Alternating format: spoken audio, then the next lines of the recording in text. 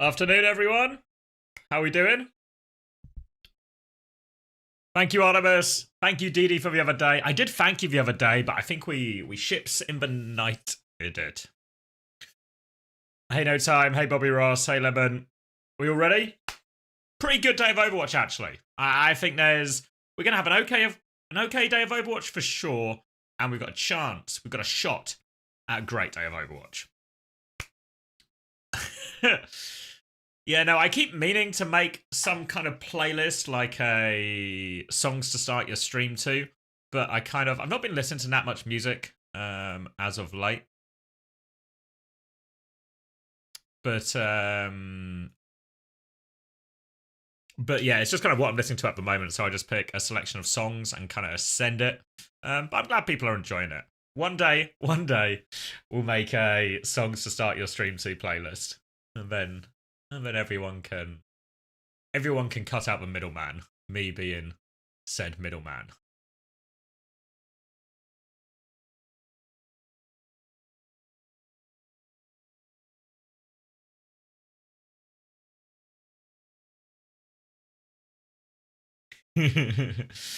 So the plan for today, let me show you this. So we're gonna do fantasy. We're gonna look at the football results, I guess. So the day ahead of us is Genji versus Good Guys, which I think is very much, this is a team with boundless confidence in Good Guys versus Genji, a team that feel they are in a very fragile situation. So this is actually, I think every game is really important for Genji now with how the start they've had, but this is really important. Thank you, No Time. He didn't do it. Brian's a bit unfamiliar with the bois. Wait, hold on. I'm just going to open my door. I just need like a bit more airflow. I can feel it heating up.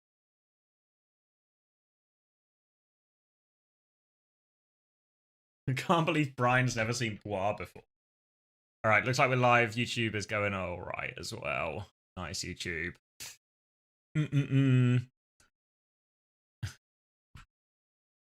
On my second week of fantasy, I missed the first two, then had Genji players last week. I'm begging for a Troy Violet banger this week. Yeah, I need to do my fantasy changes, so we'll do that as well.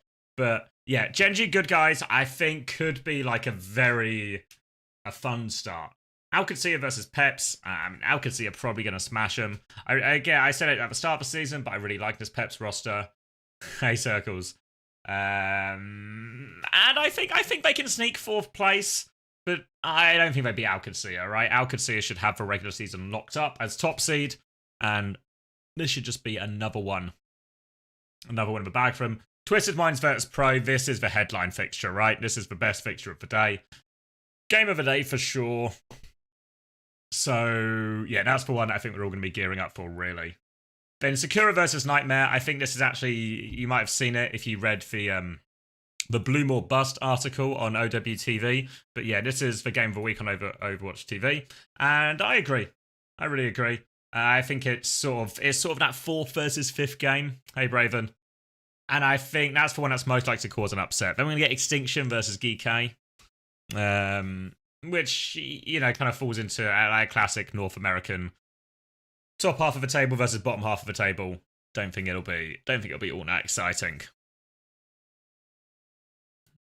I mean, that's one of the best things about Fantasy Mask is the ability to get invested or over-invested in some of these smaller games, you know, like all of a sudden, I'm sure, like, I'm going to be watching this Good Guys one and I need Crocs to farm.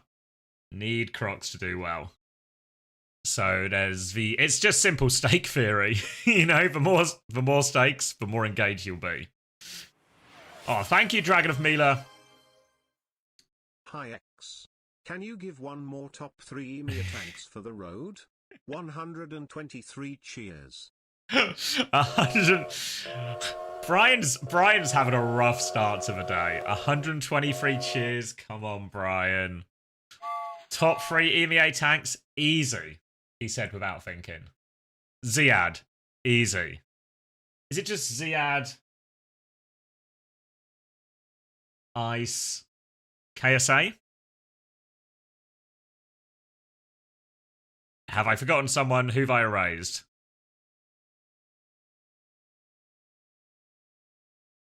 No, I don't think so. I mean, the TVNT KSA one, I think that's like the sort of 50-50.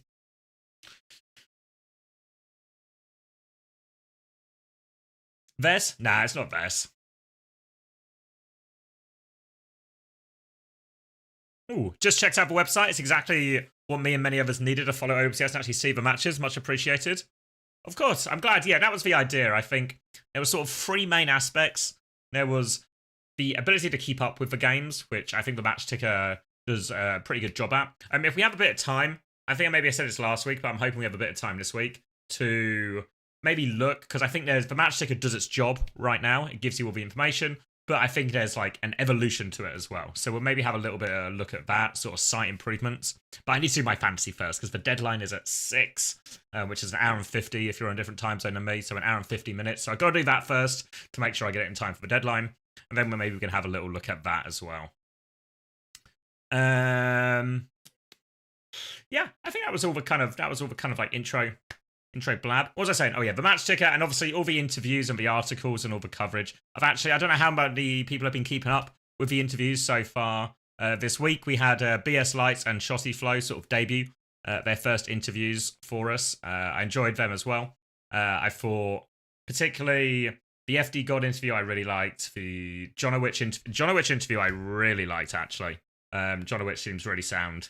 One of the things I've been enjoying a lot about the interviews is when you get to see, because I think the way we've happened to release them, generally the release order is just we release what's ready when it's ready. It's sort of released in the order it's ready, rather than some big overarching plan. But I think the way the release schedule has fallen this week, we've had a lot of situations where we get both sides of the coin at the same time.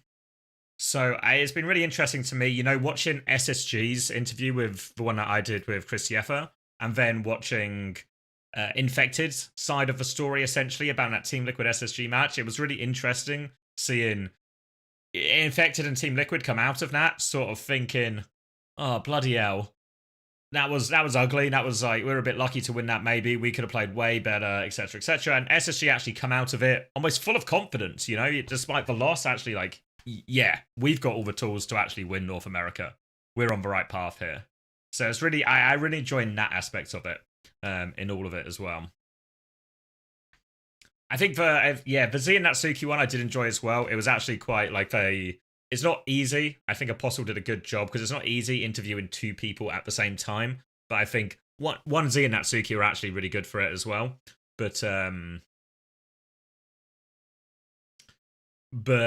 yeah, it was really nice to get sort of a look into them, and it seems like they're actually really they're ready to fuck Nightmare up, Like Sakura are ready for it tonight. So I'm quite excited for that one, because Sakura have talked me into it, Sakura have talked me into it.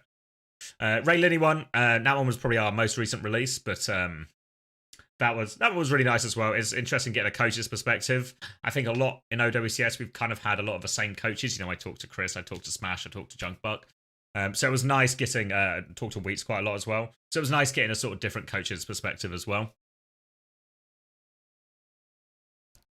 Yeah, Scissor's still on SSG.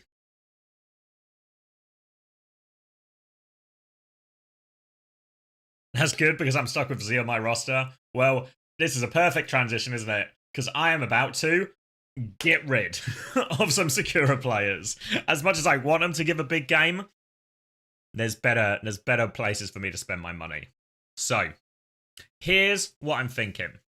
And you have to think long term. I'm thinking this, because if you look at the schedules, if I go matches, EMEA, North America, and then we look at this sort of, it's up to, this is our cutoff line for today. If you look at this, obviously the big game or the big team to try and capitalize on is Twisted Minds, because they have the double. They have a tough game against virtus.pro, and then a game that should be quite straightforward. So 2 opportunities to score. I think they lose to virtus.pro, honestly. My prediction for tonight, we can maybe get into that a bit closer to the time, but I think virtus.pro win.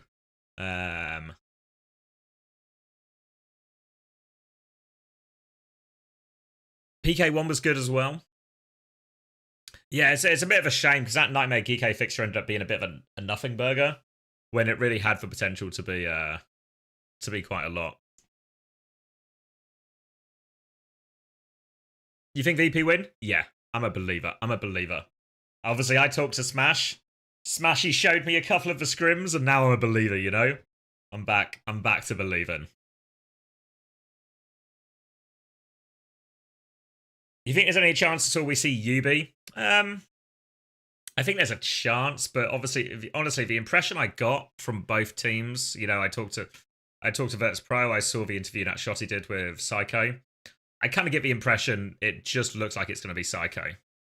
I think that's what virtus.pro are expecting, and that's kind of the impression I got from Psycho as well. You know, you never say never with these series, right? They always have the ability to change it last minute. But I think Twisted Minds have been having a lot of success with Psycho. You know, the only team they've lost to was that like really close game with Alcancia. So I don't think they'll be like rushing into any changes at this point. I think for those who don't know, the way regular season is going to work. Let's see if I take you to the tournament page. There we go here. Basically, from what I understand, it's going to be the top 4 go into the top half of playoffs, 5th and 6th starting the lower bracket. And what's going to happen is first place gets to pick out of 3rd and 4th. So you have to figure whoever out of Twisted Minds and virtus.pro finish 3rd.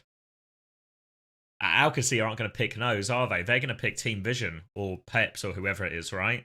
So Twisted Minds and virtus.pro are maybe destined to play in that first round of playoffs no matter what.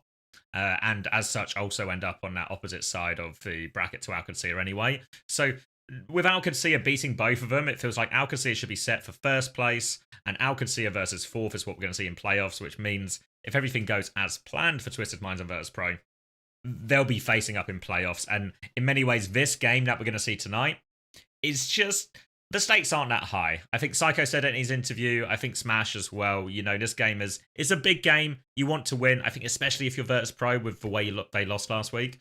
But it's not the be-all and end-all. It basically just gets to decide who gets the first map pick once we get round to playoffs. So not unimportant, but I think probably more important for the mental than it is in terms of their actual table placement. So, all that being said, to bring it back to my fantasy, I'm not that convinced I want to tap into the... I don't want to tap into the TM double. I mean, obviously I kind of do, but I wonder if actually my money is better spent going longer. Let me show you, because let me get the NA tournament up as well, because I find this layout a little bit easier to see the upcoming games. And let's go North America here, show all matches. So, NIS double, GK versus Team Liquid, GK versus Ducks. I think that's a better looking double than the Twisted Minds double. Not by a huge margin, but by a little. Not a lot, just a little. So I'm thinking, do I gear into that one? Potentially. And do I take UV this week? UV's going to play Extinction. There's probably some good points for him there. They should win that one quite comfortably. And UV he farms for points when he plays, right? So that feels like guaranteed points. The question is, do I think he'll score more points than Simple? Maybe. Maybe. But also, if I have UV, it means I can keep him for next week, no problem. Or maybe I can. Should I start moving some stuff? Because I'm trying to think of all 3 weeks in together. So let's say here's my original plan. So replace the 2 Sakura players, and then I want to go Ultraviolet. And then I want to go... I was actually going to go Rocket.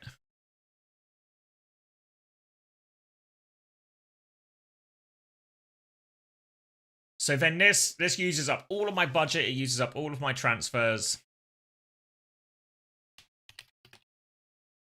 Hold on, let me just respond to this OWTV message.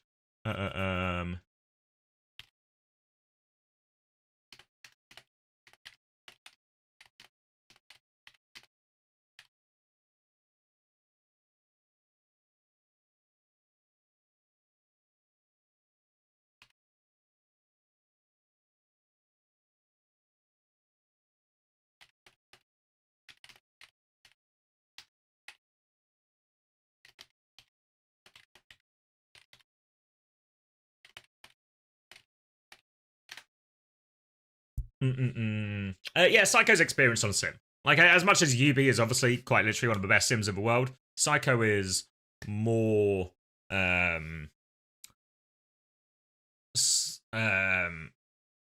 was I going to say? Sorry. Brain. So I'm trying to read. I'm trying to have two conversations at once. Sorry. Give me a second and then you'll have my full attention. I just need to.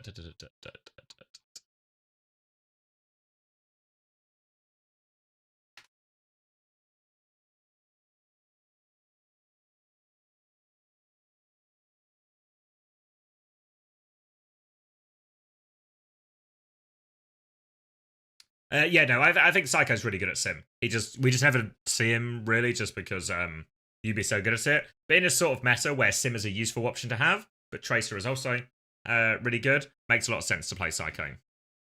Yeah, he played Sim before joining.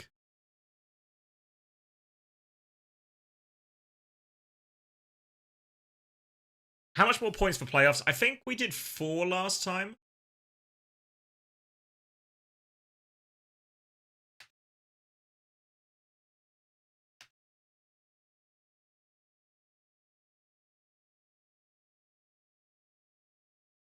Yeah, we did 4 last time, so it'll be the same, and you get an extra transfer for that first week as well.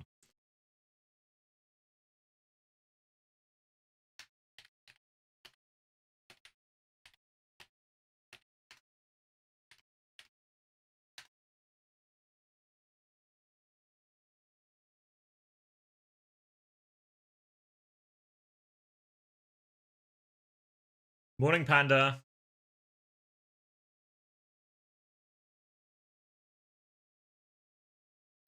I thought they were only for week 1. To be honest, Westy, whatever the graphic says, the graphic knows more than me. Wait, I think it's still here. I think the only bit of it that's wrong is the points penalty. Oh no, week 1 and week 2. Yeah, no, I stand corrected. Week 1 and week 2. For playoffs, this is fixed.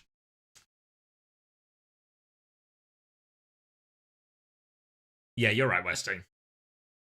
How much do I cost? I think I want to say 18, 19 dip. 18. Fair price? What do you think, Dip? Undervalued?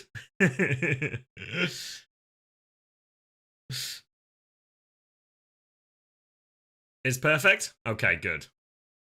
Underdog? That's good. You want to be, if you are too expensive, nobody buys you, you know? But if you are good price, then people will get you. If you have good game. Hold on, sorry. I'm trying to think of a funny tweet.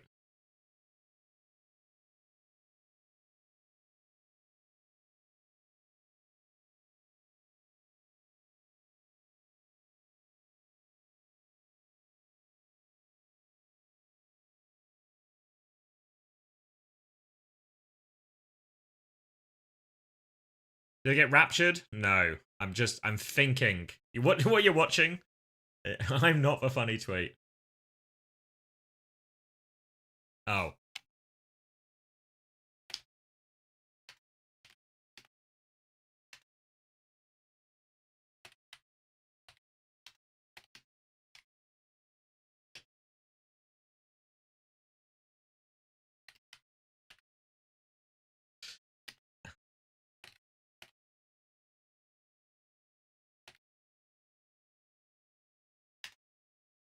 No, actually, I think, to be fair, I think the socials have already said it.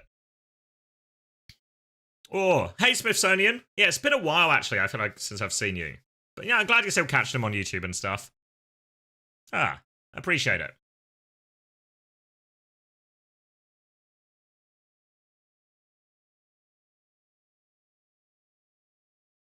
Debate your final pick, simple or funny Astro? Oh.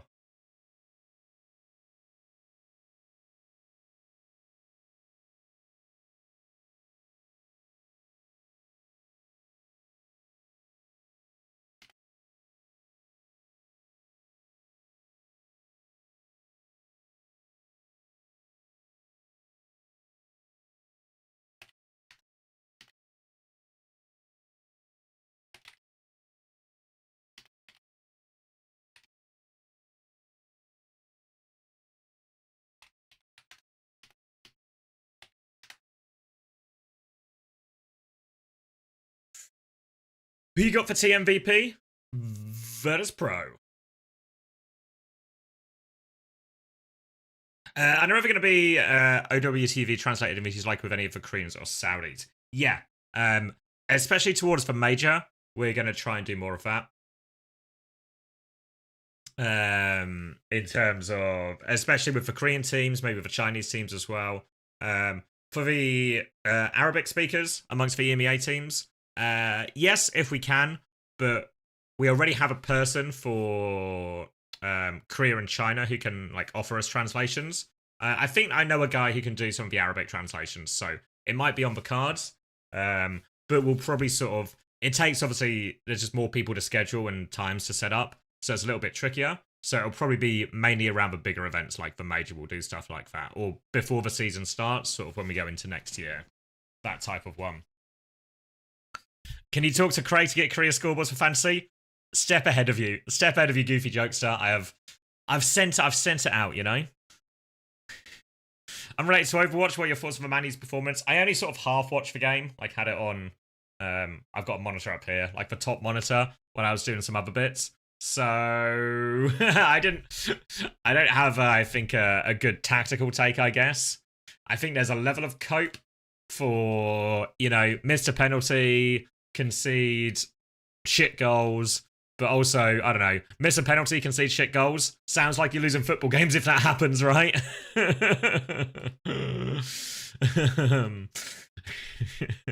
So, yeah, I don't know. It's fucking cooked, really, isn't it? Really fucking cooked. I don't know what the answer is. Aren't most Saudi players speak relatively decent English? Yeah, they do. There's a few. I think like Ziad isn't. There's a lot of players. There's people like KSA and Quartz who are happy to do interviews, just not always happy to be on camera. So they're really. No way, Spilo. No. Wait, sorry. I've been completely sidetracked. By reading Spilo's comment. No way you watch the Man United Grimsby highlights, Spilo. Oh my god. No way. One of the lowest moments in Man United's history. The energy was insane. I mean, it was a fucking. It's like one of the biggest results in the club's history, right? For Grimsby, not so much for Man United, but yeah. Yeah, I mean, he can't beat it. I think the inverse of what I remember. I went to watch the NFL Spilo when it came to London, and it was the Dolphins against what were they called? Fuck. Why doesn't my memory work? Was it the Panthers? I feel like it wasn't the Panthers.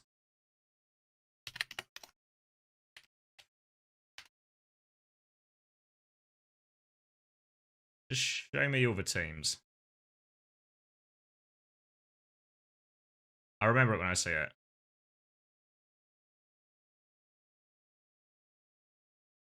It was the Jags, sorry. Similar colours. So it was Jags versus Dolphins, and the Jags hadn't won in like 12 fucking games or something, right? Hadn't won in 12 games, and then it's a super tight fucking game when the final whistle goes at the end. And even though they're in London, like, obviously all the crowd is just fucking behind them because, like, it's fun to see the team that hasn't won in 12. Like, obviously, you know, NFL teams, it's a huge fucking bench, you know? So the whole fucking thing erupts. So that was a mega moment. I did, however, feel a little bit bad for the Jaguar fans, because imagine going to see your team every week, watching them lose every week, then they piss off to London for one game, and that's when they finally win.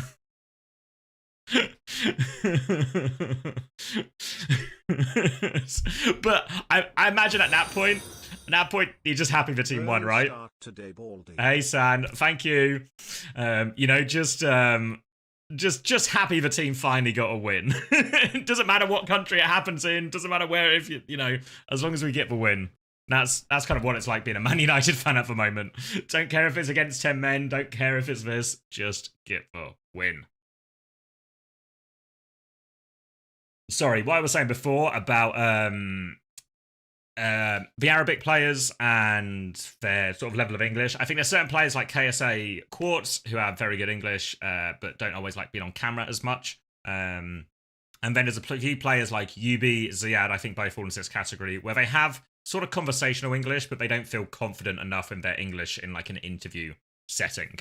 And I think that's the same with a lot of the Koreans as well, where they can speak English, but they're not as comfortable to do it in an interview. So it's always impressive because it takes a little bit, a little bit of courage to do that. So that's why, like, when Fixer did the interview with me, by himself, no assist from Smashy or anything, that was really impressive. And if anyone did see that Fixer interview, I think you'll agree his level of English is actually really good. He's even funny. He's making jokes. He's saying like PTSD, everything like that. So it's like, being funny in another language, that's hard. Do you think Rhino or Painkiller will play? My expectation is PK will actually play most of it. Do you like attending many Prem games? I watch a lot of football, but I don't attend a lot of live football, which is kind of criminal in many ways. I live just down the road from the City Ground, the Nottingham Forest Stadium. I have tried to get season tickets before, especially once they made it into the Premier League. I've lived in Nottingham about, I don't know, over a decade now. So I tried to get a season ticket, I think in their second season in the Premiership, but it's fucking impossible to get a season ticket for Nottingham Forest. So I've been to see a couple of games there. I went to see him go beat Man United, which was obviously a mixed feelings thing. Yes, Chrissy, TM versus VP today. Yeah, you're right, Ice. I mean, his English is really good. Are you winning today, Ice? Second game? Third game, Chrissy. Third game. So I don't know if it'll maybe clash a little bit. Maybe it's still before your scrims. Yes, I did triple captain Haaland as well. Did he score? I'm checking. If you don't want to see the football scores, look away now. Man City, 3 goals. I know the first goal was an own goal, but the other goals were both scored by Haaland, right? Oh, for fuck's sake. How is it 2 own goals? He got an assist. Yeah, but how is Esteve caught, or I don't know if I'm saying that right, but how on earth has he scored 2 own goals? Fuck. Do you know if Haaland got the assist for any of these own goals? Ooh. I accidentally captained Semenyo instead of Haaland. Semenyo scored already, right? I'm surprised Bournemouth are bloody losing. What the fuck? Sean Longstaff going off? Liverpool are losing as well, but, they'll score in no time. Don't worry. Liverpool aren't going to lose, guys. Their plot armor's too thick. Liverpool aren't losing. Doku and Foden assist for the own goals? Okay. Chelsea down to 10 men again? Fucking class. Chalobah, professional foul last man? Fucking hell. They are going to be clinging on to that one now versus Brighton. Yeah, everyone knows Liverpool, they're normally only good in the first half and the stoppage time in the second half. All right, so hopefully Burnley have a bit of a mental collapse here and score maybe 3 goals to Haaland I could get behind. Mateus Nunes has scored as well. I didn't do my draft changes, so I think Mateus Nunes might actually be on my bench on my draft team, but my draft's so cooked, it's fine. All right. Should I lock back in? Because I feel like I didn't make a lot of progress with my fantasy. So I could do this, Rocket and UV, and then this is week 4. All right, I'll hold up the fingers. And then my plan then is week 5. I prime myself. I get Kevster primed. I prime Kevster. I keep UV. And I could technically move Rocket to somebody else. Like a 22 cost DPS. This is week 5 now. I should put my... The point of putting my hand up was to mark what week it was. Wait, I'll just use a pen like a human being. Fuck me. uh. You holding Crocs till the end? Maybe. Maybe.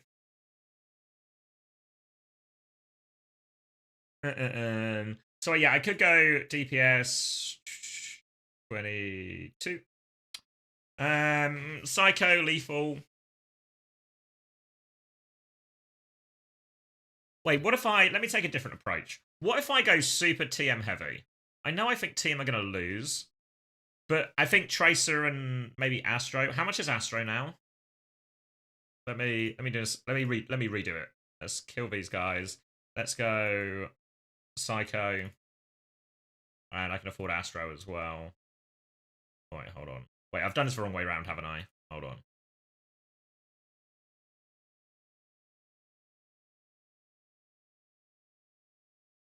And then I need to put that back on. Where has he gone? Oh, it's because I've got the score limiter on. Back on sugar free. Alright, so that puts me at exactly budget. Fucking love this Astro photo.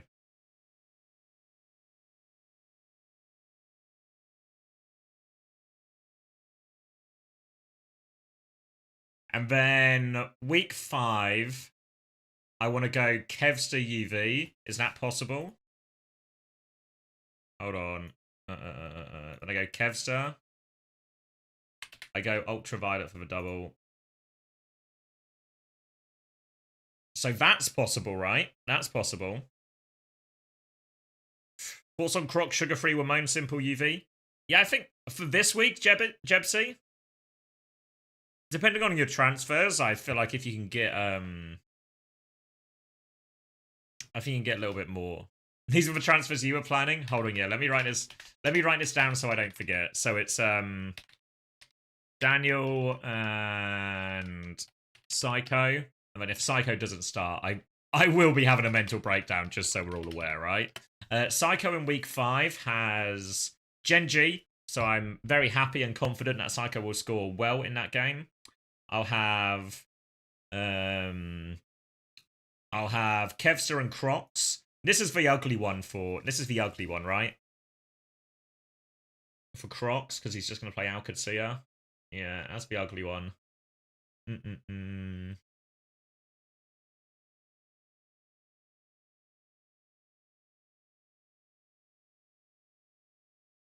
Astro always scores more? Yeah, and that's my thinking paycheck as well. That's the reason for Astro over Simple, because obviously I could have gone either way.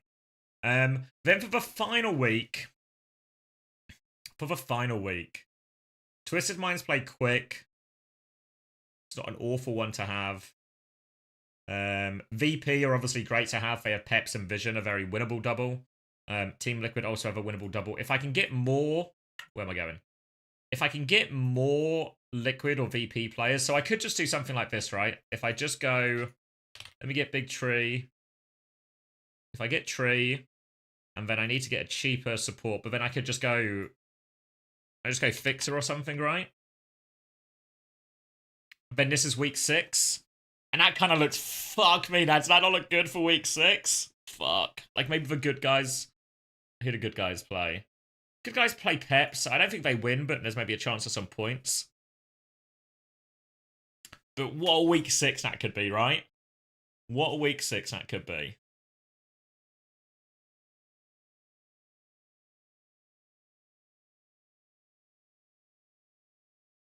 But it does involve keeping... I'm like tapped into Crocs the whole way, you know?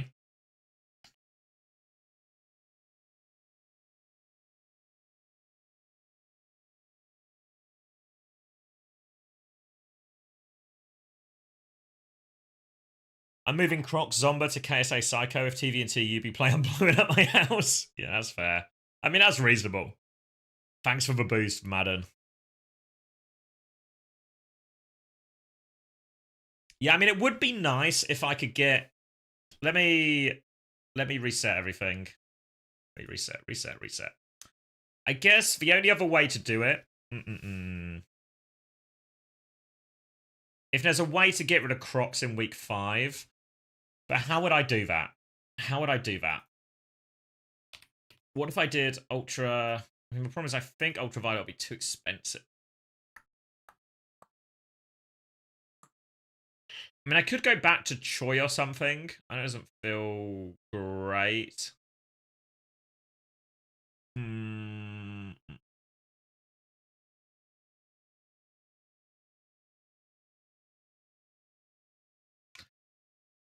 Yeah, who would I want on week 5?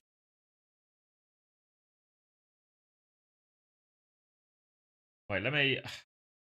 A Vest and Ice for same price.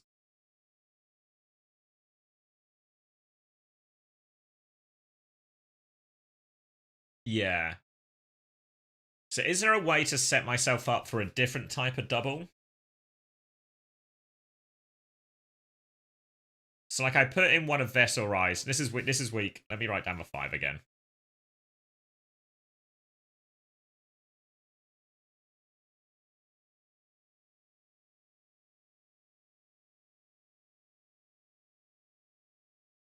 Fuck, there's just no money there, isn't there, if I want UV? It doesn't feel like it works, does it?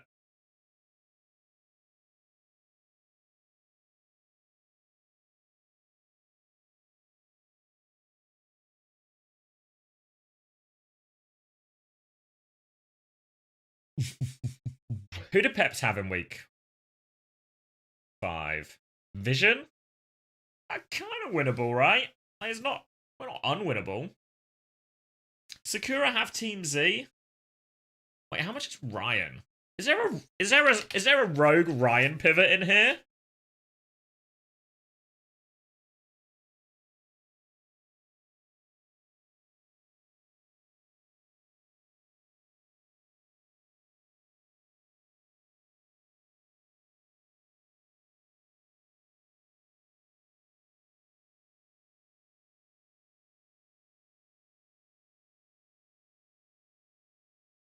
What am I doing week 6 then? Yeah, well that's... Does that actually make my week 6 look worse? Because then for week 6, I could, in theory, get rid of these two. The optimal would probably be to get Tree, right? We crank the price.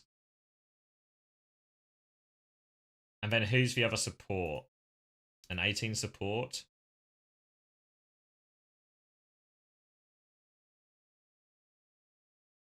Who does Sakura... Who do Peps have? Oh, Peps have like a weird double? Do I fucking go FD? Wait. Is there an FD pivot here? Wait. Tell me this team doesn't have aura.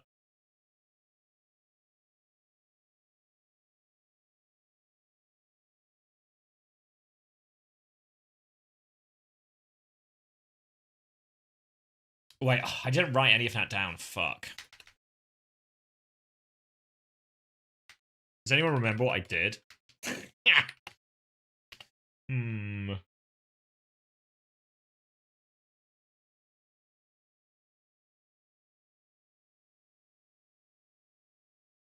I think I'd end it if I queued into a Vega FD backline in my placement game. You'd be safe and sound in that game, don't you worry. Yeah, Extinction could be quite reasonable as well, like Team Z and Nightmare. Like, there's maybe even like a Hitori argument or a King argument here, possibly. But obviously my points were free. All right, let's do it again. Let's write it down this time as well. Okay, let's see if I can go... Maybe it is just...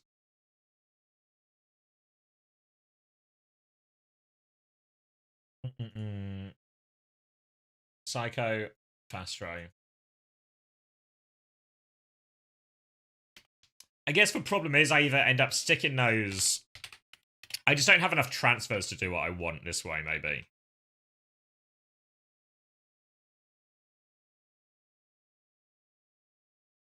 I think you overcomplicate fantasy so much. Well, give me the simple solution then, Fix. Because what I'm doing right now, we're in the scenario running phase, you know? I'm in the scenario running phase, and then I can pick which one feels best out of all of it. Pick simple. Thank.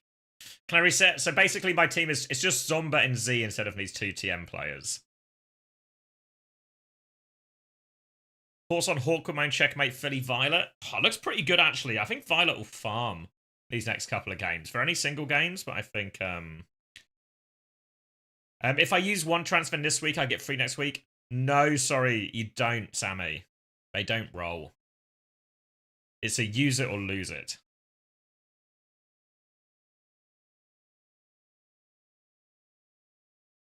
All of this for the King of Japan to win it? Shit.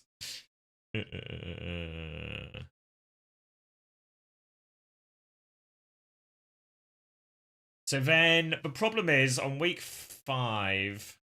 Who did TM play on week 5? Genji. It's not the end of a word if I keep the Genji players. Yeah, an hour 15, fap, easy clap.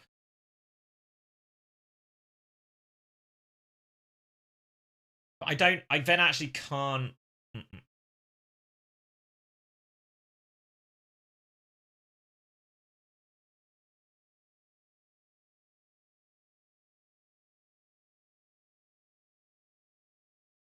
Then who's the 18 DPS for this week, right? Or for that week, you know? And I also kind of want to go to UV. So maybe... I also kind of want to go to... Yeah, no, I feel like it doesn't set me up. I need to do a different week 4 if I want this. Because I think my idea would be like Vest/Ice/ whoever looks like they might play more. Kevster.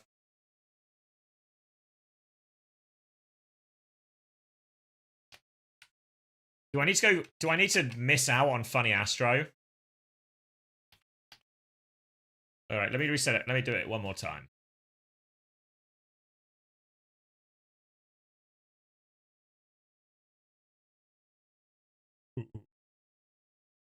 So... Even over the double, San? So let me do this a different way. Let me go straight into Ultraviolet. And then I'm set for double. I then have 21.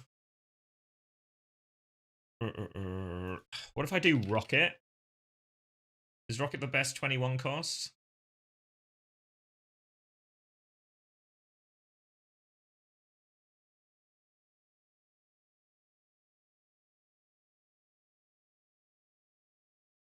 Sakura play Team Z in week 5. God, is there an X10 one? It's so dodgy whether X10 will be played or not by them, though. It's so dodgy. I don't know if you saw in the interviews, you heard all the shenanigans going on between Extinction and Sakura, so it's like, who do I fucking trust, you know? And it's actually week 4 I should be looking at, sorry for this.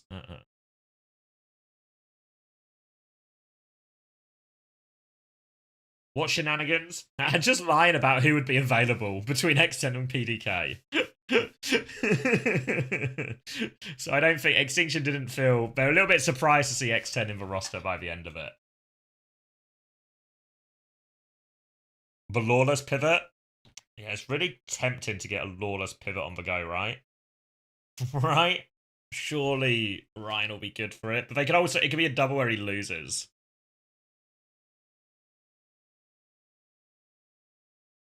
Yeah, the Extinction... The Extinction and Sakura interviews are a good example of, like, getting to hear both sides of the coin in terms of what's going on. Yeah, so...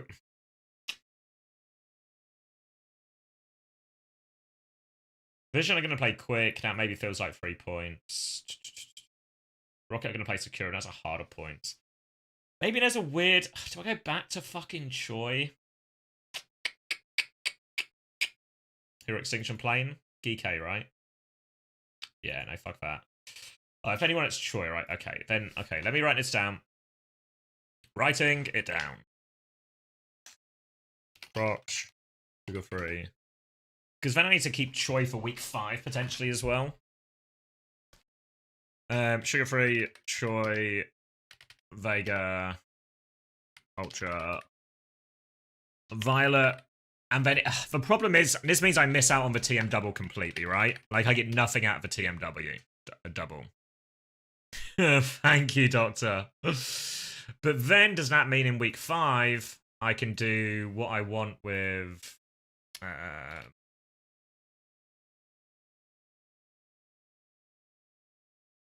Kev. I can't then do it either, can I? Fuck.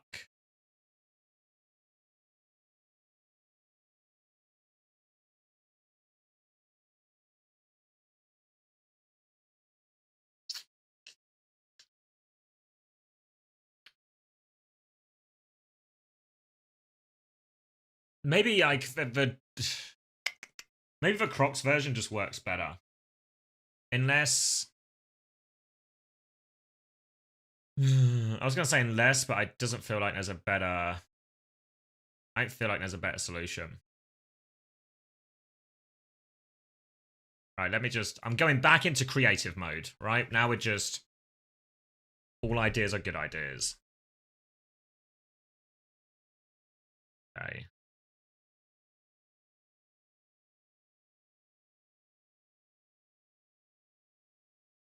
You think keeping Crocs is the best move? Yeah, and that's. I mean, this is why I sort of try the other theories just to see how it feels. So then I miss out on the TMW, but then I'm primed for week 3 a little bit more. And then I can maybe preload Kevster. I have an extra point if I want. How much is Big Will? 23? Fuck, he's just out of reach, isn't he? Just out of reach.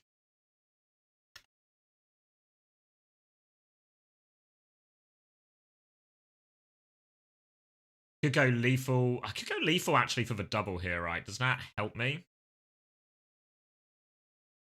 I go lethal for the double. So then this is week 5. Let me write this down.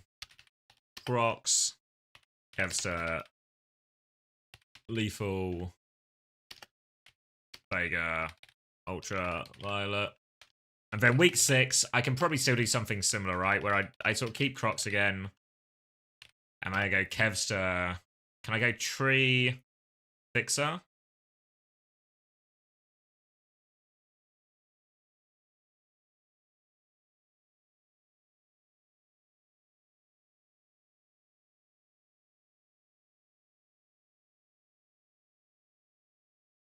Yeah, I could, right? And then I can still end up in base. I can end up in the same place, basically.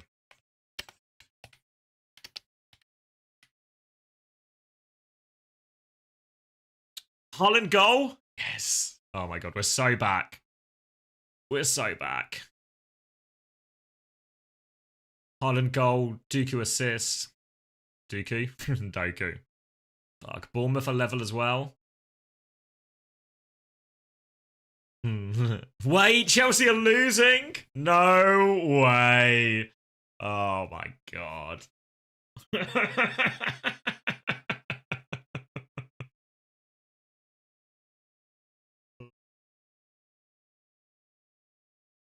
Fuck, what day it's been? What day it's been here on the 3 o'clock kickoffs? Look at that. No way Crystal Palace are going to be the only team to keep a clean sheet here as well. Should have conceded a penalty as well.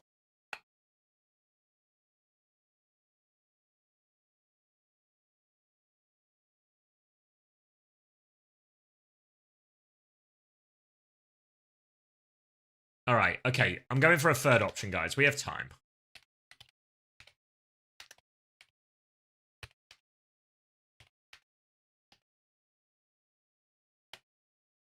So what I'm thinking is I'm trying to build a version that involves involves losing Crocs out week 5. And I think what it would involve is keeping the TM players during their week 5 game, which feels really fine. It'd also be nice to have no, of course, no way Liverpool have scored. Of course they have. Who got it?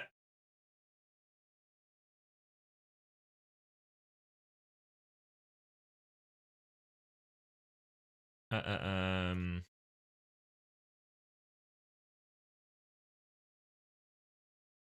Haaland has just scored again. Oh, it's all coming up for the triple. Do you remember earlier when I said, would be really nice if Burnley collapsed mentally and let Haaland score another couple of goals? Thanks, Burnley. Thank you, Burnley.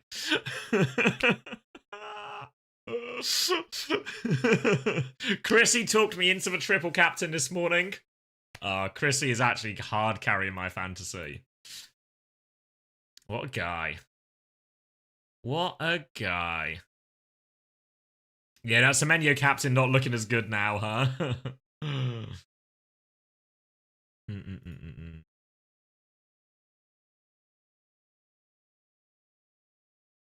Alright, so then I do this, and then what if I do...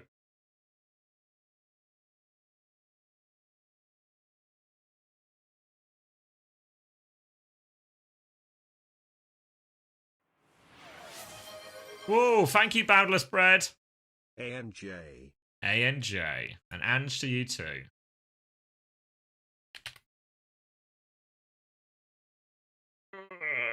There's just no good way. There's just no good way to get rid of Crocs now. I'm in a Crocs pit.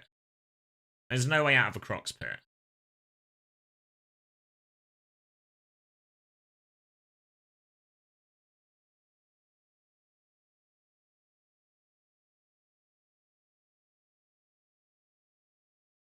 Wait, is Max...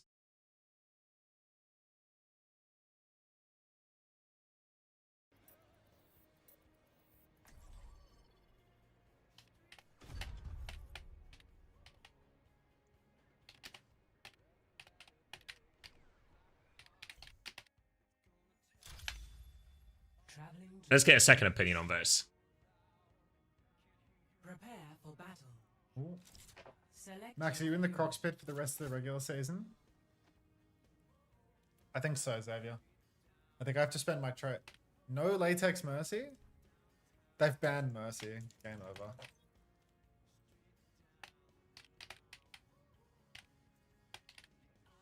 I watched Charlie says, sell me this Prime sub. Alright, Charlie, picture this. You step into his stream. Oh, he's shitting. You're enjoying the stream. He's shitting. You know what they say? There's no atheists in the Crocs hole. Yeah. Yeah, I mean, I can do it, but it just involves a lot of transfers, right? And maybe a big Ryan Gambit in the middle here.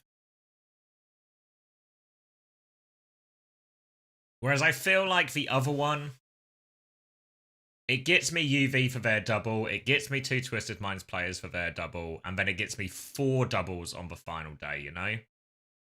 Or on the final day of regular season. I mean, sometimes you can just see the future, Westy, you know? Sometimes you can just see the future. Because the thing is, let's say...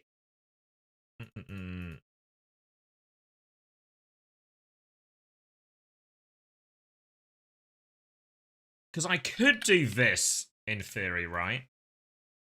But the problem is, that's just too many transfers.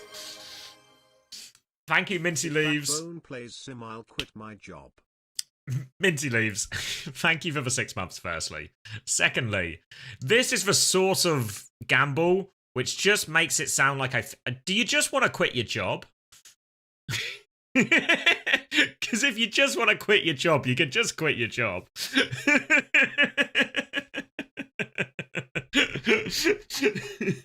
Why wouldn't he play sim? No way, I love it. Why don't you want him to play sim? You think Fix is a really good pull for fantasy?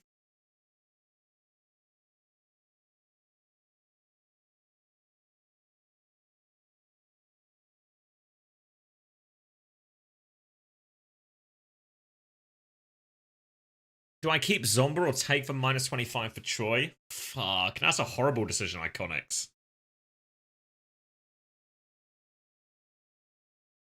If Kev's a place tracer, I'll quit my job. Shit.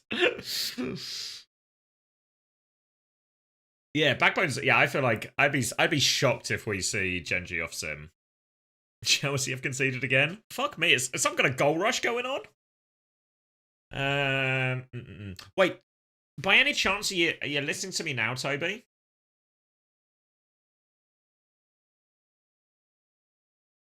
Let's see if Toby's online. I think he might not be though. I maybe need to try and get an article up, but nobody is responding to me.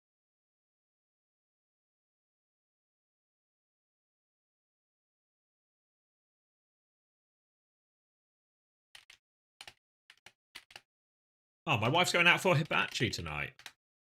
Her first time ever. She's going to love it. It's nice.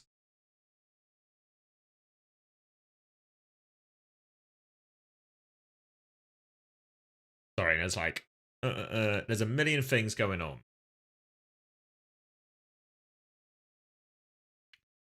You have Hawk, Psycho, Zomba, Simple, Sky. Ah, that feels rough, Iconics. I feel like Zomba and Sky need to not be on there.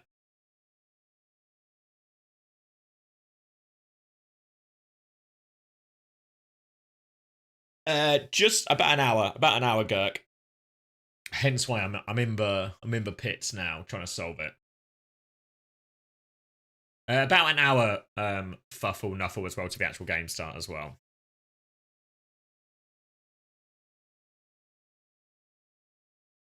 Do I just suck it up, and I'm in the Crocs pit? Like, let me show you my notepad. Hold on, where's my monitor on? Right, I'm just let me make it a bit bigger for you. And then we put it so we can actually see it. Is this top one just better? Like, unequivocally better?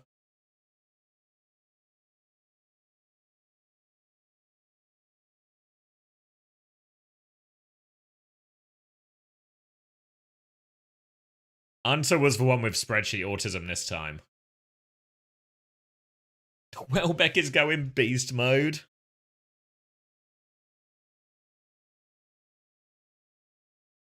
What do you mean Welbeck is going beast mode? He actually fucking is. God damn. How long in the Liverpool game? 1 minute to steal a winner? Nah, they wouldn't do it again, would they? They wouldn't do it again, would they?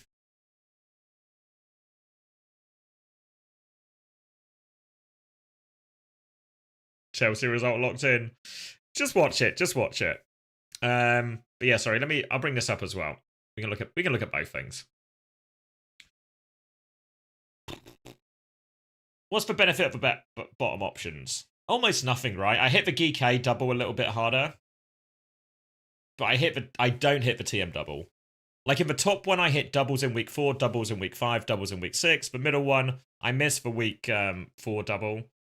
Like I feel like the only reason to avoid the week 4 doubles would be if it could involve me maybe changing like Crocs to Vess or to whichever VP tank.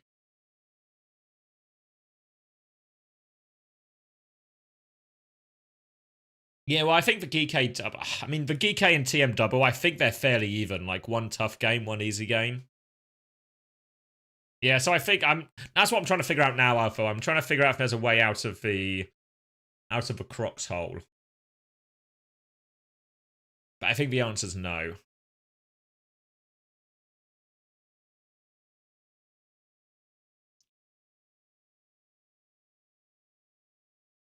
Yeah, Frothy Philly 7 has been maybe like price increases almost every week.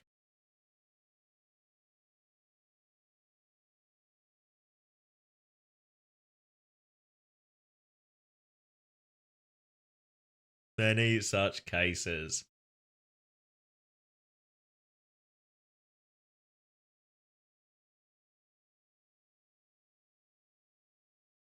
All right, let me try one more time to get out of a Crocs hole.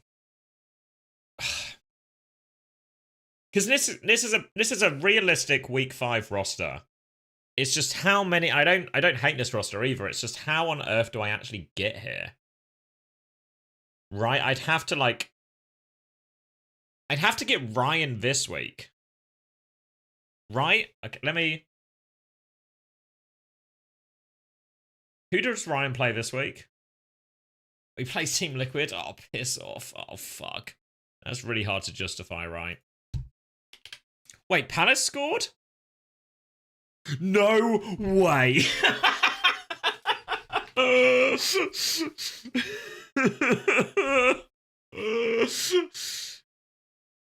Nketiah with a 97th minute winner in the 6 minutes of added time. Palace have a Liverpool now.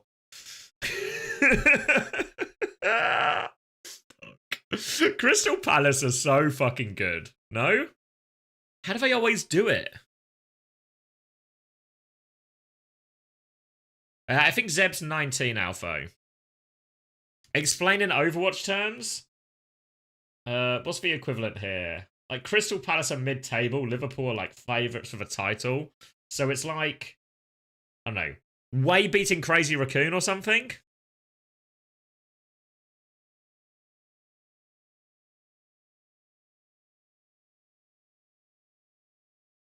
London being at Pep's Alcad? Yeah, I could take a Pep's Alcad. That seems like a good comparison.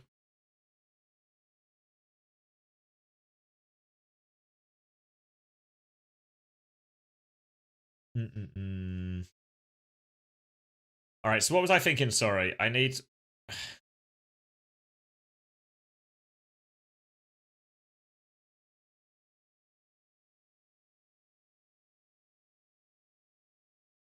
Not me. Let me just refresh it. Oh, okay, it's... get me back in. Get me back in. Get me back in the game. There we go. Need a new brain? Even a smooth one? Okay.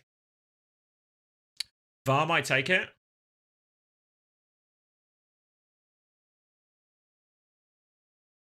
Alright, so UV... But then I keep... Maybe I go... Fuck, is anyone on Twisted Minds cheap? Goal Sansi was way on side? Banger result then.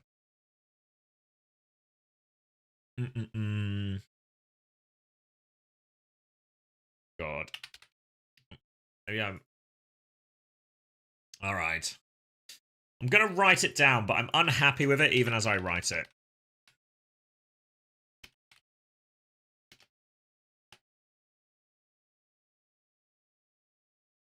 Okay. But then what this allows me to do in week 5 is this is where I get double VP.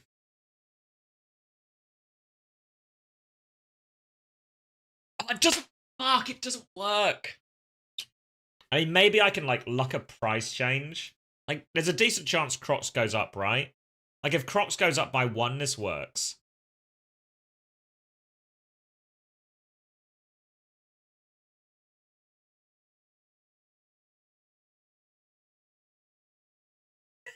Chrissy, mate, you missed it. People were telling me Haaland had scored.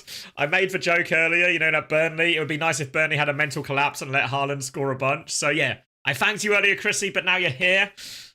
Thank you, Chris. You have saved my fantasy. I've said it twice now, and I'll say it again. Absolute gem. I did forget to do all of my transfers in draft. But, you know, the draft is fucked. The draft is fucked. We'll just play the main game.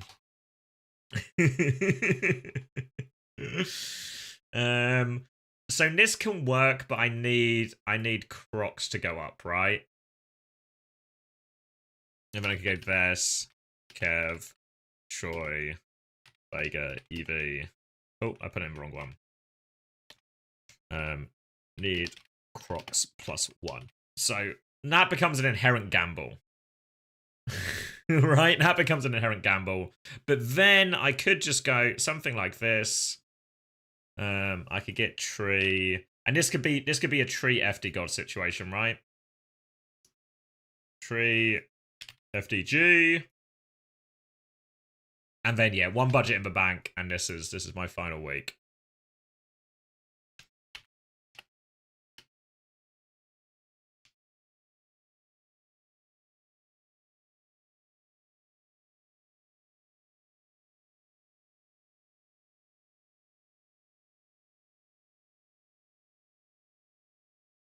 Yeah, for all the vest picks, and this can be like, I can put it in the thing so it's clearer, but it's basically vest is the VP tank, whoever I think is going to play more.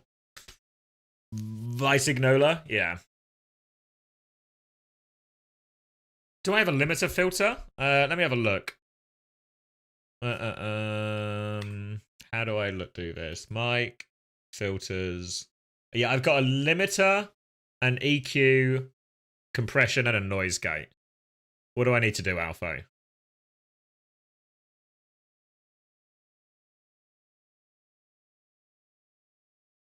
Try limiter off.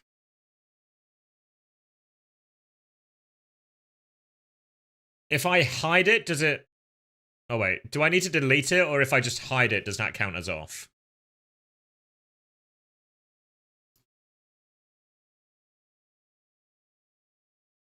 Hide counts as off? Alright. Okay, it's off now, so let me know if that's better. Alright, so this is basically... So this is option A, the crops hole. Option B, different crocs hole. Option C, ladder out of hole.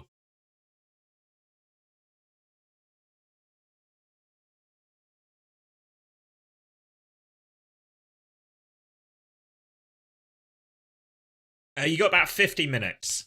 All right, 50 minutes. Wait, Chrissy, are you still here?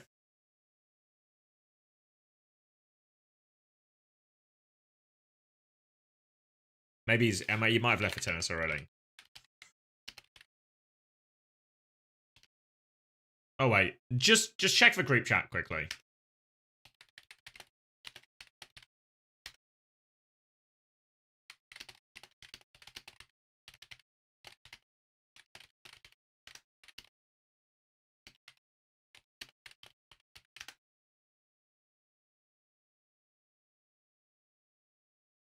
Sorry, Charlie, what were you saying?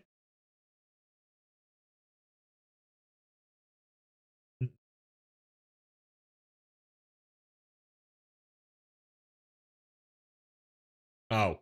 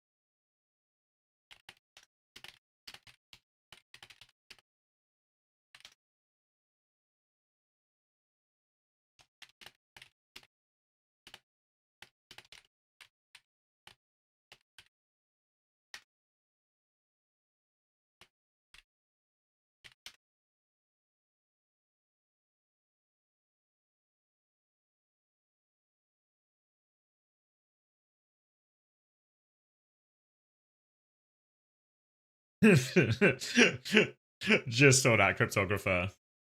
Do I get eggs for FT? Yeah, they both feel like not great choices. I mean, eggs has for double if you mean for this week, so eggs is probably better. Did Peps have Alcid alright, just for one game? Yeah, you definitely have one Peps this week.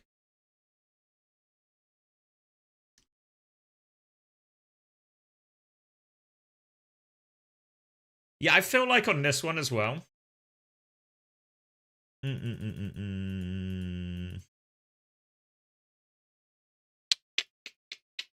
It's option A just for best. I feel like option B is... I don't know if I can strike through on this. Maybe not. Maybe not just on Notepad. I feel like...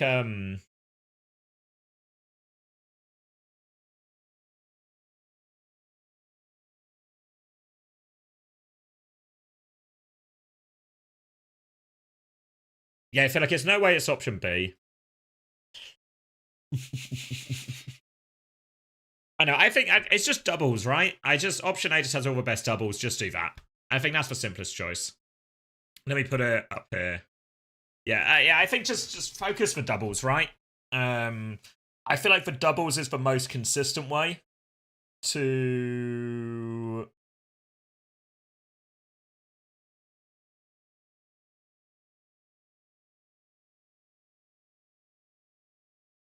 Doubles is the most consistent way to like get the points, right? So even if it means sort of having to tank Crocs on these bad games.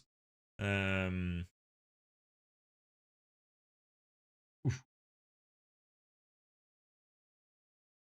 think Lethal will score more than Psycho. What, this week? Nah, no way. Or do you mean for week 5? Like week 5, obviously like Lethal will score more, but I've already used the 2 transfers. You reckon Crocs is good for it? Yeah, I mean, I guess what essentially I'm like, what you're kind of hoping with Crocs is he doesn't do damage, right? He just scores like a few points and then you're carried by the doubles. This becomes very much a question of is it better to have...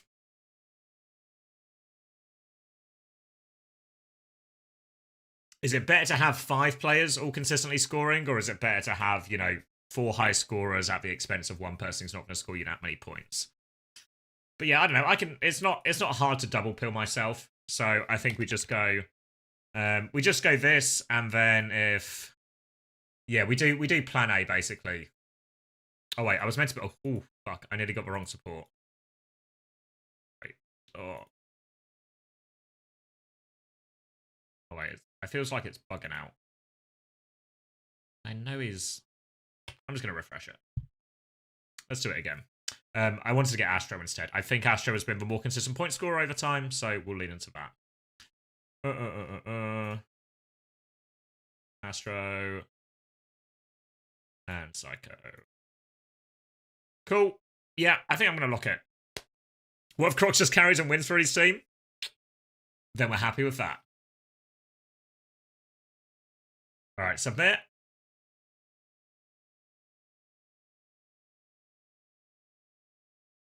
Yeah, submit.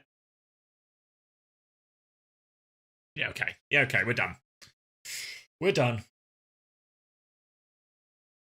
That's an early week for you. I know. I'm normally having to do a fucking buzzer beater of fantasy changes. So the fact that we're well in on this one. All right. So let me go grab a drink, maybe a snack. And then I've just got to proofread an article quickly, which I can't show you yet because I'm not sure if we're allowed to post it yet.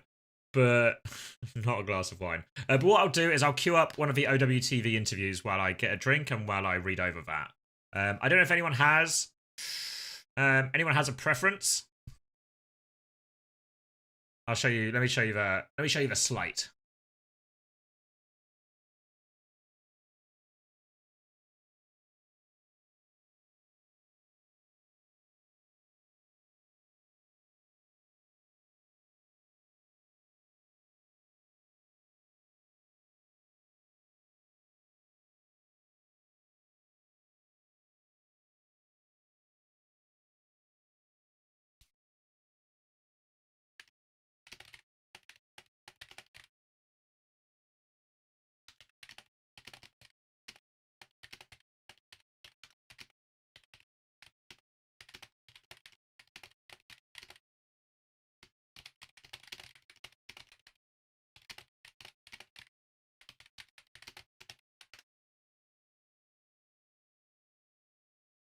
Can we talk about why Chris's videos are always the highest viewed?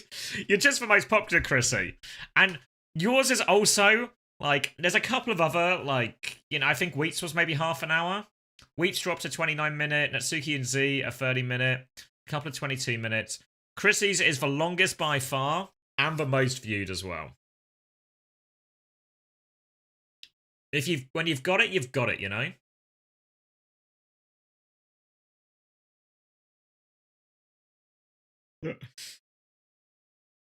Oh wait, I'm told tweet I wanted live as well. The man of the people. And there we go. I'm so glad they made this. Top work from the social team. The Landon interview was good as well. As a member of the Spitfire coaching staff as well, if Landon loses a fight to bad communication, he feels the right way about it.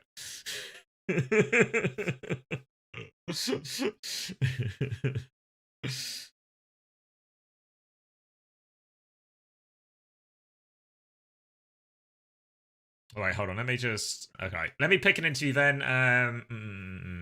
You guys said the Smash one. Yeah, I kind of don't want to do the Smash one because it's like listening to me. I'm trying to think. Maybe the Wheats one. Anyone got a Wheats in them? All right. I'll hit you with a Wheats and I'll grab a drink and sort this out. Hey folks, welcome back to another OWTV interview. My name is Apostle, and joining me today, we have one of the most successful coaches to ever come out of the North American region. It's Wheats from GK Esports. Wheats, how are you doing today?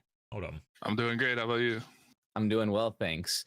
So if you don't mind, for anyone who's maybe not familiar with North America, can you tell us a little bit about yourself and how you've gotten here? I'll fix it.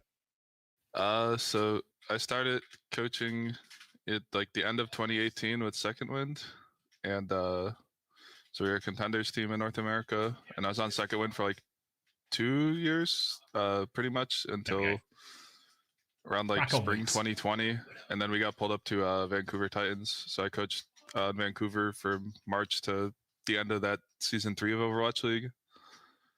And then coming out of that, I didn't get re-signed, so I joined with all my ex-Second Wing guys on American Tornado, and then went on a pretty strong run on American Tornado, and then I took a bunch of the American Tornado guys with me to go to Redbird Esports and kind of start that up, and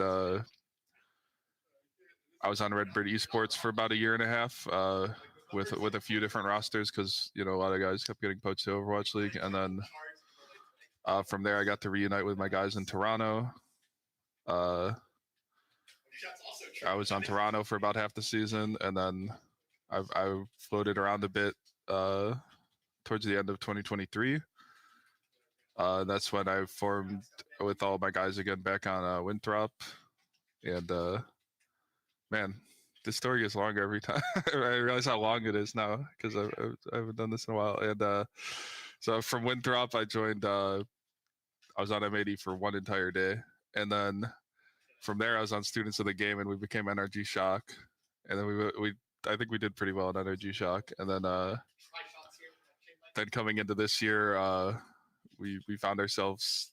And I say we because it's like I'm always with Ultraviolet, but like, we couldn't find a team, So we ended up with a bunch of the ISU guys building that roster and into Nightmare, and then eventually becoming GK, and that's where I am now. Gotcha. So, like you just said, you've basically had a hand in every stage of Overwatch Esports, from Contenders, Overwatch League, now OWCS seasons 1 and 2 here, and so far this year you have had an amazing year. You have topped the region both times, and so far in stage 3 you guys have had a perfect start here. So can you tell me a bit about what the preparation was like coming into stage 3? Did you guys have like a long break after EWC, or were you grinding that whole time? Yeah, after EWC we didn't really get the result we were looking for. I think we had like a decently strong showing, but we were still not where we wanted to be results wise. So but coming into it into stage 3, it's like, okay, we've kind of gotten a lot of the basics down. So I don't think the preparation is as intense as it was in the first 2 stages. It's kind of more like, this is the regular season. Like, let's just let's get it done. So after EWC, we took off from the end of EWC till about 2 weeks before stage 3 started, because all of us had to move back to school, and because we're all university students, so we were all pretty busy with like the end of summer stuff, like all the kind of stuff you have to do. After EWC, all of our guys went on like world trips. Like Lethal was in Dubai, Avril was in Italy, Will and Kuffa went to Australia. So we were all around the world for a while. So there's no way we could have scrimmed during those 2 weeks. And for you yourself, did you travel anywhere, or were you kind of just waiting to No. see what the patch notes would look like? Yeah, I was pretty excited to get home after 2 weeks in South Korea and then a week in Saudi. I was just like, I want to go home and be with my family and my dog. Like I've been on the road long enough. A lot of the people from EWC went on trips right after, but I just wanted. You to be needed the home. time to rest. Yeah. Gotcha. So, like you've mentioned, you've been with this same core for quite a while, but Ultraviolet in particular, you've worked with through most of your career, I think, at this point. So has like the way you've coached the team, like the GK squad in particular, but also just kind of your coaching style overall, can you tell us a bit about how that's changed over time and how you've kind of grown as a coach? Yeah, I think at the start, I was trying to be more of like a X's and O's like type coach, like a real strategic guy, but I don't think that's really my strength. I mean, obviously I know basic stuff, or basics at like the level I'm at, but I wouldn't say that's my strength. Nowadays, I would definitely say I'm more of like the coach who's doing a lot of stuff out of game, like talking to players, a lot of dealing with like any situations that pop up. On GK, I'm the manager and the coach now, so I have to deal with like a lot of org stuff and a lot of content stuff, which is kind of crazy now. And That's how they got you into this interview. yeah, and so I would say over time my role has just grown and grown to like doing more and more stuff, like where it's like I'm not just coaching anymore. Like I'm the one negotiating with all the orgs after we lost Nightmare. Like I'm the one booking scrims. I'm the one like talking to the org about content and like setting up boot camps and stuff. So I think at this point, like I'm really glad that I have Gultek with me, because he can do like a lot of the in-game, like he can heavy carry the in-game coaching, and I can chip in where I can, but it doesn't really have to be my primary focus on this team. Gotcha. So you mentioned that you work alongside Gultek, and if you can tell me a little bit more about that. Obviously, you're a homegrown coach, right? You've been in North America for a long time. But one thing we've heard a lot is that Korean coaches, they have a very different style of coaching. Like we see with like Smash on virtus.pro, they always talk about how he brings that Korean style of coaching. So is that something that you've experienced with Gultek at all? Yeah, I think when he came here, his like whole thing was like, like we can easily win North America, and like we can compete with the top if we start like playing our Korean style Overwatch. So when he first came, we had to like relearn like a lot of it, and even me, like I had to learn a lot of different ways to think about the game, because I think in North America it's kind of like an echo chamber of like all the coaches like how they think, and then like the players how they think, and like so bringing in someone from the outside to just be like, no, let's do like everything completely different. Like I think that's led to a lot of our success as GK and Nightmare too, especially. I think it was a lot more surprising when we were Nightmare, because it was like a big style change compared to a lot of the other teams. But then I think more and more teams have started to play more like Korean style in NA as the years gone on, because I think people have realized that's like the correct way to play Overwatch. So I think it just took like one team like us to kind of bring it to NA. Yeah. Gotcha. Well, you were just talking about Nightmare, so that's a perfect transition. So we can actually talk about your match that we saw this weekend against Nightmare. Now, obviously, this was a little bit interesting to start, as we did see a lot of tech issues there in the first map, some internet issues and stuff. So did this kind of throw you off at all? Kind of dealing with these pauses mid map, or do you and the team kind of just roll through it and? Yeah, I don't think it really threw us off at all. The only weird thing is that when you're paused, like for a tech pause, you're not allowed to talk about the game. So it's kind of weird, like locking in for the game and then like, oh, you pause for 20 minutes and you can't talk about the game at all. So we're just talking about random stuff. Well, I'm not, like, because coaches aren't allowed to talk. So all the players are just talking about random stuff.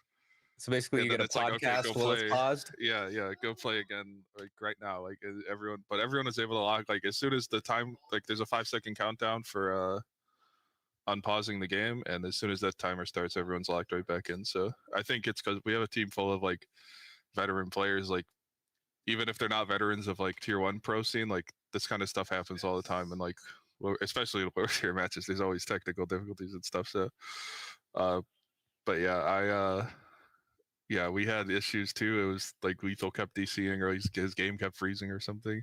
So Lethal was DCing, Painkiller was DCing. So yeah, it was a bit of a weird one, but Yeah. Well, talking about it a bit more in depth, if we can, going into that first map of Samoa, we saw some interesting stuff. We saw you guys playing a lot of the Winston into the Zarya. And it kind of seems that for the Hold on, sorry. I'm gonna keep playing the video, but I just need to take my headset off because it's like I'm trying to proofread the article at the same time, and Wheats is bloody distracting me. So I'll leave you with them. I won't be able to hear it. Sorry, it shouldn't take too long. I'll be back. I'll be locked back into you after this. the first little bit of each point, Nightmare almost had a bit of an advantage. They seem to be finding a lot of success with that Zarya comp there, but you guys did end up turning it around in the end, almost getting like reverse sweeps for each individual point. So can you tell us a bit about how that matchup went and what you were kind of thinking, kind of seeing Nightmare come out looking so strong initially? yeah, I think that's our biggest strength is like a lot of times going into matches, you don't know exactly what the other team's going to do, and you kind of have to make adjustments on the fly. But it often doesn't take it going to like between maps. And it's not like me and Ghoultech have to be like, oh, we need to change this. At least in the regular season games or in NA, like usually they'll figure it out during the series, like, or during the map, like, oh, like they're doing this, like our UV is like an in-game coach pretty much. So like he'll make adjustments on the fly, and then often are not like our first fight, like on a volcano map on Samoa, like we just got picked and we trolled, and then they have a bunch of energy and it's hard to retake, right? So it's like I don't think it's like it needs to be read into that deeply that it was like reversed. It was kind of like we trolled our first fight or two, and then we played right the rest of the fights. Like, well, was any of that like a result of running the Winston? Because obviously we saw the ball ban come through. Were you guys planning on running the Winston regardless, or was that just an adjustment? I think we were pretty sure they would when we saw Painkiller was in, we were like, okay, they'll probably ban ball. Like, but it was kind of either or. Like, if you ban one or the other, we'll just play the other one. It's not really. I think all of our comps, the heroes don't really matter. Like, we can. Nice, Jacob. It's more so the style. Yeah, our like style isn't hero dependent because we believe that the role is the same no matter what hero you're on. So okay. So, kind of expanding off this more about the roles and stuff. One thing that we see you guys run, I think, a lot more than other teams in the West is the Wu Yang Lucio. So can you tell us a bit about what exactly it is that maybe it's not those heroes in particular, but just that style that they bring to the table? Yeah. Okay. Well, this is kind of contradictory to what I just said, but for those two, it is like we think Admiral's the best Lucio, and we think UV is like way better than everyone at Wu Yang, right? And we think Wu Yang is really super broken. So, like we're just like, okay, put them on their best heroes, and we'll figure out the rest of the comp around it. Like it's like we think that's like our strongest point of our team, so it makes sense to like play for it, you know? Yeah.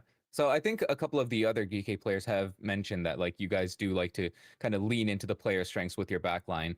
But from a coaching perspective, can you tell us a bit about how it is kind of gauging whether you want to like lean into a player strength versus leaning into like meta strength? I think a lot of the times we'll try meta stuff in scrims, and if it works out, we're like, okay. But usually when meta stuff works out, it's because the meta is stuff that we're good at.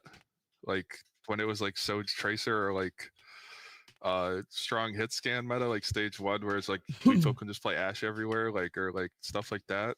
When that's the meta, it's like, okay, we don't really have to change anything.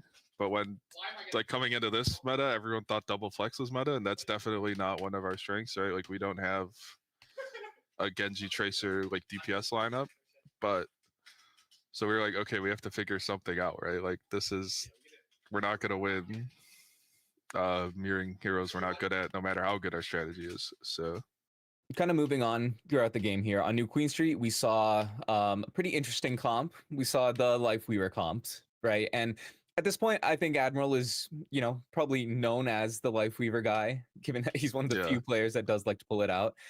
Is this something that he came up with, or like the team came up with, and you just as a coach allow it, or is it something that you kind of embrace? yeah, I think also this should be clarified for like everyone. Like I feel like a lot of the times viewers or people like coach streamers will be watching the game and be like, how could the coach let them play that? Or like, oh, the coach cooked when he came up with this comp. Like a lot of the time the players like, I just want to try this, and they're like, okay, go for it. Like, like we were like, okay, they're probably gonna ban Lucio at some point, right? Like well, if Lucio's like, that used to be our strategy, is to ban Lucio so we could play Lifeweaver. So if the other team wants to ban us off Lucio, it's like, okay, we still have this from before, So most of the times on our team, it's like the player being like, this is a good matchup for my character. And we're like, okay. So that's why you get like Lethal on Sombra or something. He's like, I like it into all their characters. It's not like we sit around all day like coming up with every single matchup where every hero should be played. We kind of trust the players that they should know what character to play. So obviously you're talking about like having trust in your players and stuff, but as a just as like a personal perspective, what are your thoughts on Lifeweaver? Because it is something that does seem to be unique to you guys, right? Is there a reason why you guys can make it work when other teams can't? I think other teams will just like lose a fight and like just blame the Lifeweaver and then switch most of, like, at least that's what I'm guessing. Like in our scrims, like we could lose like 18 fights in a row with him on Lifeweaver and no one will say anything to him. Like we're like, okay, like we did something else wrong, right? Like the heroes shouldn't affect like the outcome that much. And also I think our team is like actually really conscious of like having a Lifeweaver and like playing to his strengths, like trying to go make plays, knowing they'll get gripped, or like knowing we have like a pretty much a pocket healer and taking more aggressive positions. So I think our team's just really adapted to it because we've played with it so much. Moving on to Junkertown, and kind of going over from New Queen Street and Samoa as well. We did see you guys continue to play symmetric comps, and we've actually seen you guys kind of leaning a lot into the sim. Well, I should say in this past game especially. Is there any particular reason for that, given that the early days of the stage saw you guys playing maybe more experimental stuff? Yeah, I think the sim's just safe into a lot of stuff, and then there's a lot of comps where Tracer's like really hard to play, so sim can still do like a lot of damage and like move around a lot and like create a lot of like weird opportunities, and she has a really strong ult. So I think it's like just an alternative we're trying. I think that's what the regular season is really for, is for us to like try and experiment and figure out what kind of stuff we should have in our back pocket for like the actually meaningful games of the playoffs. Got you. So are you like kind of going back to what I mentioned earlier? So far you guys have had a very solid start, right? You're 3-0, but it should be mentioned that you guys have been kind of going up in difficulty when it comes to playing the teams, right? Started off against Team Z and then kind of working your way up from there. Are you kind of like taking those chances to experiment a little more than you would otherwise, or are you guys at the point where you kind of view all these teams as kind of being equal? No, they're definitely not. I think there's like a pretty strong break at like the middle of NA, like the top 4 versus the bottom 4, where we definitely have to like put more time into prepping for the top 4 teams and the bottom 4. But I just think like we will experiment versus like any team really, but we'll definitely experiment more versus the bottom 4 teams. Like we'll try more stuff out where it's like when you go against the top 4 teams, this is kind of our like chance where like we get to see them at full strength because we scrim them all the time, but you know it's not, scrims are completely different from a match, so we finally get to see them in like full try hard form for the first time, see how they react to bans, see how they react to like, see what kind of maps they actually like and stuff, and then just keep all that in mind for the playoffs. Yeah. Gotcha. Now, kind of going off experimentation, one thing that we've seen always invite experimentation is like when a new patch just drops, right? And we did recently just have the mid-season patch. And I know from seeing on your Twitter that you may not have been the biggest fan of some of the changes that the devs put out. So can you tell us a bit about your thoughts on the patch and whether you think it's actually changing anything significantly here? Well, I think that's what the problem is that it didn't really change anything. And I feel like the thing I most get upset about is when they nerf stuff or buff stuff in a way where it feels like they don't understand why their character's strong or why it's weak. So like the Wu Yang like nerfs being all related to his healing and his cooldowns and stuff when he does Hanzo body shot damage like on a missile he can control is like what I was kind of upset about. I'm less mad than I was when I made the tweet now. In the moment I was pretty upset, but right now I'm just like whatever, you know, we'll just keep playing what we're playing.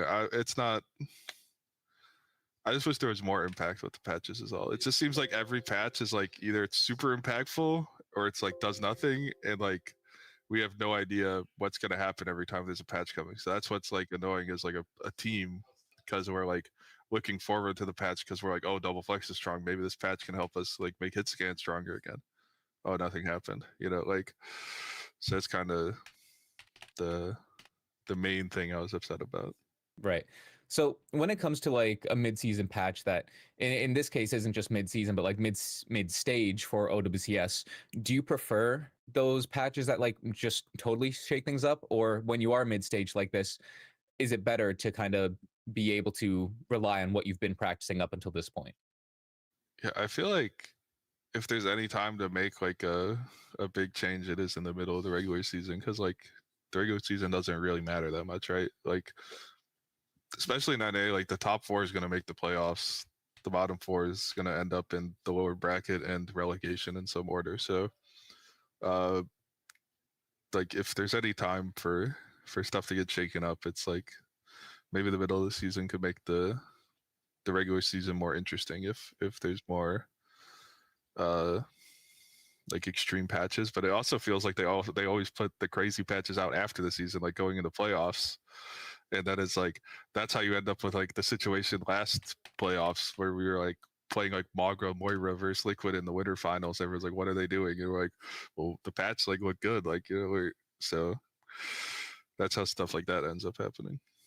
Gotcha.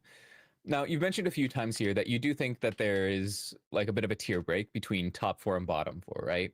So if we can look on to the future match, you're be playing against Extinction, who is currently right now on the bottom 4, but they've shown some signs of kind of being able to punch up. So is there anything that you're kind of looking for in that match, or do you think it's going to be more of like the same results we've been seeing from you guys?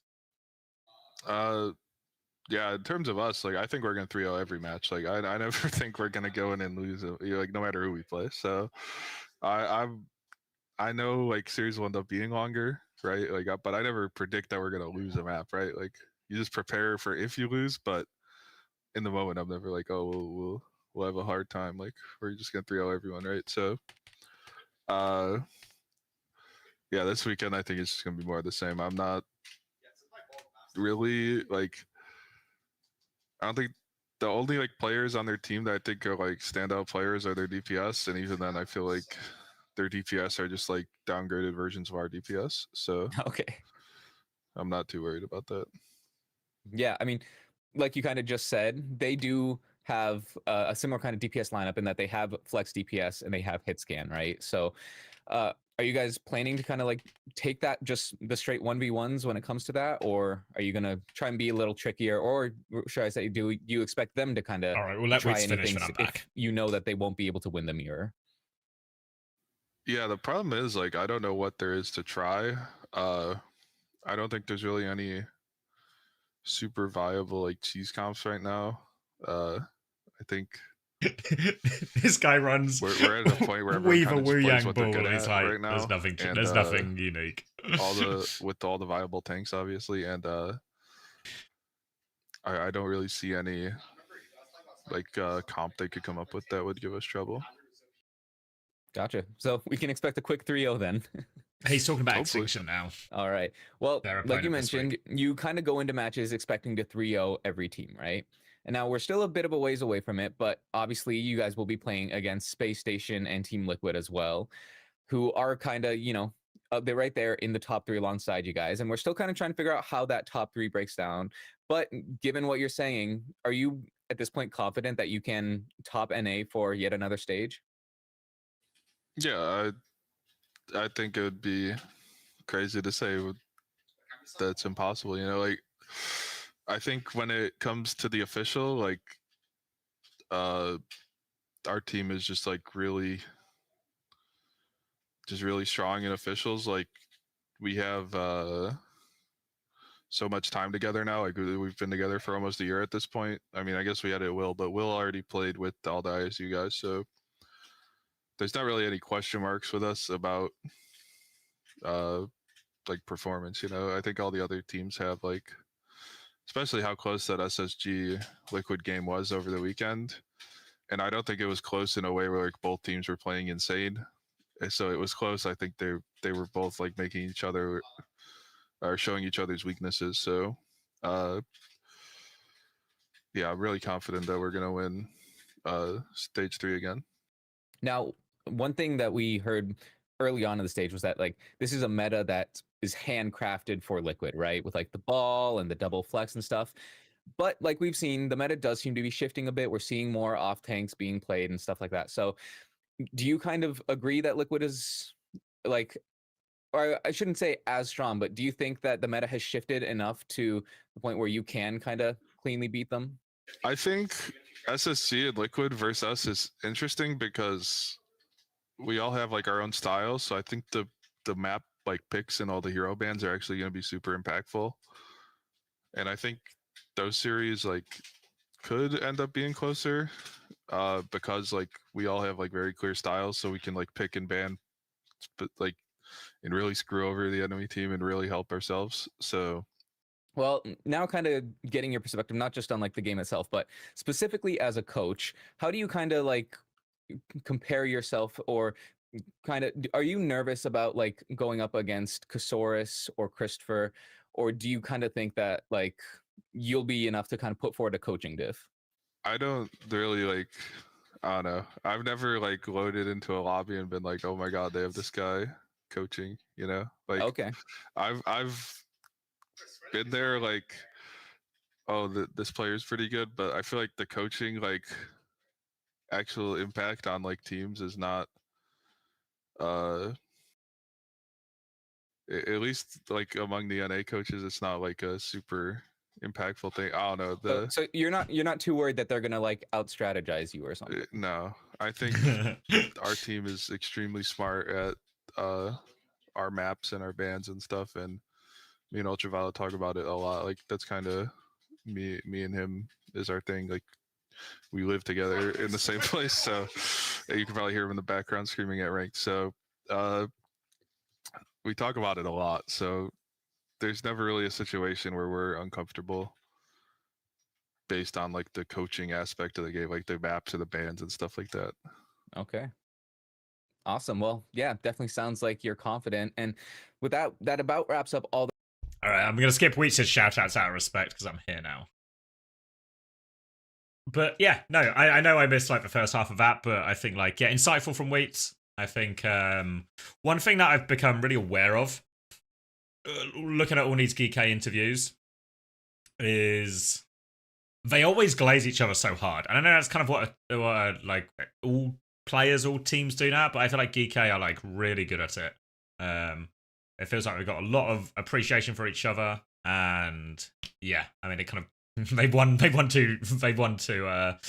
America twice this year, so it's all coming together. Yeah, I think I just feel like there's a few different conversations going on, so I'd sort of do a little bit of a catch up. I'm glad you're locked in, Jacob. There's no way you could have gambled on X10, Jacob. There's no way you could have known that, you know? Don't beat yourself up about it. I see Hammer saying, man, you were so shit this week, and our VP will show their real strength. Yeah, I'm predicting a VP win today. I say a lot of people saying they like a lot of the interviews and stuff, so I'm glad. A lot of effort from everyone to make them happen.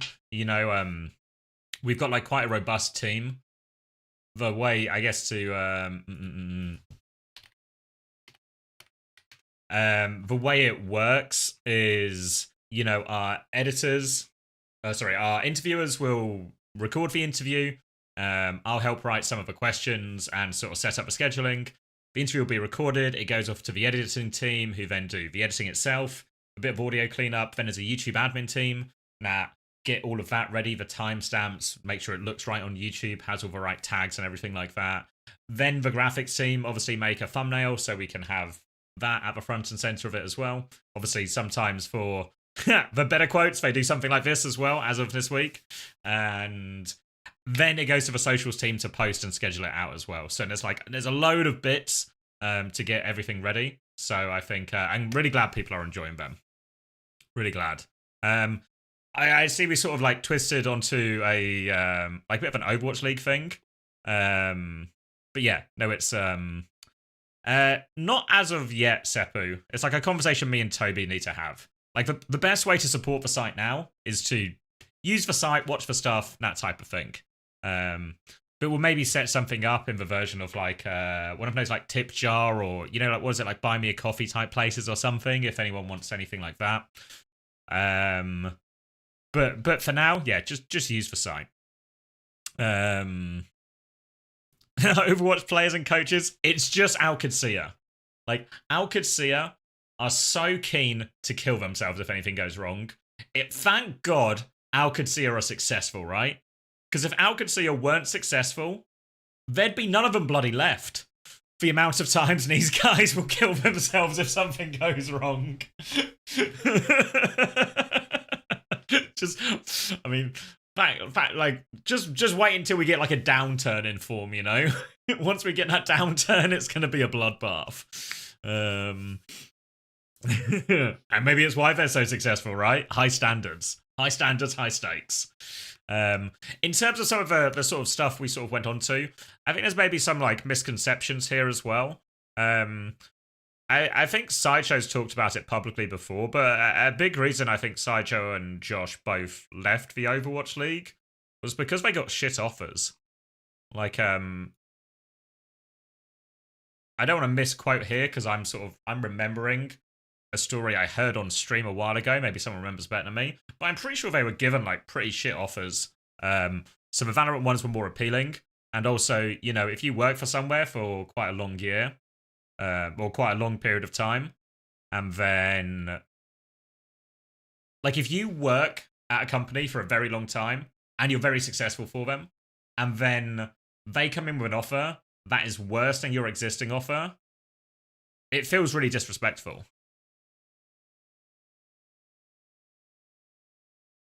You know, like if everyone tells you you're doing a great job, we'd love to have you back on the broadcast this year, and you go, great, I've enjoyed working here, I'd love to work here, and then they go, just a couple of catches, we're going to pay you less and you have to be exclusive, you can't work any other games. You'd say, well, that's funny, because normally if you want someone to be exclusive, you get paid more to be exclusive. Like, I think all of the initial Overwatch League, like when Overwatch League first started up, I think everyone, all the major talent was exclusive. But if you want exclusivity, you pay for that, you know? Like, it's a valuable trait. So yeah, I don't know. From obviously, like, I'm biased in this, right? I'm biased in this for sure. Because I know both of them. But I think even without any form of bias, you can see it's a pretty shit offer. And I think they really dropped the ball letting two of their biggest upcoming talent. Obviously, I know Uber and everything, like, and was the main guy at the time, but I think their biggest upcoming talent, and if you look where they are now, like, I only watch bits of Valorant, but are they not kind of a premier duo in Valorant now? Like, they're certainly my favorite casters to watch when I watch Valorant. So I feel like Overwatch League really dropped the ball with that one, honestly.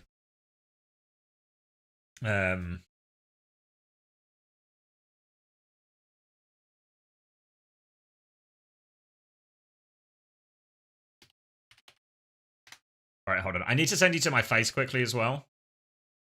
Look at my face. I just need to... Oh, wait. Wait, do you have terms to add him?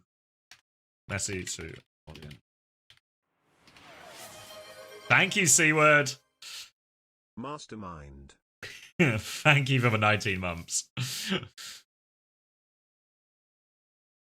Yeah, I just need to source up... Oh, wait, are you listening to me, Alpho? Do you have me in your ears right now?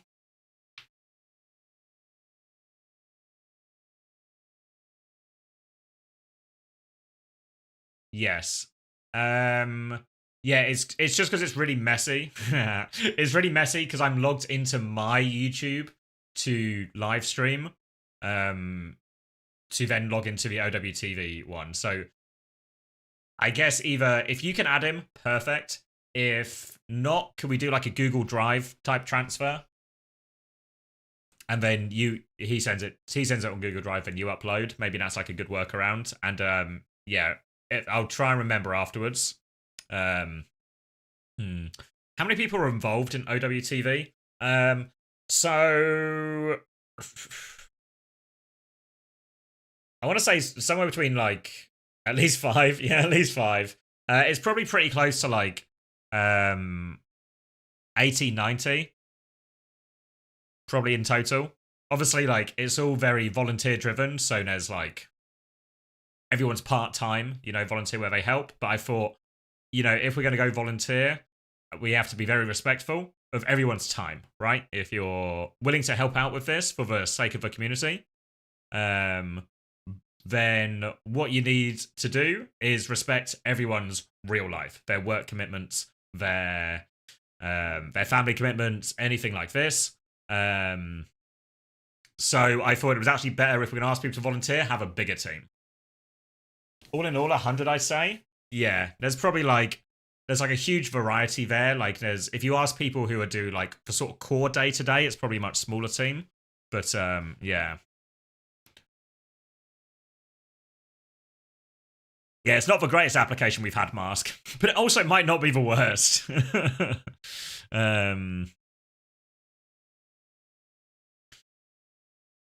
Hold on, let me get you back on this now. We can go back to the game. Oh, wait, maybe hold on. I lied to you. Give me a sec. The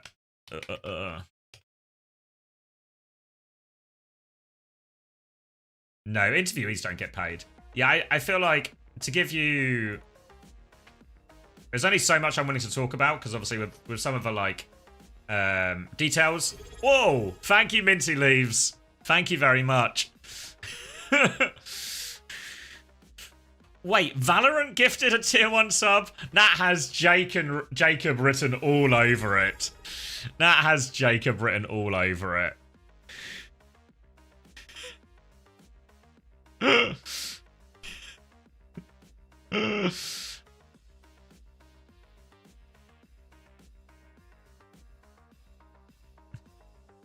Is a promo on Twitch at the moment? This happened to Avast yesterday. There's a limited thing. What do you mean? With Valorant matching subs? Oh, okay. So it's actually, that's why it came in at like the exact same second as the Minty Leaves one. But thank you very much, Minty Leaves. And thank you Valorant. Fuck. That's such a crazy promotion to like shoehorn their way into other games, no? Yeah. So we've only got a couple of minutes, so I'll give you a short version. I'll get Jakey's face up here as well. Whoa, thank you, Creed, for the 5 gifted. And Valorant again? Match in 1? Go on, Valorant, mate. Thank you, Creed. Thank you very much. Welcome, everyone. I see Dirtmaster got one. SDL Stevie got one. Humble Tort. Reiner Luckshot. Christian Stein. Hewu. Hello, one of the two. Who else got one? Bakey Boy, Midwest, Vasco, Halloweeny, Ami World, and Maro. I'm not sure if I'm saying that right. But yeah, congratulations everyone. Welcome. So yeah, the TLDR of the OWTV thing is this type of website is a very unstable business model. It's mainly driven by sponsors, which you need a certain amount of traffic and success to find in the first place. So as such, I feel like the place where Overwatch is now in terms of viewership, in terms of people interested in the game, is not enough to support like a full-time business, like maybe something like VLR.GG or HLTV. Like if you look at cheers eggs. If you look at like the actual the views and the users that VLR.GG get and HLTV, they're in the millions. Like they're really fucking high.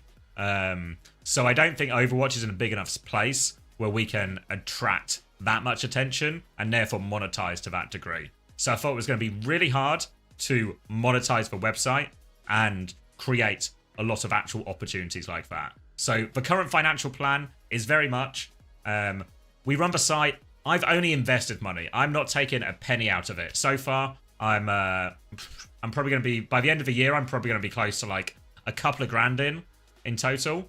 But my plan is not to make money off the website, but my plan is to make a community-driven website, which obviously will, as a result, rely on a lot of volunteers. And fuck you, Chris. Thank you, Confessor. And then the money we do make will go back into the site in two forms. To one, allow us to do bigger and cooler stuff in terms of projects, but also to reward the staff who have been working in this time as well. So that's the plan. And hopefully we get to create something fairly cool in the meantime.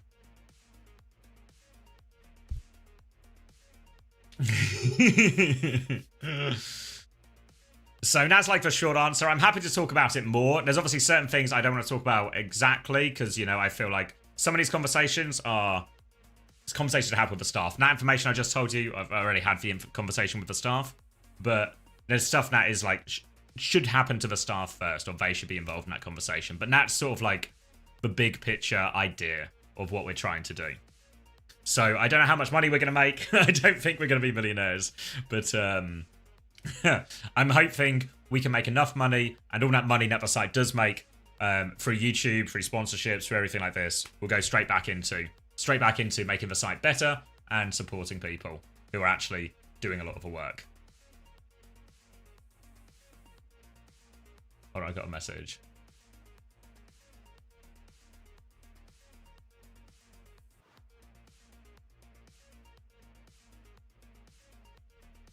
Wait, is...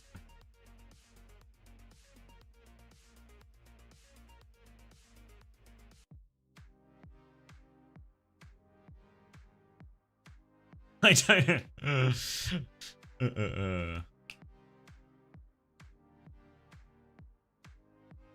In the meantime, yeah, if you want to donate to the mods directly who help support my channel and to actually help support OWCS, you can do that through a donation as well.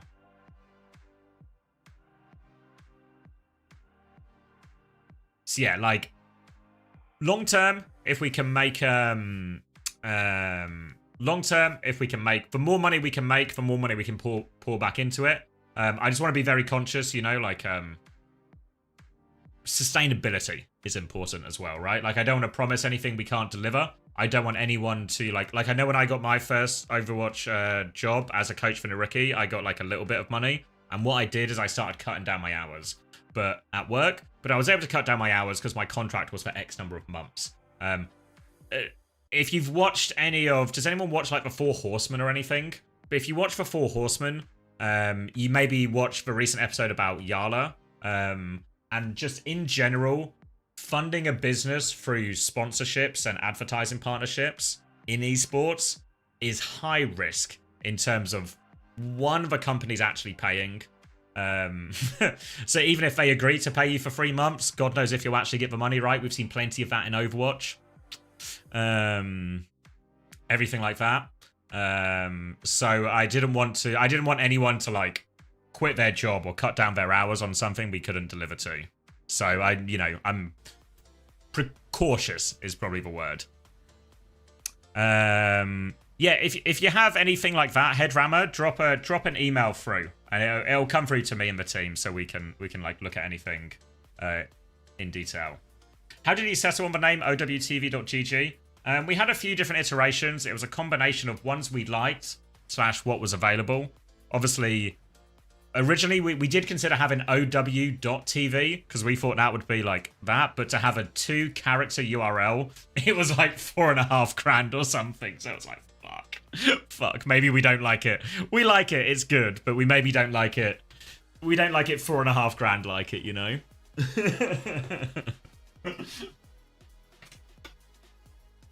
Hold on. Let me just sort my lighting out and let me go talk to Max and then we can lock in. All right. Yeah, should we... Again, I'm happy to talk about that more throughout the night and in the breaks when we get the chance and stuff, but we are gearing up for the game, so we should shift our attention to both Max and to the game itself. Some of you would have already noticed... Max is deafened at the moment. But some of you would have already noticed that Kanail is in. Hey, Ayua. Yeah, I'm really happy with the name. The name, the logo, everything, all of that, I think came out really well. But yeah, anyone have Sky in their fantasy? Maybe bad news if so. This game in general, I said at the start of the stream, but for those of you who weren't there, I feel like this is, I mean, it is quite literally must win for Gen G. Every game kind of is. But this one, they can't afford to lose it.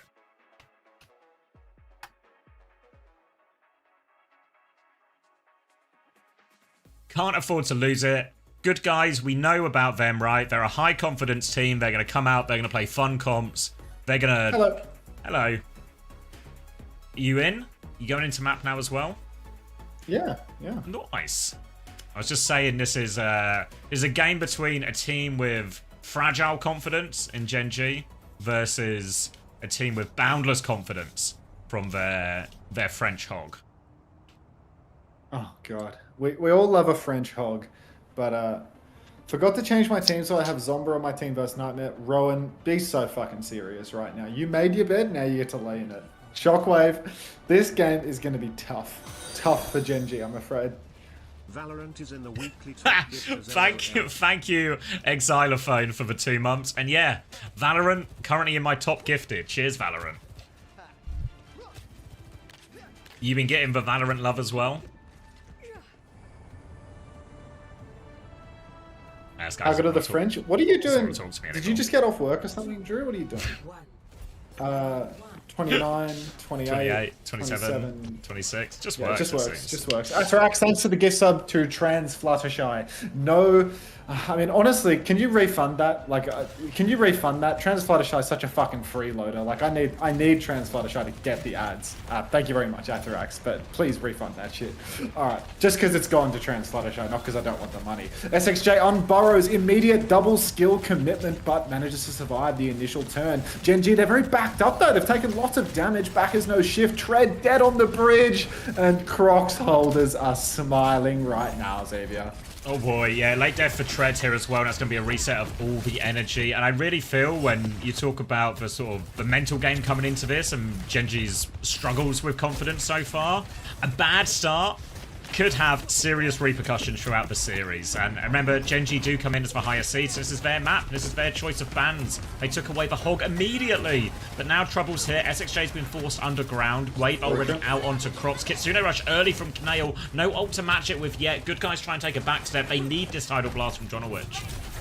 Jeez, you can take Sky Ripper out of the roster, but you can't take his ult usage out, apparently. Tidal Blast comes out onto Crocs. He's pressing forward. He gets the stun on Kanail. Can't find the kill because Tread Sentinel hits the bubble to save the day. Unburrow in the backline. SXJ, he plays his life. Drills back out to the Mega Health Pack. He's going to have a flank in a matter of moments. Gen G, they need to push now or they're going to get pinched. SXJ in the back, tossing them around. Beeped out from Crispy. Good guys now. They drop the downpour. Tread is caught. Suzu does nothing, and Gen G, a huge ult investment in that fight. Double support ultimate. And they couldn't even leverage the flip from the early pick. Good guys can see the space there as well. They didn't get the flip though. Zodiel's going to die in spawn. Crocs there. Little few more points for that one. Was a pretty heavy ult investment in the end. Had to use both support ops and the downpour, but Genji invested as well. Genji, Grav, Overclock, Death Blossom soon. They have all the ults to win this here, but look at Keo. He's positioned quite aggressively here. Wants to farm up this rail. Backbone's going for the TP. Bubble comes through. Holds on to that Wraith. Keo shifted already. Tectonic Shock in the back now, looking for these trades. Zodiel's going to die. Hasn't popped the Overclock. Grav is out, but they've taken so much damage. Oh, they do get the kills eventually. Backbone is good for the follow-up. Tread finds the connection as Crocs is going to live. Thank you, Crocs. Crocs making it all the way out. He's so... No! Yes! Save it! He said yes. Oh, just amazing. Even people that have eggs on their roster will be happy with that one. A bit of free healing. All right. Crocs managed to survive. Deathless run. Honestly, though, Gen G, they've got to be pretty happy with this retake. I mean, they only had to spend the grab. Now they've got double DPS ult. They've got the rush. Eggs is behind on that. Tidal Blast turning for Jonowich. I mean, there's so many solutions between the Suzu and all of the bubbles for Tread. Really, it's honestly a very difficult retake for good guys, no matter the ult state, and they're still at a deficit, so no free lunch here. Tidal Blast there for Jonowich now if they want to start with that one. Or potentially a Kitsune rushes. Zodiel will pause for the Overclock. Nails Eggs on the side. Now Venture coming in for him as well. SXJ is 1 HP trying to land on coast. Backbone will sweep that one up. And that is a lovely cheap fight for Gen G. Yeah, nice and cheap, only one ultimate invested. You can see Crispy is about one fight away, or one slow fight away from getting the beat online. Bacchus has gone quite deep though, and it looks like Bacchus might have just fed his life away. Tidal Blast comes out from Jonowich. Crocs has found Bacchus and Canale. 5v3 situation. Crispy with the funny boop on the bridge. Looking for... Oh, no way. They found two trades. Zodiel's found Keo and Jonowich. Crocs will take down another. Takes Crispy. Somebody's gone over to the point and leveraged the flip as well for Gen G, but Zodiel... Oh, he's dead. Crocs has just done it all. He hasn't died yet, has he?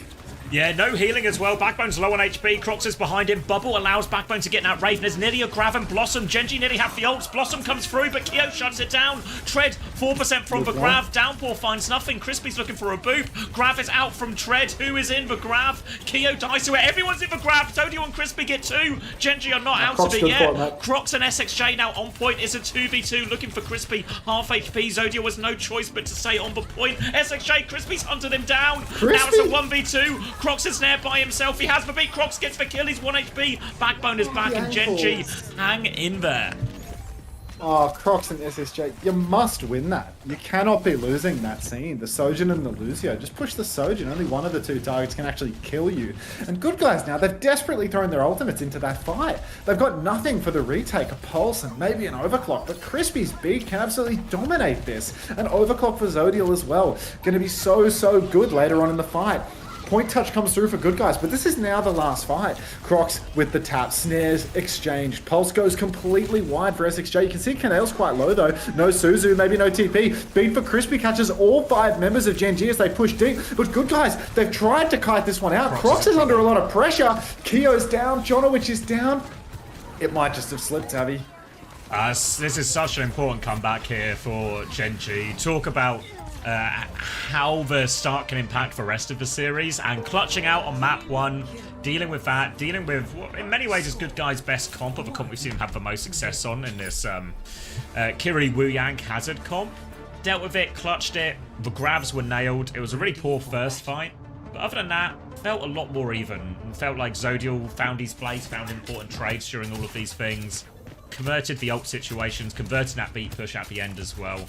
And maybe that's just around that will settle Genji a little bit. Yeah, I mean, if there were concerns, this should have eased them, but good God. What an absolutely criminal retake that was secured. Little 4v2 action turns into a 2v2 where there's still a tank advantage. Wow, huge clutch for Gen G. Good guys. Not sure how they're meant to lose in a series where they drop, you know, more than one fight, so we'll have to wait and see. Tread now over to the Diva as well, rather than the Zarya. So Zodiel now is going to be in a world of pain if ever Crocs and SXJ can close the gap. But I mean, SSJ, he was getting a lot of value with the gimmick pick, you know, making the smirk over to, oh my God, Zodiel in so much trouble already, but is able to slide out. Suzu invested. Rail connects onto Crispy, but no kill. SXJ might have no recall here, has to be careful as well. Seems to be pinched a little bit. Everybody from Gen G trying to take their turn, but it looks like good guys might just get a free first flip. Yeah, they're going to get the flip out of that. They were trying to fight for the side, but good guys kind of won it and won the point side here. So Genji caught in between both, dealing with none. And Kyo's found Crispy early. Zodiel responds immediately. 4v4 now, flying to the backline. Another one for Zodiel. He is turning it on here on the Sojin. 2 picks already as they try and regain control. Backline is caught in the corner. Easy one for Tread there. They lost Kaneo actually during that. And Zodiel has died to Crocs in the middle. No healing left though, so they should be able to sweep up Crocs. Wait, no, X is with them there. Not enough, yeah. Good cleanup in the end from Genji, but they can see 25%. There's a very nice eat there from Tread at the end. Stops Eggs' Suzu going through. If the Suzu landed, I think Crocs could have maintained, maybe even found another trade. But very nicely done from Tread, and that's going to be Genji. I mean, they do ultimately win the first fight, but 25% conceded for it. So many ults around the corner of good guys, with the exception of Kyo's overclock. Kyo definitely getting the worst end of the deal here versus Zodiel, who's really been coming alive. Double support ultimate about 10% away right now for good guys. Already a Kitsune Rush available for Kaneo, who was briefly on no team at all, but has returned to Genji. Kitsune Rush available now, but good guys are just taking it slow, waiting for their turn, trying to posture forward a little bit. First rush comes out from Kaneo. Crocs looks to be in need of help, but no, they're trying to this one out actually. So yeah, Eggs gets caught. Doing wide. Yeah, it's a greedy play there from good guys. They had the ults to match it in that scenario, but they tried to kite to give themselves advantage. Maybe they thought Crispy was a bit closer to B, because they actually just had ult advantage there through the support. So maybe a bit of a miscount.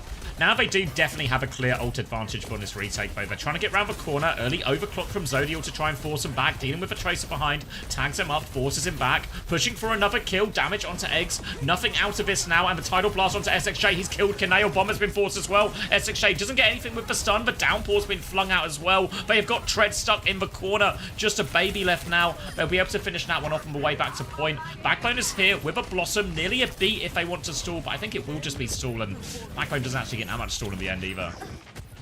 Yeah, Genji, they come away from this one probably wishing that good guys just had to burn a little bit more end of the day. Crocs pressing towards spawn, takes quite a bit of damage, but the double pocket is there. He should be just fine. You can see right side, we've got Zodiel. Crocs actually in a bit of trouble now. He needs to be very careful. Overclock comes out from Kyo, but back as the TP up top. He hits the spin inside Crispy's beat. And good guys, I mean, they've only used the clock in that scene, but they just got completely caught out. Crocs getting poked a bit too low, everyone on the kite, and they fall right into Jamie's hands with that spin. Yeah, Genji invested more ults, but it was really the loss of the neutral that caused good guys all the problems. Now it's last fight for good guys. They have Kitsune Rush, they have Pulse Bomb, a clear ult advantage. Genji are actually backing it up to point here. It's going to take the fight on point, but this should give Eggs a pretty good Kitsune Rush. The Sim is the reason they backed it up. They're scared of a TP over the top. They don't want to concede the flip here. So now Genji are going to try and play it slow, play for their own Kitsune Rush. Kaneo's not far away. Well, Bacchus is TP'd up top. Kitsune Rush is out for Eggs. It's all over the point. This might just be a free flip here for the good guys. But, of course, Genji, they're going to be able to swing back in with their own Kitsune Rush. So, really important that the good guys find value fast in the neutral. Otherwise, they're not going to be able to give up the point for long. Pulse goes wide for SXJ. Crocs in on the flank trying to find a kill. Wall does not block the rush. And that might be all she wrote here for good guys on the first map. Oh. Yeah, they can bleed into this. They have the Sim TP, they have the Tracer, but they're all so low. They're sweeping over that Sim now. Crocs is coming back on ball, but it is looking like it will be Genji taking this first one. Overclock to make sure the job is done. Bull can get a few more touches. There's a Tracer behind as well. Zodiel's going to deal with that one. Eggs giving him the moves. He's baiting him into a boop, actually. Crocs has got the environmental kill. He's still half HP. He's going to get one more touch. They still kind of need more out of this as well. Another Suzu actually lands onto Crocs. Eggs will die for it, though. It's surely still not enough. Jonowich nearly has the Tidal Blast. Really going to keep him. He can throw it onto Crocs. Crocs is going to peek for it now. Can he find the stun? Jonowich is in big trouble in main. Crocs is on the point. TP onto point now. Suzu's been forced out of Kaneo. Crocs is going to come in for the slam. Tread's trying to mark this one out. Genji really need to finish it. Crocs is low now. SXJ gets one more touch. This is surely it now. They can't get a final touch, and Genji will close it out. Sky's died 3 times by now, by the way. As a Crocs head, I'm starting a campaign to put Sky back in the lineup right this second, you know? Like, as somebody that's deeply invested in the results of Crocs, let's look at the scoreboard right now. It's an 18-6. It's 10k in a lost damage. map. I mean, he's pumping damage, but we need this series to be an earner. You know what I mean? Like, he needs to post points. And Jamie's 20. Well, this is his good series, isn't it? You know? Yeah, exactly. Yeah. Oh, fuck. Keo, I think 13 and 9, like shit. I mean, if there's one player in OWCS who loves a trade, it's Keo. Fuck. He's not on my roster. Thank God. But... Yeah, I mean, I know a little bit of comedy at the end when Zodial gets baited to the edge and booped off by Crocs, but actually, really impressive showing from Zodial in that first one. I think as much as, you know, maybe the death of Hitscan has been overrated, certainly for these two teams, they have two players who just really prefer to play Hitscan much stronger on that hero, so I expect we're going to be pretty much Sojin head-to-head for large parts of this. Yeah.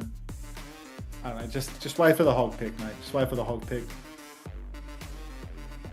Hog band's already out. Simban's available in this next map as well, right? That's the one quick sports. Like, yeah. Jamie just played Reaper all the way, right? Yeah, well, it's probably a good sign for, like, this is their alternative version of a comp, right? Then, if they do run into that. You do feel, though, like if we get taken to, like, an Icon Wolves type thing, you know? That's where Genji will maybe need the TP a little bit more. Yeah. Joy Thief, thanks you very much for the 8 months. Welcome back. Zodial stuck on my roster, mate. God plays in rail shots. Yeah, no, he'll be railing, mate. He'll be railing. Don't you worry about that. Oh, wait, should I look at some numbers? 8 points for Crocs. 8 points?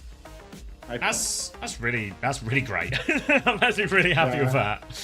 8 points in the last map. Like, I don't know if you saw when I was before I was doing my, you know, like I've got my plan, but can I find myself an alternative plan I'm happier with, you know? mate, what is going on with the broadcast? Like, now they've got Jake and Johnny on. Like, what? Are they just rotating out the main folks? A bit of J&J. Where's Mitch and Morello, man? Like, The M&M. Yeah, where are the M&Ms? You can see, you know, Johnny, he's getting his lip service in for his employer. He's wearing a fucking Warcraft shirt, you know. Give me Custer's job! Please, please, God, keep hiring me, please. I'll rep the brands and everything. Like. Fuck's sake. Mitch is doing Valorant. Ah, fair. So that tweet that he made about how he was done for the year was just Kappa, right? Like, I've still not seen this tweet. Are you sure you didn't just see it in a dream? I've seen it. Someone even linked it in the chat after I was talking about it. That's it for the year. So we can call him the Maltese Falcon. Thank you, Jin, for the tier 1. 16 months. SXJ should play Farah so we can call him the Maltese Falcon. Great shout. Yeah, I knew a guy from Malta once. He was in my in one of my first gaming clans when I was but a boy. And he played for the Malta under-18s rugby team. Which I think actually, there's not that many people in Malta, so I think, not to disrespect him, it's quite easy to get into the Malta under-18 rugby team. Fire KN, thanks for the 3 months. Welcome back. Thanks for the 2 months, Mark. Fucking hell, when were you last up to me?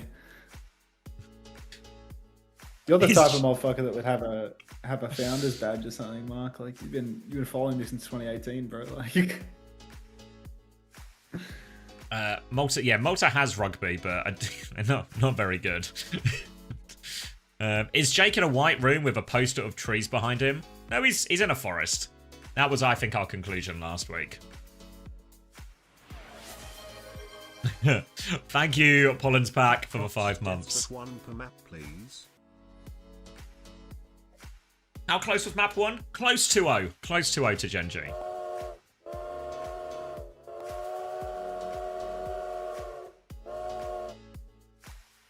Every multinational team has the same guys playing. It's like, who was it? Was it Iceland at the World Cup where it's like, our left back he's the best left back in the country, but he's also our postman. A lot of time for those type of things. It's the same at the Olympics, right? You'll get like, this person might be the best, I don't know, pole vaulter in the world.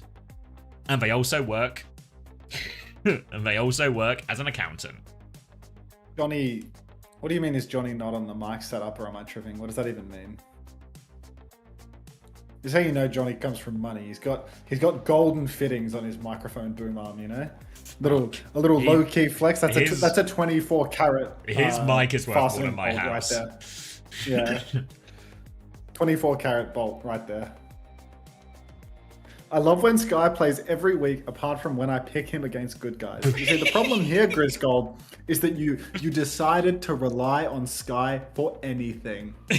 Like, how hard would it be to get back into Overwatch at the current meta? Is there heaps to learn? I mean, bro, when did you last play? Like, it's not so much about the meta, Mark, but like, I mean, didn't you stop playing in Overwatch 1? Like, there's like a billion new fucking characters and maps and stuff, like game types and shit.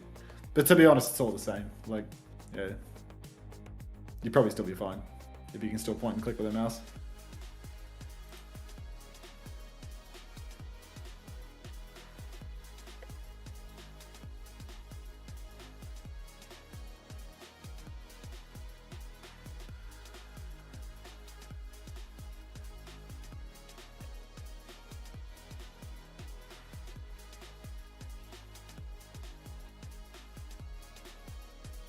Frothy Philly 7, always good for his one. I would like to remind you that every fixture Frothy Philly 7 has after last week is just like nightmare rotation. It's like a gauntlet. I mean, they have to actually run the gauntlet. He's actually just getting spit roasted by SSG, Team Liquid, and GK. Like, it's just going to be... I mean, Frothy Philly 7 is genuinely going to get his insides turned out by the time you're done wasting your points on him. Like, surely they could have fixed Atlas by now and put it back in the map pool now. Ultra Instinct, you say you like that I have the OWCS casters muted. Mate, that's the whole point of the co-stream. Xavier and I cast the games. That's the whole product we've got going on here. This is the business model. This is yeah. You get to listen to us. Like that's what people are here for, I think. We're the product. Grapple. Nothing. Nobody showing. Crocs I shouted the name of the ability. Do I need to do more? 47, 46, 45, 44. It just works. Like us. Crocs is on the hog, on the defense. It's a Zarya, Reaper, Sojourn to start for Gen G. Kia will be matching that Sojourn as well. So we've seen Sojourn get quite a lot of freedom into these Reaper Tracer type 1s, but now a lot of damage early on onto Crocs. He's going to back it up. Also, it's going to be a Kiri Lucio mirror as a result of that. Wu Yang Bang. Keo dies as they flood in here. Crocs is still lurking for a flank, but he needs to find something soon. Nothing off that hook, and he is low again. Oh god, Crocs just gonna have to run away. Tail between his legs. Thanks to the follow, Trans Unter 42. Keep dreaming, mate. Alright, Crocs on the run. But just fishing for a hook. Can't really find much of anything, and you can see the high tempo approach from Gen G has really overwhelmed good guys with the hog comp. Crocs needs a lot of resources if he has to play front to back, if he can't get the flanks off, and ultimately backers TPs behind, forces everybody into a corner, and there's just not enough resources to keep it going. SXJ very nearly being taken down by Canale there, recall forced immediately, but Hog on second point with all this high ground. Does this have legs, Xavier? Yeah, I think I mean, Tread has no wings either, you know. Everyone's just going to be on the ground, so I think it might be a little bit Kappa, and they can still keep Keo up there if they want as well. They can take more of this, but really we need Crocs to be flanking. Oh, Suzu's late, actually. SXJ's just killed one of the back. But Maltese Falcon, as they say. That's an easy one for him, and this is going to slow down Gen G massively. Oh, backline push in from Crispy right now. He wants that kill. Back his TP's behind as well to ensure that there is no trade. But SXJ, I mean, saving Private Ryan situation here. Somebody get SXJ out of there. He's recalled. Gen G right now, 15 people. He goes to the pulse. He misses the pulse. Good meowing, Cinnabar. Good meowing. Everybody say good meowing to Cinnabar if possible, and have a bounce while you're at it. Crocs resets up onto the high ground. Eggs just poking away. But Gen G, they are going to get a little bit of free car push here while we wait for SXJ to get back. Yeah, taking it up now. They've got a few people just trying to clear this right-hand side as well, but they run into that hog. They want to turn on his hog as well. Loads of damage. Defensive Suzu is out. Jonowitz trying to speed them away. Eggs has traded for Kitsune Rush here. And now Genji just going to slow it down. Blossom though over the top. Takes care of everybody from Backbone there. Huge swing for him. And now his second point is wide open. They can hold close and they nearly have a grab. I'm a little bit concerned that this may be a game's gone situation, Xavier. Good guys, do they even have like more than 2 elims? Like this is looking rough. And now Zodiel has the long sight line for the overclock. Crocs has to touch. He can't get a good flank off. SXJ is already dead to Zodiel. Pre-ult, clock for clock right now. Keo just trying to contest Zo, but the beat comes out for Crispy, and now uncontestable. Gen G, they're going to get a couple of players pushing cart. Touch is necessary, but Tread has the grab to C9 potentially. Crocs goes for the touch, fails. Keo tries to contest backline, fails, and we're looking at 5 minutes on third. Here I was telling people not to bet on Gen G. Yeah, I feel like this Crocs hole is maybe going to need a solution in week 5 all of a sudden. For now though, Whole Hog versus Grav. Tread has kept hold of that powerful ultimate to try and snowball this. We've got SXJ moving over to the Venture now as we get to a more inside point. And just Crocs just going to tap Zodiel there. Gets the little hook onto Tread as well. This should force some bubbles out. Whole Hog into a corner and actually lets that one go. Turns on the Reaper instead. Wants to try and boop someone off the map. But Grav is there, but Tread's been pushed off. Backbone's getting pushed off as well. Unbelievable Grav. And at the very least, good guys beat it for it. But how on earth have they allowed that to happen? Absolutely egregious from Gen G. I mean, look, it's winnable. What are they thinking? It's Tread. Crocs is being sped back into spawn. What hero now? Bit of hazard gameplay? Yeah, he's back on training wheels, Doomfist. So, Crocs doesn't get the kill. Crocs gets the elimination, right? Or was it a suicide elimination? Tread ends up like claiming it as a self-kill because of the splash. Tough. Alright. Deep push in. Crocs manages to get the elim on Zodiel. High tempo play coming back out. Tread nearly getting himself axed off the map as well. Big damage for Crocs. He's got the wall to keep him healthy as well. Now he can backslash on 92 HP. My kingdom for some healing on Crocs right now. As John would on. That's a nice one. Keo. Little fade away. And all of a sudden, good guys have found a way to make a stand at the bridge. It's going to be no ults just yet for good guys. Really need that overclock. They can even go early with this overclock. This bridge cross is very difficult for Gen G. You can see them starting to lean right-hand side, take the safer passing, get a chance to connect with that Kitsune Rush, connect with that Death Blossom. If they can get close, it's going to be difficult for Keo. Really hard fight for good guys to win. They just need to make sure Keo gets a trade with this overclock at the least. Deep push for Bacchus has already forced Keo very far behind. Crocs is stuck behind enemy lines. SXJ going for the unborrow, but Crocs, he's trying to go over the top. He can't get out. Overclock's out for Keo. Spin in response from Bacchus. Piss taken. Zodiel has slid off the map somehow. Oh, no, he was dueling SXJ outside. It's been booped off. Yeah. Well, it's not a boop, because you can't deny environmentals on Sojin, so he fell off the map. But Gen G, their push has been completely stopped by this ult from Keo and by Zodiel's apparent inability to stay on the map. Yeah, Gravity and a clock get them through it for now, but Gen G, they have their own overclock, they have the beat coming back as well. Good guys, they're really desperate for their own support ults to respond here. There's a little bit of a gap now. Keo is caught out. Nesvi overclock trying to chase it. Zodiel nails the shot. Desperate for their ults now. Crocs goes down. Are they going to have to play recontest? X isn't going to get out. Zodiel is cleaning house. Recontest. Yeah, they have ults if they can get back, but can they get back? There's a Grav soon as well. SXJ is going to have to unborrow so early. Are you going to touch the fucking point, SXJ, or are you just going to spend your entire immortal period off the payload? Kitsune Rush comes out now. Good guys, they just need a little bit more touch, and they get none of it. Mismanaged. A C9 with downpour, with beat, with clock. I mean, with it's so bad. That's so bad. I'm going back and rewatching it. That's like really SXJ. Mismanaged. He doesn't want to get shot out of the sky, right? So he burrowed, but he doesn't burrow to the point because again, he doesn't want to get shot. Like you want to burrow underneath the point, touch the entire time, and then try and throw dash out back to the high ground. He couldn't get under because if he tries to go from that balcony to under, he'll just die in midair, right? Because you're not immortal when you go between those two vertical planes. But then, like when he winds up unburrowing, like he's just off point. And I think Crocs C9, like Crocs came out and went cross point or something. Yeah, like Crocs just C9. Well, you know, there's no fancy penalty for that, so I think that's fine. Yeah, but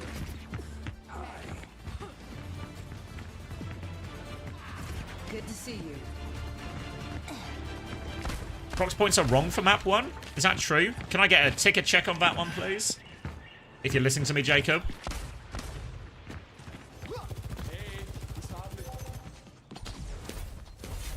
Yeah, he only got 5. Fuck. no! Well, how does that miscalculation even happen? It's Jacob's first day, mate. Oh, listening. Oh, wait. Was I listening? I swear I just heard someone's voice. Or was I just... Maybe I'm going It's crazy. just me crying, mate. It's just me crying. Alright. Alrighty, Gen G, more of the same. Zarya, Reaper, Sojourn. No flankers required, just a bit of Reaper Soj action. Crocs, no Roadhog this time around. Just going to roll out on the Hazard. Instant force of the TP out of Canale. He's very, very low.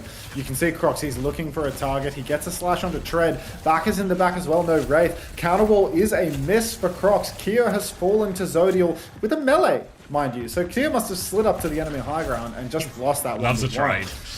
Yeah, loves a trade. Just good for a trade. Crocs scrapping with Tread right now, but Crocs going to have to back right out because Eggs has fallen as well. Oh, sorry, I was checking. Yeah, it looks like the second thing's getting resolved now. And yeah, complete wipe for that one. Great first fight for Gen G. A slight ult advantage, both in terms of the beat, the Kitsune rush. And they're holding close for now. Zodiac's going to slide back. Keo wants the heat. Takes a shot to the body. Will be okay, though. And good guys now can try and set up again. It seemed like they were able to force a lot of cooldowns out in the previous neutral. They've got the Wraith out of Backbone now. They can look to chase it if they want as well. But Backbone's got himself tucked in the corner. Zodiac taking a more defensive position on the high ground. Can see Crocs coming there. A wall to try and clear Backbone out, actually. But again, Keo gets taken down. But at least it's a one-for-one trade. Does love a trade. Tread's taking a lot of damage now. And Zodiac's looking at the flank. And there's a Tracer there. But good guys, they've been pinned into this room now. They're in big trouble. Oh, Croc's about half HP, but he just can't get out of the pit. He's so low all the time. Zodial sweeps in from the flank, and I mean, it's just all she wrote. There's no ultimates to pull good guys out of this one. Losing Keo so early means that they just don't have the staying power. They don't have the damage versus the tank. Tread constantly walking forward, high charge, high damage with his hit scan beaming behind him. Meanwhile, Crocs, I mean, he's just got no leg to stand on. He's got no help. Not help! Overclock now for Zodial to keep this one going, and it's going to be a very difficult fight. They can start off that Kitsune rush, but Trent's going to get the grab partway through the fight. Crispy Knee has the beat. They TP Backman in early, and Zodial's just good for it again. Nails this one. Kitsune rush all over him. They're leaping in, but Zodial is more than fine. He's killing them all. The beat from Crispy makes sure he stays alive through all of it. There's one player left behind, I think. Zodial's looking for it now, but SXJ is deep behind. Oh, this is an absolute disaster for the Crocs holders like me. This is starting to look like a Peps loss as well, you know? Like, this is ugly. Oh, yeah. Oh, right. Yeah, and I mean, I was all in on, like, you know, French camaraderie. Like, I don't know if I can stand this. This might be the end of my stage if they can't pull their fingers out. You can see Keo goes wide, grab's available. Not going to use it, just going to drop a personal bubble. Overclock comes out. Crocs is dead. Oh, God, it's going to be a grab out at this stage, dude. Grab comes out. No beat from Jonowitz, just another fight. Up the pisser. Crispy, I mean, the only man traded, comes back awful fast. Wait, X has found a late trade actually from downtown in Maine onto Zodial as well. So there we go. That? Yeah, a pick there, and then a beat, a downpour ready to go. There's a decent chance it's 2v2 ults. SXJ is looking to come back on the Farah here as well. A chance to put more pressure. Zodial going Tracer just to be back in the fight quickly enough. Tread wants to continue to hold this corner, but that Farah spam is going to force him on the back foot. Backbone looking for this early blossom. He's swinging around, but SXJ has spotted him now. Backbone looking for the TP coming in. Farah's got his eyes on it. He wants it now. Goes for the PA. Ajax from Jonowitz. Backbone gets it all on top of him. Gets caught in the downpour, but what's a little rain. Backbone's done it all, and good guys have blown their biggest chance yet. That's a bull situation, I'm afraid, for Jonowitz. You don't come back from that one. That's real bad. Jonowitz is yeah, first man, destined for the bull for today. Touch is necessary right now for good guys. Crocs gets the first tap, gets a counter boot by Crispy. Looks to be a little bit stuck up on the corner. Goes to the slam. Suzu is good. Another tap for Crocs. He's still quite healthy. Crispy gets booped quite deep inside, but again, Zodial. It's Tracer v Tracer now instead of Sojourn v Sojourn, and Zodial is still absolutely hard gapping Keo. No third touch for the good guys. At least Crocs didn't collect another win, but it's ugly, Xavier. It's ugly. You know, when I told you beforehand, I was looking at those alternatives, to the Crocs hole, and I was like, you know what? The other ones just look more attractive, right? I get more doubles if I stay in the Crocs hole. But, oh my God, I don't like being in the hole, Max. 8 and 6, 5k, 3k. I mean, this is like a 0-point map at best, right? It's like a 10k total. This might be negative. This actually has negative, like 6k damage is piss all. Yeah, that's just atrocious. The season's over, mate. Yeah, we need a Reaper ban. We need a Zarya ban. Like the good news is, because of your influence, Max, you've taken so many people down with you. everyone is down. Everyone. In the Crocs hole right now. Like those people that bought Hawk and Vega in week 1 are just winning now. Just winning. You know? Like, yeah. yeah, like you know what? Those people that have all those earners.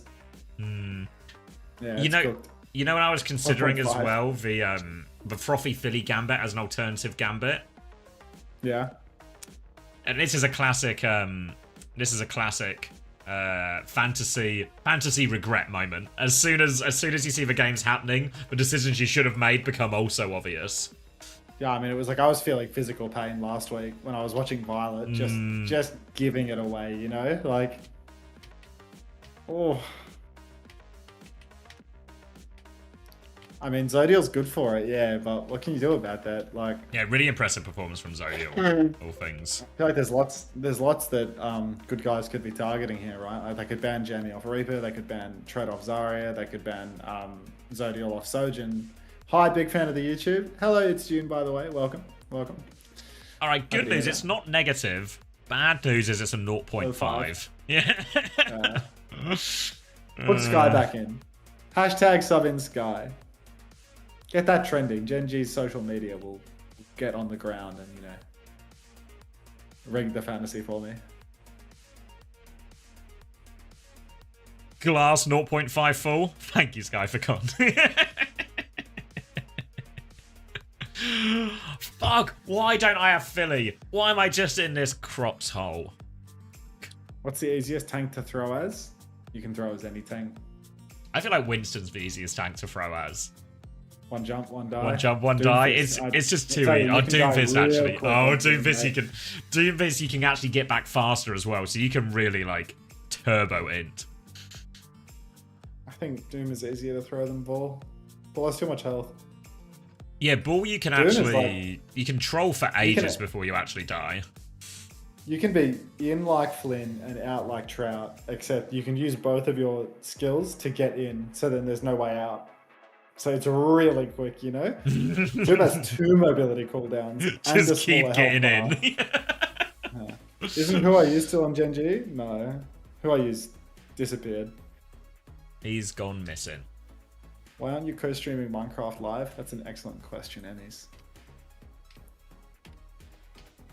I'm hurting here. I'm hurting. Ante, how do you handle spicy food as a mullet wielder? Not badly. Like, not like amazing, but like not badly, I'd say. Can I see if anyone had Kaneo or not? Not easily. Maybe Toby can.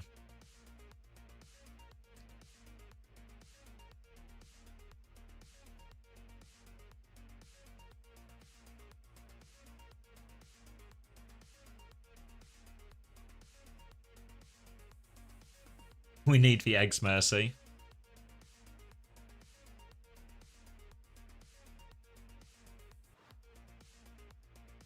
I have Jonte as my budget this week. Switch to him instead of Crocs. Oh, we up. Well, for now, Peachy. Wait until they play. Just need a Crocs reverse sweep and then him to beat TM in a hog mirror.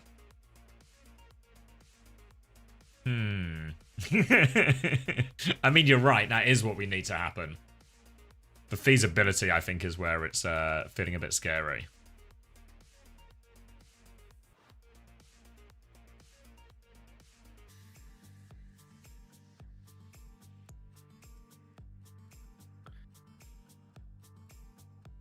Gen G tweeting about their team when they're losing and never tweeting when they're winning. I mean, they tweeted like once. Like, I feel like you're making a mountain of a molehill here, you know? Like, one tweet doesn't constitute what you're trying to spin here. Like, you can't spin the spin doctor, okay?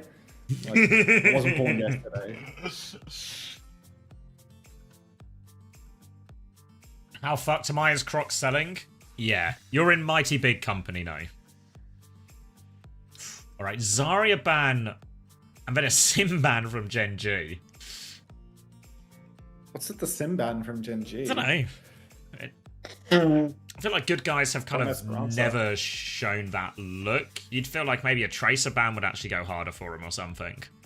No preds this game. Already? My mods are volunteers, so you get preds if you beg for them in the chat. I think is the way that it usually works. Yeah, no tracer ban already. You feel like that would have been like make it a bit more awkward for SXJ or something. Yeah. Can you play Sim against Diva? Oh, okay, yeah, maybe that's it then. Krusty coaching theory. Does Krusty even coach this team anymore? Like, in all seriousness? I think he's like a little, you know, he's like in charge of it, but I don't think he's like there all the time coach. Like when you say like you're in charge and you leave me and I leave the computer, is that like the sort of in charge we're talking about here? Yeah. Yeah. I mean, Tread was saying he was working with him the other last week a bit, so I think he's like what's the word? He's the head coach, but not the main coach, is maybe the way to say it. Battle for QY says, coaches as much as you coached SSG. Oh, you mean like when I flew to Salt Lake City, Utah 3 times to live there on 3 separate occasions to coach the team? Is that what we're talking about right now, Battle for QY? Or do you mean like leaving the team mid-stage to go coach Marvel Rivals, sort of like coaching? Because it could be either, really. 54, 53, 52, it just 51. works. Fino's asking who the main coach is. Yaho, Y-A-H-O, who's the assistant coach by, I guess, title, but I think is actually doing a lot of the bulk of the work right now for Gen G. Hog, again, for Crocs. Early hook is wide, though. And oh boy, do we need a few of these hooks to start connecting. Into the Diva, into the Reaper. It's a decent enough matchup, and Kyo's going to get the better of Zodial early on here, and we Amber Hook on top of it. Bit of life in good guys all of a sudden. Harm Vincent says, cope. Come back in a week, Harm Vincent. That's okay, mate. It's alright, buddy. I'll see you in a week. Alright. Good guys now. First fight, easy. Nice little take a breather from Crocs. Good for points, that one there.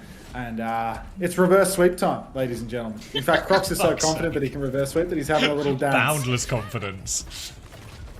I mean, he's earned it. You know, he's hiding in case Jamie TP's top, I think is what's going on here. Like, he's hoping that the Reaper... Yeah, just so fucking good for it, I'm afraid. So that's going to be a pre-fight pick for Crocs. Immediately gets it done. Chasing forward now. He's got a hook available yet again. He doesn't even get these tags in, unfortunately. That's 2 kills that were not tagged up by Crocs, but... Wait, shoot you need to tag that baby Diva, dude. Dude, turn around, tag the baby. That'll do. Little bit of a dance to celebrate now, and Crocs is really, he's living life to its fullest right now. He is enjoying every moment, and that is going to be capped for good guys. And all of a sudden, the lack of Zarya feels like it's really opening the door for this Hog to get a lot done. Jamie's had a really hard time with a lot of these TPs, and it's going to be a significant beat advantage for Jonowich in this next fight as well. Right. Dre3, thank you very much for the gift sub to Amartran. Thank you very much. Amartan? No, I don't know how to say his name. All I ever do is read it. So, that's going to be an opportunity for a flip here. Oh no, that's total fucking bullshit. There is 0 opportunity for a flip. I don't know what I'm watching. Canel gets taken quite low. Croc swings the corner. Hooks Tread in. Kitsune rush down on the objective for both teams. Jonowich, World of Pain, gets the beat off in the end. Now Crispy's 50% on his own beat. Tread is comically low. Does not yet have the bomb, but he might just be able to. Now the good guys have flipped around. But Gen G, they get to swing back in with some ultis now. Yeah, it's going to be Clock versus Clock, but obviously Tread has the Matrix to try and shut down Kyo, so it should be an easier Clock for Zodial as long as he doesn't get hooked. He's gotten hooked, he's dead! Croc's all over it again, and now Kyo's overclock is relatively free. Tread is going to drop the bomb going in for this one. Might be a bit of a hard... I think he can get back into bed. Goes for the kill. They've stolen the cart, actually, as well. Crocs has got it right back. Goes for the hook on the Reaper again. Dude. And they're going to move that all the way back round, start gaining a few more meters again, good guys. Oh, nice heals, Crocs. Nice heals. W vapes. All right, Crocs swinging again, looking for more. Goes to the hook up top, hooks the shit out of that wall. Can we get some W vapes, Crocs? Come on. Yeah, that's a W vapes. Now we're cooking. That's the ticket. Clears him off this side now. Backbone avoids that one. Honestly, Crocs is getting a little bit loose with these hooks, and Zodial's overclock is going to immediately respond, gets that kill, and now can just burst through the Hog on point. They will get the retake, but 102 meters down. A trade onto Crispy won't be the most consequential, as now Gen G can look to go get maybe over 2 meters in this. They've got beat advantage as well to work with. Yeah, beat advantage could be massive here. Unless, of course, Crocs can make some more magic happen. Get another hook going. Maybe an Ajax hook. That'd be a treat.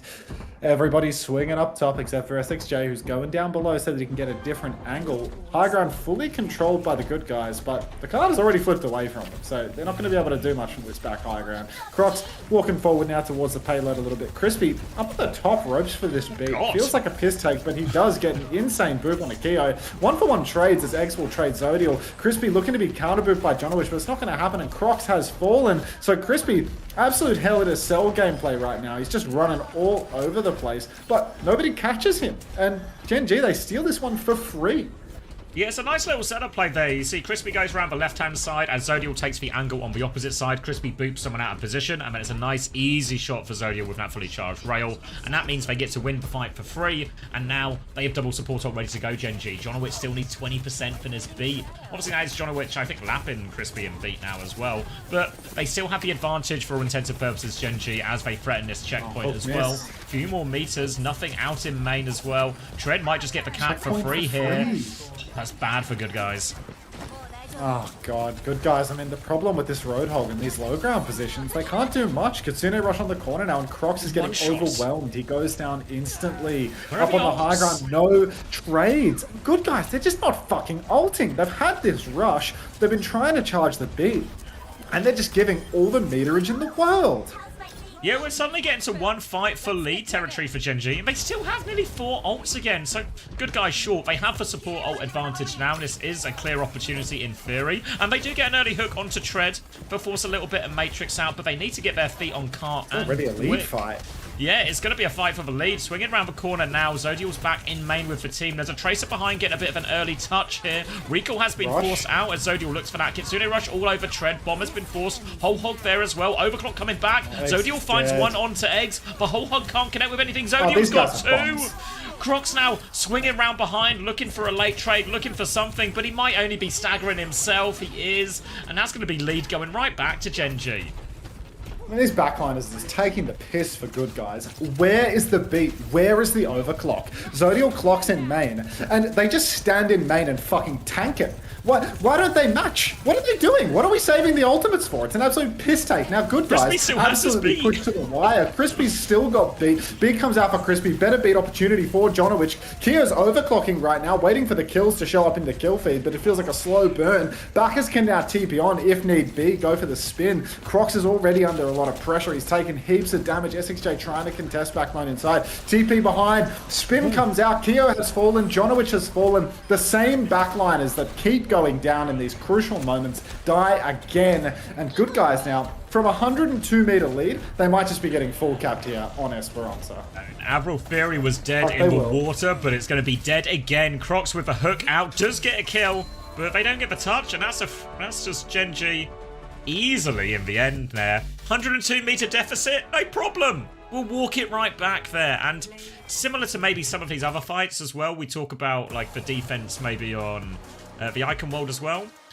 And just mismanagement of fights, right? Mismanagement, cheap fights to give away, and good guys, they just give it away in the end. I mean, they take one fight up top where they flip around the opposite side of card and get the card stolen away from them in main. Then they take another fight where they don't touch the checkpoint. They don't make the enemy team use a single ultimate to concede check. They let the card swing around the corner. One ult comes out. They just die to it without matching. Next fight, more ults.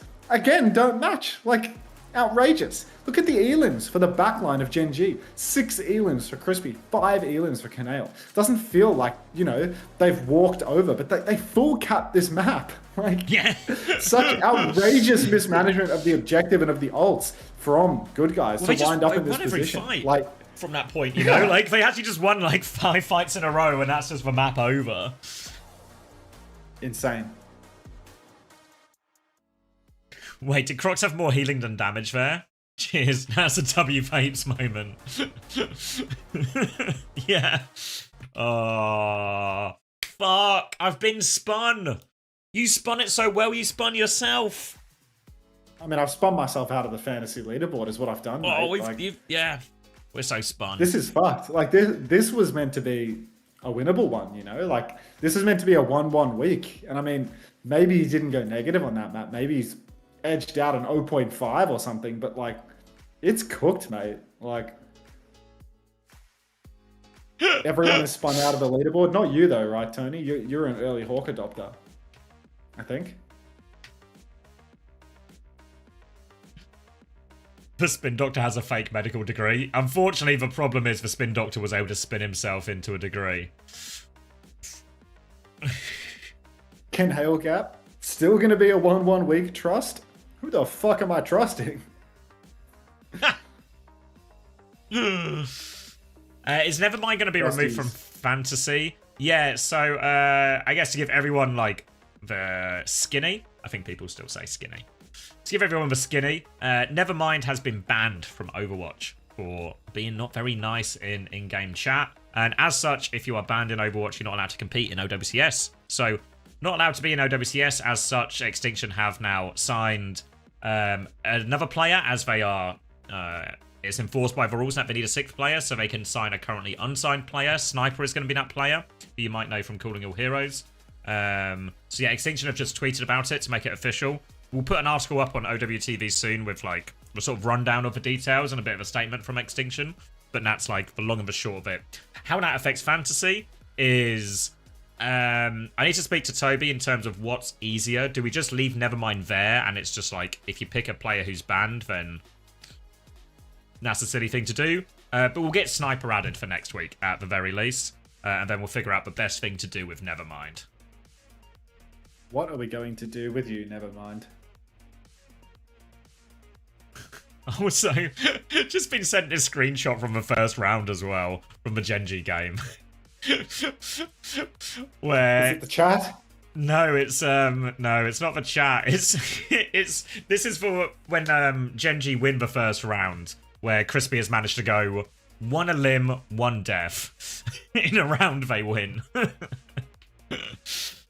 You know, it can happen. Let me have a look at this.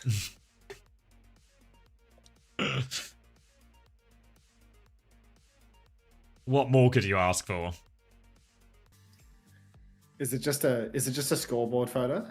Yeah. 1 and 1 for Crispy, but the one that he got was a kill on. That was VSX. Was it the SXJ one? SXJ. Or was it? Yeah. Yeah, it was. It might have been the most important one in the whole round. Yeah, and That Genji, was an I mean, incredibly they should be pretty important kill, comfortable from so- a relegation perspective, but Wait. Did you hit Jake for a second? That time I'm not crazy, Yeah, right? That was Jake for a They second. thought that Jake was an interview subject, so yeah, happens.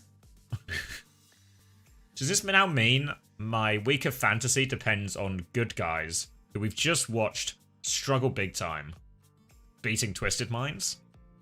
I mean, ultimately, my whole theory with Crocs, like start to finish, was that the guy was gonna like mitigate cost, but because because he was gonna get pumped by Twisted, but like there's no mitigation taking place getting 3-0 by Genji. You know what I mean? Like that's just fucked. Like Yeah. now this it's was a meant case to... of like shit. Like if he's gonna go negative, like Because I imagine part of your theory as well, like from how I understood it as well, is like the Alcacia one, you might have to tank barely anything, but you'll at least get a good week 4 score to sort of balance out that a little bit, you know? yeah, because like who do they play tomorrow? Tomorrow they play Twisted. Minds, Next yeah. week they play Alcacia. Is that right? Yeah. Yeah, so it's like, I don't know, like am I going to use an additional trade on this guy? Like, Lot to be said about the I'm starting to consider I maybe have to go like a triple transfer. I need to like stuff Yeah, I needs to mean- happen, you know? Like the problem is I can't like triple into a double player. You know what I mean? Like, yeah, it's like In the it's tank level. it's the worst type of double. I'm gonna grab a drink while we listen to Treddy. thank you so much, What was QQ. the focus Thanks for the on 7 in months. this Welcome series back. for you guys? What was the preparation like? From what we know, that team is somewhat weak when it comes to tank hero pool. They play 2 tanks, and I feel like since the hazard nerf, both their tanks are quite bad on pretty much every map but escorts, where you can get away with the hog sometimes. So we thought if we just shoot Crocs, Hi, Ismay. he usually just dies, and it was kind of happened every single map. yeah, just putting a lot of focus fire there. And I mean, in fairness, those picks are super vulnerable, right, to being targeted. I feel like you guys played also with just a lot more confidence today. Maybe it was coming in with that game plan.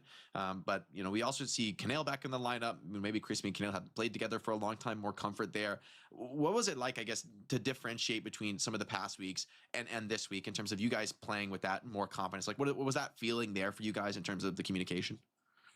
I mean, for like the last few weeks, we didn't really, I'm not gonna say we don't know what to play, but it's more, we weren't comfortable in anything we play. We never had good results. But since like Wednesday or so, our scrims have gone like a lot better now. We've got Backman on Reaper, we've got the Sojourn, and then we've got the Zarya.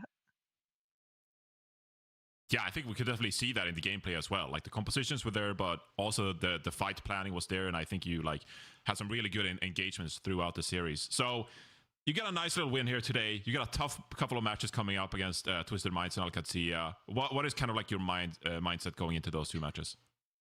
I mean, if we win one of them, of course it's really nice, but it's going to be hard for us to make the top 4 now. So it's more focusing on the playoffs and seeing what we can get out of both those matches in the scrims in the next 2 weeks.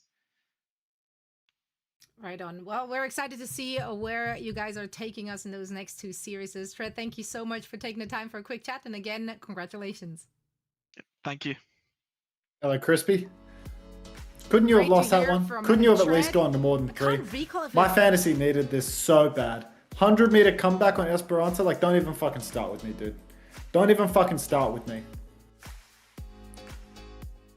The entire good guys backline needs to go in the ball. Like, what more can I do for you? I almost finished Ike Attack with 0 elims. Dude, look at this. They've had Kitsune Rush from before they even conceded the checkpoint. They give the checkpoint for free. They let you push around the corner. You swing the corner with an ult. They still don't use a fucking ult. You guys have like 90 meters from 40 and they still haven't ulted. Cried. Unfortunately, I'm crying.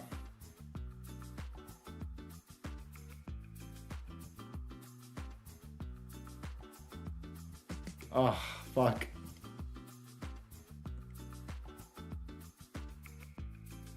I'm back. Welcome back. Who was the guy that said Jonowich was the hidden gamble? I mean, for that beat on fucking Arkham World, like, yeah. Han Binston, thank you for the gift sub to Crispy. Welcome, Crispy. Are you there, Crispy? Can you hear me? Tell me when you can hear me, Crispy. He said thanks for the gift sub. Has he refreshed his page to get rid of the ads? Did Crocs get shit on? Oh, he got shit on, yeah. And for some reason, the Faceit TV bot thinks that it can advertise in my channel. So I'm banning the Faceit TV bot from my... one sec. Unmod. What's the fucking username for this account? You not just deactivate the extension or something? It's I guess not an both extension, work. I don't think. Oh, so it's I'm banning that from my channel. Cheers. Right. Where were we? Yeah, so here you can see they have Kitsune Rush. And you have not capped checkpoint yet. Now, let's skip forward to when you swing the corner and push with Kitsune Rush. They just don't match. They just lose with Kitsune Rush at 50 meters. Then we go all the way to the next fight. They have beat, clock, and rush. They use rush. You take the mech. They use bomb, use clock. 1 backliner dead. 2 backliners dead. Just swinging the overclock. Just swinging the overclock with ult. Can't take it serious. Just fall over and die with every ultimate to win the game. Can't take it serious. Didn't even see this? I mean, they had the carry ult from before you even got check. And then by the time you're using OC, they have OC, beat, and rush. And they only use the rush. It's so fucked. It's so fucked. We did that. Total waifu. Thanks for the 4 months. Welcome back. The match is about to start. But yeah, this is hopeless. This is absolutely hopeless. Why not beat there? I mean, he didn't beat at the start because he got shot. He was in the open when it came out. You see, he gets hit initially. But like, why Keo is just swinging for it? Like that's, you know, he doesn't have rail. Just swinging for it. Just feels like maybe, you know, if we're not gonna ult, maybe it's a kite situation. But this is an egregious one. Let's try something new. Either way, fantasy's in fucking shambles. Why do you think Crocs would be the GOAT pick? I just needed a cheap tank. I went in on Rhino, and Rhino stopped getting playtime. Rhino stopped getting playtime, and my tank was cheap. I should have distributed my costs better and taken Hawk Vega early on, because main supports throughout the stage have been priced up and up and up. Main supports at the beginning were just like super undervalued. So I should have taken Vega because he was super undervalued and kept him forever, and I should have taken Hawk because he was super undervalued. Hawk was like 21 or something. Actually, Chris like theory on that one. Yeah. Hunter, do you support the raising rent for single mothers campaign? Yeah. In fact, double it. Whatever your raise was proposed to be, double it. Palm Freak says, why do you do this to yourself? It's my job. Do you pay rent, Palm Freak?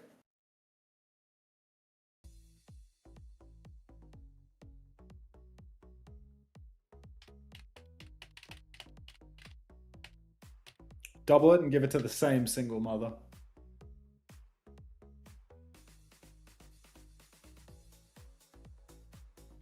Simple and Faster need to carry me this weekend. I mean, I'm a little worried that we're actually going to see an insane performance come out from VP. You know, like I've heard VP are really good in this meta. I'm a VP believer. Yeah, I think my points might be fucking cooked, to be honest. Hey, Malaki. Is that a Kasaurus smile? What is that? It'll be a dogfight. I mean, a dogfight's good for my points, as long as Faster doesn't get picked a lot. It's the last game of EMEA too, so they're edging us for it. But yeah, like, I only have 4 trades left, right? So like, my 4 trades have to be to take the doubles players at the end and just keep Crocs. Or take a penalty, or not get one of those final doubles. Like... But yeah, like... If I'm not getting one of those final doubles, what am I doing? Like, who am I taking? Because, like, all the tanks are expensive, right? Like, I'd need to take, like, a fucking Zip or something. The problem I had, you know when I had, like, the get out of Crocs for week 5 option, Yeah. It really involved this week, like, having to sacrifice for TM double to prime myself for week 5. Double. Yeah, it's just a limitation so then I of the had trade, for right? so it was the finances aren't the problem. You can make it work, but the problem is having the necessary trades to actually make it work. Thank you, Yuval. Welcome back. Thanks for the 8 months. You know, one I did consider, and I'll throw it out, is it requires going to the O. If you go to the O, you can swap Crocs for, you know, not like any high cost tank, but like a few decent tanks, maybe VP option. What the hell is going to the O? You put Ryan in. Oh, Ryan, right. No, I don't... How much is Ryan? Ryan is 17, I think, right now. And... So cheap, isn't he? And Team Z have a double in week 5 of Sakura Nightmare. So it's maybe a double loss double, but what if can Ryan score okay and all of that? Where is the part where you're selling me on this exactly? Like where does this look? I'm not saying we're in the everyone hole, on my mate. roster. Everyone in, on my roster other than Crocs is gonna earn, dude. Like we are in the hole. I don't need to make like 15 substitutions. I need to filter my tank and just look at what I can do here. We're in a hole, right? Thank you, Undead Turtle X for the 6 months. Welcome back. We're in a hole, okay? I'm just providing options out of a hole. We don't have a ladder. We don't have a stair lift out of a hole, okay? But... How do I mute this guy? I'm just saying, if you're willing, there's a way out of the hole. Like what's Willie's doing costing 21, dude? Like, why does Willie's cost 21? Like, where are my value picks? The Sakura double's already over. Has Hitori had her double? Week 6. Not that Extinction have had a particularly convincing... Hitori normally scores well. What about Tread? Who do Gen G play for the rest of the stage? I have a goose, but I'm worried. They've had a few of their tough games. They played Twisted Minds in week 5, and then Alcacer in week 6. Yeah. Okay, so Tread is out of the equation, I'm afraid. Let's look in Well, how much is Tama right now? 21. Tama's too expensive. It's the same as Willis, right? Because actually, Peps is Peps is really justifiable. So Baz is hell. Skytor. These guys never win, right? Skytor's on what's the roster called? Quick. Like they never win anything. Quick play VP, and then they play Twisted Minds as well. So Quicker. Yeah, so good. So Baz has a hell lineup. Skytor has a hell lineup. Astronex is going 0-2. Crocs is going at best 1-1. Oh, I mean at best 1-2 from today. It depends. Chaos doesn't even play. Chase doesn't even play. Rhino doesn't even play. Tread, Hitori, Zeb. It's like literally only Zeb. Like who the fuck does Sakura play? Wait, Sakura play Team Z, right? Maybe it's Zeb. It's Zeb? It's Zeb. Who do they play in week 6? Team Liquid. Tell me they play. Oh. So it's you can fix for week 5, but you immediately need to fix again for week 6. It's not worth the trades. Like, and I have to take a penalty to get rid of Crocs, you know? Like. Yeah, I think that's the thing, you know, like you know how the Sakura you know how I took the minus for the Sakura double? But it was like, oh, it's a double win, it's a double with 2 wins. And even then that one, like, I broke even on it. You know? It wasn't actually it wasn't a loss, but it wasn't actually a gain either. Yeah, Massatagas, there's just been a 3-0. Gen G just 3-0'd. Good guys. I think there's actually no way out of the Crocs hole, to be honest. I think I'm actually just stuck in with him until the playoffs, honestly.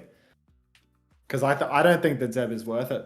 Because to get rid of one of these players, I need to not take a trade on a player that is probably going to score more than 25 per series, you know? Like, to get rid of Crocs, who's going to go negative in like 2 out of 4, I have to get rid of one of Checkmate, Quartz, Violet, Funny Astro, or one of the double players in the final week where double TL, double VP are all earning big because they have nothing but easy games, right?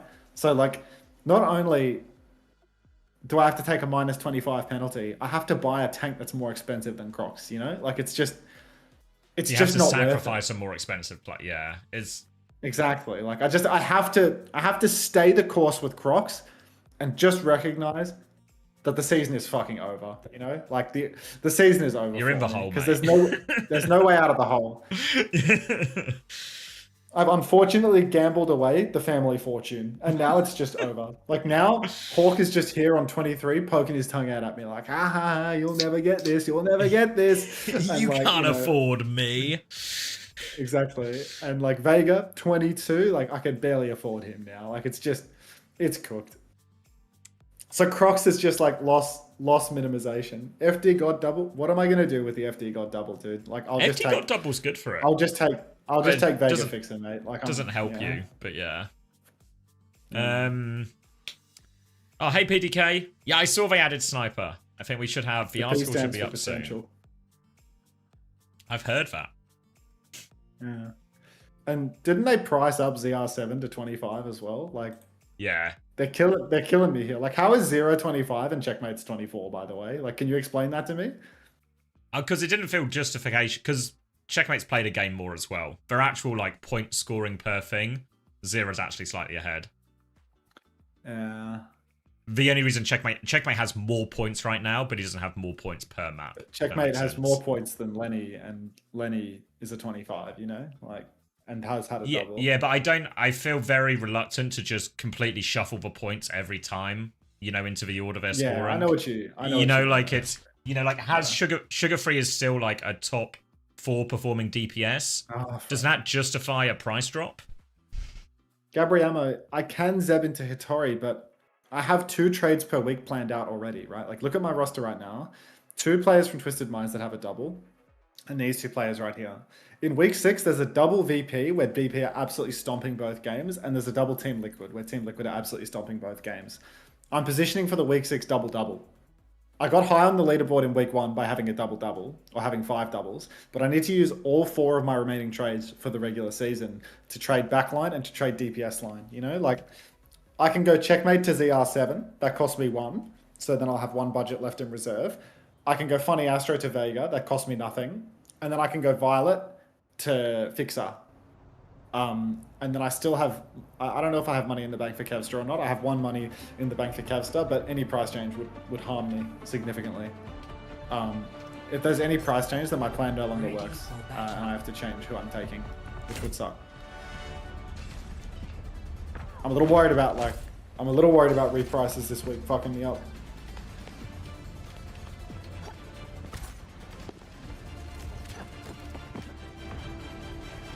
Just playing Vega? I mean, it's a tried and true method, to be fair. Are we in game, Xavier? Yeah, I'm in game. I'm at the scary numbers right now, though. Yeah, same. What about the GK double? I think it's 29, too hard for them. 28, 27, 26. Flicker pause and we'll be good. I'm 1 second behind you at most. Alright. Alrighty. You go first, mate. Alright, thank you. Hazard versus Hazard. Kiri Wu Yang versus Kiri Wu Yang. This really is the comp that Pep seem most keen to play in most situations. Also a Freya mirror as well, but Ziad, he's actually lost that neutral quite hard, but Willis is low as well, so both Hazards taking a beating and backing it up, but it's Dip! White Kevster at it again. Landon is down immediately. Zerion has been traded though, like for like. A classic White Kevin carry that Checkers just good for it at every possible opportunity. Uncharacteristically though, Checkers will be taken down by FD God. And suddenly, not a bad situation at all for Team Pep. Ziad has to get out of dodge, shifting back over to the Mega Health Pack. Won't even take it in the end. We'll just give more heals over to his backline. But time for another turn. No cap conceded just yet. Ziad holding the corner of the objective, getting contested by Willies. Lubda swings the flank on the Freya, but hits nothing at all. He's already got a boulder shot though. Might just drop this one. Ew. That's 3 for OWCS. And how does Lubda have a bowler shot in the first fight? Yeah, it's egregious, isn't it? Nails that one as they get forced all the way onto coast, and OWCS will actually win that first fight, even though it felt like they were doing pretty rough in a lot of those neutrals and lost that early exchange. Now have to play retake. Will be a bowler for Zoro very soon. Pulse Bomb as well. Support ults, roughly even. Slight Tidal Blast advantage for FD God if they find that opening. For now, though, Peps are trying to come out top. Just try and force Ziad back. Force OWCS back towards the point. Now comes more of a swing from Peps. Lubs is still actually trading blows and bolts from across the map now. Not too much damage. Playing a little bit passively as Peps have forced him in. Bowler out from Zoro. He's connected it onto Kellex, actually. Lubs just going to trade him, though. 4v4 now. Tidal Blast coming forward. Ziad's just dead, actually. This is wide open for Peps all of a sudden. Yeah, incredibly winnable for Peps. They just have to step up and take it. Tank on the point, and the flip will be conceded. Checkers plays his life, gets out of dodge. Landon finds a miracle pick onto Dip there. White Kevin down. Now, OWCS is the team that has the free retake on hand.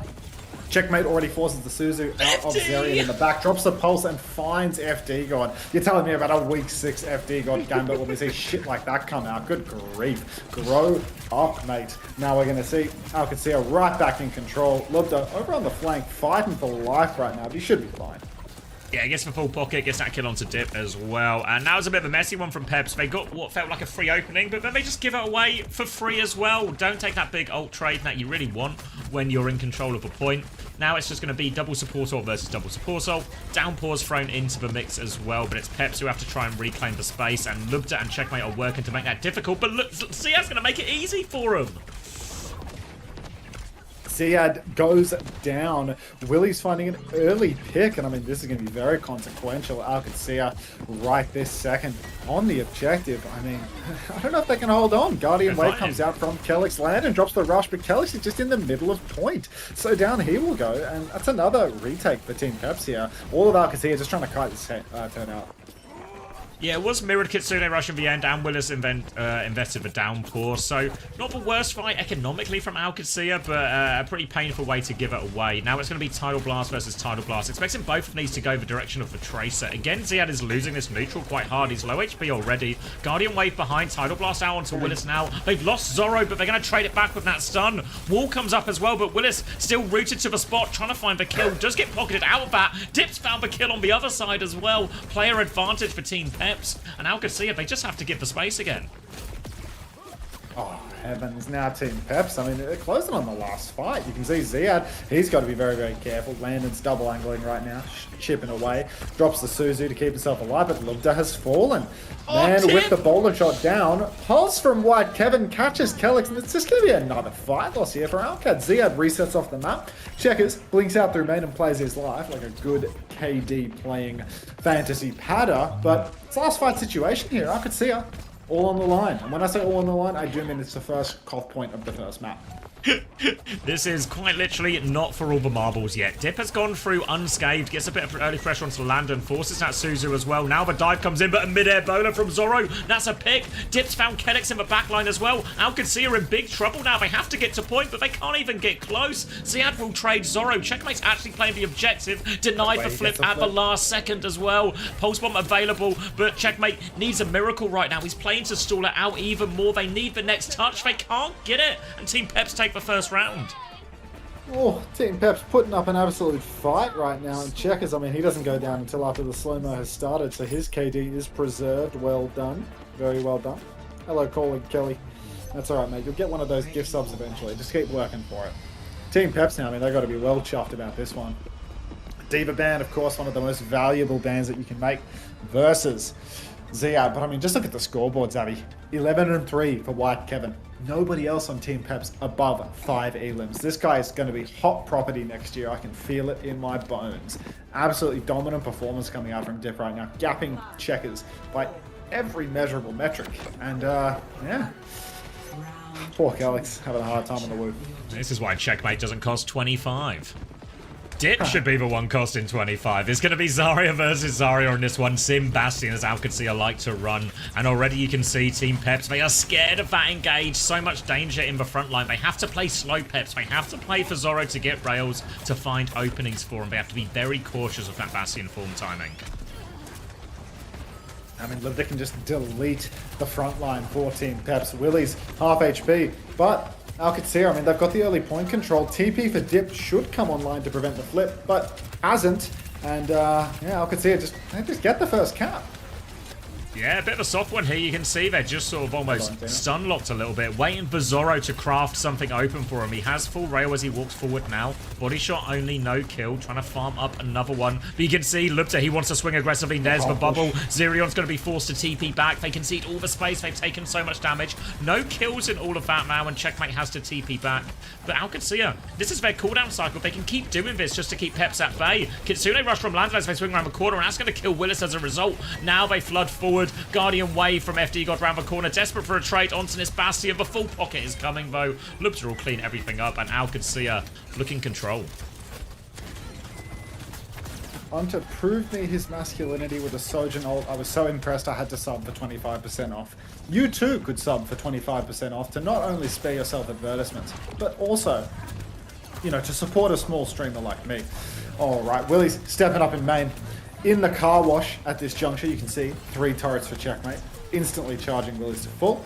Grab's available for Ziad, but obviously versus a Sin, it can be very, very difficult to actually get that grab off. Everyone can get TP'd out of it. High tempo grab, those shades of the Zumba grab, and it gets absolutely fucking nothing. Well played, Ziad, mate. Now you have to run. Has to back it all the way out. Beat push now from Kellex to turn the aggression over this Kitsune rush. Looking for it. They run over Dip in the backline. Little boop to force for Kiri cooldowns. There was a Grav there, but a TP from Checkmate gets Ziad out of that as well. I guess Grav doesn't do anything anymore. Gone are the days of Zumba. And now Alcacia are one fight away from tying us up here on Lijiang. Alright, now you can see, should be a tie-up. Willie's over to the Hazard, trying to just retake through the coast. Surely somebody's going to be marking this one. Lucio actually going to taxi with Willie, so FD should be good for a tap here. He is very fast, of course. Up on the high ground, very difficult to actually block this, but will take a hell of a lot of damage as he runs in. You can see heals immediately cut, Will is immediately dead. Overclock out, Checkers has fallen. My fantasy in shambles as always. FD God gets beamed down though. Lubta's just standing on the corner trying to shoot whoever comes to touch next, and there is no such target. That'll be 1-1 here on Lijiang. Yeah, not even remotely close in that one. You can see why so many teams, maybe just when they play these Zarya mirrors, end up just in a Sim Bastion or something mirror instead, because it felt so hard there for Willis to really get any value. And you saw in that last fight as well, over to the Hazard, has to touch though. As soon as that is up, you can see Alcacia, as soon as the shift comes out, from Willis. They are all over him. No chance for a response. And now, looks like we might get a little bit of a clash of the two styles here as Team Pep's looking to start on the Hazard with Zoro on the Freya. OWCS looking to start on the Zarya Sim as well. Oh, heavens. Zarya, I mean, felt like a much stronger look for OWCS. A bit more pocket into Lubda. A little bit less of Ziad on Hazard. Not his hero. But you know what? With Sim, with Bastion, a bit of Ziad, high talk Zarya, so anything seems possible. OWCS, they've shown they play this strat quite a lot, but now they're all just sitting inside the dojo waiting for their timing. They've got about 12 seconds until they really need to do something, but I wouldn't be surprised if they take a turn faster. Immediate TP down, they're on the point, they swing. Wills is about half HP. We'll be able to kite out, but once again, this could threaten the cap early on. They're going to start forcing the objective now as they back up to the back of point, but Team Peps are trying to take the flanks. They're looking for pressure there. Landon taking the duel with Dip right now. Landon not scared, will TP away eventually. They killed FD God in the front bow with that Bastion swing. 1-for-1 trade though, but Willis is low behind and Lubda is going to finish that one off as well. No tank available, and they have capped for point during all of this now. Just need to deal with all the threats OWCS, but Peps just hoping for a trade, hoping for something that might just be late deaths more than anything. Late deaths, and OWCS now in control. Ziad, full torque, not a lot of old charge, but plenty of energy as he pokes away in main, doing plenty of damage to anybody on Team Peps that wants to step through the choke. Oh my god, it's Normandy Beach here, really. There's a point tap coming through. Waddle, thank you very much for the 13 months. Appreciate the prime, thank you. Welcome back. Ziad just completely blocking this bridge though, and Willis can't do anything. He has to slash over through the window, which now means that Peps are quite split. Zoro in main, but what can he do from there? Sorry, it's just dead. Yeah, difficult to get an angle there on the Bastion, and now it's just Lubda's turn to swing again with that bubble forward, forces Peps all the way out, and OWCS coming up to a 5 bank of ultimates. Team Peps not a mile behind, but it have to be said, but Team Peps DPS ultimates not as impactful as consistently as certainly as Checkmate Simwall here, so OWCS are looking just to smoke him in this round if they convert this whole advantage. Yeah, I mean, already 65%. Rush is out from Zarian on the point, but half the team can't even benefit from this from Team Peps' side. Tidal Blast comes out, but Landon Suzu is on the money.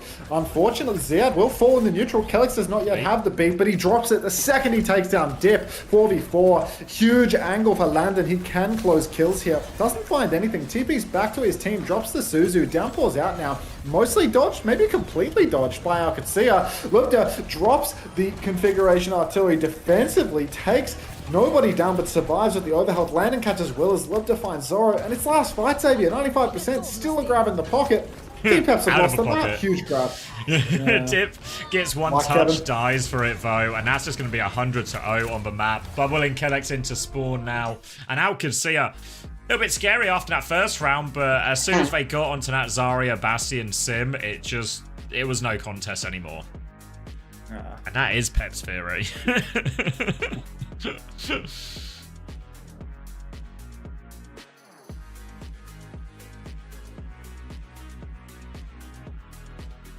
Yeah, looks like a big score for Lubda there as well. 24 and 3, 11k damage. Obviously, the Bastion will tear through that too.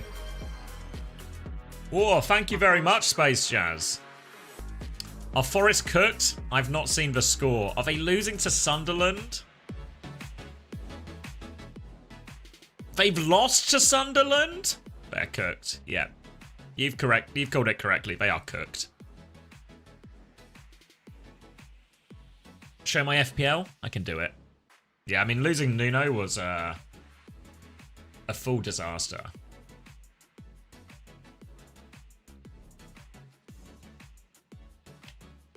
No way. Sorry, I'll show you my FPL. That's a cried moment. That's a cried moment Actually for sure. cried, I'm afraid. Actually cried. As you can see from my fantasy, it's fair to say the triple captain on Haaland is doing some heavy lifting. Which country has the best Kevsters? There's going to be some bonus South points in there Korea. for sure as well. Trash Fuji, thank you for the 9 months. Gaga, yep. I feel you, The Chaz. Gaga I to you feel too. you. Welcome back. Thank you. Add 9 to that. I will happily add 9 to that. Do not worry. Do you want to look at the Overwatch scores as well while we're looking at numbers? Apparently, Checkers with 5.5. Yeah, it's actually the lowest scorer on OWCS. It's Landon, 9.5. Actually, Lubda no, but Lubda 11 there. Yeah, Lubda was going crazy because of the Bastion pick, right? Yeah. I mean, it's just, especially in that matchup as well, where he just gets to kill a Zarya every fight. It's, Yeah. it helps. It's not bad, that. Yeah.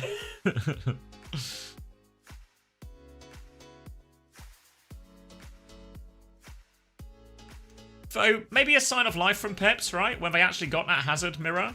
Or they were able to play, you know, what kind of does feel like Pep's best comp. They won it. How's everybody pegging?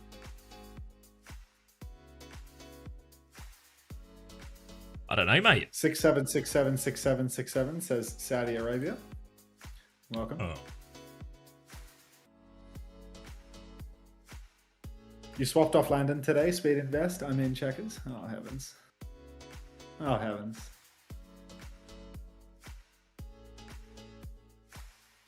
If Checkers did 8 more damage, he would have got another 0.5. Useless. Come on, Checkers, mate. Yeah, just a little more, please. I mean, I just want to see. Do Vision play today? No, they don't. No, Vision play tomorrow. Are they playing Quickness Week, is it? I can't remember. Like, can Violet get me out of the hole? I mean, Violet might get you out of the hole, honestly. I need TM to get me out of the hole. I mean, I'm also doubled on that, mate. I'm doubled. Oh, really? To be honest, after seeing that message, I mean, I'm so happy with that. Yeah, I mean, you know? I had VP, since we're all pegging anyway, pegged to win it. So I was just hoping for like good scores despite the loss type thing. But maybe there's a little bit of hope on the horizon that we'll get to when we get to that VPTM game. What are we thinking of Crocs, Tree, Quartz, Funny Astro, and Vega? I think it's a great roster, but I've gone cold on Crocs after that Gen G game. Like, that Gen G Crocs performance has me reeling.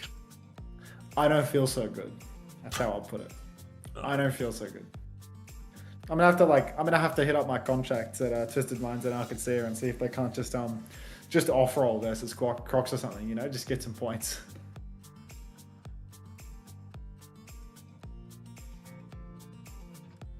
Oh, is it up, guys?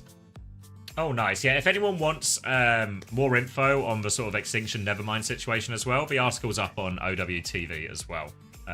Statement and information about exactly what happened, which rules are in play, and a statement from Extinction as well.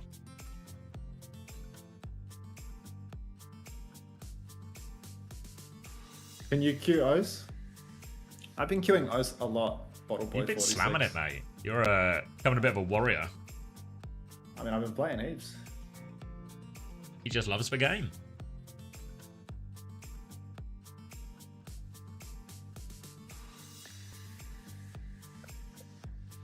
No, we shouldn't. Wait. Cancel. Yeah, cancel these Preds, Panda. No way we're doing full hold Preds.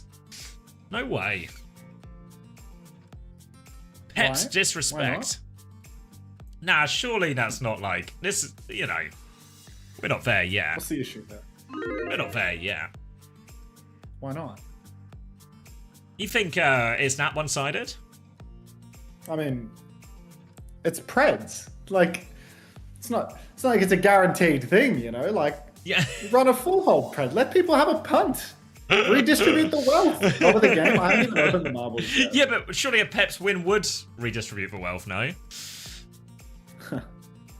I'm just saying. I don't understand your negative reaction to the choice. I just think Peps showed a little bit more life in that first map. Because if Peps immediately cap first, then it's just no Preds. It's King's Row, mate. I say that now, I've completely jinxed it for a full hold, but...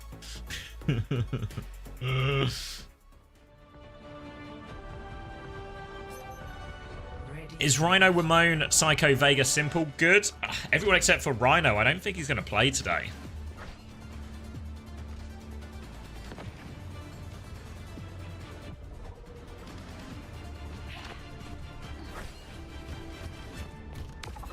You think there's no Rhino gameplay on the cards today at all? Well, I think there's like a map or something. I mean, to be honest, maybe there's actually an argument that just like a Rhino one and done map win might actually end up being more value than like a Crocs or something.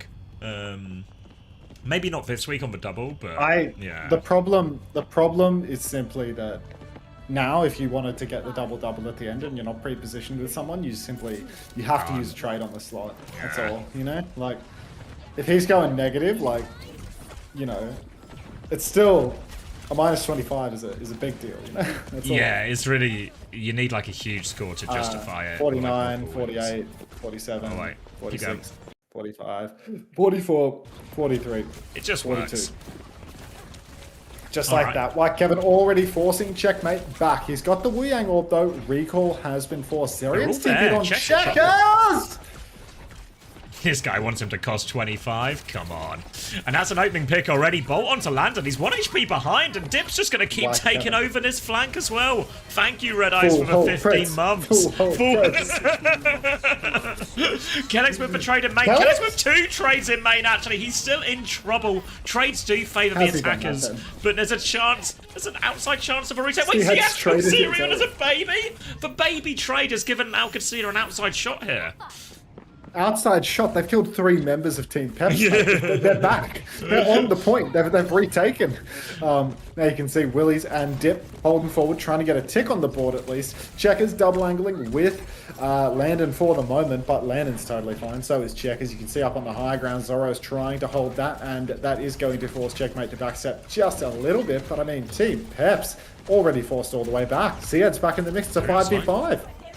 Yeah, Ziad looking for this kill. He's dropped in for it as well. Ziad's going to really fly through. Gives him a little juke back to the high ground now. They've been cleared back for now, and Landon's able to TP out as well. Dink onto Zerion as it's Willis trying to take the space on the other side, but he's a little bit low, actually. He's going to get DMEC. Has to bomb here as well. Checkmate throws in the pulse bomb to deny the remake. Doesn't connect it, though. And now will be a bit of a full reset here. Slight support ult advantage for Team Peps, but they've lost Dip early. They turn on Checkmate, who should be able to get to that mini. Lubta's going to try and swing, and they're not going to invest here, Peps. This is going to buy Alcacina all the time they need to get no support ults online.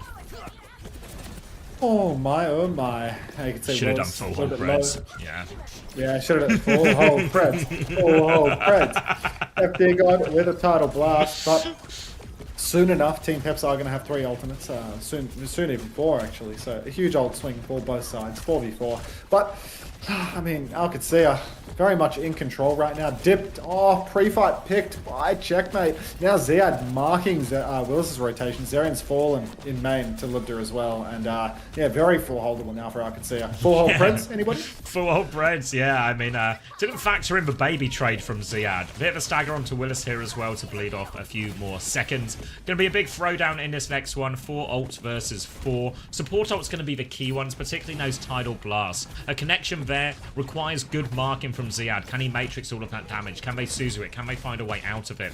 Few less tools for the Pep side here. Bolt onto Lubta early as they try and take a bit of space. Willis onto it, but Checkmate's pre-fighter Dip again? How does he keep doing it? Dookie me, thanks for the 6 months. That's how he keeps doing it, Xavier. All right.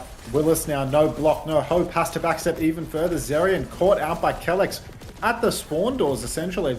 And Alcacina very much posturing to full hold at this point. 5 ultimates online. You don't need to use ultis if Checkmate can just pre-fight White Kevin 2 times in a row. You can see him hiding in the theater right now. Dare he attempt a 3rd? No way. Dip sees him this time. There's a little bit of help as well to force Checkmate away, and he has been cleared for now, but he's just going to find a new corner to tuck into. Willis trying to come through as the Kitsune Rush comes out. Double ult coming out from Team Peps. Both support ults now to turn this one. Willis looking for it, but Kellex still has this tidal blast in his back pocket. Cartman, thanks for the 9 months. Welcome back, mate. All right, 1 for 1. Checkers down, though. Zerian finds the carry player. He's still very low, though, and Ziad might just be able to close out this kill. You can see Dip has a great position, goes for the pulse bomb, goes wide. Lubta's found 2. Kellex has found 1. Should have done a full hold. Should have done a full hold Bread in hindsight, yeah. Well, hindsight's 20/20, as they say. And, you know, I feel like thank you, homosexual, for full hold. We did that. Appreciate it. Winnable though? Yeah, true. They got ticks on the board, right? Yeah, it really comes back to that 5v3 where they let Kellex get all these. They get 3 trades in a 5v3, right? Kellex gets 2, and then Ziad gets 1 in the baby. That's the fight that really put the the nail in the coffin for that offense. Oh my. I don't think there's a fuller hold in the future, folks. I hate to break it to you. Yeah, that was a brutal one. Yeah, that one. Yeah, not great.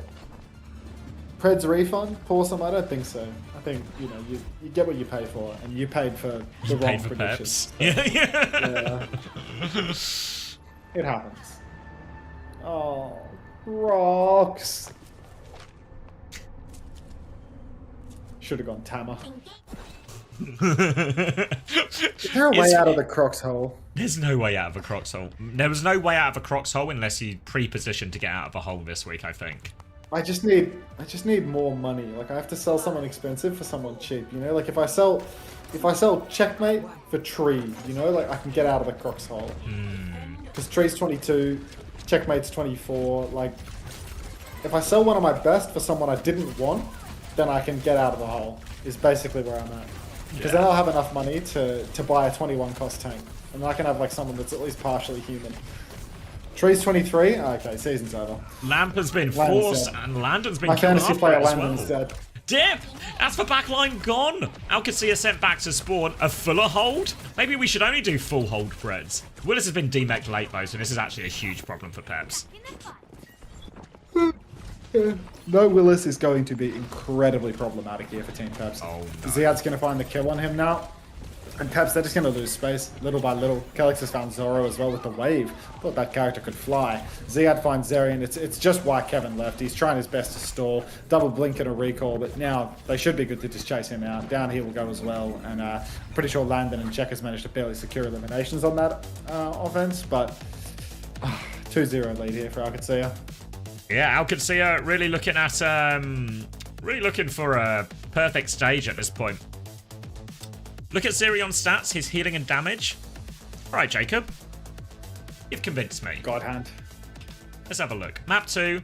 The God Hands have got him to, wow, 2,843 damage, 2,843 healing. And a total score of minus 2.5.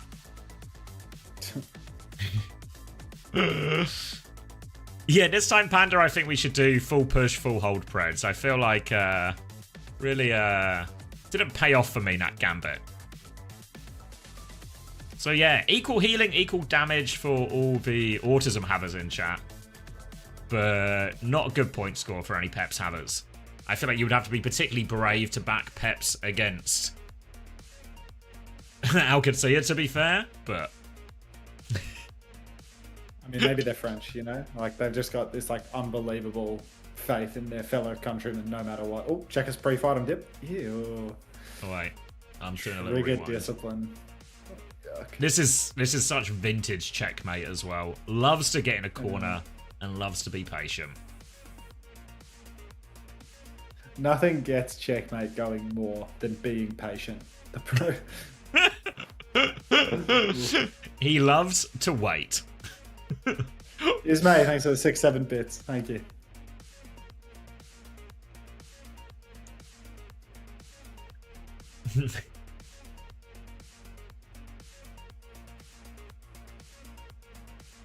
Sometimes you got to throw some chump change at the chance of getting back some proper money. I mean,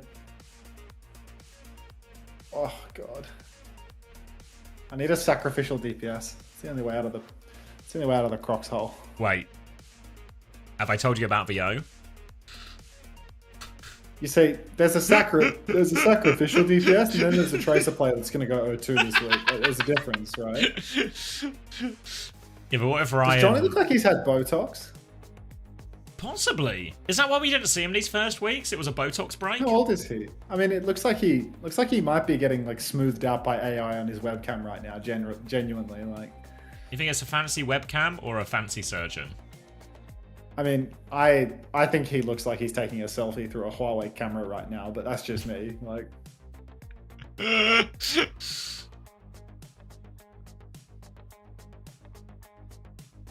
It's for lighting? Oh, okay.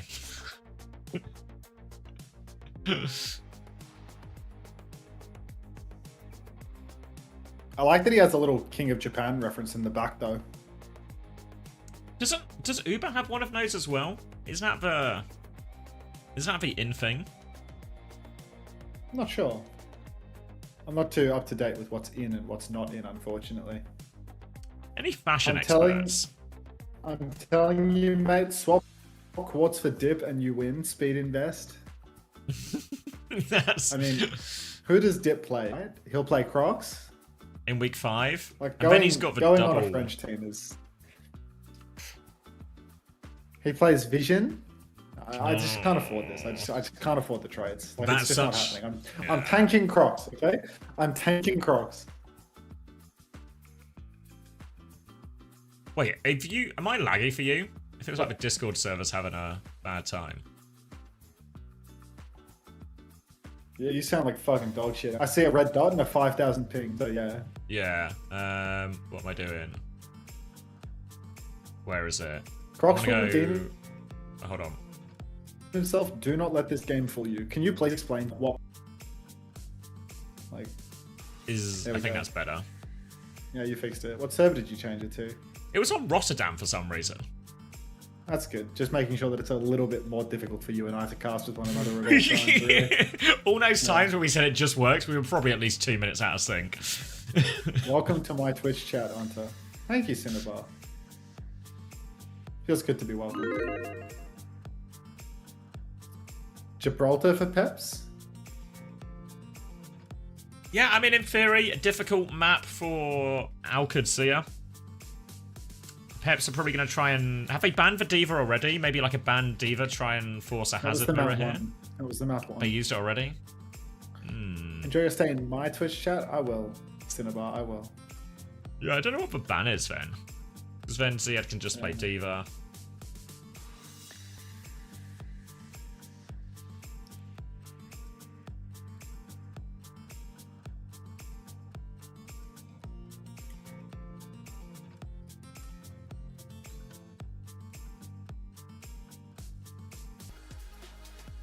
What am I going to eat today?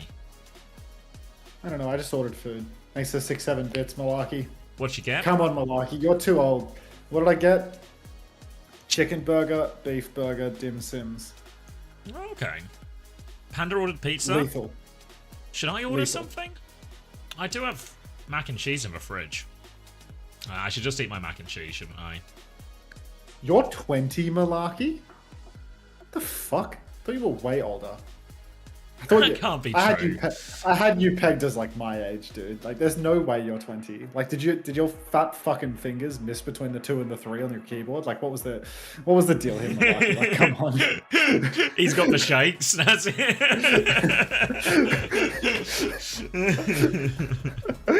Like, there's no way. I'm not buying this for a second. Dude. Malarkey, at best, I believe you've had Botox and a nose job. That's the most I'd concede. Malarkey's definitely employed, but no job, nose job. Like, I'm sure he's got at least one of those things.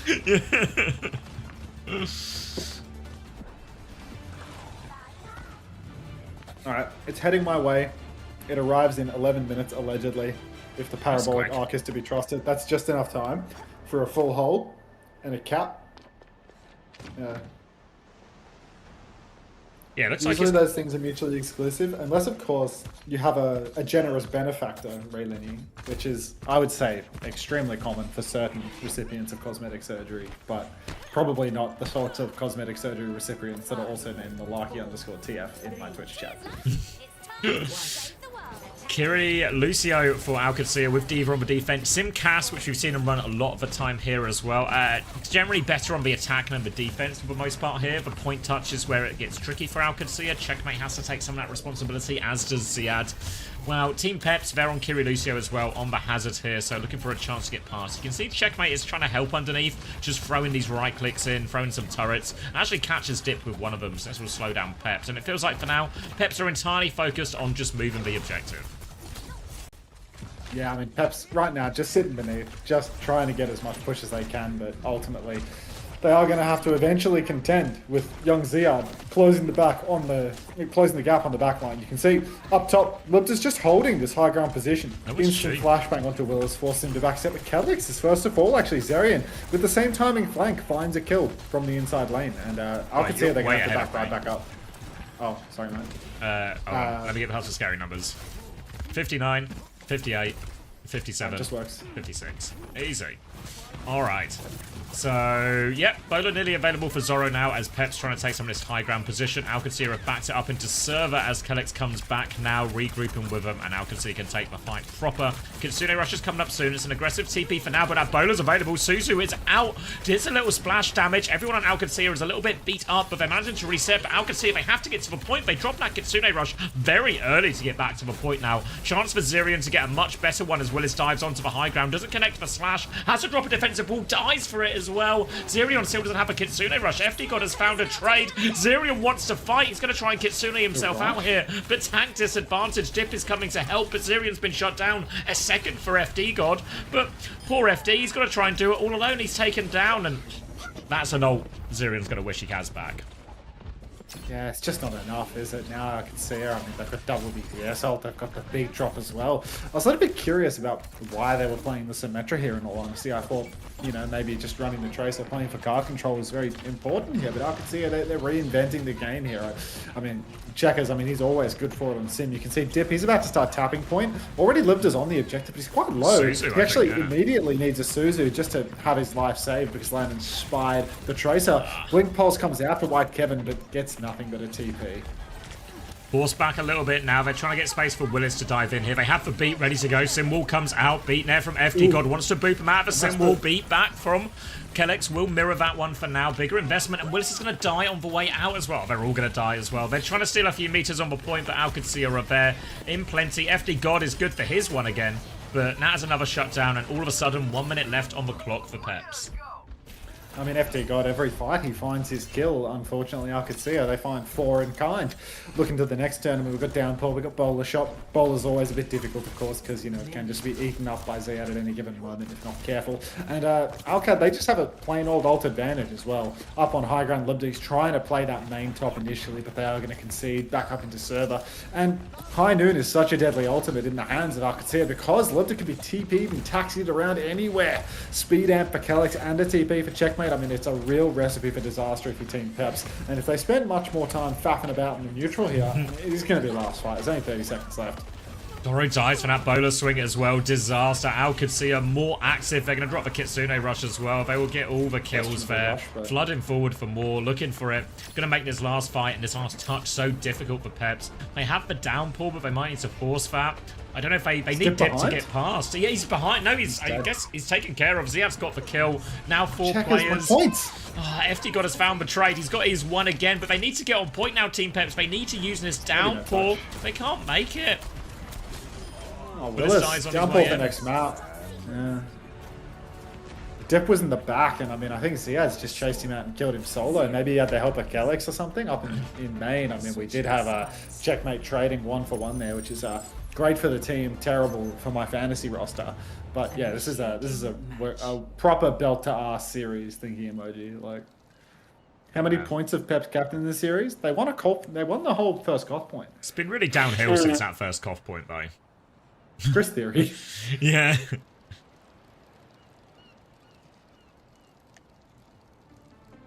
Did Checkers block Bowler with a turret? Sorry, I wasn't looking at the replays. Alright, I'm going back, Max. I'm going to ruin our sync. You piece of shit. Where did you guys see this? Cinnabar says yes. Yeah? Maybe we'll see in the after. I would check afterwards for that start. You think it'll be in the highlights, do you? I reckon so. Was it the one where they TP onto high ground one, right? Where Zoro went for... Yeah. When there was the Suzu that was a little bit early. Yeah.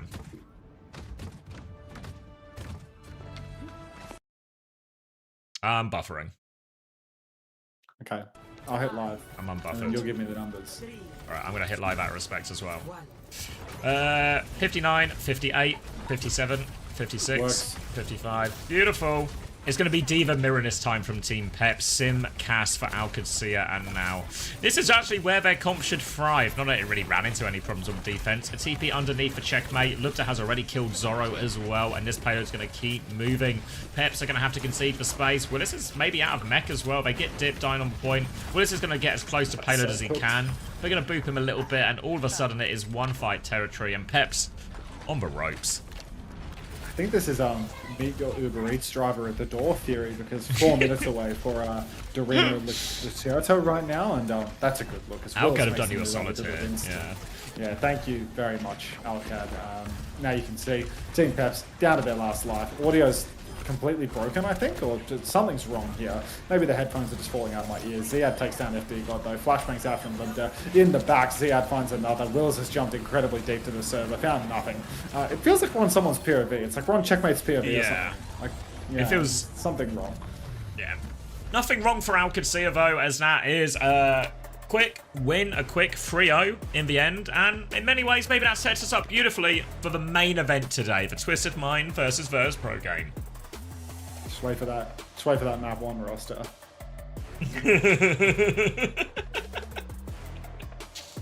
Yeah, I mean, there's nothing to get you out of a mental pit like the French roster loss, you know? Like that, it helps. It's a bad day to be French. Yeah, Landon 11-1. Checkmate 18-2. Ziad, I mean, just good for it every time. Time for eats? Yeah, it's going to be W eats. Well, it'll be like mid eats, to be honest. It's 4:30 in the morning delivery, but you know what? Those are limited options. I mean, this place is pretty good though, to be honest. It's open till 6 a.m. over the weekend, so very good for today. Tomorrow's the hellscape where it's Sunday. It's the day of the Lord for me. Yeah, it'll be like Monday morning, so it'll be 0. Thanks, Jesus. Tomorrow's a slop bowl day, you know, like. Tomorrow's a bowl of tuna and beans, I think. Grim. There's nothing grim about that slop. I love that slop. You know how I feel about fish. You wish it was bread.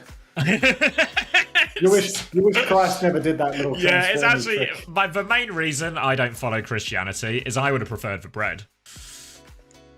I was about to have a lovely piece of bread, and then Jesus ruined it all again. As far as I'm concerned, keep the fish in the sea, Jesus. Didn't expect to be taking so many shots at Jesus Christ today, but that's the way it falls.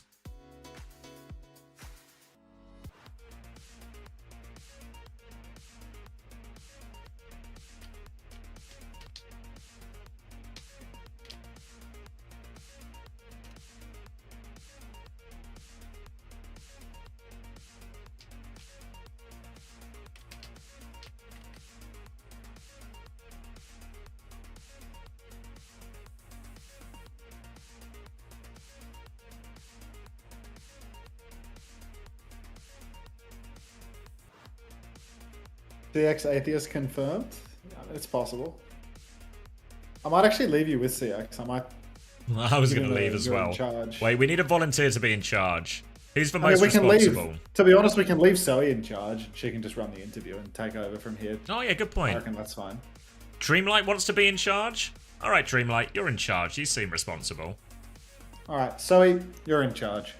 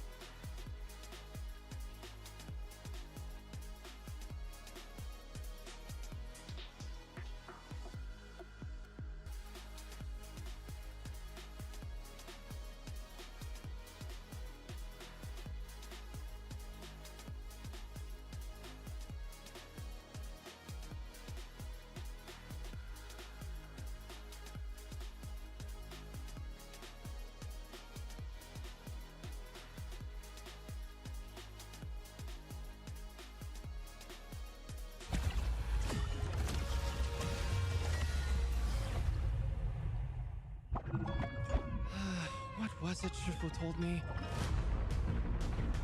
Nothing in the world is as yielding as water. But in its ebb and flow...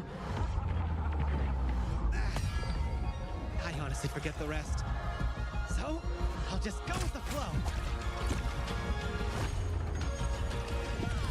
Booyah! Making a splash. Always good to hydrate. Oh, easy! Oh, check me out! Bye! Ultimate's ready. You're protected. Go make a splash. Hope you brought a change of clothes. Guess my training's paying off. Let's keep it going.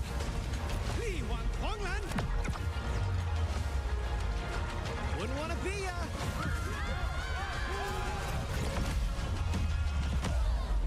You just witnessed my most famous party trick.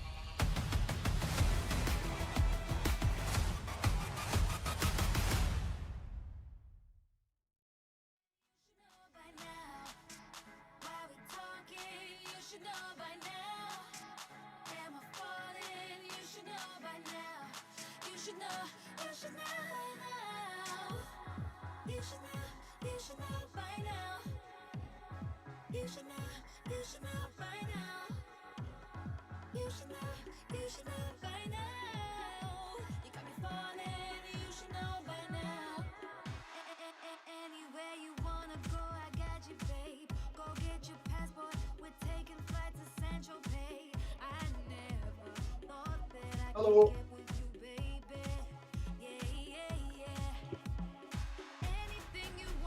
Did they do the interview?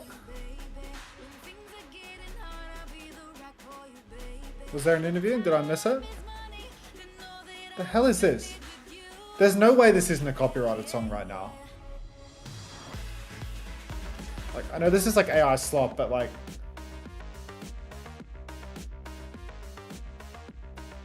Like, I can just taste the copyright strike just listening to this. If I get copyright strike, I'm smacking my head on the desk.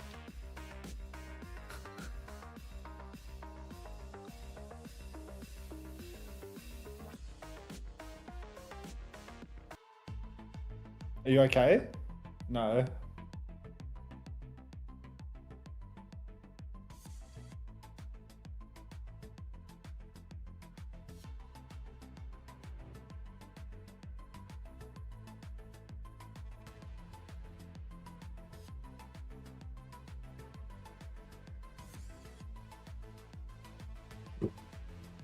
Trevor! Let's see. Can you put on some mango funk, please? Frozen?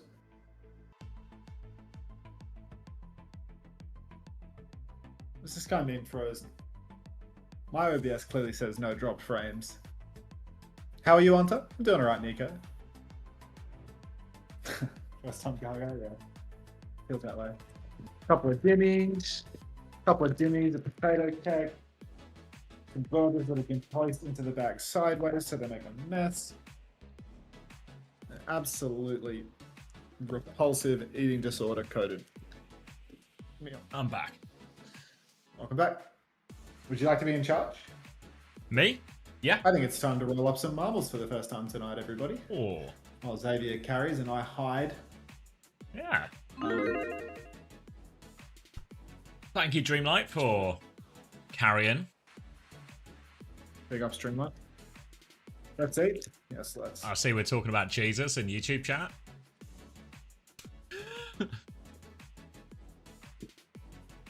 I thought he turned the fish into more fish. No, it was a bread to fish situation. Was it fish to fish? Is that what he did? Yeah, well, it was. He took. It was like one to many. He took. Was it? Wait, Steggy Weggy has the Bible facts for us. 5 loaves and 2 fish, and he fed 5,000 people with it. What? Run up on me again. So, 5 loaves of bread, right? 2 fish. Yeah. 5,000 people we served. Oh, so there was bread and fish. He There just was didn't do any conversions. No, I mean, I guess technically, Did I he don't know if turn water to wine? Yeah, water to wine. That's like a classic. Yeah, water to wine, no problem. Conversions. He did conversions, and he Liquid multiplied food. Yeah, I mean, it's always possible. Okay, He turned as far as I'm the concerned, 5 loaves. He turned the bread into. Yeah, 5 loaves into 5,000 pieces of fish, and then he turned some of the fish into bread. Into 5,000 pieces of bread. Yeah, I mean, I feel like, yeah, I don't know. We got to invest in whatever he was give using. you a cocky answer or full of ego, but honestly, okay. VP is very good right now. And like you said, you can't really underestimate them. And I was very surprised that Katsuya 3-0'd them. But I guess Katsuya just looks like on another level right now. But yeah, I mean, VP is very, very good. So I think it's going to be a very good game. He didn't do bread to fish alchemy. You can't prove that, actually. Where is Gig when you need him? Where is Gig when you need him? Pinning across Probably the a gap in church. Lijiang Tower. Marble Shill. I don't even have an affiliate code, Drew. I just do this for the love of the game. Do you think if we started, because we do a lot of Bible talk really, do you think we could get like a Bible affiliate code? I mean, oh my god, they're showing the replay where Jaewoo lagged out a week ago.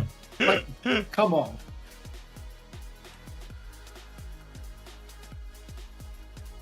Use code Jesus at OWTV for 25% off. That's right.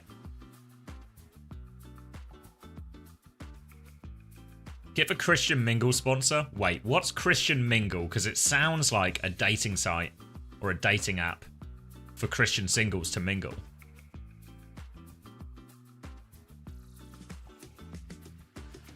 It I is. recommend you. For your deductive capacities. I mean, I'm as we learned earlier in the Q&A, the Uncoachable Q&A that will be coming to a Patreon near you soon. I'm really a man of the world, you know, just a guy who's in the know about all the important things.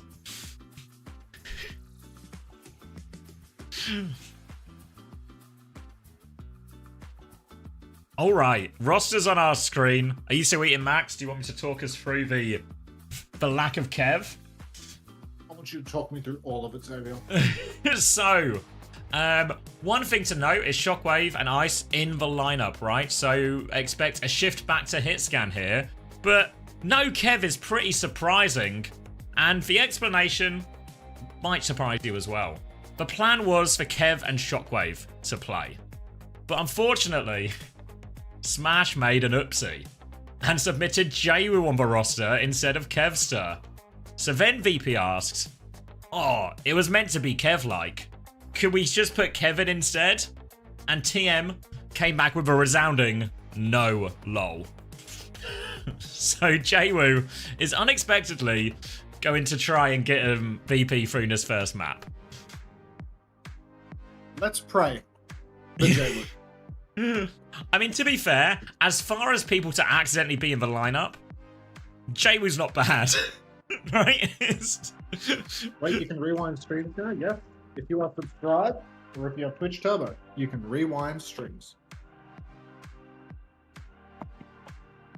So what if VP just roll through? Well, then they sub Kevin back in and they lose the next. Was Psycho in? Yeah, I'm pretty sure Psycho was in. To go back to the TM roster.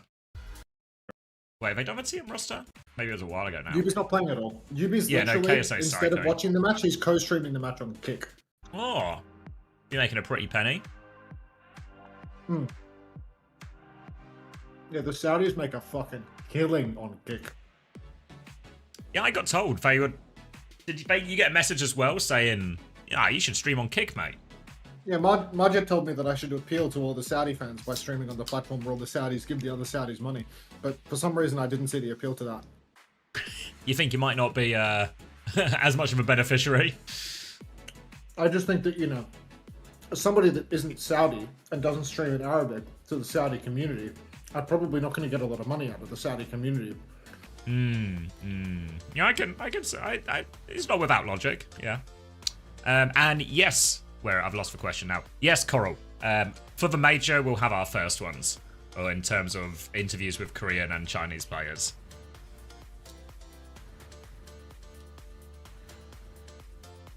Aren't VP all in a team house? Just have Kev play on Jaewoo's account? That's an illegal maneuver. They should literally do that. I mean, it's not like Overwatch League, you know, where they would make us set up cameras in the team house to check everything is right. They could just do it. The problem is there's an admin invoice. There's a what? Sorry. There's an admin invoice. You have to play in the OWCS Discord. You would just have Kev not, or just have Jaewoo have the mic. Half of the reason. To have Kevin is for his calls. Yeah. Yeah, I mean, I think it's probably a fair point, right? Like, the problem here isn't necessarily that Jaewoo can't play. I'm pressing live as well. The problem isn't... Because I can't see any numbers yet. Yeah, neither. But when they come... Okay, 7, 6, 5, It just works. It 4. just works. No. Don't worry, mate. Don't worry. Not when we're so close to the day of the Lord. It's... Hunter, where are you? I'm hiding from you while I eat. The biggest loss here is not that Jaewoo can't play a lot of the heroes that Kev can play. You know, we're expecting to see a lot of traces still out of him here. Maybe the Reaper actually might be one where you don't fancy Jaewoo on, to be fair, depending on what he sticks out of spawn here. But the loss is Kev's impact in terms of influencing the game through leadership and in-game planning as well. And that's going to be the big loss here. So as much as they lost to OWCS last week, 3-0 virtus.pro, I think a lot of people still have them as favourites for this one. And it will be a stick onto the Reaper for Jaewoo as well. A hero we struggled on against OWCS last week. It's going to be Sim out the gates for Twisted Minds as well.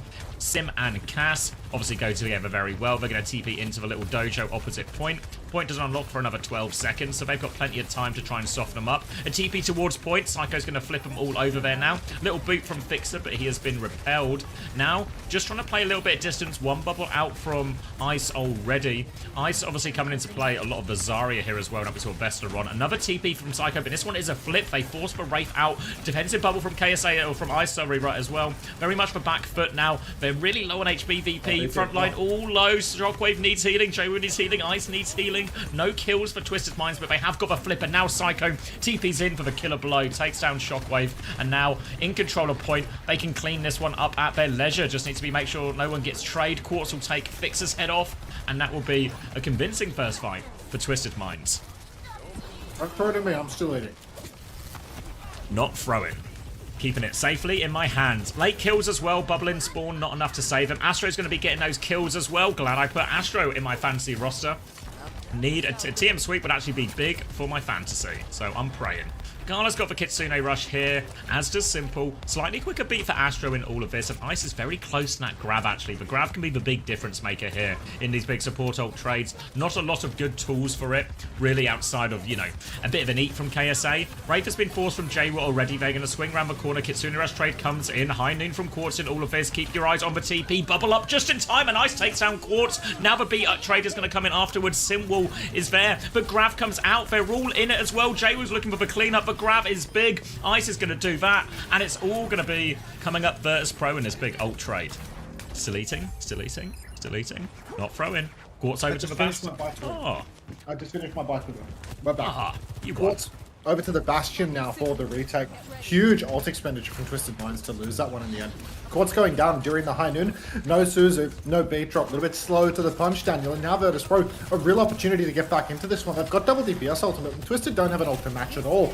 Oh, massive shot comes out early on to Psycho, and you can already see Twisted Minds. They're just going to kite this one out instantly. They take the TP. Fixer gets booped off the map by Nerdy. Ew. Not enough to stay in the fight, though, so Twisted Mind's going to reset nonetheless. Shockwave, full rail in hand, looking for an early opportunity here. Keeping hold of it for the crossbow. Just wants to bully him. It's a TP straight onto point, though. Now the rail goes out. Shockwave is low, catches a little bit of that. Bastion form is out. Jayu has this Blossom afterwards if Ice has the bubble. There's the TP. There's the Blossom. Takes care of Psycho. Gets round the corner, but dies anyway. 1-for-1 trade out of that. Kitsune Rush available for Gala quicker now if they want to keep pushing, but already KSA's on the back foot. A high energy Zarya from Ice, forcing him all the way back. Trying to swing back in now. Ice, he's gone coast actually, yeah. Quartz is going to get 2 off this Kitsune Rush, and all of a sudden Team are right back in it. Shockwave with a trade, but Quartz is cleaning up. Oh, spewing about that trade, but Quartz is absolutely dominating right now on the Bastion, doing so much damage. KSA pushes deep, finds the kill on Shockwave, and Twisted Minds, they're right back in this one. Grab for Iceland. That is the difference maker in this next turn. Needs to find value with that, but Quartz, he can counter with the configuration artillery. You can see VP posturing for a TP. Quartz trying to mark that rotation. Everybody TPs inside. Funny Astro, he threatens a boot and runs away. Now out comes the artillery configuration. 1 bomb, waiting for the next 2. Everybody hammed up on the corner here. That should just be a Suzu and a couple of bubbles to clear that. But Twisted Minds, they've got nothing left until they have the symbol. But Psycho's found Jawu in the neutral. Ice is going to drop the grab. He's got a lot of people in there, but he's been forced away from it. Gala finds 1. KSA is awfully low. No self-destruct. We're into overtime now. D-Mech onto KSA. Psycho has the symbol if they want to play for the clutch. Vixer's going to beat, actually, as that symbol comes out, takes care of the baby. Now comes back to point. They need to deal with this high-charge sim. Psycho is just beaming him right now. Psycho's taken down Ice Gnome as well. Vixer's trying to do it all. Forces for TP out. Needs another touch. But J-Will and Gala, they are back. Scrapping it out. Another sim TP for the Duke. Psycho is still fighting this one away. Gonna get involved on point. Funny Astro is so low, so close to the beat, but Psycho still has the beam. Suzu comes through. They need to kill this sim. Fixer finally gets it. They're forcing him all the way back. VP now back on Doomfist in the form of Ice, and I think they've done enough to get the flip now. Oh, they've done it, but Twisted Minds have a mean bank for the retake, Xavier. Still no symbol for Jawu. A beat push could be absolutely deadly to virtus.pro. The only advantage for them is that they have a very slippery comp now. Ice over to the Doomfist, no longer beat pushable like he was on Zarya. Maybe there's no good target for Twisted Minds to actually push, and you can see they're taking a slow rotation through the white room early on. Simple's already TP'd. Ice goes for a ping pong turn. Quick slam in the choke. Overclock is out. Beat in response. TP on. Quartz drops the form timing. Ice is low. Might just go down in the neutral. Wow. Down goes Shockwave. Down goes Jawu. 3 kills. Make that 4 for Twisted Minds, and little celebration bomb from... I said make that 4. There was no 4th kill. We're still actually only at 3. I'm waiting for them to make it 4. They'll make it 4 in a second. Make it 4! There we go. It's 4. It's 4. It's 4. And it's 5! Who would have guessed? Ice is back for one more touch, but this is going nowhere. And Twisted Minds should be able to take the first round from here. No more touches. Really back and forth affair there, but that double support up push at the end. Classic Twisted Minds, right? They knew they had that support ult advantage. Astro isn't afraid to pop the beat early, take the very aggressive Kitsune Rush to keep fighting, and they just run over. Please don't tell me you put Yubi on your roster, Thigby. Please. Oh no. Did you take the Crocs Gambit, Thigby? The Crocs Gambit has blown out. Like, Crocs got 3-0'd by Gen G today. He scored like 10 points for the whole day, and his hard match is until tomorrow. Like, it's so fucking over. The Crocs Gambit has never been more over. Yeah. But please tell me you didn't put Yubi on your roster, Thigby. Please, for the love of God. Like, for your mental health, tell me that you didn't put Yubi on your roster. TP onto point, Sim Bastion for Twisted Minds here. Ice back over onto the Zarya. Spamming them out, Twisted Minds happy to play it slow. They want to bait Ice onto point, force out these bubbles. Ice is about to have his second bubble online now as well. So they can look for an opportunity maybe for Jawu to do something aggressive. A TP onto point, just trying to clear a little bit of space, start forcing the objective as it comes out now. TP aggressively to flip the map. Vixer's trying to get back over. Pressure comes through, and Ice, both teams have flipped the map successfully now, but Bubbles and Wraith invested there. They're trying to peek through. Aggressive TP from Jawu. Doesn't have Wraith for a few seconds. Will drop down. Big shot onto Psycho, but not enough. He's pushing for the Quartz kill. Really wants this one. The pocket's coming in, but Jawu will finish it nonetheless. Pushing for more. Matrix comes through now. It's a 1-for-1 trade, but they've lost Ice. Tank advantage, but Jawu finds a second. TP free into the back line now as well. And Jawu might just be able to do it all here. No Kev, no problem. And Jawu gets all the cleanup.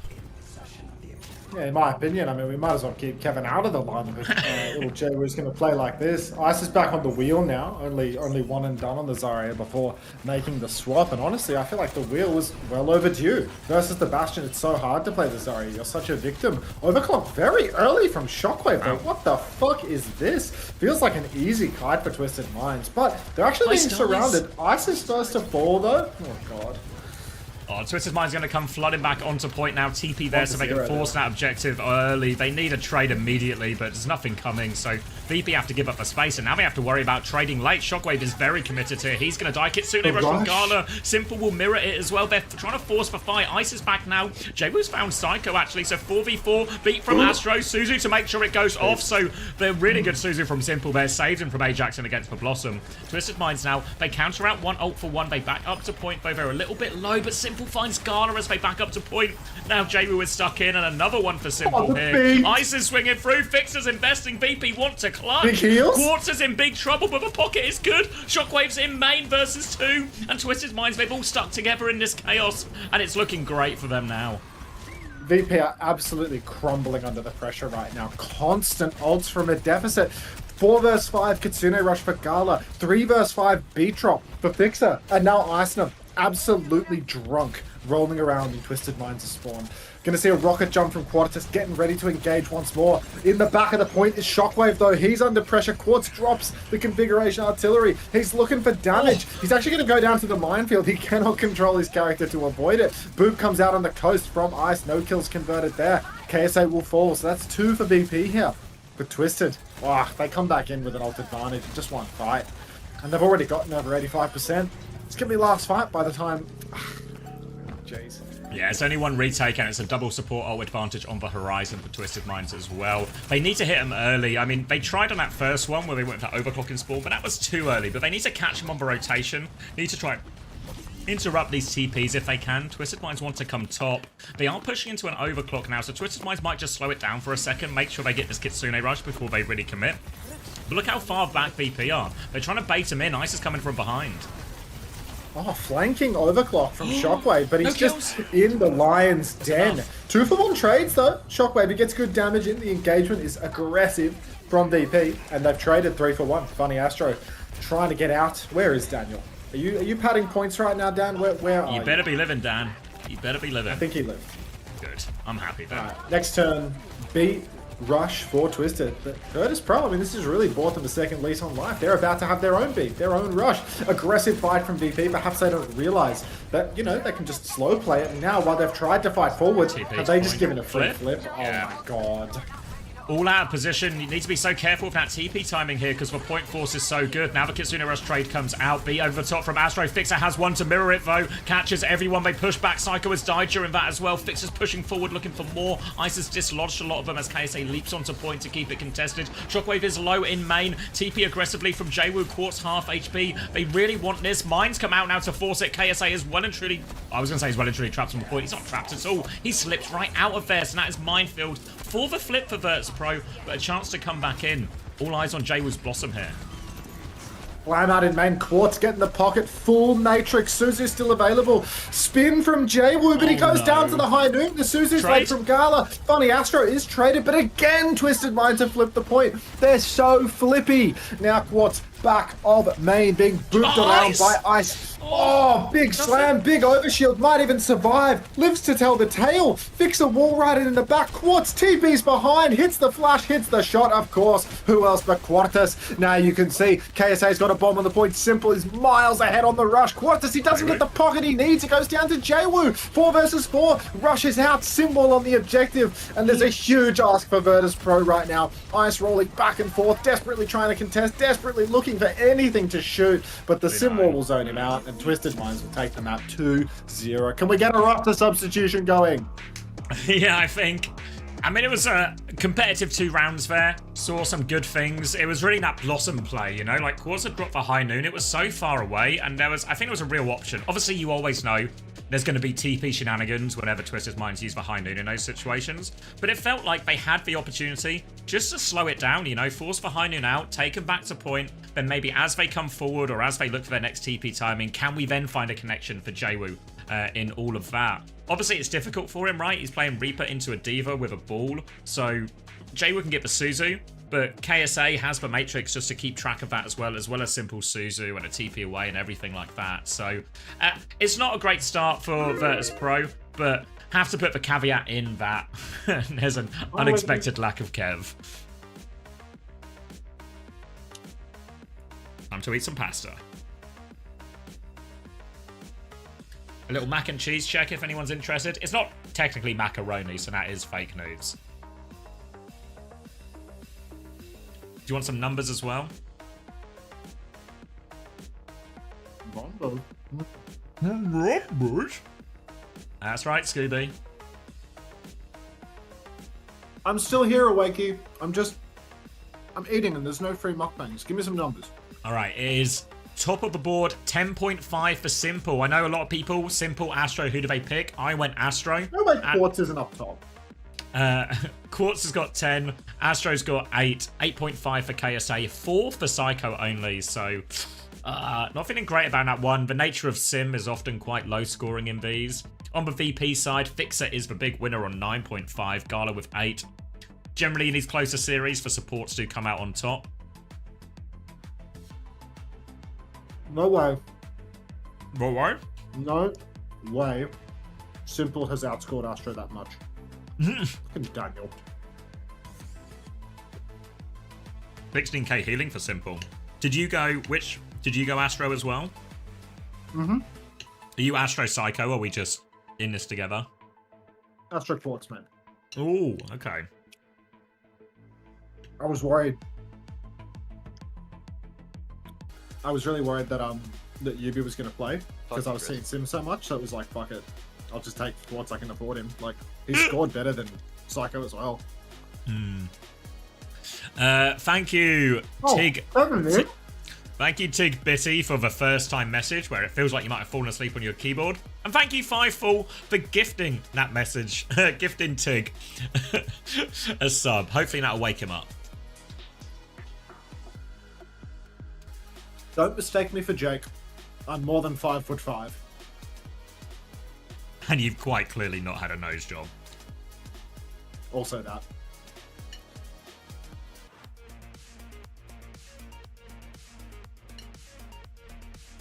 Yeah, I'm the one on the right, pandering to Blizzard by wearing a Warcraft Frozen Throne t-shirt.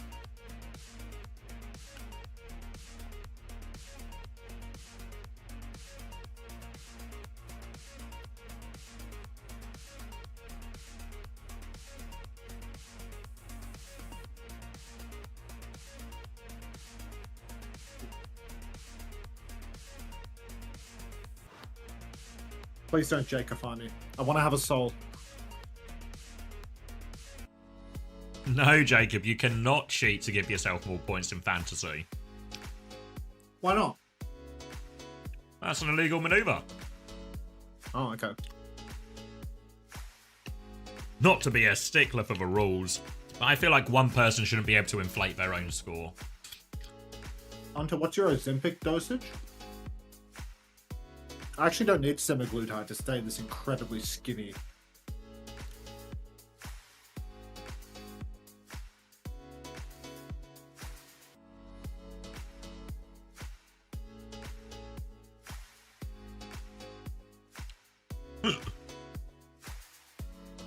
Can I see your side delts, Hunter?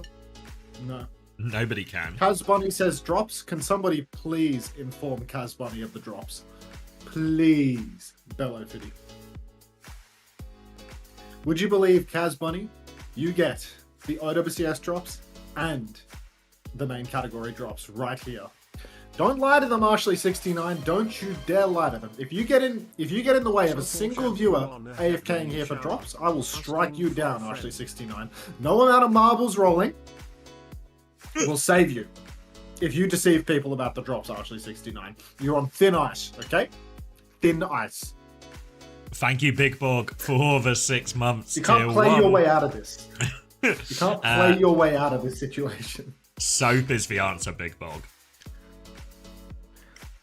I need to start doing those like flat Emon coded titles where it's like, it's just shameless. It's like AFK here for your drops. Cozy AFK drops.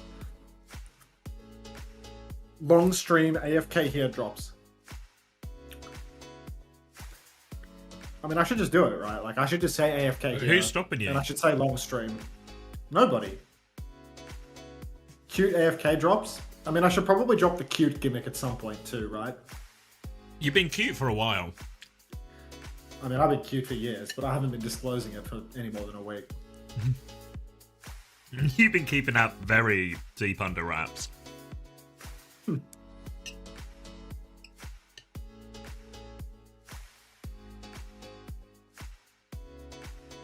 He's slowly morphing into flats. You see what I'm eating right now. Always bulking, never sulking.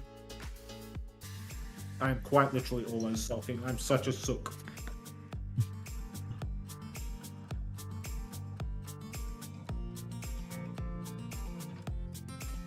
Bastion ban from VP. Zarya ban in response. I think one of VP's best comps, if not their best in this meta, is the Zarya comp. So I think this is actually the strongest ban here for Twisted Minds. Yeah, no, I think it's a really good counter ban by TM. It means the VP, you know, they might have to play 0-2.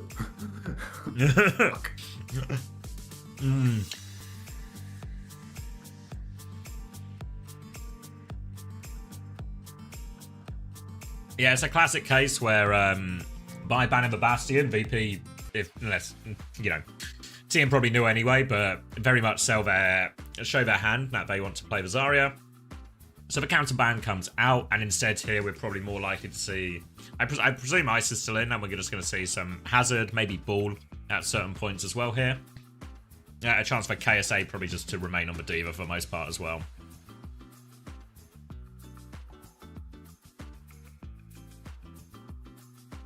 I assume KSA will play all games due to TVNT playing ranked 30 minutes ago. Yeah, I think that's a pretty safe assumption. That's on glass. If we could get a Let's On Glass going, I would appreciate that.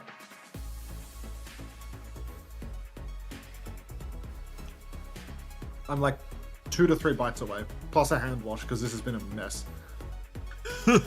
He's got greasy fingers. Ready for battle. I think I finished my dinner as well, so we've set that one up pretty nicely. All right, so Can you give me some numbers? Yeah, 34, 33. Just works. Thank 32. fucking God for that, because I literally couldn't touch my don't touch that keyboard, mate. You need to, yeah. All right, so Kevsa is back in. This obviously is the roster that actually virtus.pro intended to run in the first map as well. So now in this one will be more of a test of what it actually looks like when VP have comp and the roster they've been scrimming and practicing a lot with as well. And it is going to be Twisted Mind starting on the defense first. No signs of hog, no shenanigans like that. No sim as well. If you watch the interview on OWTV with Psycho, he talks a lot about why they quite commonly run Tracer on defense. And it's mainly because it's a nicer all-round pick than the sim, harder to counter out. Worth noting here that Fixer actually is going to go for Brig after they've seen that KSA goes on Diva as well. So, a better matchup into the Diva for sure, but will lose out on a lot of the power of Wu Yang in terms of this early fight poke and that very powerful ultimate. But Fixer, one of the best Brigs in EMEA, will be rotating round to get here with Kev as they try and get Kev through one of the sides here. Pack onto Kev to try and go through left-hand side. Shockwave has swung out the right-hand side. Bolt onto Simple forces him a little bit back. And VP are slowly but surely taking the map, as they love to do. They're slowly creeping it through, but got to be careful. Iceland has taken a beating, actually has to slash back, concedes quite a lot of space. Fixer has fallen in neutral as well. What a disaster pick there. And Twisted Minds, I mean, I quite like virtus.pro's comp here, getting the Kiri Brink going, so your backline is more survivable against the Diva, but just hasn't worked out. Fixer still winds up being the first pick, and Ice not able to maintain that side, being bullied back by Psycho. You can see he's 30% ahead on the pulse bomb now. Yeah, big advantage for him now as KSA is going to get a little bit of this early farm. Daniel will back up towards the point. There is a Tracer behind him as Astro goes to poke that one out. He's down to half HP. Ice has got through in his right-hand side now, and the Twisted Mind's backline is going to flip all the way to the other side of the map. So the chase just forced for Suzu, but now Ice is very committed. Little wall to stand on now, but Ice needs a lot of help here. Now trying to push around, looking for another slash. Gets a bit of damage on that one. KSA is low, and actually Astro is gone as a result of that one. Boops him all the way. Now all of a sudden a huge opening for VP. A second pick will surely secure in his first point. They have to keep track of Quartz, who is behind, but they can deal with that. They deal with all the threats, and Ice finds him the opening. Huge. One of those long boots. Yeah. Oh, listen in. We're happy fighting on point, I think. We have stronger comp, so like stronger. Yeah, but don't give him it. Yeah, I'm holding top, but I'm gonna like be one time sure. You what? Let's go to jump out, man. That's it. Yeah. There will come point. Connection on point. Chase under me. And here. Also for point. So wait. I'm jumping up again. I play under the bomb lily. I play lily. Hold support. Just play for card. That's fine. One back. I think one back. Yeah, I'm hiding below. They're gonna come to me. If they come to me, I can leave. If they go only on you. If they only on you, I can leave. Leave on me. Only leave? Curious will keep come. We can fight. There's also. Chase one money, gala. Chase out. City, D1. Switch one. Do one. Can you camp me, man? Walking me? Kevin? Okay, yeah. Thanks, Kev. No way. 뒤에 서버는 캐슬. Kill leave. I'm chasing. Oh, jag splar dem på alla drive. Alright, out of the listening there. Kev proves to be the difference maker, and that was a 2-for-1 trade, so Twisted Minds with a slight ult advantage here. All going to be eyes on that Tidal Blast, probably going the way of Psycho. Oh, flank behind from Twisted Minds actually, but the rally comes out, completely counters the Tidal Blast. Kevster hits the stick. Quartus has ripped the clock from the back high ground, but he's found nothing at all. Only 85 HP left now, and you can see virtus.pro, I mean, they've fully flipped the map. They're actually going to retake top yet again. Kevin blinking deep, trying to chase out Simple, will fail, but KSA will lose his suit. virtus.pro resetting up top once again, trying to take advantage of this space, but no push during this time. Yeah, they're not on the cart. They're really focusing these kills right now, but Psycho's got to the mini. This is going to waste a lot of Kev's time. He's actually got Astro with him as well, helping him out here. And VP don't get any of the cleanup kills they were hoping for. Missed opportunity, and now the fight is going to pivot back towards point. There's a Tracer behind. Gala's going to have to keep his eyes on Shockwave to make sure he helps him out. Psycho makes his move now off screen. Slash in, forces for Suzu. Aggressive swing from Shockwave as well. They've actually pivoted all the way around. Fixer's low in the corner. Suzu just to save them all in the time, but they are so low in here. But it's Quartz who falls first behind. Pulse bomb in the room from Psycho finds one. They need more though. Ice has killed everyone on point. Kitsune rush from Gala to finish the job. And yeah, they've got the cap. Twisted Minds are having a real rough one here, and you can see they've made some interesting swaps at the third point. Quartz over to Freya for third. It's such a low ground centric point. I would have thought that Freya would be quite awkward here when you can't really updraft into any sort of skybox. And KSA over to the Malga. We haven't seen a lot of Malga play recently, but Malga's always historically on the insular points quite good. Into, oh my god, the size of this guy's feet. He's actually instantly downpoured and dead, so well played, maybe. His feet couldn't get him out of that one, and that's going to be an easy cleanup. Kitsune rush. They did rally, downpour, pulse, everything for that virtus.pro. So we're a little bit low on ults, and Astro has the Tidal Blast coming back, but they need to nail this retake. Eyes on where this Tidal Blast goes. Previous one onto KSA, but Psycho a prime target as well. Astro has that ult ready to go. Simple's had to Suzu as well. Simple's just dead to Kevster as well. Astro's going to throw it out onto KSA, but KSA, he needs big feet right now. Nothing on the stun here. KSA is just low on point. 1 HP, running around in circles. He'll get taken down. Bolo's going to come out as well. Doesn't find anything. But VP, significant advantage. They just need to clear Psycho. Psycho's found a trade. Quartz has found a trade. The Twisted Minds DPS, they're making the difference right now. Kev is still behind, half HP, fighting Astro, but he's been forced back. Kev has to go all the way out, and Twisted Minds hold. What an absolute miracle clutch from Twisted Minds. virtus.pro had Twisted dead to rights. Fixer scrapping it out on the cart, goes down. No Suzu from Gala. Shockwave traded out as well. Twisted Minds had no tank. They were boxed into a corner. They had no damn hope. Now, they've got a bowler. They're about to have a pulse, and the double support ult is just around the corner as well. Psycho, he's just creeping in on the side, but Kev is hot on his heels. Health pack stolen, recall forced, and that's going to be virtus.pro taking their time with this one now. Kitsune Rush available, so forget taking their time. Actually, deep swing for Icenom. Hasn't connected a kill. Will be pulse bomb, but he can just block through a lot of that damage. Simple's down as well. Funny Astro, 95% on the blast. He's traded Gala, but they need more. And Funny Astro, he goes down before he gets the blast. Rally on point for Fixer and virtus.pro. They push it over the line with more than a minute to spare. A much more convincing showing with Swedish dip in the lineup. Yeah, it's a great showing there from virtus.pro in the end. Obviously, could have been faster if they nailed that previous attempt, but obviously, you know, if you keep getting attempts to clearly win the fight, you're probably doing a certain amount right. And this is a much better look for virtus.pro so far. And in that final fight, just had all the ultimates quicker, right? They didn't quite have them in time. And 18-1 from Ice as well. Imagine, you know my gambit to get out of a Crocs hole? It involved going to Ice. What a swing that could have been for me. Oh my god. Like, I didn't even know that Ice played over Vaz. Yeah, I didn't want to say anything because I didn't know if TM knew. But like, yeah, I Ice think is like 19, right? He's 21.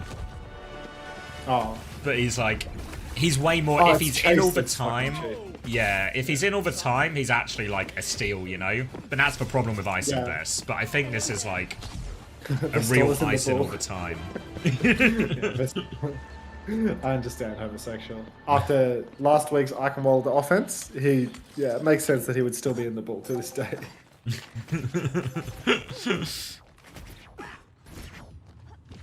I got you, Awakey. Right, Hazard on the defense, Sim on the defense as well, Shockwave on that one as well. So Twisted Minds are going to have a little look to see what they see. Interesting decision from Shockwave to start on the Symmetric here as well for his first point. Those are only the Asian codes, I think, Awakey. North America, you have to find them on Phase-It. Alright. But they're on the sheet. Oh, they're on the shade as well? Okay. Yeah, they're mislabeled. Psycho, TP'd immediately. Massive wave from Fixer. Does 25% ult charge worth of damage. And Quadratus picked early by Kevin. Isolated in the wings and taken for a ride. So, all of those points that Twisted Minds were able to secure me on map 1, they're going up the pisser for map 2 now that Kevin's backing. Good God. Yeah. Astro will get his 1. We'll take what we can get at this rate.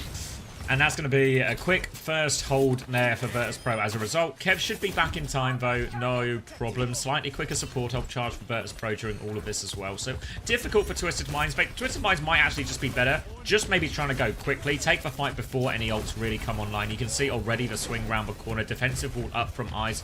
Now the stomp comes in from KSA, looking for it, slash onto the backline. Quartz has found an opening pick as well. Ice hasn't found enough value with that slash, and Twisted Minds starting to get their feet on point a little bit now, try and force that one. Response onto Quartz sends him back down to the low ground, but he's got the pocket.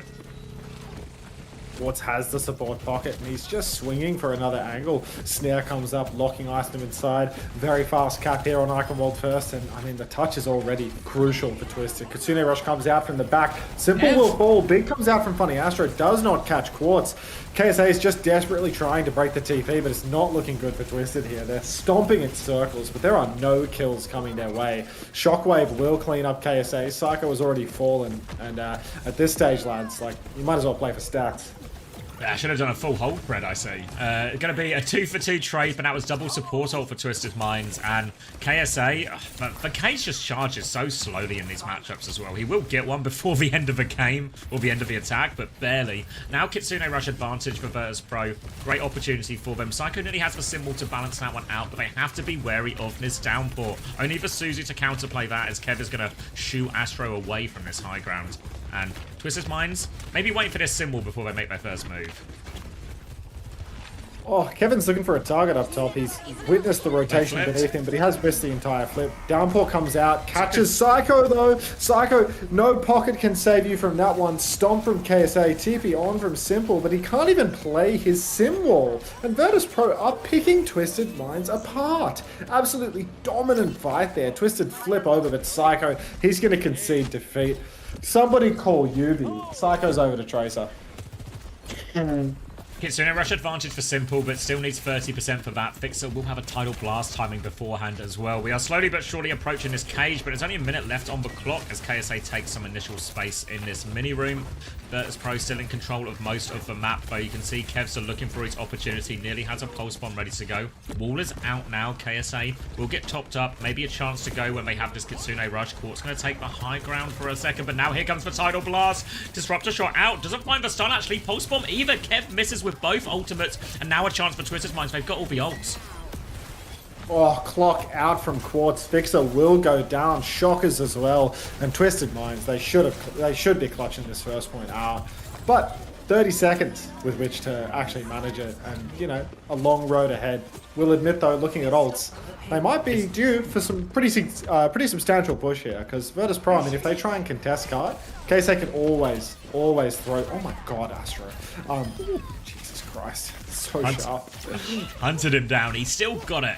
And yeah, Twisted Minds actually do that for just the clock in the end. So considering that was Pulse Bomb and Tidal Blast from virtus.pro, that's a great fight for Twisted Minds, and just the sort of one they need, as they've lost a lot of their time on this first point. And as we move on to this next point, they're going to be sort of glued to the point for the most part. Maybe some TP high ground flips, but they're going to be rooted to the ground for a lot of it. It's virtus.pro who will get the better engages. The wall forces Psycho wide for a little bit. He blinks through it this time. Going to force it through. Symbol out for Kitsune Rush. Psycho looking to get in behind, but can't find anything. Ice nearly has the downpour. Ice is going to jump in. Twisted Minds have more ults. Looking for a stomp. KSA doesn't find anything. The TP out from Ice, giving him these different engages, but Quartz has found a pick. 1-for-1 trade. KSA goes in. Doesn't get anything, and Twisted Minds don't invest anything there. They had for beat, they had for cage, but couldn't find an opening.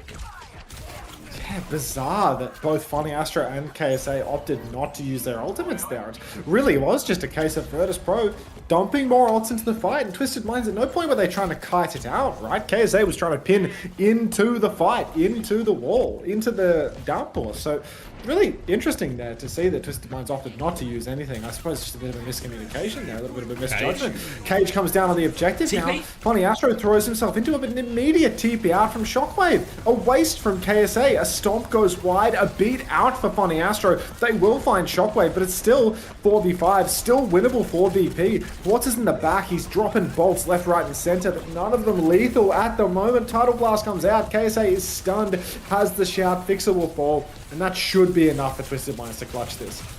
Yeah, Quartz got all the way around into that power position there, and even though the cage was outplayed, Twisted Minds had more ults to throw into it. The problem is now, though, they had to burn a lot of that bank, but Kitsune Rush coming up is actually...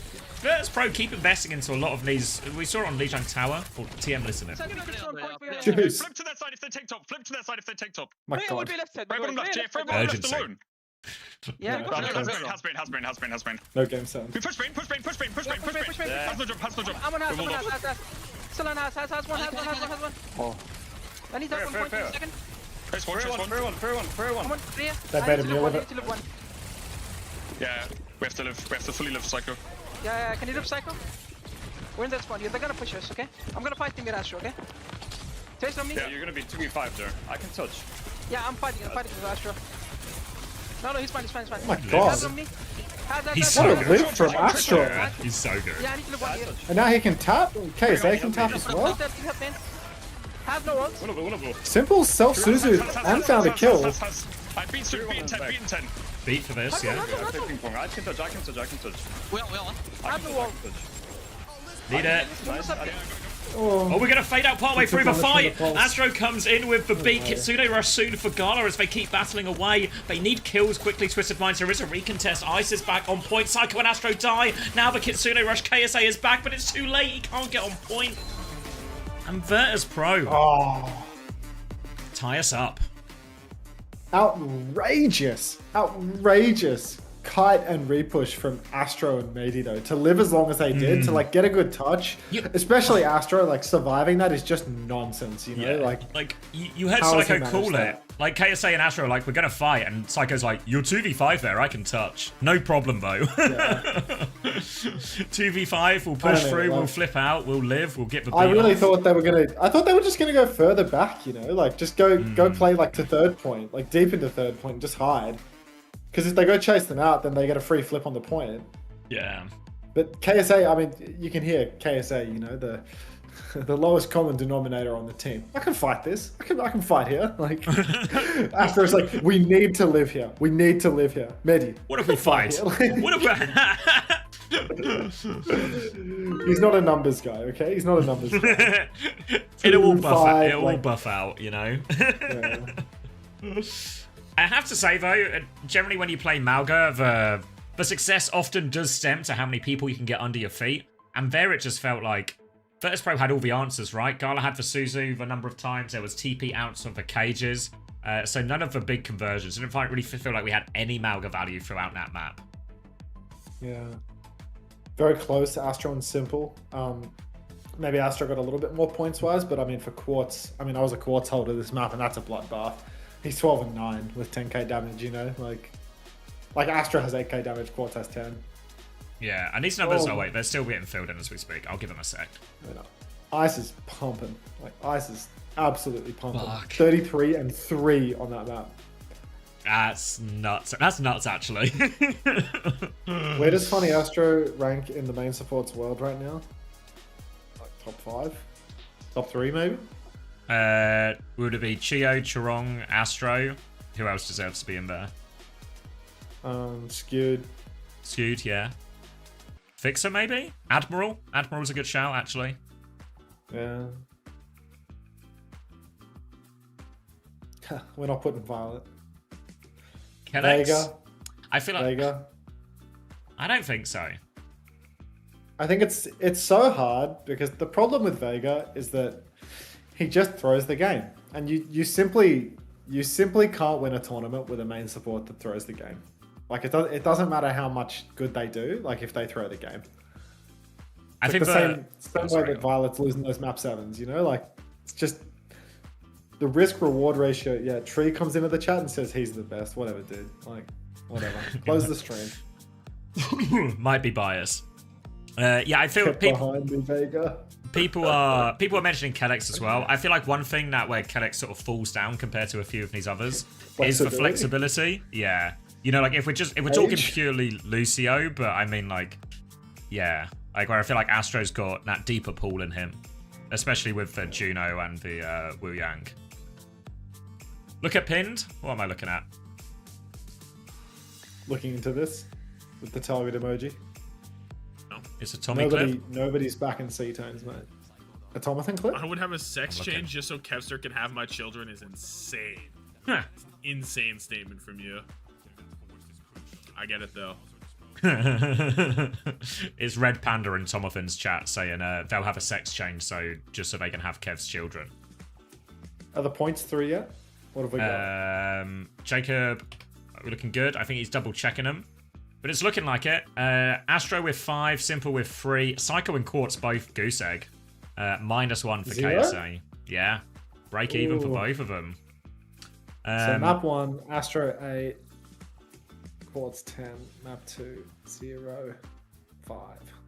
Yeah, it's VP though, as you can imagine. A 15.5 map for Ice, 14.5 for Fixer, 12.5 for Kev and Gala, and an 8.5 for Shockwave. Yeah, one of the big things, and I think, you know, in terms of point scoring for Psycho, is the Sim obviously doesn't score as much. I mean, he played a decent amount of Tracer, but they also lost that map. Yeah, and this puts... Yeah, Ice is up to 21, Fix is up to 24. Fuck. I mean, you got to remember TM have another game, right? So... Yeah, I mean, they're on the roster because they have a double. Yeah. Yeah. You can't be too concerned about like one map point in a map loss when there's at least 2 maps remaining in the series. You know? I think I'm in the same. Gets hard shit on and goes negative. Yeah, I'm in the same boat as you, where I'm not so worried about the TM points in this game or for this week. The problem is the future is the problem. I don't think forward. You only think backwards? I live life ass backwards. That explains a lot of things. Yeah. Wu Yang ban for TM, which is terrible for my fantasy points, I think. I feel like I want the Astro Wu Yang, but I suppose the Fixer Wu Yang is simply better. And then the Sim ban from VP. So it's going to be an honest mirror. But think about this map. Harder to get the dives off, harder to pressure the backliners, especially on the first point. Second and third, there's more of a case for it. But this map, Widowmaker, Freya, like this can definitely be Quartz's playground. There's a reason that Twisted Minds take us to this map.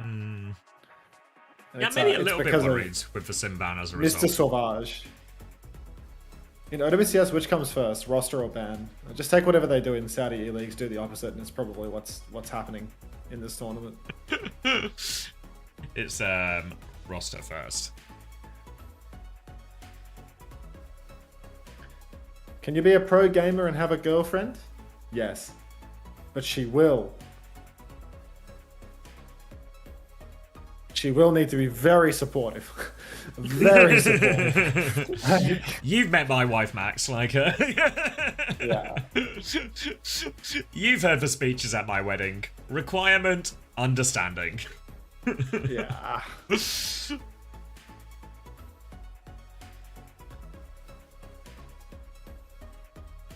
Very tolerant of being ignored. Yeah. Simban, they can sub in Yubi. Imagine Yubi sees the Simban and he thinks, alright, I'm ending my kick stream. I'm rolling out. I'm playing Sim for the rest of the series. KSA's idling the Malga for now. virtus.pro. Yeah, that's Zarya, Tracer, Freya. Simply got to be Cap from Little Mid. Like, it's just... What do you think? He just takes the Zarya mirror here? Or...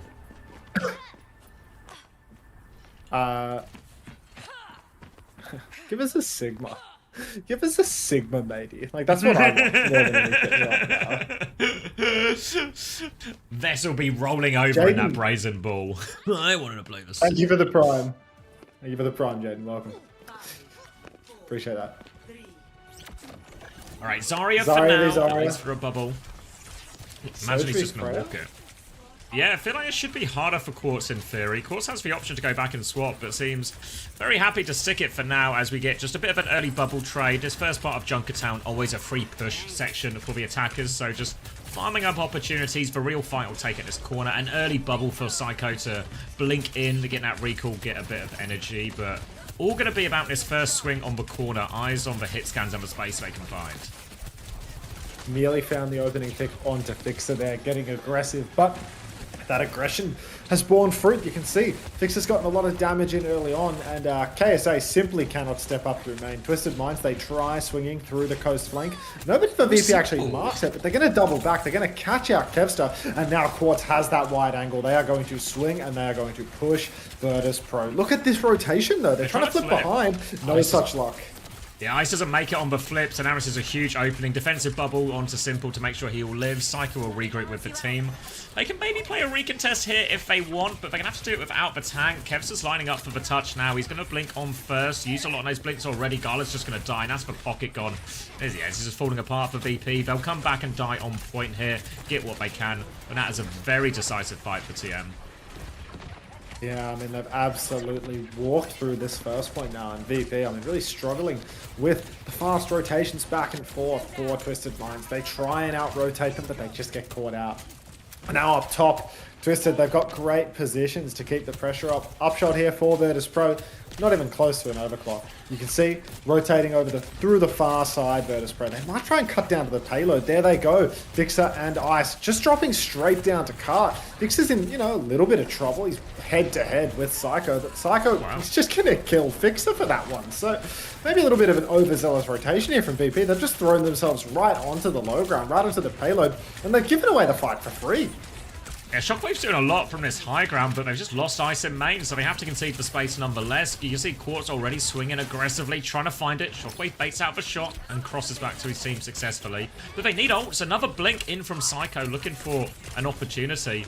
And you can see KSA's taken the high ground. He wants to pin him in here. He is actually behind on grab, all things considered, from Ice. So there will be an ult swing, an opportunity for Ice if he can get that earlier grab in play. I mean, if he can get it online is a big if indeed, because he has to play so far behind with no energy. Boulder comes from downtown, does not connect. Kitsune rush out from both Kirikos on the payload. Hard to pulse during this rush exchange, but Quartz has found Shockwave. Opening pick, Funny Astro drops the beat to counter the grab. Quartz is clocking from the high ground, and he's connecting onto everyone right now. Fixer will fall, Kevin as well, and it does look an awful lot like 5 minutes for third point, Xavier. It's looking very much like that, doesn't it? Later grab for KSA there, and they get the Pulse Bomb connection with it as well. Later into the fight, so Bubbles, Suzu's not all available to deal with that. Is it here, maybe? They convert it. Yeah, I think it's really on, actually, in this part of the map. But it looks like Ice is maybe going to double down, keep playing the Zarya. Shockwave's made the move over to the Sojourn as well in all of this. So just going to be a full-on mirror now as Twisted Minds start with the early high ground control. Yeah, I mean, Quartz is already up there on top. You can see Iceland stepping up through the edge of the map. But the recontest seems half decent for virtus.pro. They are actually managing to take at least some atop, but Quartz hasn't been displaced. Ice. He's swinging for the angle. He misses the shot on Ice, and that means Ice is going to be able to maintain top, at least for a moment. Now KSA swinging back in, though. 100 energy and a dream. Bubbles traded, and he will be forced to the ground, but Quartz finds Shockwave. Opening pick, and the card has not stopped rolling for even 1 second left. Aggressive swing from Quartz now. Ice trying to connect a few of these right clicks, but can't drop down here. Just constantly peppering back. Didn't see KSA behind him as well. Ice in big trouble. Gets one more bubble off, but no more bubbles for a long time. Getting pinned back. KSA is pushing for the kill. No escape for Ice. And just completely caught out now. They're looking for a trade or something on the low ground, but Quartz gets away. And it's all TM on this attack. Yeah, I mean, this map is just Quartz's playground, really. They've not been able to catch him out even once. Everywhere he goes, he is able to dominate, and Kev can never get on top of him. KSA, fully talked on the payload. Rush comes out from Simple. Gala does not have the rush to match. Full focus fire onto Ice. Quartz will, of course, hit the shot, as is tradition. And that's going to be a full cap with an absolutely monumental time bank. Shades of the Eichenwald attack for VP, but this time the roles have been thoroughly reversed.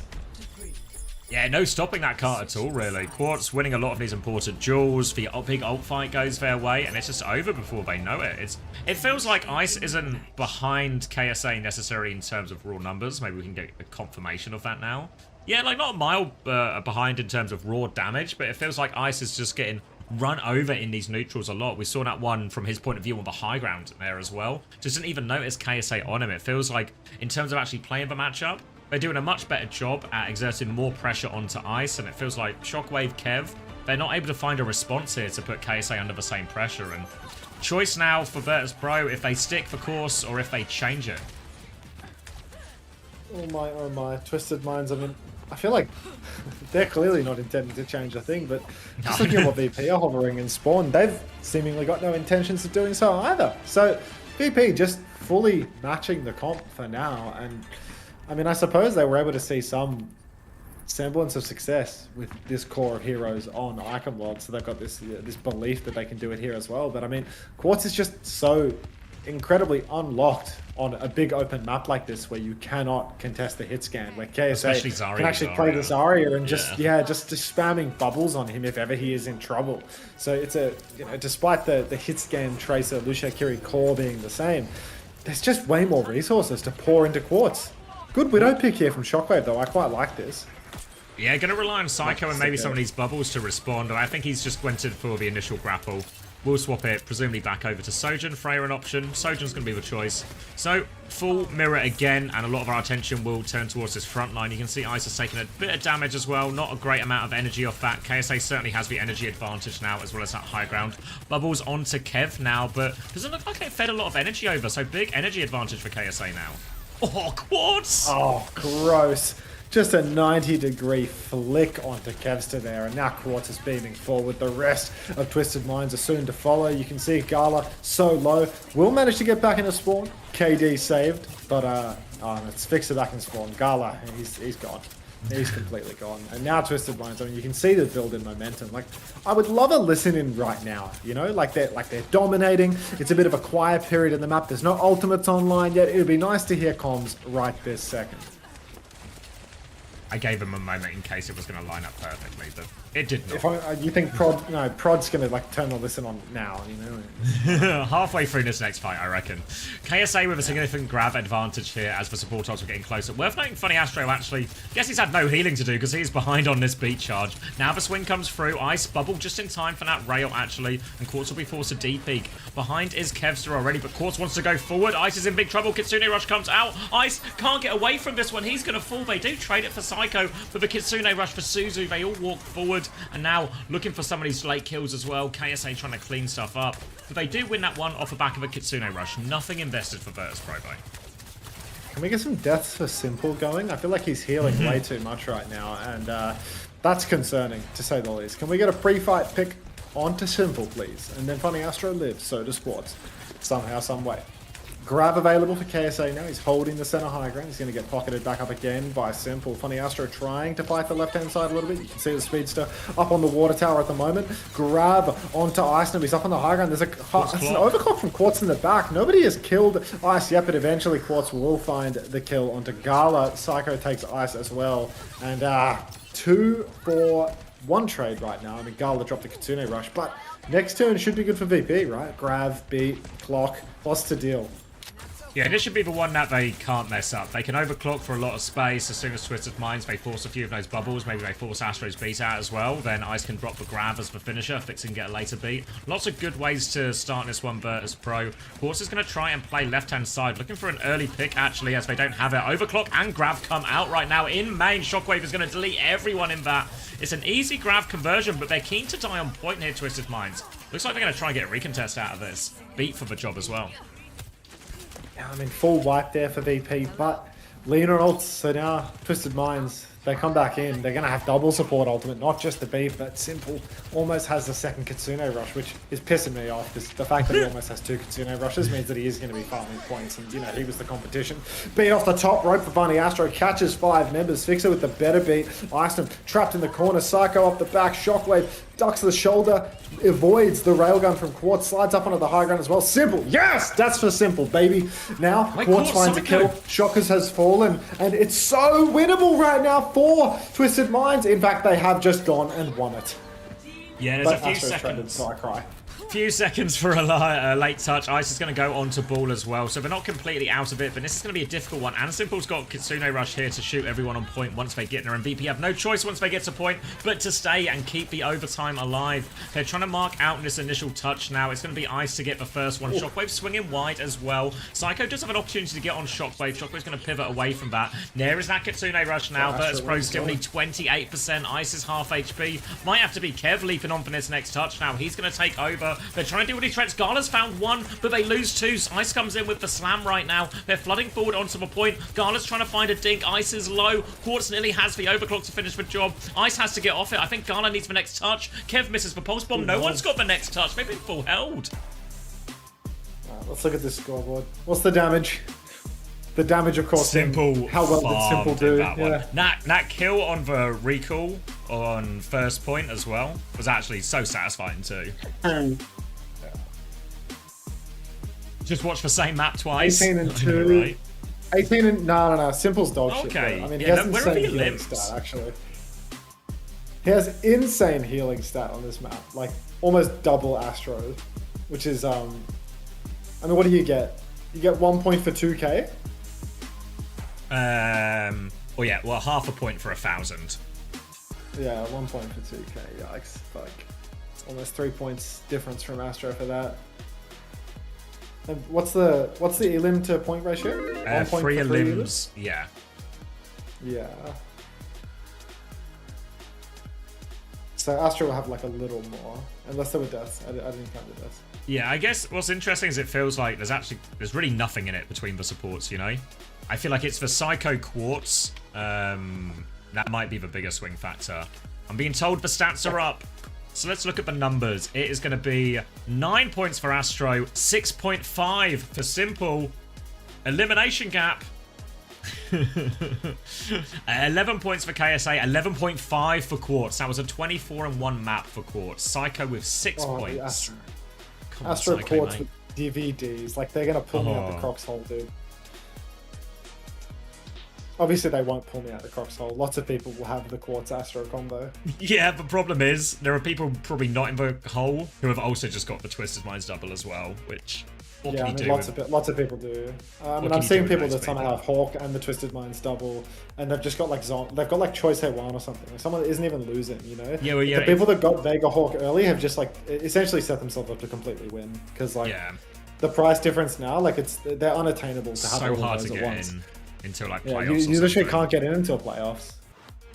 All right, I'm gonna grab a drink as Twisted Minds leading the series.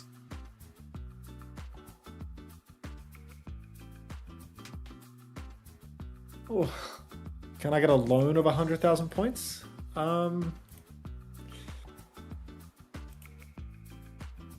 If only there was a loan mechanic. A points divided by deaths or something? I think one death is -1 point. I think that's the way it works, Raging Feral Hog. I think one death is -1 point. So you need to get 3 elims to... Yeah. You need to get 3 elims to counteract the death and go neutral.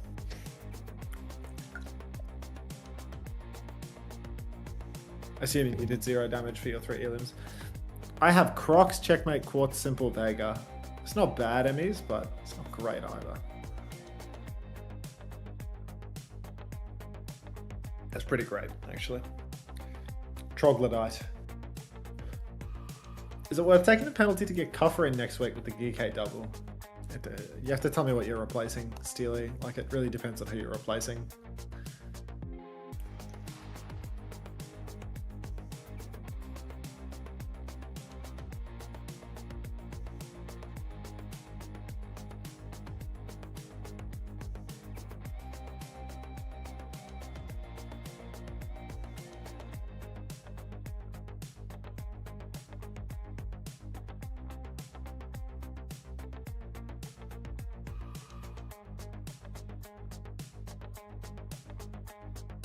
What did Spylo do, Malarkey?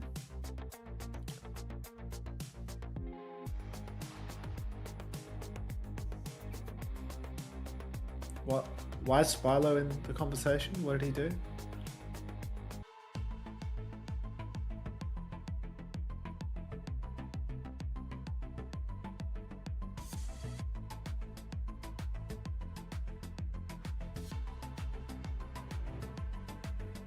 Six, 7.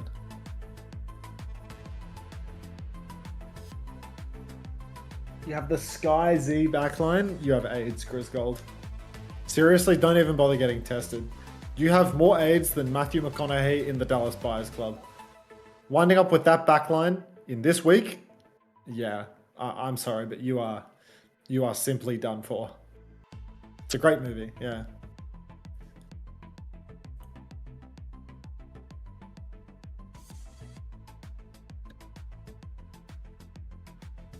Why won't Malarkey explain himself?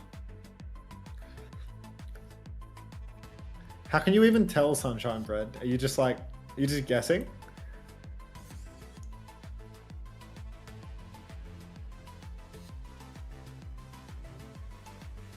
Like, you can smell it?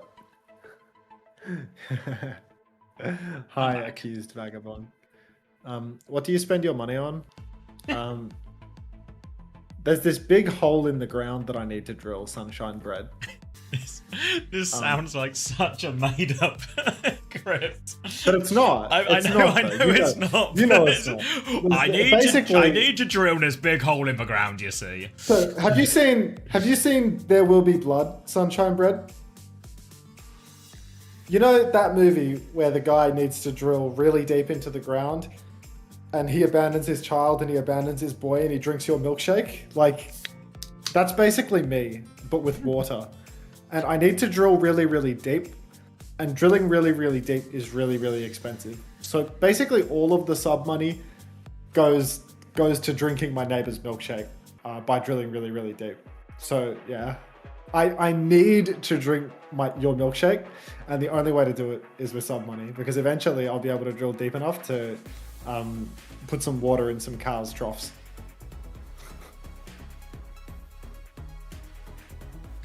Literally, what is he talking about? This is all true.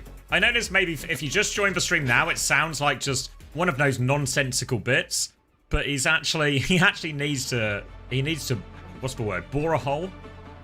Yeah, I need to deepen a pre-existing bore, although apparently I'm told that he, after having me pay an arborist, you know, a non-zero amount of money to clear trees to improve access for his truck to drill the hole, he has then proceeded to tell me, after I have already done the work that he told me to do, that he no longer wants to deepen the current bore, and he would instead like to drill somewhere else. So I should just go fuck myself and pay for, you know, the arborist for no reason, and then drill a new one instead of deepening the pre-existing. So just fuck.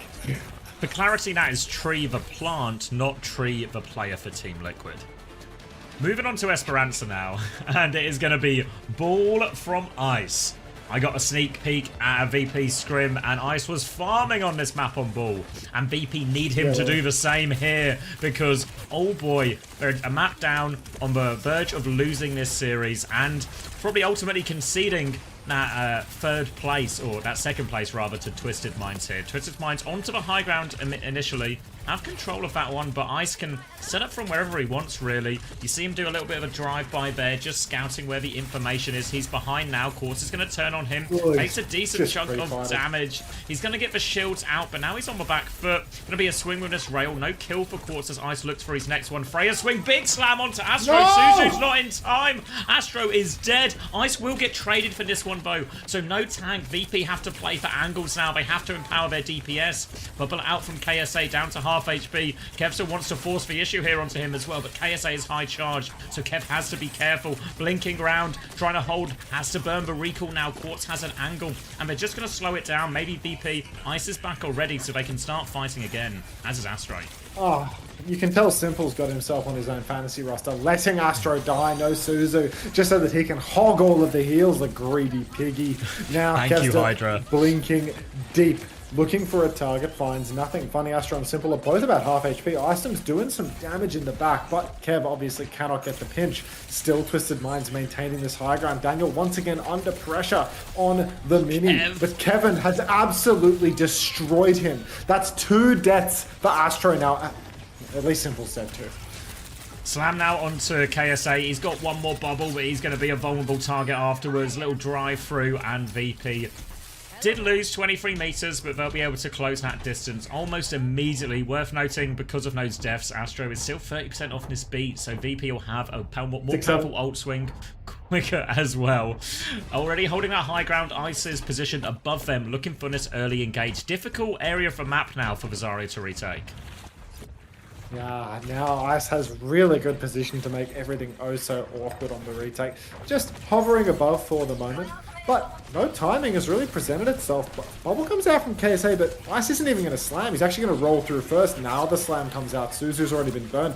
Tidal Blast is out into Kevster. He's going for backline. He's stunned up Funny Astro and Simple. And it's another team wipe here for virtus.pro. Quartz is going to go down late here as well. I can't imagine that he can slide to safety here versus the Wheel. Yeah, he's going to be bolted. He is going to go down. At least he got that railgun damage on Ice. Yeah.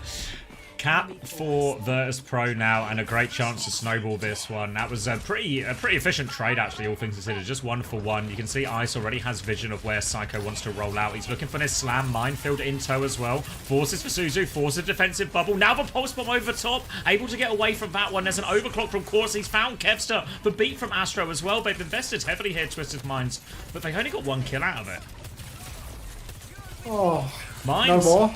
Minefield comes out from Ice. A little bit of mine sweeper action as well. Slide in, but he's sliding into the mines, and Quartz, God, he gets so much pocket. Yeah. He gets the bubble They love it. so it keeps him alive through this abs. Yeah, I mean, can you blame him? KSA dies for it too. Literally dies for it, yeah. But Quartz is alive, and close spawns are off, and Quartz might just be able to swing for some more here. You can see the Wu Yang trying to take top. Railgun goes wide. Kev is actually back on Quartz's case. They need to push these supports and actually kill them, otherwise they're going to be pinched. Kev finds Quartz. Astro finds the trade at least. Go you, good thing. Now Simple, let's see if you can take an L. I want this to go to 5. Yeah, 5 wouldn't be too bad for the old point. Slam comes through onto Psycho, but he will be fine. No ults just yet for VP. Getting close to that Tidal Blast and Bowler, though. But Ice has to be so careful on these engages because KSA has that grab. Can just invest it onto the tank if he wants. Convert that kill. Deal with that threat. Gala now taking a little bit of this duel. All Twisted Mind's playing it quite slow. KSA needs a bit of healing here, actually. Another Bolt comes through. Very low underneath. Really needs that help. Kitsune Rush comes through now. Swinging onto Shockwave, but the bowler's locked him up. KSA can't get the grab off, and his Kitsune Rush push has fallen apart. Oh no, Astro's going and trading out as well. No chance of playing live. Psycho, the last man standing, and Twisted Minds now. Ooh, having a bit of a hard time versus the wheel. Could be a full set on our hands right now. Aston rolling up top, grappling to the tip of the spire. Not really sure. Does he want to engage in this ball? It looks like he's going for a slam now. He's found Quartz. He hits the slam. Might just clip him, actually. Down goes Quartz pre-fight. My fantasy roster in shambles. Title blast out from Fixer onto Kevin. Doesn't even need to connect the stomp, though, because everyone's already dead. Guardian Wave to make sure no one gets traded as well. That was for grab fight as well, and this is looking dangerous for Twisted Minds now. They nearly have a beat. They're going to go Hazard Cast to try and turn the tides here, but a Kitsune Rush advantage, a Minds advantage for virtus.pro. Desperate for Astro to get this beat online during this fight, but even then, look at this meterage. There's so much damage done by VP already. It looks like a cup of coffee when you put that like that, homosexual. Kevster up on the cut, clipping away. Recall forced. Gala has the rush to keep him going, though. Beat from Funny Astro is good. Doesn't catch Psycho, maybe not so good. In the back now, Psycho needs help. Quartz finds Ice, but two-man trades. Virtus.pro Quartz for 2. Yeah, two important trades from Quartz keep Twisted Minds alive in this. Simple is there to ensure the main man stays alive. Aggressive TP in from Gala to keep Fixer alive. Fixer and Gala want to take the smoke. Fixer's winning it as well. Respawns do favour Twisted Minds here, and KSA, he has gone hog. They've lost their supports, though. Team aren't out of the woods yet. Quick bounce, Funnykins. Exactly right. KSA back in main. And the Twisted support's just selling that one. All 3v3 situation, and they just run at the Kiri and Regan up top. Bowler on the flank comes out, catches Quartz. Oh, game winning. Nice hook from KSA to equalize. Psycho, no recall in the back. Funny Astro trying to snipe the Freya out the sky. Will somehow survive that one, but 4 vs 4, and KSA just taking an absolute beating from Shockwave up in main. KSA will not stop taking damage. They already have the Kitsune Rush ready to go. Tidal Blast for Fixer. Lots of needs have gone the way of Kevster so far as he looks for his next opportunity as well. Onto Kevster again, looking for it all over. Quartz Suzu's perfect, and Quartz nails for shot. Tidal Blast gets nothing, and now Fixer fighting for his life up against Psycho behind. Ice is low HP underneath as well. They might just need to try and reset the hook to make sure Ice can't get out, and Fixer will back it up. Twisted Minds, they're still in it. Definitely still in it, but gonna need a pretty monumental comeback. It's 23 meters to 107. Ice Storm will get the close spawn and will be back incredibly quick on the wheel. Close spawn's disabled, but KSA finds Gala pre-fight. A game-winning hook allows Twisted Minds to really keep on pushing the payload. And I mean, just look at the ult situation right now. They've got 4, nearly 5. Psycho's got to be careful. KSA, if he can get a hook on Ice, he cannot. Another hook goes wide.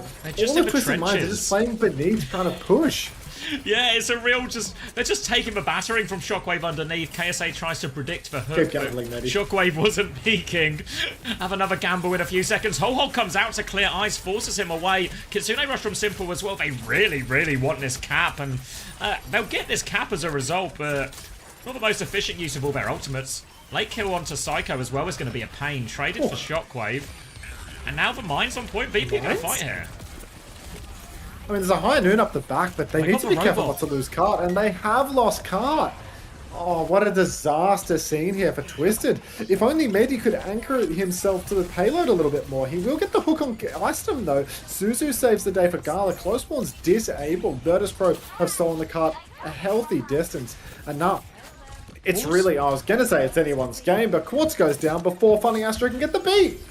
Ice is in the back line as well. Gala has his Kitsune Rush. Ice needs a lot of help. Suzu just in time. Psycho still chasing the kill down, but Fixer gets the kill. The beat from Astro now. A 3-person beat and his Kitsune Rush. But oh boy, do they need a hook from KSA now. But Simple dies trying to force the matter, and it is falling apart for Twisted Minds here on Esperanza.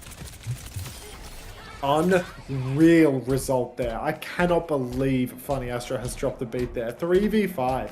So winnable for Twisted Minds. They've got check, right? Like, what on earth are they doing? Beating 3v5 with a minute and a half on the clock. Yeah, it's so bad. Daniel does need to grow up, you're right.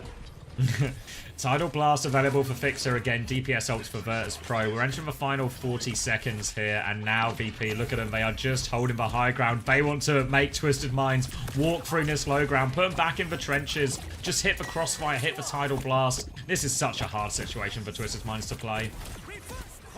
Uphill battle. Tidal Blast comes out onto Kevin. He's looking for the back line, but Quartz and Astro flanking together. They've both been caught out. Ice has found them. Quartz will go down. Fixer gets it done around the corner. 15 seconds remain. Funny Astro. Speedster. Just trying to play life, but there's Please Kevin save waiting. KD. Oh, he's done TP enough. and saving He's done simple. enough. He's done enough. Good lad. I mean, he's going to have to go and touch the car, right? Yeah, he did. Yes. Oh, that no, was the Psycho. least of Psycho Astro's got one. troubles, actually. Yeah, first touch from Psycho. He's going to die for it now, What they though. playing so the music they have for? to come on to point. I don't know. It's going to be Twisted Minds They're still glued to playing the it. point. Kitsune Rush and Whole Hog available as well. Slam comes through onto KSA. Bowler out on the top, just pumping damage. Just actually connect for Bowler. Hook for KSA. Damage on twice. He dies to the Whole Hog. Turbocharged by that Kitsune Rush, and KSA is clearing everything up. Gala's still stuck behind here, actually, so they'll kill him a little bit late. And Twisted Minds going to get 5 people on cart, but they had to burn their 2 big ultimates for it. I mean, this is really so good for Twisted Minds. The fact that they're able to clutch out that scene, they heard the music and virtus.pro just stopped playing the game as a result. And now we're in a DHL overtime situation. Flank for Quartz, gets double bolted, but is able to roll off some of the damage. Iceman being marked in the back as well. But oh, still anyone's game. Pulse out for Psycho. Catches That's a great Fixer. start. Hang on now. Hang on. Don't Nice. call it a comeback. Hindun is out. Oh, marking the payload. No card control lost this time around. Medi glued to it. But no kills from the Hindun. Fixer will be Beats back and has a pinch. Funny Astro so close on the beat. Yeah, 1 more % and he will have it, and this payload is moving ever further forward. Kitsune Rush for Gala, and that's what virtus.pro are waiting for, but Quartz is flanking around. Him and Astro are looking for a kill quick. They're trying to find Shockwave. Quartz has found it. Beat comes through, saves KSA on point now. They need more kills. Twisted Minds virtus.pro. They have to be so careful not to let this payload move. Any trade will be brutal right now for Twisted Minds. Keps is going to find one onto Astro. Ice is on the back line. Gala's been traded. Ice is low. He goes down. Kitsune Rush from Simple. Oh, Quartz is going to die. Keps has found a second trade. There's a touch coming through. The Kitsune Rush is kind of for nothing. You can see the yellow line of victory, but Ice will be back soon. Shockwave's moving forward. Kevsa might have to get the first touch here. He goes for it. KSA can't find the hook. KSA is low. Swing through. KSA is 1 HP. Kevsa burn for recall. Gala finds one. They get him in the end. And Kev, he saved VP right at the death here. Pulse bomb out from Psycho. Can't find the connection. Can't find the kill. The robot will move away and VP send us to 5. I can't believe Funny Astro has come back so fucking fast just to feed again. Like, oh my god. The anti-stat farmer. Like, how on earth do they start playing the music before the end? Like, I mean, also, with how that map went, it was a solid, like, 2 minutes before the end. yeah.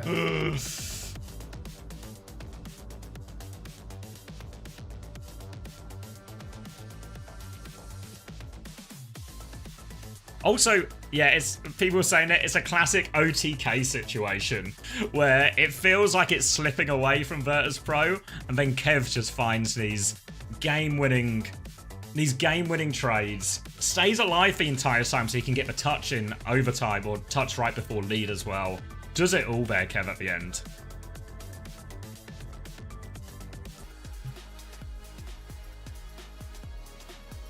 Dodges hook, yeah, it does everything.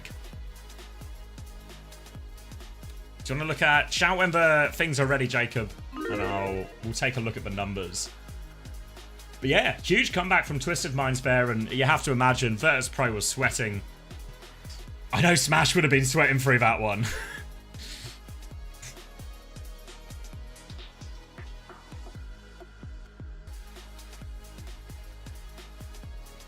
Psycho has 10.5 points. Yeah, well, let me look at the point breakdown.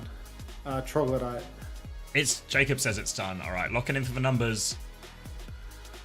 I'm worried. All right, map 4, Twisted Minds. Astro 2. 2 for Astro, 4 for Simple. Psycho 0.5, Quartz 0.5. VP are scoring better. I mean, again, this is like the win, but 11.5 for Fixer. Fixer is really the big point winner, I think, from all of this. 9 for Kev, 10.5 for Shockwave. Only 4 for Ice Snare on the ball. 7.7k damage only. If VP lose this series, like it's actually just about the roster submission gap. Yeah. All right. For those total scores so far, with one map still to play, Fixer is on 36 at the top, 26.5 for Gala, 22.5 Ice, 22 Shockers, 21.5 Kev. Astro and Simple tied level at 24. The big difference, though, is Quartz is on 22, Psycho is on 10.5. Oh, Psycho. That one hurts. Yeah. Not as much as having Crocs on your roster, obviously. Sometimes pain comes in multiples, you know?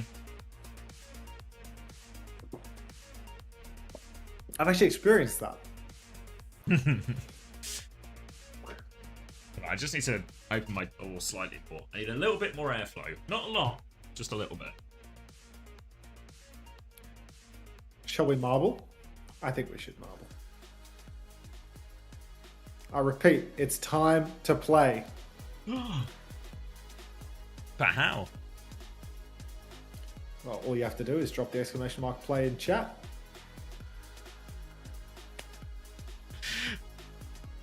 What happens if you have Nevermind in your roster? They'll just get 0 points. Yeah.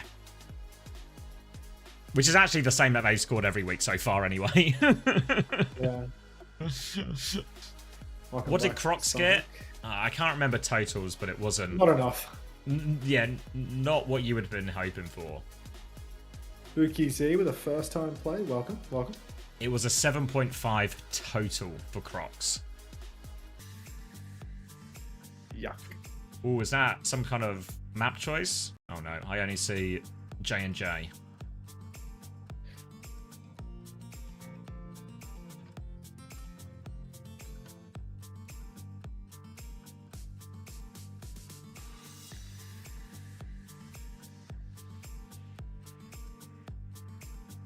Suravasa, map 5. Ice Ball? All the marbles? 100 marblers, huge. Yeah, we have an active stream today. And now most of the people watching, well, I don't know about most of the people watching, but a decent proportion of the people watching are actually watching the games rather than AFKing for the drops, you know? I don't have to fight tooth and nail to get 100 people to sign up when I have fucking 5k viewers. I'm waiting until we get 75 people to play to start a race. I'm giving away bundles worth like $60 and I've got to get like 75 participants with 5k viewers, and it's like literally like, you know, it's like pulling teeth. It's all right. Cozy drops. That's all it is. Cozy drop-in. What's the current fantasy roster looking like? I have Crocs, unfortunately. I have Quartz, fortunately. I have Funny Astro. I suppose not too bad. I think that's good. Yeah, 24 points already, and he's got another game to play against good guys. Like, this is going to be a big week for Astro. Just worried about his scoring versus Simple. I swear, yeah. Like, I needed that dollar. I needed that. To be honest, I don't know why I'm even thinking about it. I needed the dollar that I earned from him real bad, and I got the dollar. So it's like, yeah. I'll take it. Oh, did you do it pre-price changes on the? Yeah, I took Astro pre-price increase, so I made $1 on him, and I really needed that. really need that dollar. I mean, I've made a lot of money on players. I won the marbles race. You all suck. I'm the best marbler there ever was. Shattered dreams. You're all fucking. That's it. Yeah, you're all. We need an investigation. Simple also has 24 points right now. Dr. Suleiman. Don't make me take away your mod sword. Don't put me in the bull. Welcome for the boost. Hey, Simpson shoes. Look at this picture of JD Vance. Look at him. His little hat and his lollipop. Just a happy guy. What's up, music? Now Vessin for Sigma. I wouldn't count on it, Dan. What's your budget up to now? I can't calculate the numbers.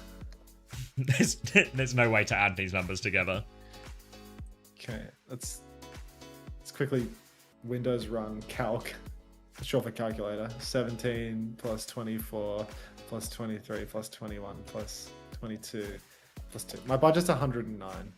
It's not pretty good. That's almost a 10% increase. And it's not bad. Yeah, Kev was meant to play map 1, which will particularly sting if this series doesn't go VP's way.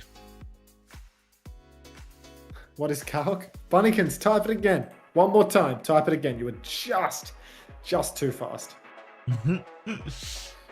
All right, Saravasa, it's Twisted Minds. Well, I say choice of map, but play Saravasa or don't play. Tracer ban and then a Lucio ban in response from VP, obviously to force this Kirio Wu Yang mirror in all likelihood. And yeah, I imagine, what do you think it's going to be? Genji here instead? Oh. Jesus. I'm not sure. Yeah, maybe Genji, maybe... Oh, Sombra. Sombra versus Diva. Astro's on... Oh, no. Daniel, get off that. Get off that. Daniel's going to get clipped on Juno. First ball Sombra? No way. Full roll through for Iceland. Slam comes out, doesn't connect. Funny Astro is so low already. In desperate need of 10-11 care. And Virus comes out, cross map. TP is good for Psycho though. Flips them out into main, but good grief. It's hell in a cell for Funny Astro. Yeah, this feels like a very squishy backline. If Kev can find a connect at the same time as Ice, it's going to be so difficult. TP through the slam catches everyone in that. Suzu comes out now. Ice is going to get fried a little bit. But yeah, didn't even need the Mega in the end. He can pick it up afterwards and go for another one. Kevster playing this off angle, going to cloak up now, looking for it. They're trying to set up. Ice and Kev trade positions here. Kev is now positioned behind, ready to go, uncloaked, waiting for Ice's timing. Virus round the corner. Bit of pressure onto Simple, trying to force him out for free, goes and takes the Mega, denies that from anyone else. Looking for another chance, but Twisted Minds, KSA is capped for point. Now the hack onto Astro. Ice is behind there as well, but Astro seems to be okay, actually. The rest of VP move forward, try and clear the point a little bit, but now Quartz can swing with Rail. Yeah, I mean, Quartz has a swing timing, and the fact that Twisted Mind's got the flip is huge. Quartz finds Shockwave on the flip as well. Slam out onto Simple. He needs to be very, very careful. He's used his TP.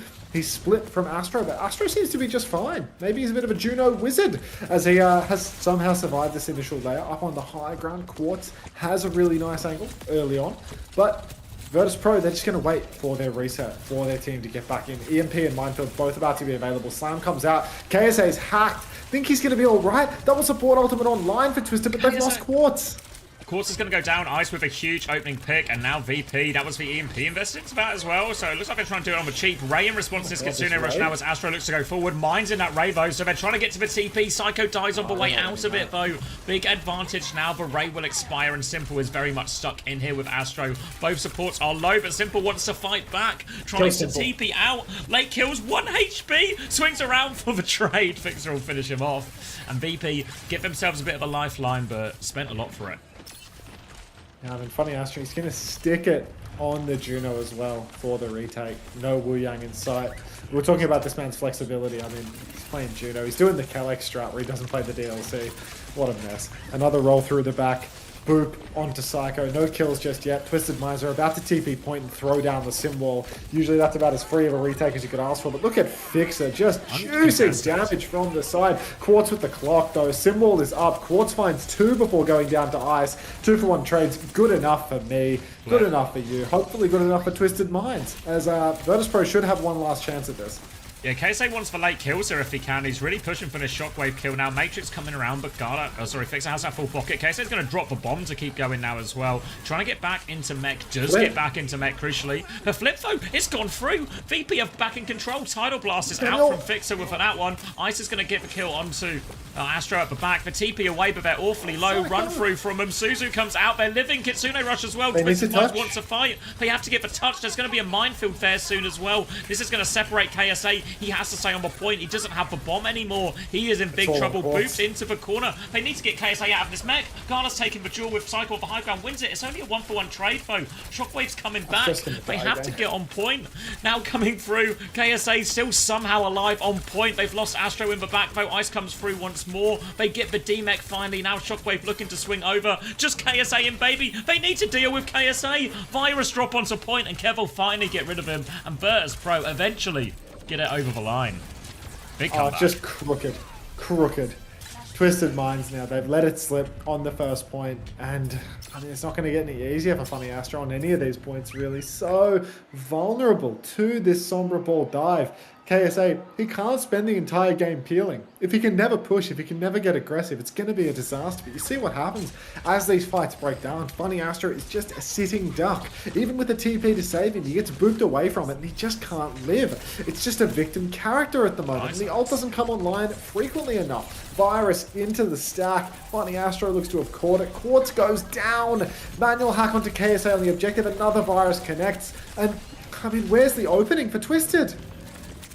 They're just getting bullied by Ice so much on these rotations. Lots of damage, forcing these cooldowns early. Big slam from Ice as well. Puts Psycho into a corner. Ray comes out from Twisted Minds. They want to clutch this one, but VP have more ults to throw back in. EMP over top. Hits 3 of them now, but they need kills. They lose 2 people as they EMP. How on earth has that happened? The EMP hit all the people it should hit. Shockwave finds the trade, but it's only one trade. It's not enough. It's the cute Juno gameplay, Xavier. The Orbital Ray was absolutely game-winning. Oh my god, it was a friendly EMP. Insane Orbital Ray from Funny Astro actually keeps everybody healthy throughout that EMP turn. Kevster stacking that one into the Ray, perhaps not the move after all. KSA manual hacked out, just trying to keep his suit. Cannot keep his suit, has to drop the bomb. That's the second time that he has completely wasted his bomb over pushing. And now Twisted Minds, the push is on in full effect. Simwar comes out on the point. Quartz just trying to play life, trying to get top back up. Slam comes out onto the high ground. Funny Astro might have juked the slam damage though. Tidal Blast onto Kevin. He's running down backline as he misses the stomp, or maybe he hits the stomp but doesn't convert the kill on the Kiri. Now the clock is out for Quartz. Psycho has fallen, but Quartz trades Kev. So 1 for 1 at the moment. virtus.pro, they're about to have a minefield that they can drop on the point. You can see Quartz has marked the ball's engagement angle. He's trying to poke Ice down early. He hits the rail. Ice, he actually misses his movement a little bit. He doesn't get the mines on the point properly. They're just covering one of the doorways. Quartz swings in the back, trying to slide away, but he gets caught out by Gala and Ice together. So 1-man advantage for VP. No ults for Twisted Minds now as they are trying to die on point. The slam and the hack come through. Astro is trying to pocket everyone through it. Simple will get out. Ebola for the chase here from Shockwave. Really didn't want to let him get out of this one. Astro pumping those healing numbers here onto KSA, but KSA needs even more. No! Astro dies, but KSA lives. How on earth? KSA has kept his suit through all of this and avoids a huge stagger. And now all of a sudden, Twisted Minds, they're going to come back with a Ray real soon. And Kev doesn't quite have the EMP yet. VP needs to try and find something without any ults. Oh, damn it. All right. Orbital Ray, so close for Funny Astro. You can see they're trying to charge it up before they take the TP. Funny Astro is 97%. He wants it before they go. They're waiting for their timing. Timing is now. No more time to wait. TP, Orbital Ray, Suzu, everything comes through, but Quartz still dies. Where's the eat from KSA? Now, Minefield on the point again for Icenum. Simple has the rush, but can they even use it? Desperate to touch, Bowler is out, KSA is desuited. Rush from Simple, no shot. Twisted get the flip, but they are not getting this fight win. And virtus.pro take the lead 2-0 on Surabasa. Oh, that's both support ults in the end invested in that fight on Twisted Minds, which means not only do they lose that point, they are now in a hole. Double support ult EMP for virtus.pro. These are the ults to win the game right here. Funny Astro is going to go on to Brig now. Better counter for the ball. Decent matchup into the Sombra, sure, but Twisted Minds, they've got a reverse sweep Surabasa, and they are pushing into a significant ult disadvantage. Slam again for Iceland here. Hits big, and you can see everybody for Twisted Minds right now. They've got to be so careful. Psycho's down, Simple's down. They're all dead on rotation. And virtus.pro, how many ults have they spent in this fight, Xavier? Oh, absolutely none. So this huge ult advantage, it only gets bigger. They're going to be up to 5 by the time this comes through. It was slightly before the point unlocked, so it's the caps only just going through now, thanks to Fixer. But Twisted Minds, they've got a bomb, they've got a sim wall, but Kev, if he wants, he can hold the EMP to counter out the sim wall. Twisted Minds are so low on options here.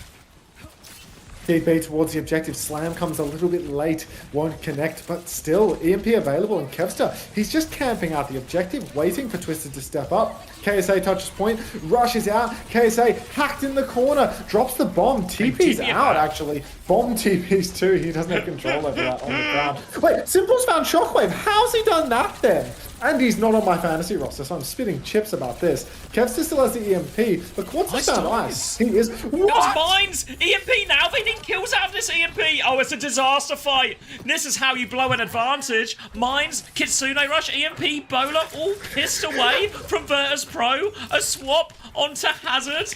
Oh, Kev is swapping as well. Yeah, virtus.pro. Now look at the ults, Max. Kevin has fat-fingered his ult trying to TP out or something. That's like a Hureg EMP. Yeah. That's so bad. Hureg rolling over in his grave right now. Oh my god. No way. Twisted Minds posturing for the retake now. They're on point. They have Rally, Wall, Rush, and Noon. Everything they need to close out at least this E point. Guardian Wave comes out. Fix is going to self-cast the blast to keep himself healthy. Astro drops the rallies. That's double support ultimate for Twisted. No kills converted as of yet, but Shockwave will get picked right out of the sky. Funny Astro pushing deeper now, hits the bash on Ice. Quartz is just one shot away from another elimination from my fantasy roster. Funny Astro playing slow on the objective, but the push is on. Quartz and KSA together. They push, they find the kill. No Elim on Gala for Quartz though. Game on all of a sudden. It looks all over on this map. It looked like VP had all the ults to close it out. Ice is going to go over onto Zarya now as well. All change for virtus.pro. Zarya sim into this. So taking a sim mirror against Twisted Minds. Obviously, it means Astro's hero probably feels a lot less valuable now. Wouldn't be surprised if we see Astro swap when he gets the opportunity here. But for now, TM, they're all alive. They're moving over to point. They've got the High Noon. They've got the Sim Wall. And virtus.pro only the Kitsune Rush to match into this. Just astounding that they've come swapped here, by the way. Like, they're 2-0 up, they're hard dominating, and they've swapped. Yeah, like, they're gonna lose. They're gonna lose. Such a buckle. Noon comes out from Quartus. TP on the point. Quartz angle changing back and forth, hits Ice and kills him. Quartz is swinging wide on the right now. Gala trying to tap point, stepping up, trying to trade aggro. Kev, get off Sim. Gala gets flashbang. Down he will go as well. And it's just all Twisted Minds in the feed. No trades for virtus.pro. No signs of life. Staggers onto the Freya. Yeah. Oh my goodness. Sim turrets will give mercy. Quartz is holding close for an early peek here as well. They're looking to go aggressively. They've got a bubble out of Ice now. Kitsune Rush in hand for Twisted Minds. Amber Sim Wall, so they've got multiple ults to throw into this as well. VP, they nearly have the Tidal Blast, but it's a bit of an awkward comp to use for Tidal Blast, and there's no obvious targets to push and get aggressive with on that one. So might have to use it a bit more reactively. For now, a TP to get Ice onto point now, but KSA will be mirroring it on the other side. Happy to play this slow. Rush. They're trying to push KSA off it. Comes out, Simwall down from Psycho. Kitsune Rush in exchange. Kevster doesn't quite have the Simwall yet, but does nearly have it. Tidal Blast available as well. Tidal Blast comes out onto Kev and the Simwall, but they lose Gala as well. No stun coming through from Bat. Now they are swinging through. KSA has the bomb. He's above them right now, and there's a TP angle onto Ice as well. He's in big trouble. They clear that angle. They force KSA away. Ice TP's back to main, actually. But Quartz finds another one. Desperate for the trade. Ice will get it at the cost of his own life. But Twisted Minds, they've tied it up. It's 2-2. Just fry his ass. Just put Kevin in the chair and fry his ass. Like, this is not happening. Fixes over to Brig. Oh my god, they were absolutely pumping them on ball, Sombra. Twisted Minds. Oh my goodness. It's just one Brig swap is all it takes, and Funny Astro is just immediately a full swap now from VP. Yeah, it's absolutely... They've got them shook. They're swinging for the king. No points on that fantasy, unfortunately. Nice grab for Aston is available. I mean, he's bubbled once. Shockwave's trying to swing wide. Flail out from Fixer as well. But Astro's got the rally. And look, KSA's already trying to contest the flank. High Noon. Grab comes out onto that one. Can they TP away from it? They can. They TP flip. One for Quartz. He takes down Zarya. It's 1-for-1 only. Quartz dies for this investment. Astro's rally, though, over the top. He can't push backline, though. He has to come back and help. Shockwave swung aggressively. Forced the bomb out of KSA. They're trying to pocket each other on point. Aggressive TP from Kevster. Kitsune Rush from Simple. They don't want to lose this fight. They have control of the point, Twisted Minds. A win here will go a long way. They push over Kevster. They walk forward now. And again, TM always so tight in these mid fights. They do such a good job grouping. Shockwave does not get over the wall. Will be stalling. Will be not going down late. I guess he's all fine. Kev is back now. Nearly has Simple. Yeah, they're getting pushed back. They really want to go right now. Kitsune Rush to keep going from Gala, trying to save him. Shockwave finds Quartz. They deal with it all, and Twisted Minds are all going to die for this.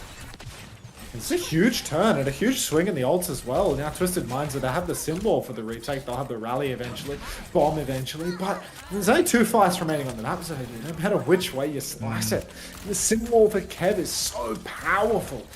Quartz over to Sojin for the final turn as well. Not sure why the abandoning of the Freya. Maybe just the Zarya bubble's giving a bit too much grief. Too many turns being lost. But absolutely outrageous. What do you mean Gala Rush 5v2? That was like 5v5. Yeah, they really needed that rush. Yeah, they would test. That rush won the fight. That was a good rush from Gala. But actually 69 in the pool. Yeah, Symbol versus Symbol. Grab advantage and rally advantage for virtus.pro. Important they nail this one. Twisters might have to be cautious on the walk up here. Turrets on the corner. You can see they're ready for that backstep. BP are being patient though. KSA down to half HP. Full energy now from Ice. Looking for a swing opportunity. One bubble available here. Taking the duel with KSA. Forcing him back, but not pulling the trigger yet. Grab as they swing the corner. Now for Rally out. Blocking the heels there is Fixer. Symbol is not enough. The TP doesn't get him out of it. Rally from Astro. They know it's last fight. They've waited so long. They found one trade onto Kev. Astro is low HP. Tries to live. Trying to pocket his sim through everything. Astro's going to get him the TP as well. They're going for one last desperate reset. Simple has the Kitsune Rush if he can get there. Astro needs to touch. I don't think he did. Oh my god! It's VP! VP, hang on! Smash gets to save his job. Oh my Smash god! lives to fight another day. If Smash lost this series, oh my god. Oh. I was actually worried for his job, dude. Like, oh my goodness. That was such... Oh my god, Simple has 26k healing. Jesus Christ! Look at the healing difference. Than all of VP. Simple has farmed.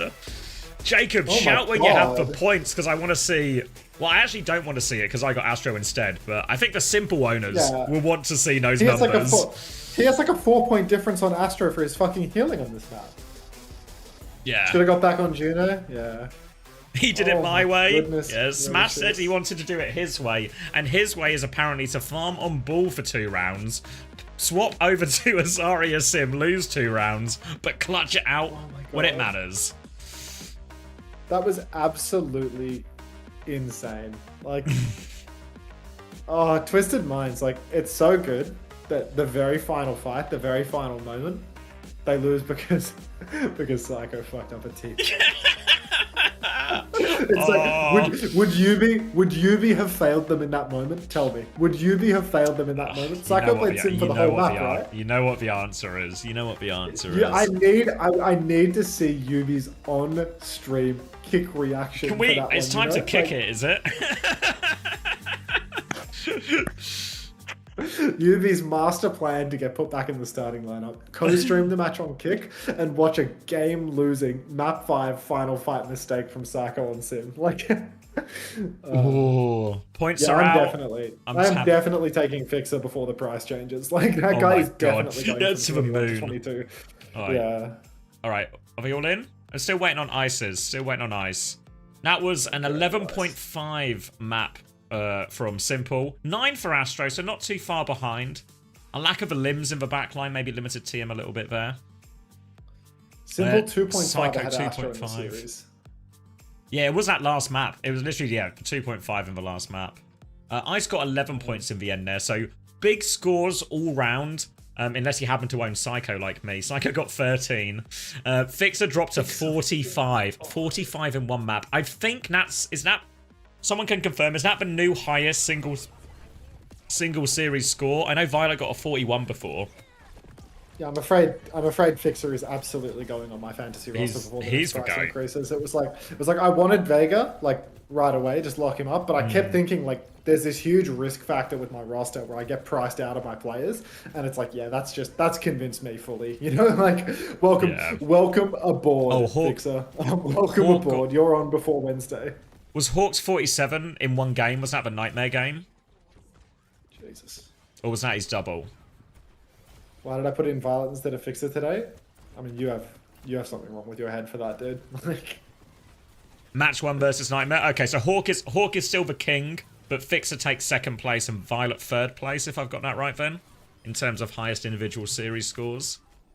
Yeah, overall across the board, for anyone else who... Gala got 37, more than respectable. Kevster with a 26, KSA with a 26, 30.5 for Shockwave, 27.5 only for Quartz there. Probably the difference of coming out on the losing side of that one. Astro with 33, Simple 35.5. So I think anyone who had Astro or Simple are probably just happy either way with that. Psycho maybe the one who lost out the most in this, only 13 points. if you want to see the points, I linked it in the chat. The Overwatch TV match fixtures show all of the points for each of the games. Mr. Hep, so you can track it as we go along. Oh my god, shockers. Seriously, if you fucking lost that series because Smash has cancer and submitted the wrong player for that would have been like, I was worried for Smashy's job, bro. Like, there's no way. Thank fucking god you guys clutched that map 5. Well, on the Shockwave, had a new coach. On the Shockwave note, thank you, Amma, for the 5 gifted as well. Congratulations. A big VP win. Felt like kind of needed that one. I know it's not the most important game big picture, but I think, yeah, the way it starts, the way it went, clutch out the map 5, had me worried there. I don't know if you're still there, Shockers. The map 5 swaps had me worried. Real worried. Thank you to Valorant as well for the gift. Oh yeah, if anyone else wants to gift me 5 or more subscriptions, Valorant is adding on to your gift subs today. So there's truly no time like the present. It's September, and because it's the end of September, and they're trying to make sure that Kai Cenat gets to 1 million subs or whatever the fuck the goal is. It's 1 million. They're really pulling out all the stops. So yeah, LeBron will cut his hair. Thank you. If you gift me 5 or more, there we go. Felix, thank you for the 5 community gifted. And, not to be shown up, but Valorant, thank you so much for the 2 tier 1 as well. Thank you. Thanks very much, Felix. Thank you, Shockwave, for the tier 1 as well. 20 months, mate. Great to see you again. Oh, we got an interview. Danke. Speaking first, and gotta bring the German out. Iceknop, we haven't seen much of you this stage, unfortunately. It's been mostly Vistola. Today you were in the mix. We also got to see Shockwave played alongside Kevster for a lot of the series. Maybe walk us through the subbing strat and the process for this particular He's got the match. wrong mic.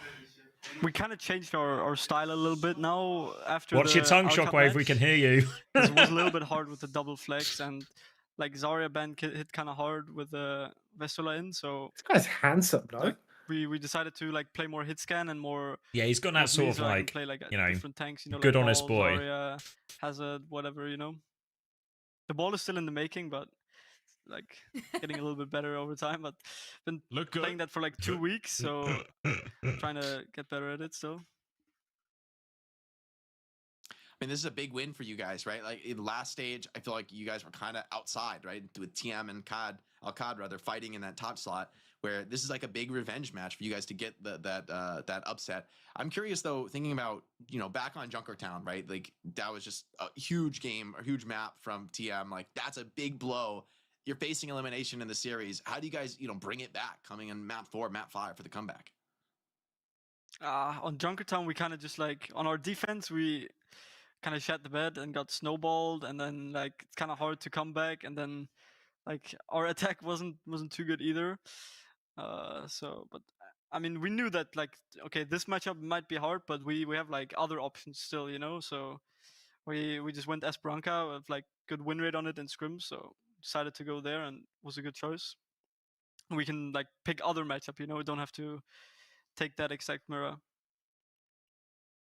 Right, and I think you really show that in the 5th map there as well, because Tracer gets banned, and then Kevster swaps over to the Sombra instead, and we saw you were trying to make the dive happen, you and him combining, of course, but then later on, throughout the map as it developed, you move over to Zarya, Kevster's over to Symmetra, Fixa goes over to the Brig. There was just a lot of swaps coming through. Is that the kind of like team environment that you promote? Just like, we're going to be proactive with swaps. We're going to try to counter the opponent at all times. Because I can't imagine that a lot of that was practiced. That was you guys improvising on the fly and finding all German Eddie Redmayne. We had, spot on, Shockers. We kind of just did everything on the fly on that map.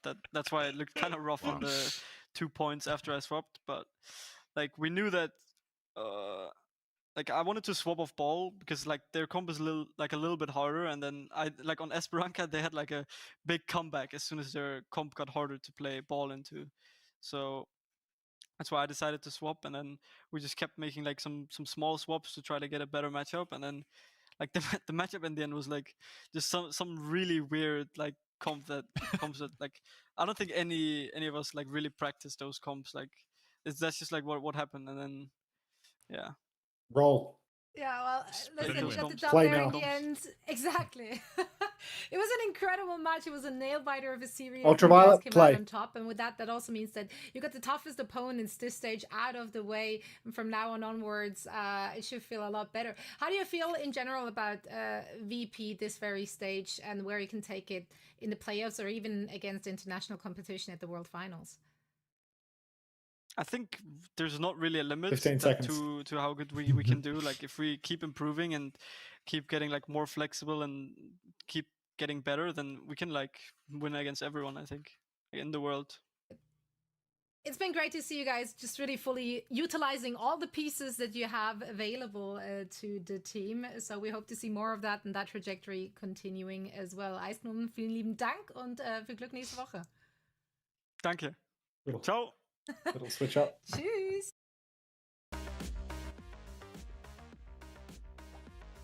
Huge win for VP. I know it's not like a high stakes game, but I feel like it's like a big hit if they lose to both Alcad and TM back to back. Whoa! Thank you, Code Monkey, for the 5 gifted, and of course Valorant for chipping in as well. Thank you very much. Appreciate it, Code Monkey. A little heart for Valorant as well.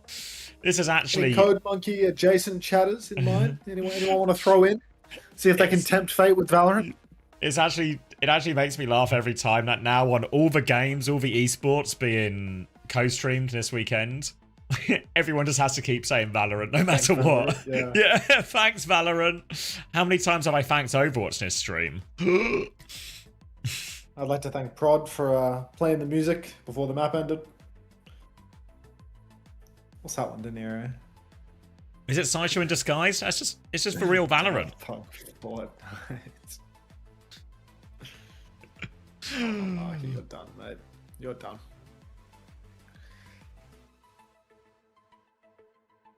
I thought this was a Valorant stream. I mean, it is if you sort of like, you know, squint a little bit. Let's go, Heretics. VODs are looking good, Panda. I can't upload until afterwards. But in terms of, you know, clean breaks, everything, we are all looking good.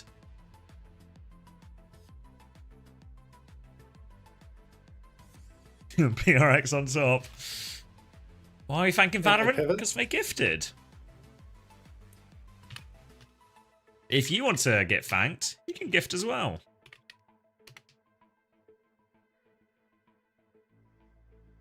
And now, 2 of the North American fixtures of all time. This is our best game from North America coming up next. Sakura Nightmare? Yeah. This is our best chance at any kind of punch-up, any kind of upset. And a map. And a map. Yeah, Natsuki and Z were talking big in the interview. They were gunning for Nightmare. Yeah. They were playing it up. They were playing for the upset, yeah. Nightmare watched the Sakura match. Nightmare looking for a little bit of redemption here. After their disappointing result against Geek, obviously scattered with technical issues, mainly for Painkiller and all of that as well. Great play.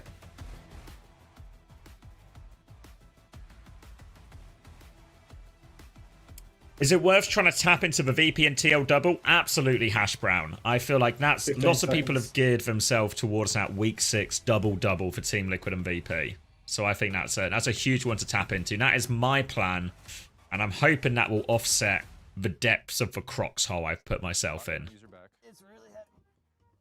What is this? Is this the sound thing? There you go. Yeah, the sound thing. I'm not a sound head. You don't like sound? No, I've never been big on sounding. What sense do you prefer? So, our supervisor. I have nothing to say to you. He years ago saw some Honestly, with this passer, Don't I think sound we're me. with this passer, I think we're ready for the big time. Yeah, I love what you've done with your hair. With the help of because freaking heavy and a wheelbarrow. We have used. Oh, the TLDR hash brown is big time. Simpson shoes, you are. Oh, you were doing. Am I great. buffering? Why am I buffering now? All right, I'm getting a drink. I'll leave you with Max and his marbles and these guys and their sound. It belongs in a museum. It does. Sounding with Blizzard. This has been used. I remember when I was an intern using this to help. Yeah, I think so, hash brown. Yeah. I've seen you use it for Freya, for Venture, for just like every single hero. Yeah.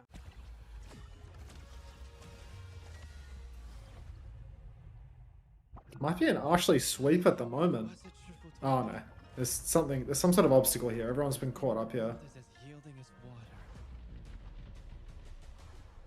Simpson shoes, taking it from the rear potentially. Ashley's dead. Well played. Simpson shoes potentially back on top, but the speed trap here could be lethal. I'd just be good for it, Mr. VP. Oh. Missed. Oh, Mr. VP.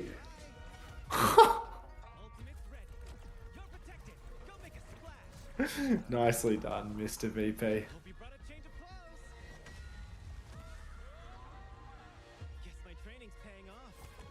Nicely done. Moxie Storm second, Bunnykins third, Stewart fourth, Ake fifth, Sylvie sixth, Evilo 7, Heisenberg, Malarkey, Snap. We've got the presidential duo here. You can see Malarkey and Simpson shoes, obviously similar idols.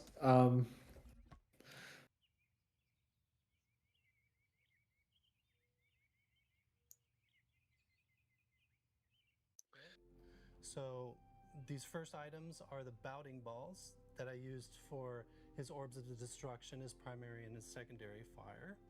You can actually hear there's a little bit of a ding when you shake them. And what I did was use these in his actual orbs of destruction, his primary fire and his secondary fire. So when he's shooting his orbs, you'll hear that little... Why does OWCS have an ASMR section? Because they don't produce any content to fill relating to the esports, so they just use like generic filler content relating to the game. And then the singing bowl... How do I check who gifted me? I have no idea, Vanuka. Maybe if you refresh the page, it will give you an option to like thank someone for the gift sub, but yeah, I don't know. You can usually just say it in the chat. It was probably Felix if it was somewhat recent. Yeah, maybe refresh the page and you might say. Can you let me win this one? Okay, 2 diverse. 15 seconds to play. But we'll be speccing 2 diverse. You subscribe 2 diverse? What color's your name? There you are. 15 seconds. Oh, you got a Primo Marble. Is this a new pickup? Kai Orange.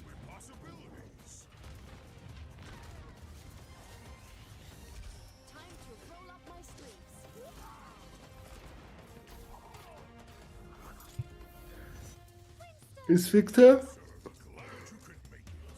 Is Fixer or UV the play next week? I think all of VP's fixtures are kind of like smooth sailing from here, right? Like maybe next week or the week after they have Vision. I can't. They have quick then peps. Wait. What? They have quick then peps. Who? BP. Is that what you were saying? Or were you asking about Vision? Are Peps and Vision in the same week or something? Yeah, they have quick. They have quick in week 5, and then in week 6 they have Peps and Vision. So, oh yeah, sorry, yeah. I mean, you could take Ultraviolet for a double if you have the trades to accommodate, right? But like for me personally, I'm not taking UV because I'm double trading for the final. So like, I want Fixer now, and then I want to drop Violet for Vega for week 6.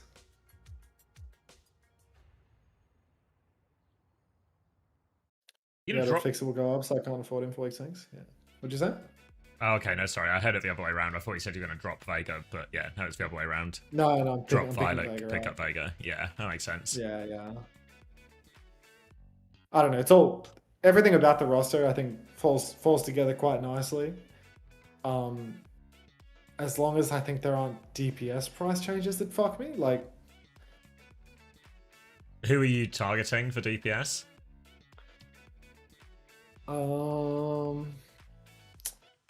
Kevin 0 if I can. Yeah, Kevin 0 if I can. Because right now I have 124 cost and 125 cost. And I have 2 budget in reserve. I have 123 cost, 124 cost. So like... What are you saying? Sorry. I'm checking the OWTV Twitter, and they've been up to good work. Don't be angry. What's the good work? Check, I can link you, I'll put it in your chat. Okay. It's simple. There's a simple stats one as well, a classic. There's this one as well. Is it the half with Hureg? Or yeah. whoever that is? Assassin? Or with a assassin. Yeah. Yeah. Nice. Sneaky Rock's ass tweet right yeah. there. But one of the same. You can tell when the tweet wasn't made by a 35-year-old man for sure. What do you mean? I feel like I'm a bit of a social media guru, I've been called to. Yeah, I mean, you told me you had a degree in like media or something. Yeah, film. It was actually media with a film and TV specialization. Well, this is showbiz, baby, so it makes sense. All finally that degree's paying off. Honestly, the best thing that came out of my degree is it was actually the first year, and we had to do like I guess an analysis of Arrested Development, and I hadn't seen the show before, so it got me into the show. So that was nice. And probably almost certainly worth all the money my degree cost.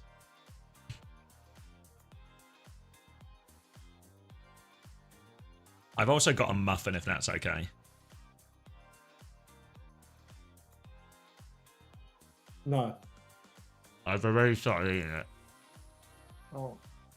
It's just sickening. Where are you, Aim? Wait. It's really important. Did you go to the gym in the end? No, I started streaming thank early and God. August rated me. Oh, thank God. Why? Well, you know how I base my entire sort of health on whether I'm like, just like, you know, Yes, slightly yeah. healthier than you. As long as I'm slightly healthier than you, if you had gone to the gym. I went yesterday. Oh, but... fuck. I've got to go I've not been to the gym. I'm going to have to work out tomorrow, aren't I? Night Elf or human? Night Elf. It's a chocolate chip muffin. Have you ever won your own marbles? Many times. Earlier today you did. Yeah. I think, the only reason to go human is if you want a PvP.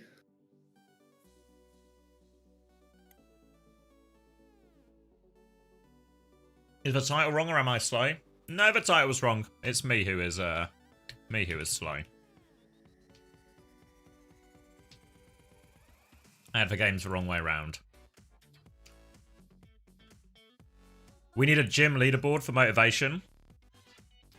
What, for like attendance? I did that on SSG this year, pretty much. Oh really? A gym leaderboard? Hello? Oh. The fuck? Is that Psycho? Guys, I'm sorry. I had to join because I have to defend myself because Unter is just gaslighting like 1,500 people there. Are you saying you think Spud? Yes. Yes, about the TP. Oh my god, it's the Defenders Council. Yeah, this is it. This is the enemy's desk. Let's do it. Let's do it. Desk, step in. Set the record straight. I wasn't watching on Wait. No. Watch that guy. I said that he didn't get the TP Yeah. TP out of grab in the final fight. Okay, this is where the desk has to step in. This is where the desk has to step in when the casters are retarded, okay? Yeah. When the casters are retarded, you need the desk, okay? So this is the perfect moment. Thank God you're here. Okay, so the call was to flip TP and then Kitsu. But, I mean, as you can see, I think 3 or maybe 4 of us took the TP. But who didn't take it? Yes, 2. Wait, I mean, a communication issue with Mady? There was a slight communication issue in the last fight. Did you try cursing him out in Arabic? So wait, you wanted to flip No. before the grab? A bit more Arabic, I think. No, but okay. Also, people were like complaining that we were just doing nothing that fight. But if everyone looks like we're 70 on both supportals, so we play slow, and then we wanted to flip and Kitsu.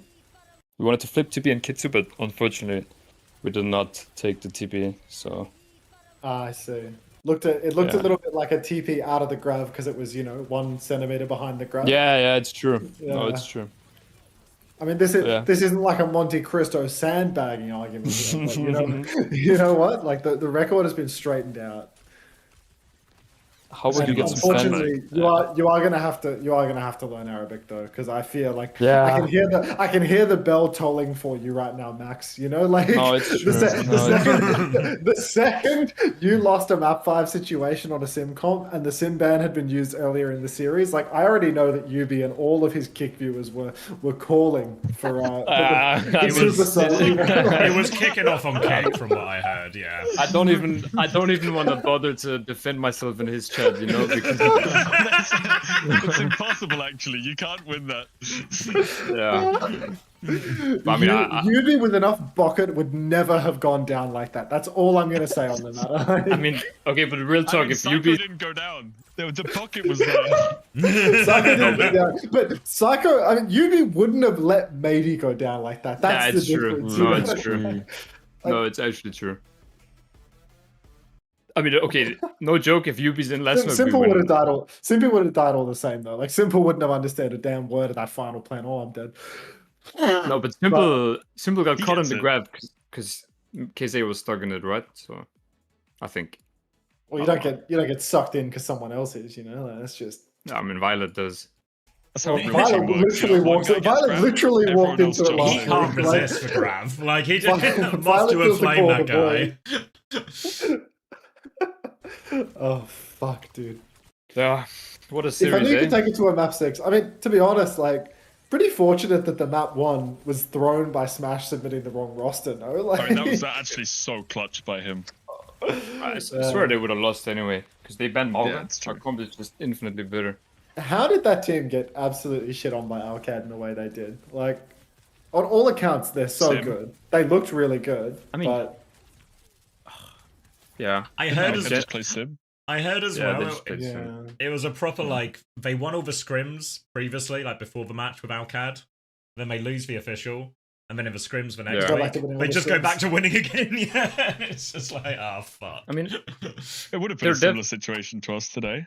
yeah, they're for sure worse than officials. Like they look way worse than in scrims. I mean, even Smash is fucking up in the match, you know? Smash is choking the draft. The lights were too bright. Couldn't see before me was filling out. Fuck.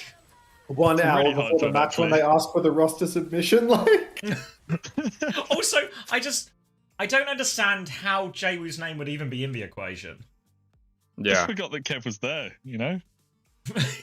It happened. It can happen. That's classic Smash defense right there. It can happen. It can happen. Queue up a marbles, would you? Oh, 30 seconds. I mean, they were trying to blame us, by the way, for not allowing to put Kevin, but it's like, Yeah. Because they asked us, oh, do you guys mind if we just reverse that roster situation that we fucked up? And we're like, yeah, we mind. We'd kind of like to play without Kev on your team. Now, and then somehow we're the piece of shit for saying no.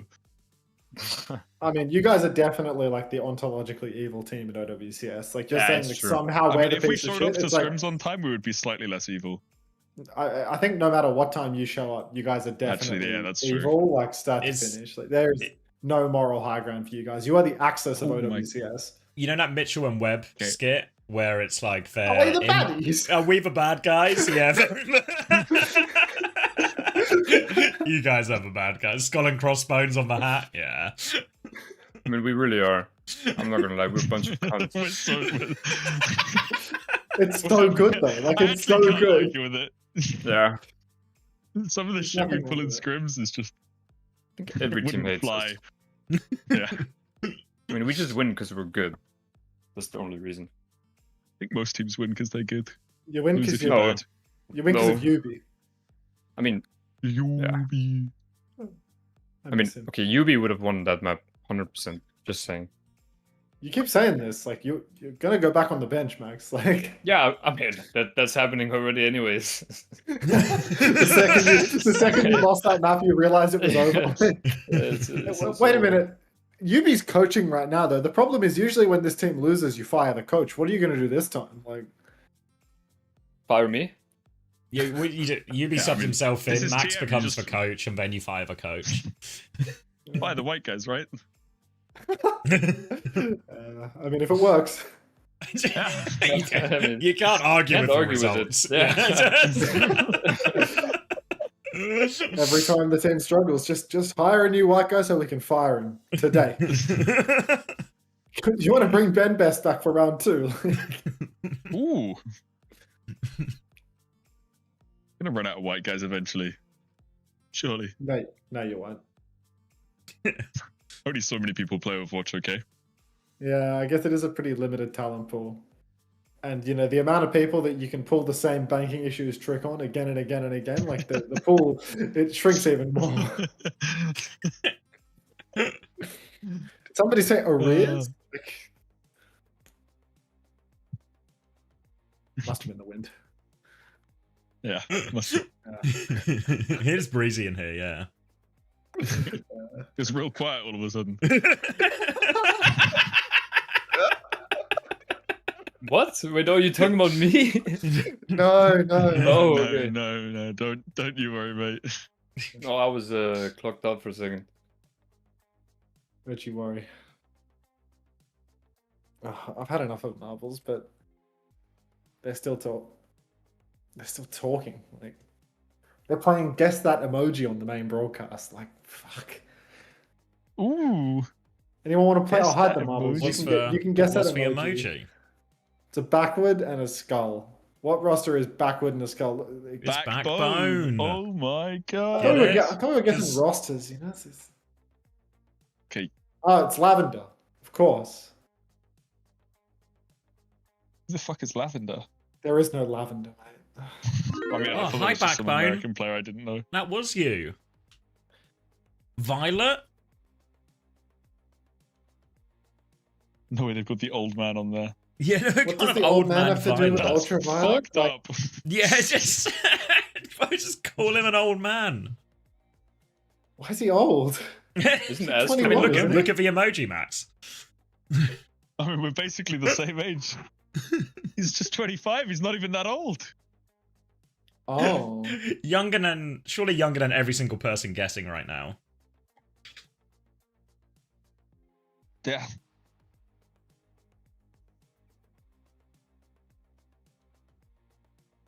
Admiral. There. What's the salute? Is that an Estonian flag? Yeah, it's the Admiral. You salute the admiral. Oh, it's extinction, guys. Like this is a fun game. I feel like this has huge legs. Jaws is fucking. Any good NA games or? No. 6-0 to sleep, mate. Like weak. Just keep those ads pumping, Max. Okay. Don't worry, mate. You don't need to tell me twice. In fact, you don't even need to tell me once, Daniel. You want absolute maximum. Yeah, I mean, I got a W Naps raid from August like 8 hours ago or something, and like when August raids me, he'll raid me with like 1.8k viewers or something, and literally 0 people will type. There will not be a single person with the Raider tag. It's like sounds about right. the sleepy, cozy streamer archetype. It's like there's actually not one person awake by the time he's raiding me. It's insane. I get all my chat is just about W title. Yeah, long stream, cute, cozy drops. Like, I'll see you in 8 hours, folks.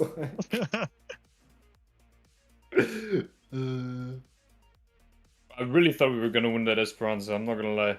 I got one clip by Kev, unfortunately. OTK Kev, strikes again. Yeah. So happy that you went back in for one more death. Kev actually hit a fucking miracle.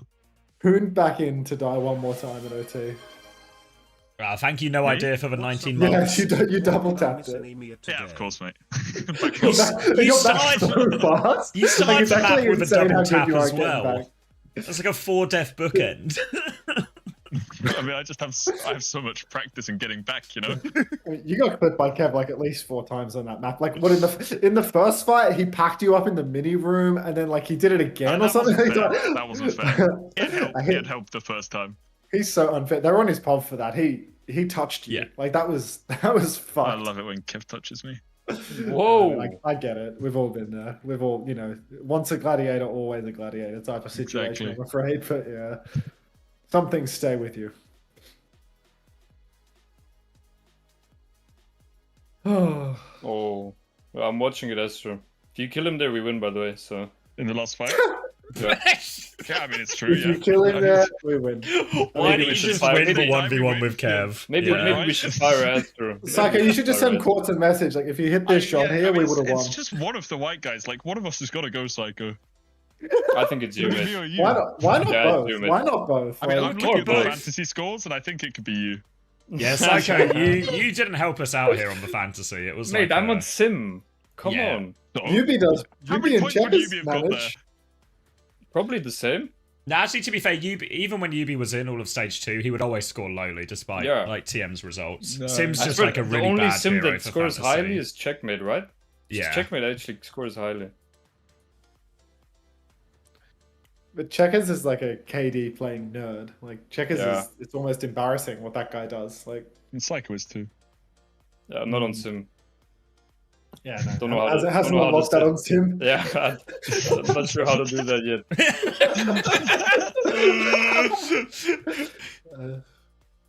Can't play for KD when you're still struggling with play. Yeah. Oh, fuck.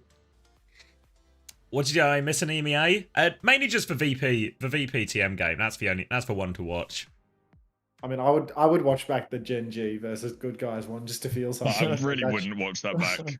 Oh my god, dude! Like, I went all in on the Crocs Gambit, and this is what I get, dude. Just weeks of misery. Like, fuck. We have Good Guys tomorrow. When you say Crocs, can you try and stagger him on Hog a little bit? Like, let him keep healing himself and keep charging up your fantasy points if you don't mind, Daniel. Like, just win. Yeah, I mean, don't kill him too agreement to sit on the side and just shoot him all game. Just stat farm. You and Crocs just farm damage. Like, can I farm crit accuracy? Everyone else could go fight it out, Everyone but we'll farm stats on the side. Hey, X10. Just for your roster. Fuck. Need that bad. Wait, who else is on your team? You, Quartz, Crocs. Only ones that matter, mate. I'm so sorry about today. I got a few more points. You did great, mate. Unfortunately, the 26k heals that Simple got on map 5 pushed him a little bit ahead. Actually. Yeah, that's tough, to be honest. But he was end of the day, so hard. He's so healy. He's so healy. How do but we he's lose also with that much healing? Because he's in the grab in the final fight with his rush that he didn't use, so that can happen. It can happen. It can happen. Like, I literally saw Violet get caught in one of those undodgeable It's not his grabs fault. on It's King's Psycho's Row. fault for not calling it well enough. True. I mean, when Yubi watches it back, he'll be thinking the TP was in a bad position. I'll actually agree with that. I will take the blame for it, but I don't agree with Unter saying I missed the TP. Yeah, you didn't miss. This wasn't a mechanical issue. This was a calling issue, which ultimately probably circles back to Funny Astro making a bad plan. I mean, no plan. I made a different plan. Psycho countered my plan, actually. What was your plan? Wait, so it was actually both of the white guys. Let's hear the first my plan. My original plan was let's go 2 fights. Yeah, okay, but no, someone else on our team said, "Oh, we're so close to supportals." Yeah, probably Quartz. So we can blame Quartz. Okay, good luck getting Quartz fired. That's not a strategy. That doesn't work. That doesn't fit the narrative. I think it was the right call to play slow. Well, we lost, so 2 fights could have worked. Yeah, well... yeah. I mean, this is VP on match day we're talking about. If we just TP in, like, absolute bots for 1 fight, they're gonna use every ult. Yeah, did you see Kevin's EMP, by the way? Yeah, it was beautiful. Did you watch it back like POV? Like it's actually full blown Hureg, like insanely bad. Like maybe it's like we TP in like bots. Kev's just you're actually right. Symbol. No, if I we thought, TP in I like thought bots, you would 2-fight it when it like. Yeah. A 1 fight's not a bad option, you know. I think. If it's grabs just so I thought hard, it was bad. I would have told you to fuck off. But okay. Psycho UB DPS line lubbed it back on the bat. Astro cut, obviously, because a white man. Yeah. I'm down. I'm ready. Down. Get some PTO. Well, you have to actually get paid. For it will just be TO. It's just TO you'll get. Some TO. I fucking loved it at TO. Oh heavens. Yeah, legit. Oh heavens. Oh. You got some numbers on the screen, Xavier? Are we getting into it? They're scary numbers. Yeah. 29, 28. It's not Ned versus Sakura. At least it's NY and Luke. 24, yeah, just 23. Oh, there's a match on? Yeah, Nightmare versus Sakura. It's for, this is NA's answer to TM versus VP this week. Yeah. I see. Oh heavens. Oh heavens, we're back again. Oh. Yeah. I'll see you in 24 hours for the good games, boys. Hey, what are the good games tomorrow? Are there any? I have no idea, but my fantasy players come back in a week. I feel more investment in the games tomorrow because at least Violet's on my fantasy roster, and I want to see how much. We're out of games for this stage unless Genji pick it up because we've played Alcad, VP, and. You seriously think Genji are gonna pick it up? Those guys they won today.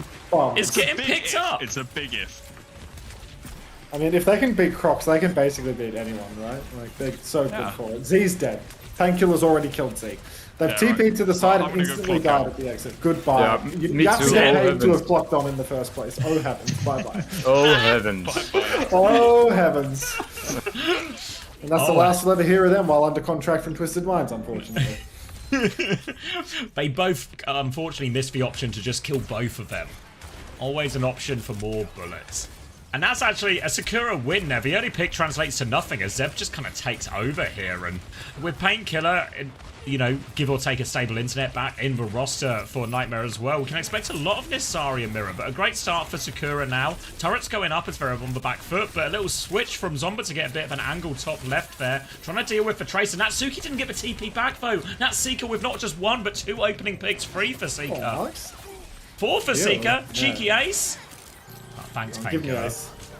Painkiller, you are a sad little man. A little geek that won't give Seeker anything. You're versus Sakura, man. You don't need that final blow. Just give Alex the ace. He's trying to channel the old times, too. He's got his LA Valiant Cassidy skin on. All of the marbles versus Sakura. He's hiding. Oh, Zeb really is Thanos. Oh, goes for a flank. He's so close to the Zarya. Oh my god, he's doing all the damage. Get Orchid on the line right now. Like, this is insane. They flipped! Coming back now, Painkiller's going to run over Zeb, and yet nowhere to go here, and we'll be back in control now for Nightmare. The flip will actually undo a decent amount of the damage from that, but now Nightmare are looking at 5 ultimates ready to press forward. Sakura are not far behind, but that beat difference for Natsuki, that could make all the difference as we get the big layered fight.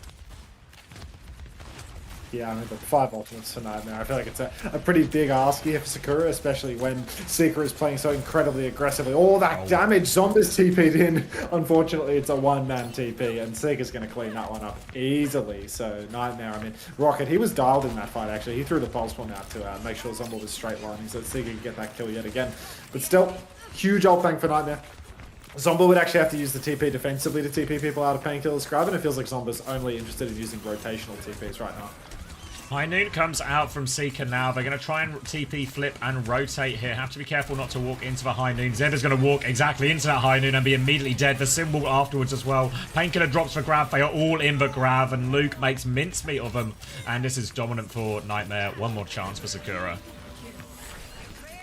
One last chance, but time is dwindling. And I mean, Sakura just spent 3 ultimates on that failed retake.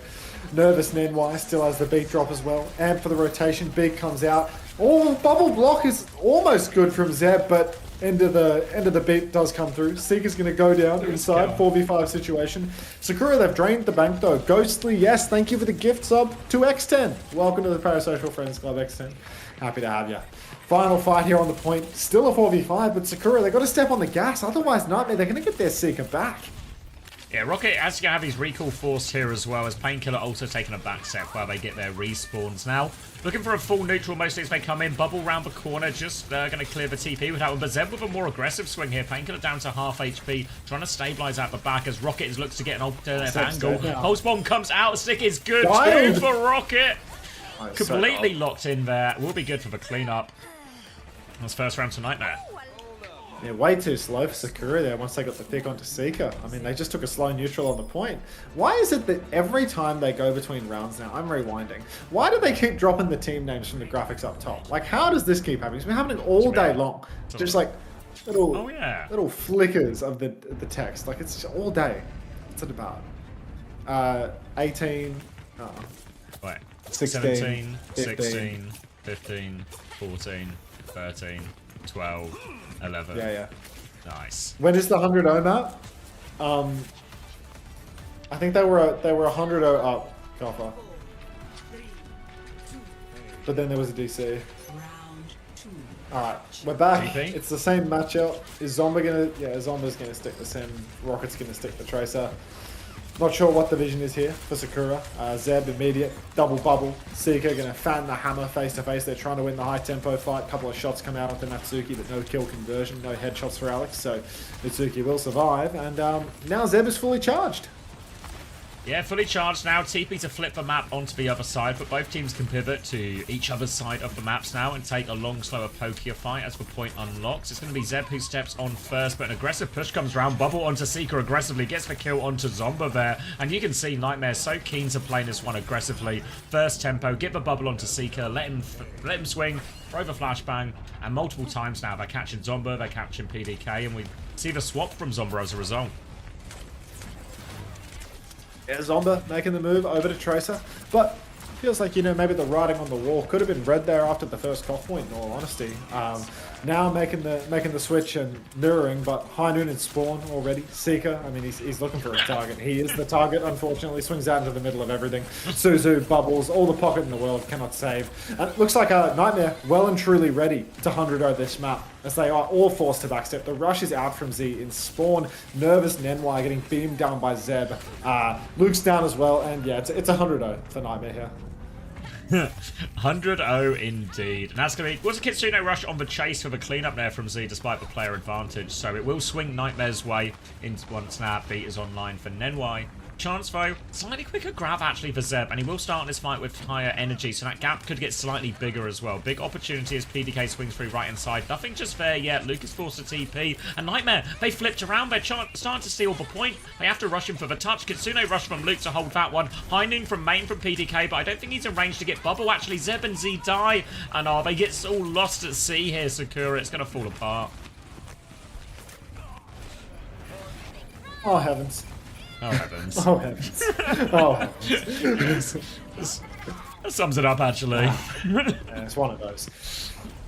Quick little retake there for Nightmare. Their bank is huge. Seeker's nearly got a High Noon. He can use this as an opportunity to swing into the enemy team's spawn and give his life away. But Suzu's already out from Luke, so maybe they don't want to hold too far forward. Seeker now fully perked up as well. Grab just around the corner for Painkiller. But Zed has his own grab in the back pocket. Just need to be careful not to grab too deep, otherwise Sakura can peel that one off. Beats also available for both sides. The ult situation is completely dead even. Zombies trying to work their way in through the side, but Seeker and Nenwai, they're both trying to mark out the flank a little bit. Grab onto Painkiller. Nenwai feels the call of the void, throws himself into that grab just so that he can be eaten up by the pulse bomb. On the flank, Z has the angle to do it all. She finds Seeker. Can she find PK? No. Oh, no, PK lives. Yeah. Yeah, Natsuki's got to be careful. Sakura, they're up a man, right? Oh, not. Not for long. Yeah, it looked like there was an opportunity there. Kitsune rush from Luke to seal the deal, and now the touch is going to be really hard. No chance of PDK getting that touch. And I think that will just be first map to Nightmare now. Doesn't look like Zomba's in position for it. Going to be marked out by Rocket as well. No chance to get there, and that'll be first map for Nightmare. 100-0 for Nightmare there on Volcano. And not much resistance from Sakura, in all honesty. One fight. Nightmare always good for the 100-0. It's true, Kaffa. It's true. Have you been screwing them recently? Have you been talking shit every time you go to a every time you go to a Samoa? Like oh god. Oh, who's this? God. GK? All the GK guys are in my chat just talking about this 100-0 in Samoa. I just know Kaffa has been non-stop chirping about that shit every scrim. Like, the first day back after our match, they 100-0'd us on every map. Cried. Rocket dropping big scores there. I did almost get Rocket, you know. It was part of the Crocs exit strategy. It feels like it might have paid off, actually. Points are up. Let's take a look at I mean, Zeb's fucking farming for how hard they're losing. Yeah. Yeah. So Zeb's farming absolutely. has gained him minus 1.5. Big winners there. I'll go on. No, you go. Alright, big winners there. 10.5 for Luke Mino, 8.5 for Rocket, 9 for Painkiller, only 4.5 for Nenwai, 7.5 for Seeker, and it's negatives across the board for anyone who kept Sakura after their double.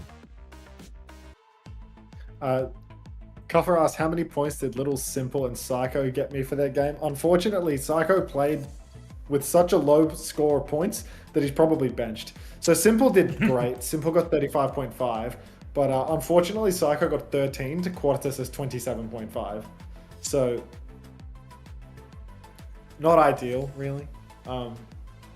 Yeah, 13 points. Not great. Oh, you're in on the Crocs Gambit too, Kuffer. You're fucked, bro. Crocs did terribly. They got 3-0'd by Gen G, man. They couldn't even post a map. Like, so bad. Wait, let me show you. Look at this. The Crocs Gambit is completely fucked. I think Crocs Gambit has literally killed my fantasy, to be honest. I'm just trying to cope my way out of it. Look at this. Look at this fucking recontest. So here, on this map, on Esperanza, good guys get a 102-meter lead. And would you believe they lose? Would you believe? They're 102-meter lead. They have rush. They give checkpoint without even fighting. They give checkpoint for free. Kaneo uses Kitsune Rush. Eggs just doesn't match. Just doesn't match. They just lose to nothing. They don't use an ult. Skip forward another like 30 seconds. Finally, you know, we're at 86 meters now. Like the meters just keep going up. There's beat, hog, rush, clock, everything available for good guys. They go one Kitsune Rush and a whole hog. Clock comes out from Zodiel. Everyone and their mother wants to swing it. All of the marbles. Eggs is dead. Jonowich has beat. Keo just wide swings. Keo doesn't even have rail. Just wide swings. The overclock. Like, so they lose the 102 meter to 1 lead. Avril Theory once again being disproven in this game, by the way. Even when you pick the lowest hanging fruit in the entire world, sometimes that theory can go wrong. And then if you look at map 1, it's even worse. It's even worse. Because they lose a 2v2 on the point. Yeah. They lose a 2v2 on the point where it's Crocs and a support, or Crocs and his Tracer. Yeah, Crocs and a Tracer versus like some plumber matchup. Where is it? It was Lucio and Yeah, Lucio and Sojin versus yeah. Hazard and Tracer. And who's going to get the first kill? The Lucio. And it was actually on the Tracer. It was 5v3, mind you. It was 5v3. Also, worth pointing Or out, 4v2. this elimination that Crispy gets is his first elimination of the map. Yeah, so here, Tracer and Hazard together can't kill a Sojin that's just swinging point. Just swinging point. So done. The Crocs Gambit is fucking cooked, dude. And this is Crispy's first elim for the map. Like, Yeah, but it's the most important elim in the entire map. Gambit killing elim.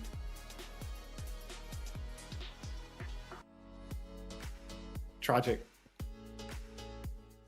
Keep it tragic. God.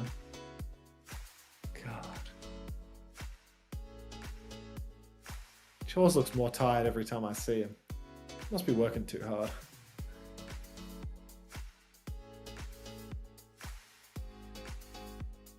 Jonowich, everybody feels confident against Gen G. Wait, let's watch the Jonowich fucking Ajax, dude. Wait, hold on. Hashbrown's telling me also Crispy booped Jonowich off the match before the kill onto SX Shay. That's Did he? not possible because it's not possible because He only Crispy got had one elim elim at the end of the that round. round. We are matching shirts right now. What, you and Jaws or you and me, Cuff? Or you and Necrocuff. You could be matching with Necro as well. Us? That's so cute, Riley. Send me a video on Discord.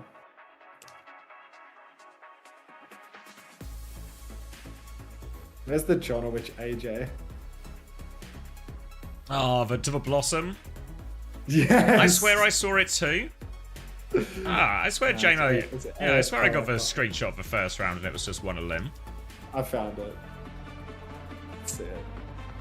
Let me get these map 2 preds up quick while we figure it out.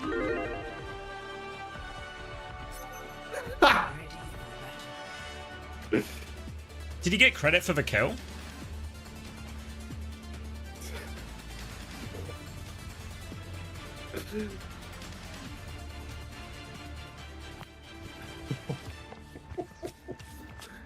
Just a really ugly one. The Mega beat for sure. We're on Esperanza. Oh, look, figure it out. 54, 53, 52, Wait. 51. I'm only slightly behind. 52, 51, 50, 49, 48, 47, 46. Right, carry on. It's going to be more Zarya, and this time PDK is on the Reaper. We saw X10 tear it up on Reaper for Sakura last time, but there's not going to be much of a chance for that. Natsuki is dead before the fight even begins, and Seeker going for a bit of a wide swing. Going to get beamed out of the sky, though, actually, so an immediate pick back, but Rocket's good for the trade. Still player advantage, and Rocket has got 2 kills in the back line now, and Painkiller will walk over that Zarya in the front as well. Just trying to pocket NY through all of this, and Nightmare are good for it. Bit of a messy start, but still Nightmare continue on the front foot. Yeah, they get it done, but no Seeker. Not ideal, really. Gives the Sakura a little bit more of a free retake for sure. Going to be able to step up without all the hit scan pressure, bearing down on them from the high ground. Luke Minnow playing forward, has to TP back already. Actually, he's taking incredibly low right now. TP right away into the back, but PDK unfortunately has not clocked the situation. And where is X10 in the lineup right now? X10 would have killed that Kiri for sure. Luke is absolutely dominating by way of damage. Holy shit! Yeah. Zeb's is going to walk out. She's going to kill Painkiller. There's not enough kunais in the world to stop Zeb walking forward. Not Susan, but get the trade, yeah. Yeah, but look at the damage, Max. Look at the damage. Seeker has traded 2 kills, though, making that 3, and it will all be fine in the end. Pulse Bomb was thrown in there by Zomba as well, just desperate to piss stuff away. And Nightmare now threatening check. Ram swap too. No, I mean, Ram swap for PK. Yeah, needs to be able to block because Luke's not going to heal him or Suzu him. Luke Minnow studying Pirate. It's like Pirate with really good hands, you know, just non-stop damage, nothing else. Playing forward again, Luke, just going for the poke pre-fight now. And then left alone on the payload, which means I can only assume Rocket is dialed and ready to pinch. Kitsune Rush comes out from the high ground onto the payload, I assume. Boulder Shot comes out, does not connect, but Nenwai will find PDK. Everybody for Nightmare is a little bit low, needs a little bit of time to reset, but Rocket's traded 4v4. Very winnable here for Sakura. Walking up now, Beat comes through. Natsuki is nowhere close to this as well, so they're trying to swarm Zeb in all of this. Ramform invested. Zeb will get ran in my over. chat. Natsuki, stop typing! Charge for Beat! Zeb needs for Beat! Now, Nightmare continuing to try and clean up these kills, trying to avoid any trades. Suzu out from Z, and they are getting forced all the way out. He's dropping a wee good. You tell him to charge the beating. He drops a wee good. Like, how is it over already? Like, did you just not stop the cart? Like, what? How have you done that? Sakura have got everything in the tank as well. Like, is there going to be an Ajax? Like, how could this possibly be over that fast? Seeker dives up top. Zomba, kill him. Dead silence. It's a Kappa listening. Living in their spawn, I'm living in their spawn. Good bottom, man. Just pull them Okay, in. Same sound muted again. Like, the prod is just... Gonna shoot card in 3, 2, 1. Lucio TP on you, Seeker. Lucio on a cart. I think right now, Rocket. Creeper nothing. Hey, walking now. We're swinging 3, 2, 1. Swing him in. Okay, grab Blossom. That Reaper dead. I have Carol. I want to get up card. Grab Blossom Kitsu pulse. I'm an unstoppable object on the cart right now. Okay, care them going through window. I think Trey's going window, maybe.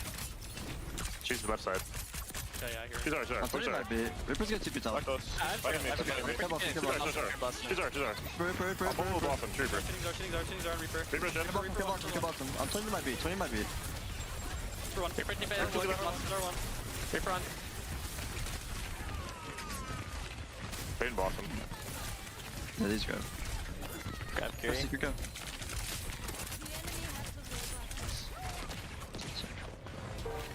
They used Kitsu grab, right? Okay.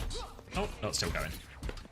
Yeah, actually a really good fight for Sakura there. Invest for grab. That was Annihilation. Kitsune rushing for trade as well. So, more manageable situation for Sakura. Chance to throw PDK in with the Blossom.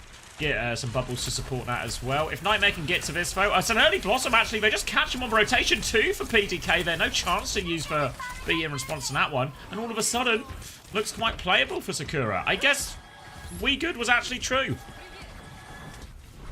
We Good. They're just good for it, apparently. Yeah, what even is that, Kaffa? Like, why is Reinforce doing an ad for Red Bull, like, off the stream, but, like, in the VMix? Like, what even is that? Like, Red Bull's not a sponsor of OWCS, is it? Like, just a weird ad.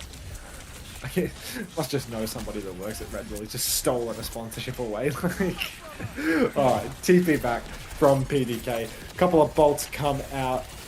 It's just weird. Alright, B comes out from Nenwai. Zeb will disappear into a puff of smoke. No hope because Natsuki is not able to amp for the kite, and there's no B. Disaster. Oh no, Nightmare back in control, denying that checkpoint as well, coming forward. They will be walking into a beat advantage now coming out of Natsuki. So if they have a chance to set up on the high ground, they can make this very difficult push as well as Nenwai will move that robot forward. Natsuki, only a couple of % to go as Nightmare peek early, try and force these bubbles out. Zeb spent one of them already on the walk up as Luke Mina continues to peek this. Looking for an opportunity, has to be careful. Zomba is actually very close, wants to challenge for that one. Luke TP back to the high ground, and it looks like Nightmare quite happy just to post up here for Sakura to make the first move. Yeah, I mean, Sakura, they are the ones that have to actually push up onto the high ground. I mean, they can't just sit beneath forever. They're not going to win the neutral that way, and Nightmare have no need at all to post additional meters. So, that's actually so true, Weeks. That's so true. Natsuki drops a beat as PDK goes down, but it's a -1 beat. Painkiller has the Annihilation to keep him going. Seeker has fallen. Pulse out onto Zeb, nearly takes him, but the Kitsune rush from Z. She might just be able to pocket them through this. Yeah. Luke's gone down. Painkiller's quite low as well. Natsuki, any other choice words in the chat for us? Traded. Zomba now trying to clean up these final kills. Sakura will be good for it. Then Why the last one to die on point. I'm trying to skate out, but grow up. And now chance for Sakura on the front foot, playing for checkpoint, grab in hand as well. A great opportunity. Luke does have a Kitsune rush, but not the best counter towards that. Zomba eyeing up this duel with Seeker, can get bubbled into that one as well, but just keeping each other at bay for now. And it's going to be a checkpoint under threat. I don't know if they're going to go for this or not here. Yeah, Painkiller's walking. They're trying, but Painkiller's getting absolutely pumped by PDK. Again, feels as if, you know, maybe X10 was good for that one. But, alright, Boulder out from Seeker does not connect in the end. Luke Minna has the Kitsune rush, but Zeb, grab in the pocket, trying to force a TP out of Luke. Luke's TP'd. Right now, though, you can see Zeb pushing for backline, grabs Luke, catches him out, but Zeb, oh, he's so low, he has to be very careful, trying to wait, hang on, he's trying to beam down Nenwai, but Nenwai's just dancing with death, coming back and forth, just going to punish him for his misgivings, and it's actually looking kind of winnable, this map for Sakura. Yeah, TP onto the high ground now for PDK as they try and clear Seeker from this rooftop. He's awfully low up there, and there's surely no way out here from Seeker, but they're struggling to clean it up. Luke's going to drop a Kitsune Rush. They want to fight, actually. Zeb's going to die to this. They didn't deal with Seeker. He's still up there on the rooftop. It's fallen apart for Sakura. Painkiller will die on point, but he's managed to anchor it long enough for Rocket to come back, and that's checkpoint denied. Yeah, I really cannot understand how Sakura could not convert that 5v3. Like, they were so massively advantaged. They couldn't even get checkpoint off that. It's nonsense. It's just not, yeah. Someone ain't shooting their gun. I need a name, because there has to be an explanation for that. That is outrageous. We blame Psycho for this? No, Nightmare. Yeah, I feel like we could blame Psycho's TP for this. He missed the TP, is what the streets have been telling me. So, yeah, not great. Not great at all. By the way, Cal, don't know if I said hi. You're probably gone by now, but massive. Beat comes out for Natsuki. Second beat for Nenwa. It's a lot better. PDK booped off the high ground. TP's back into the mix. Oh, he's so low, but Zeb has traded with Seeker, and that's a favourable trade for Nightmare. Oh. Can stabilize around Painkiller now, Nightmare. They're just going to try and sweep it up. Rocket is there with them. Looking for trades in the back still. Zomba Z all fighting back, but PDK is stuck in. An easy kill for Painkiller. Makes it a two-player advantage, and the rest of Sakura are just going to get out of there. Now a chance to extend their lead. This back and forth fighting has happened for so long. It's the final 40 seconds, so Sakura need to string everything together now. But they've got to... Oh, but their only hope is PDK's Blossom. I see. A PDK Blossom for all of the marbles, but yeah, not terribly optimistic in all honesty. TP comes out from PDK, he's in the back line. The back line doesn't exist. He's on the back high ground with nothing to shoot. A couple of shots into the side of Painkiller forces the form, but PK is just going to cancel that one, hit the back step. Play nice and safe. By the way, Poppy G, if you're there, I thank you for the gift sub to Inkiago 13 minutes ago. I forgot to thank you. I'm the worst streamer in the world. Blossom available and Pulse now for Sakura, and maybe the Pulse has a higher chance of hitting. Still Nightmare only have the Annihilation, but they're happy to just hold this corner. Happy to hold the long sight line. PK pops the form, but Natsuki first to go down. Rush on the objective, spin as well. Zero man at present, but the bubble keeps PDK alive. Maybe this is winnable right up until the Kitsune Rush comes out for Luke and everybody disappears for Sakura. Yeah, finishes the job. We're into overtime, and Nightmare will close out this map as well. 2-0 for Nightmare, and our candidate for best game of the week in North America is... It's not looking hopeful, Max. It's just a terrible, terrible week to be a spectator of North American OWCS. Oh, but that's us. We're going to be doing it all weekend. It's alright, it's easy doing this. Let's get X10 in the lineup.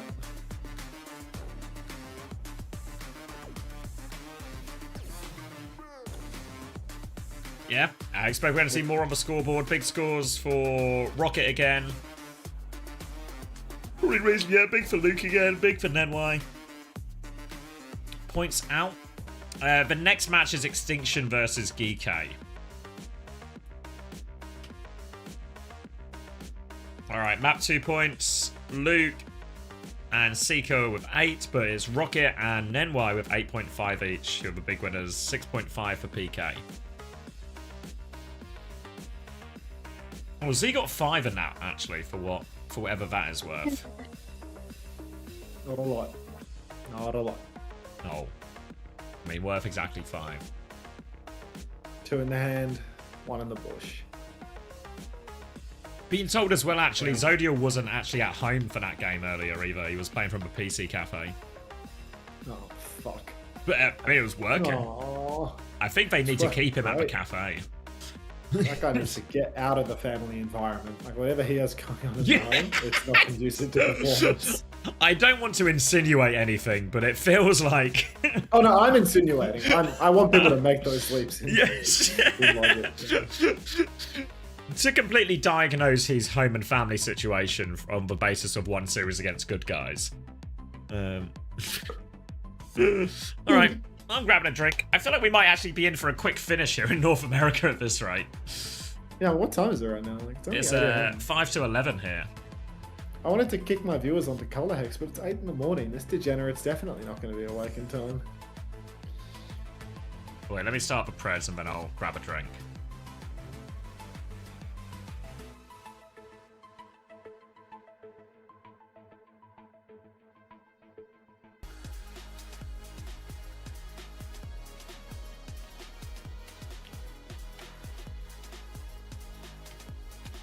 You're not Jelly Misu ball player, Blair. Like, you're just not. There's only You're not pulling the wool over my eyes. There's only one Jelly Misu ball player. Oh, there's definitely more than one Jelly Misu ball player, but it's definitely not Blair. Did GK play today? Yeah. Yeah, next match we're going to Extinction. Are we going to get Extinction. same stats for Korea games that we do for NA EMEA? Yeah, if we can, we will. We have reached out to multiple parties to help us provide them, but now we just have to wait. We have to wait for the help, you know? No help. Do we know what map type it's going to be? No. All right, I'm going to grab a drink and we'll do a quick press when I'm back. I think we just have to play marbles, like.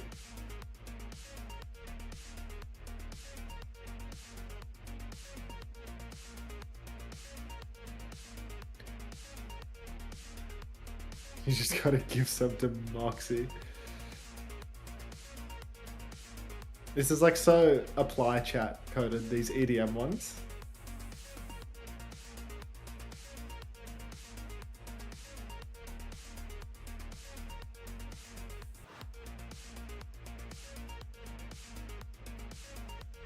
Chrissy1190 with a first time play, welcome.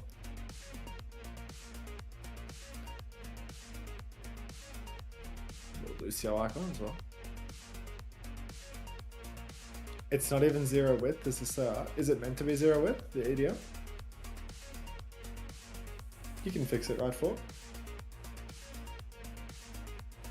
I feel like you have edit perms.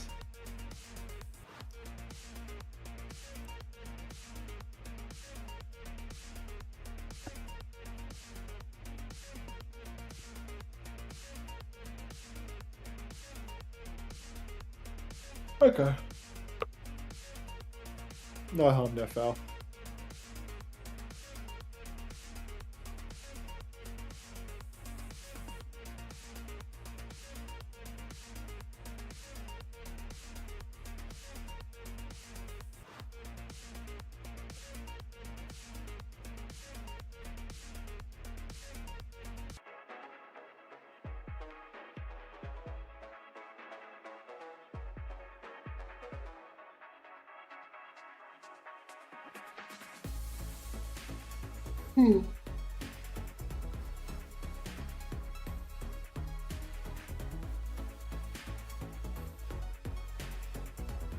Did Boundless Bread's minus 25 go through? I'm pretty sure they still haven't processed the minus 25s.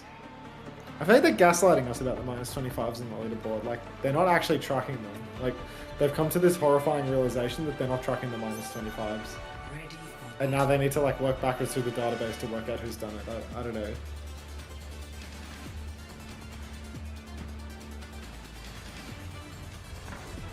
Oh, I'm back. It's going to have to be a really quick press. Hey, Xavier, when are the minus 25s getting processed on the leaderboard? Apparently they are now. Toby said it's fixed. Really? Yeah, so what you're so seeing should be... is still 25 ahead of me, even though he took a minus 25. Alright, hold on. Let me do these preds. He has like... Yeah, he has like the same roster as me pretty much. Okay, so, you like, cast, I need to sort these out. Yeah. Okay, alright. Let's hide the marbles as well. Who won? Well, if you can read the name, you'll know. I cannot. It was tough as hell. Congratulations, tough as hell. We're on map 3. This series has been going expeditiously. At least it wasn't a full cap. for Nightmare. So, you know, we got the full 10 minutes on push, but now we're on Flashpoint. It's another nice and quick game type. And Sakura, I mean, they're dying on the same hill that they started on, with the exception that now they're playing Hit Scan and Tracer, rather than one of PDK on Reaper or Zombra on Sim.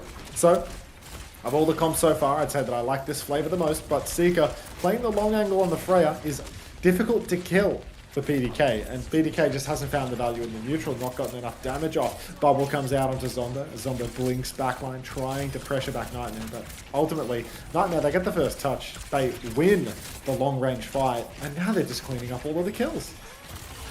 Yeah, it's difficult for PDK to play in this range. Saw Seeker posted up at the back of the map, just dealing with it as well. And that's going to be a nice, easy one for Nightmare. Cap the point nice and early as well, so it is one fight territory already for his first point, and Nightmare are flooding forward, looking for more.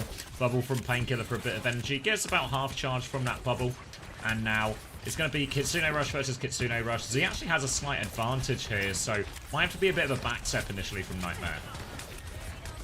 Yeah, now Nightmare really need to step off a little bit, but hang on. Nenwai going down as well. Sakura can really press off of this. Pulse goes wide for Rocket, not dialed in for that one, I'm afraid. He's still in the back though, he can do some serious damage. Bowler comes out from Seeker, does not quite connect, but PDK, he's sliding back into danger. The roll right into Rocket's clutches, but no kill converted, and Zeb is going to beam forward. Zomba finds a kill as well. Sakura back in control here. Can't lose a fight or they'll lose the point, but they've got very nice ultimates for the next turn. Grab lead for Zeb actually. Yeah, going to start with higher energy as well, so really might just get bigger there. So in this Kitsune Rush advantage, if Zeb can get that grab online, might not actually make a difference. And Natsuki's slightly ahead in B as well, so really great chance for Sakura to convert the point in all of this one. You see Zomba trying to set up for that pulse bomb, one bubble for PK just to get that energy online. But now the ults, 20% to go for Zeb as they try and walk onto point. High Noon first from PDK. Kitsune Rush back from Luke, but I don't know if they can really do anything with this Kitsune Rush, but High Noon's going to keep him zoned. Yeah, High Noon comes and goes for PDK. Has bought a little bit of time. Oh my god, what just happened to Zeb? He's disappeared. Absolutely deleted. Now the counterbeat from Nenwai just to seal the deal. Feels absolutely unnecessary in all honesty. You know what, maybe he was nervous. So, Sakura, and they've dropped the point. It's already map 3. Dicey. A big opportunity that one as well with how the ults were set up too. They got a really good trade initially out of the High Noon for Kitsune Rush. Favors for team that used for High Noon. Now they're going to have to play, but it's actually Painkiller who's going to have the grab first at the end of this. So will be a grab versus grab trade. Pulse bombs available for both to combo into it. So it could be a pretty brutal fight for both teams here. Ability to survive in these grabs is going to be very difficult. Painkiller swings left hand side, catches a huge amount of them, and there's no chance for Zeb to even use his. Oh my. Huge wipe Heavens. there for Nightmare. Very clean. Oh, heavens indeed. It's not looking good for Sakura, I'll tell you. If you were a Sakura head, or maybe you've abandoned ship by now, to be honest. But, yeah, not looking good at all. You can see Luke Minnow, once again, playing with his food. He's hiding forward, trying to channel his inner Violet. 1v1 with Zomba, and Zomba's just going to get right out of dodge. Zomba knows when they're beat. Going to step right off. Luke Minnow keeps this angle. Just in no Suzus. Just doesn't even try to Suzu. Yeah. I mean, to be fair, Zeb threw out the grab, and you wouldn't know it with the way the kill feed went there at all. A disaster fight, and now Nenwai on the chase, trying to hunt down Zomba, but Zomba will get that health pack. Nenwai and Painkiller, they really want to chase this Tracer, but Zomba's put enough distance between them, and they're actually walking back in main here, so they have to be a little bit careful they don't lose all their position. Now it's Rocket who moves over to mark that angle as well, so they've got eyes on Zomba, but this has allowed Sakura to get a bit of space back on point, and they've got Kitsune Rush advantage, and they've got a pick on Seeker. All the things going their way. Kitsune Rush available now, and a player advantage. Low HP for Zeb. They're going to High Noon first, and Nenwai gets caught in that one somehow. 2 players now, and a retake for just a High Noon. Sakura couldn't ask for more. Yeah, I mean, they're right back into it now. Sakura, they've got control. They've stolen it away without using too many ultimates. And, yeah, they've got some in the tank for next as well. Let's get eyes on Zomba if we can. See if they're going to, Slonker Pulse Bomb in there. You can see PDK stepping up. He's looking for a target. I think maybe finds nothing though, so just a back step once again. Sakura playing quite slow, quite far away, really allowing relatively free retake here for Nightmare. The Kitsune Rush is out. Z's TP'd into the back. She's thrown her Kitsune Rush on top of Luke's. Is that right? Like, they just stacked in main, but yeah, Z is not going to get the better of that one, and Nightmare are going to get the free flip off the back of this bizarre rotation from Sakura. Yeah, I don't think the Kitsune Rush got the full length there from Z, so a bit of an awkward one, and that's going to be 2 points in a row for Nightmare. Beat advantage for this next fight as well. Everything's starting to line up for them, and Nightmare could just be very quickly done with this series. Then Rai's going to pick up Luke from Spawn. Beat advantage ready to go. Not sure if Nightmare know exactly they have this beat advantage, and if they're going to choose to be as aggressive with it as they could technically be. They nearly have a grab as well, but actually they're just walking forward. Seeker on the flank looking for this. There's a kite backwards, but Z gets the pick onto Rocket. Actually, Zeb's going to kill Nenwai as well. Wait, was that a beat? What is answer? No. Did he just AJ? Yeah, I didn't hear the voice line at all. God. But I don't know if that's just like the dodgy prod. Yeah. Should I have a look? Have a look. Let's just have a look. Oh, that ain't dodgy prod. That's a dodgy. That's a dodgy Nenwai. Oh my god. Just full beam into it. Alright. We're hitting live? No, I skipped to 8%. 9, 10, 11, 12. Yeah, we're in 13. sync. Just, yeah, wow. We can go back more often, actually. We have the power of time that was travel. insane. Yeah. Crazy. And this is now a huge ult advantage for Sakura. High Noon comes round. Seeker's going to respond with a High Noon of their own as well. Swings right through, but Zomba's just been grew. It's a DPS gap in inverse directions here. Were you at the blue? Were you at the blue numbers? I was counting the red numbers. I was counting the red ones before the flip. We're so out of sync. The grab out of Painkiller, and it's going to be a conversion off that. You need me to pause for a bit. Give me a number. 57 blue, 58 blue, 60 blue. 62 blue, yeah. 63, 64, 65, 66. Right. We didn't miss anything. It's just the end of Sakura's life. Alright, one last chance for Sakura to keep themselves alive. They've got grab advantage, right, Max? Huge odds. Grab is out. Grab is out. Catches PK. 1-for-1 trades. 1-for-2 trades. Oh no. Z holds on to the rush. Grab equals lose for Sakura. Every time they press it. And that's the series done. What are the chances there we were on opposing numbers? Let's just rewatch the... I'm going back and watching the MI Ajax again.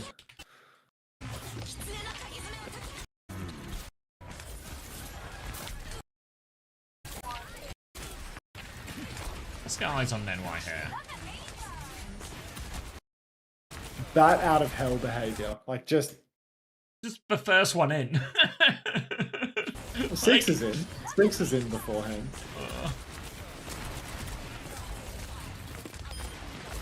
Yeah, they've like almost flipped, but they're beating after the flip, you know? Like after they're in. Let's look at the scoreboard. 9 and 5 for Zomba. 1 and 8 for Z. God. That's a rough one. 1 and 8 for Z? Shit. Yeah. I mean, told the numbers are up. I think this is going to be... If anyone did go Nightmare, yeah, it's negatives across the board for Sakura. Painkiller the big winner. Oh, and Luke the big winner on that one. I think Luke might be the big winner for the series if we look at the series scores. It's a 24.5 for Painkiller, 17.5 Nenwai, 29 Luke, 23 Seeker, 25.5 for Rocket.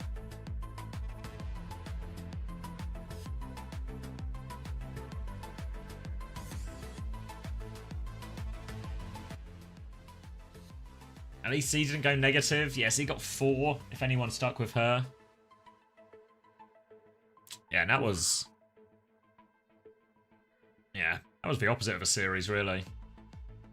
Yeah, no series on our hands there, I'm afraid. Completely empty-handed. Yeah, no, I'm coming up with nothing right now.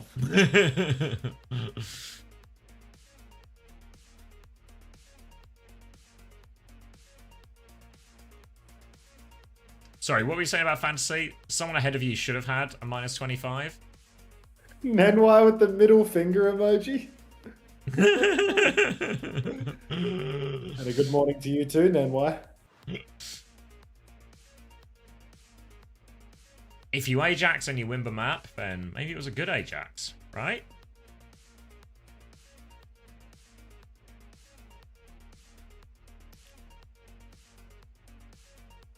What's my team budget? If someone can do the math, what's that? 44, 66, 81. I've done that wrong. 66, 86, sorry, 91 plus 17, 108. Yeah, you got it faster than me. Yeah, big performance from you here, Ryan. How you doing, mate? Where am I now? I'm up to 64, and I've still got Vega, Astro, Sugar Free, and Psycho, and Crocs to play again? Talking about Crocs to play again like it's a good thing.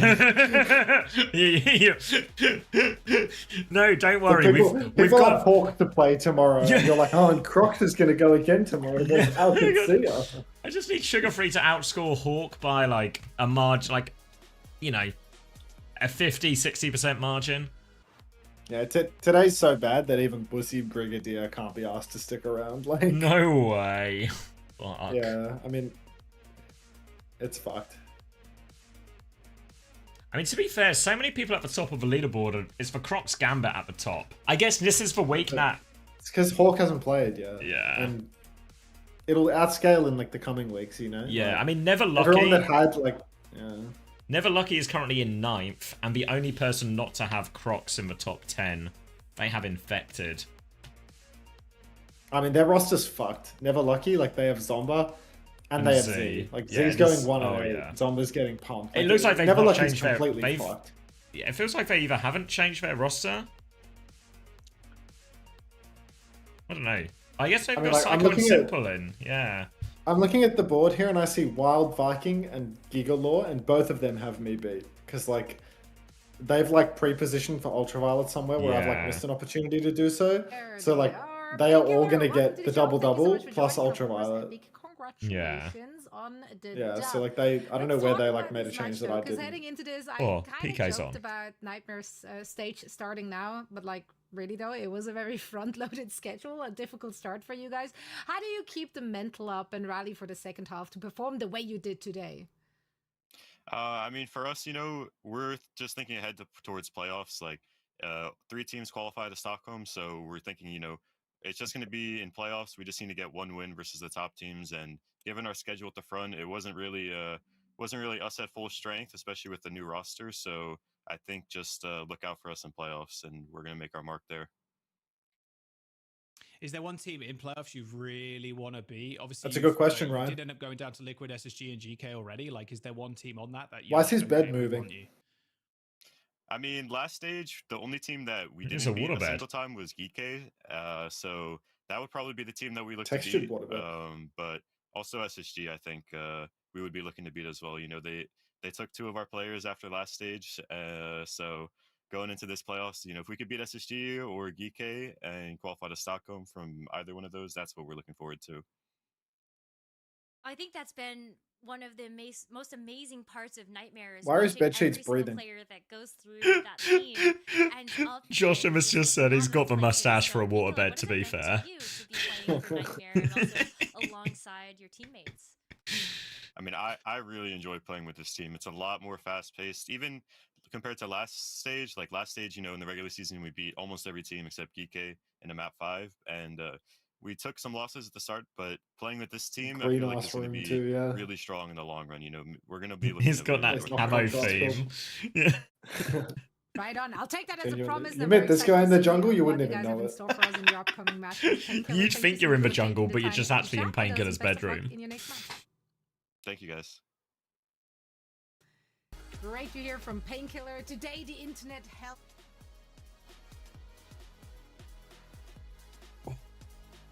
All right, what are we doing then? Update the in the chair. Oh, you've been up the whole time, haven't you? Yeah. Not like super early morning, but you know, like a normal day.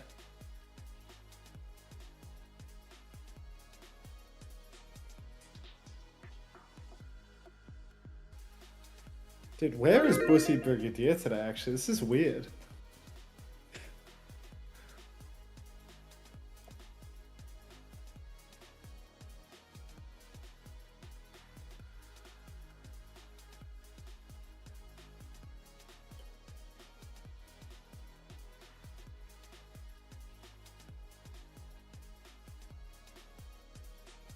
Yeah, someone else is saying this may be a problem. I'm getting on to Toby as we speak. PK, why were your bed sheets breathing during that interview? What was that about?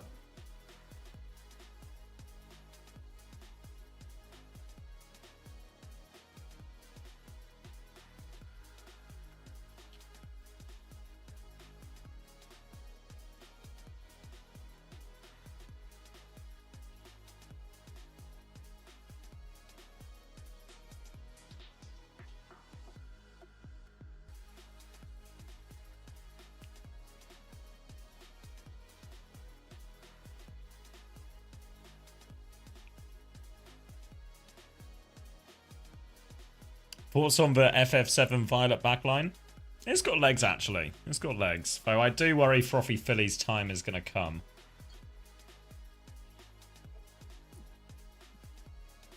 Start your climb to OWCS by joining Faceit League. Shut up, Julian. Experience in weekly Faceit League matches. Rise to the top in divisions. Couldn't find a better VA than somebody that speaks English as a second language. Love it.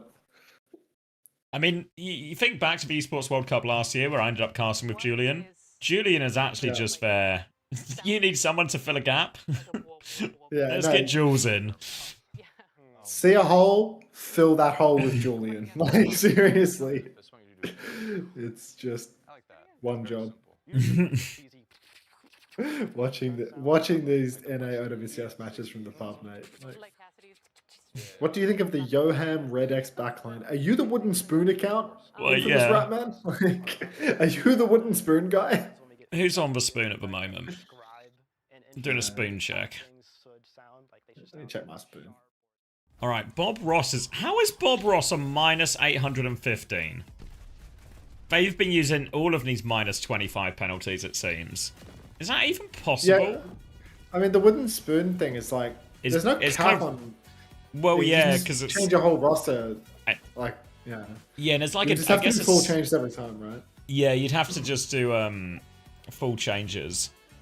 But can you submit and then do it again, like, for a double penalty?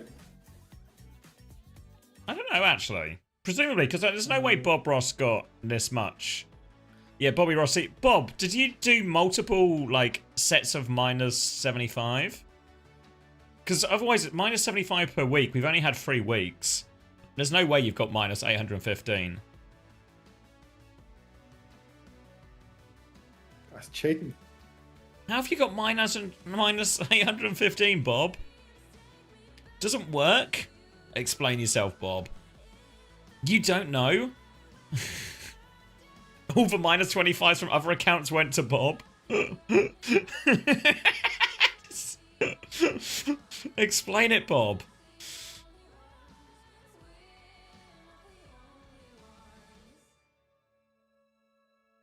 A professional spooner? Yeah, but nobody wants a wooden spooner. Yeah, Ice Name here in the bottom as well. Oh, slop. God damn it. Why is Ice at the bottom? I guess Ice wants the wooden spoon as well. His team is Chase, PDK, Snowdrop, Strebber, and Scrain.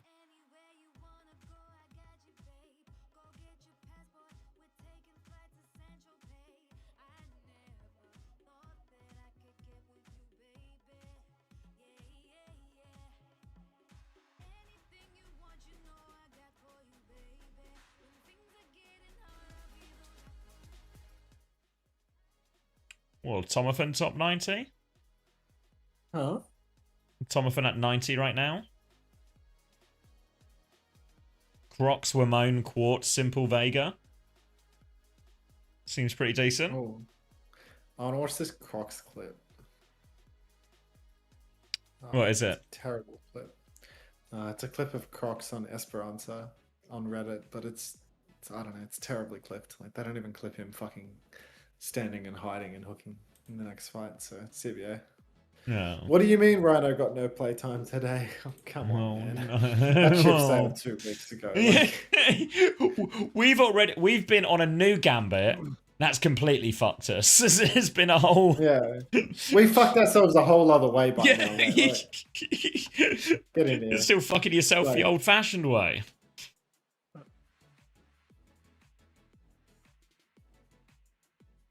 God.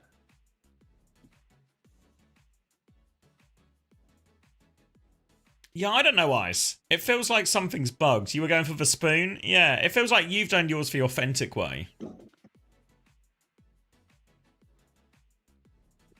Changed my whole team. Still at minus 815. Yeah, I feel like when Toby told me the leaderboard was fixed, that wasn't super true. Yeah, I think he lied. Because the guy that was above us that said he took a negative is still above us at about the same because that also proportion as what he was means... before. Also means my negative is probably not in play then either, which means my score is very much inflated right now. I don't know, dude. I've actually lost to Wild Viking and Gigalore though. Like, I'm pretty sure Gigalore didn't take a minus 25, and he's that's just Gigalore's team. I think so. Yeah. I mean, I think he was telling me that he didn't take because he was the one that alerted me to the minus 25s not being registered yet. And, like, I don't know where he picked up UV. Like, I'm not sure where he made that substitution, you know? It feels crazy. Yeah, if you've got UV and you've got the double... Yeah, it means that you get UV's double plus the massive double at the end. It means you can maybe even get out of a Crocs hole if he wants as well, you know? I mean, in playoffs, yeah. But... No, I mean, Wild Viking is exactly Wild Viking is in the exact same position, you know? Like, Wild Viking has Kevin for the UV. end. Yeah. Yeah, Kev UV, and then, I mean, he only needs to trade Psycho Simple next week, and then only UV after, right? So, like, I feel like Wild Viking maybe, like, I don't even know how that score, like, that roster is possible again, you know? Like, with the score They must have had Vega early or something, maybe traded, like, Vega to UV or something, so they didn't really pay for it. These are just people that haven't lost points on, like, they just haven't lost points on Violet, you know? Yeah. I mean, there's always the hope that Violet will just do what he does, you know, get like that crazy Alari game or something, and just like Violet can have like a big points. Violet can have a big game, but like UV always has a big game. UV's always like versus like these lower teams, like UV always has a big. It's game. like a 30-point game minimum almost. Now as a support player, like unless you get absolutely clapped out, like it's impossible to do poorly. So like it's basically impossible for UV to perform worse with 3 games than Violet in 2. You know, well, like even Astro and Violet's Simple are easy. basically dead even as well, you know? Like, there's not a huge swing there. No. But, like, UV's playing a farm, right? Can you still make a fantasy roster? You can still make a fantasy roster, Kepler, but you're not going to place on... like, well, you'll go on the leaderboard, but you won't get, like, a high leaderboard placement, obviously, because you're 4 weeks into the season already. So you've not accrued points yet. Yeah, in the future, we're going to add it so you can sort of see the week-by-week scoring as well. So even if you join late, you can still win the week, essentially. So there's still something a little bit more to aim for. To get out of a Crocs hole, I got to do another minus 25. It's the only way out, but I just can't see a way where it makes financial sense. You need Boundless Breads minus 25 to go through so you can be number 1. You've got it, Steven. I mean, you're in a pretty good spot, right? Simple Vega, checkmate Quartz. I guess the only good thing about the Crocs hole is if... as long as Hawk doesn't overtake. It's really possible Hawk does overtake. Because they have Ducks this week, SSG, right? So it could just be, like, too quick a game. Are you talking about SSG? Yeah. You know what I mean? It might be too quick a game to farm. Or it might, like, he might beat Crocs, but maybe it's only by, like, 5 or 10 points or something, not like a... not like he drops a 47 or something again. Yeah, I'm not sure, Seppu. I'm looking into it. And we can relive the Owl days? No, Blair. But a desk analyst that we occasionally see can get a Red Bull sponsorship, if that counts. What is this Red Bull thing you're talking about? I feel like I've missed a... Reinforce completely randomly tweeted an ad for Red Bull like an hour ago. Just a And tweet. it's like so random. Like I'll link it to you. I link it in the group chat. Like it's so Just random. what?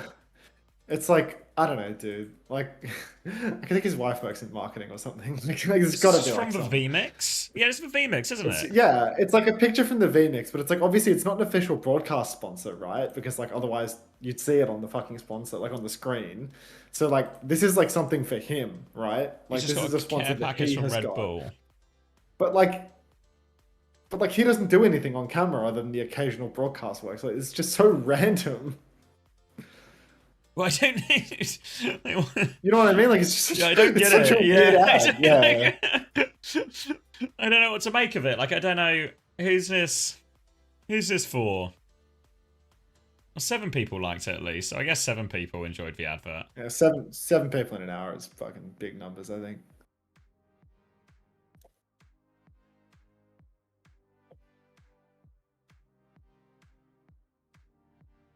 You're one of the 7? Why did you like that, Vengeance? Unlike it.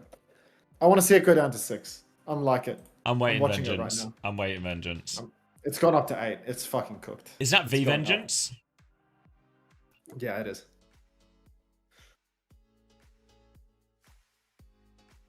This better be going down. Hey, Soren. So if you transfer 5 people into your team, then submit another 2 people of your team, you can get up to 5 transfers and bypass for free transfers, and then you get minus 125 per week. Yeah, but that still doesn't add up to 815, Bobby.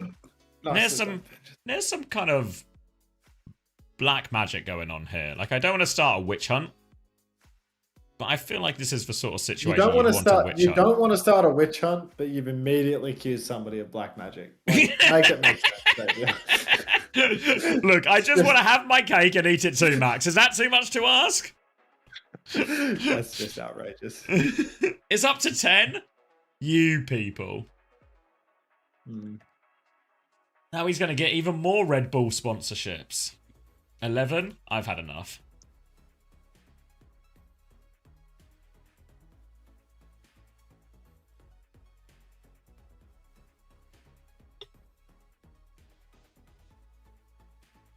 My opinion on Red Bull has changed for the better because of this. I have wings now. Fuck's sake.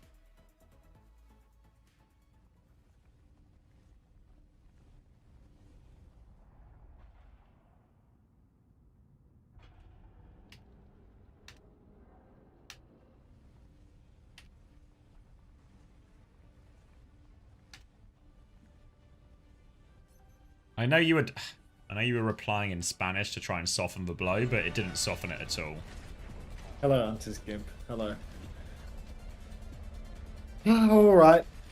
Let's close out the day. It would be a stretch to say that I'd be closing out the day strong, but let's close it out in some capacity. Extinction. Winston on Volcano. Oh, fuck me, Dad.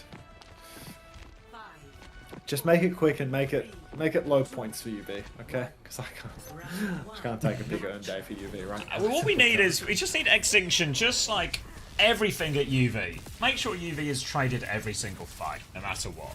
Then that might help out.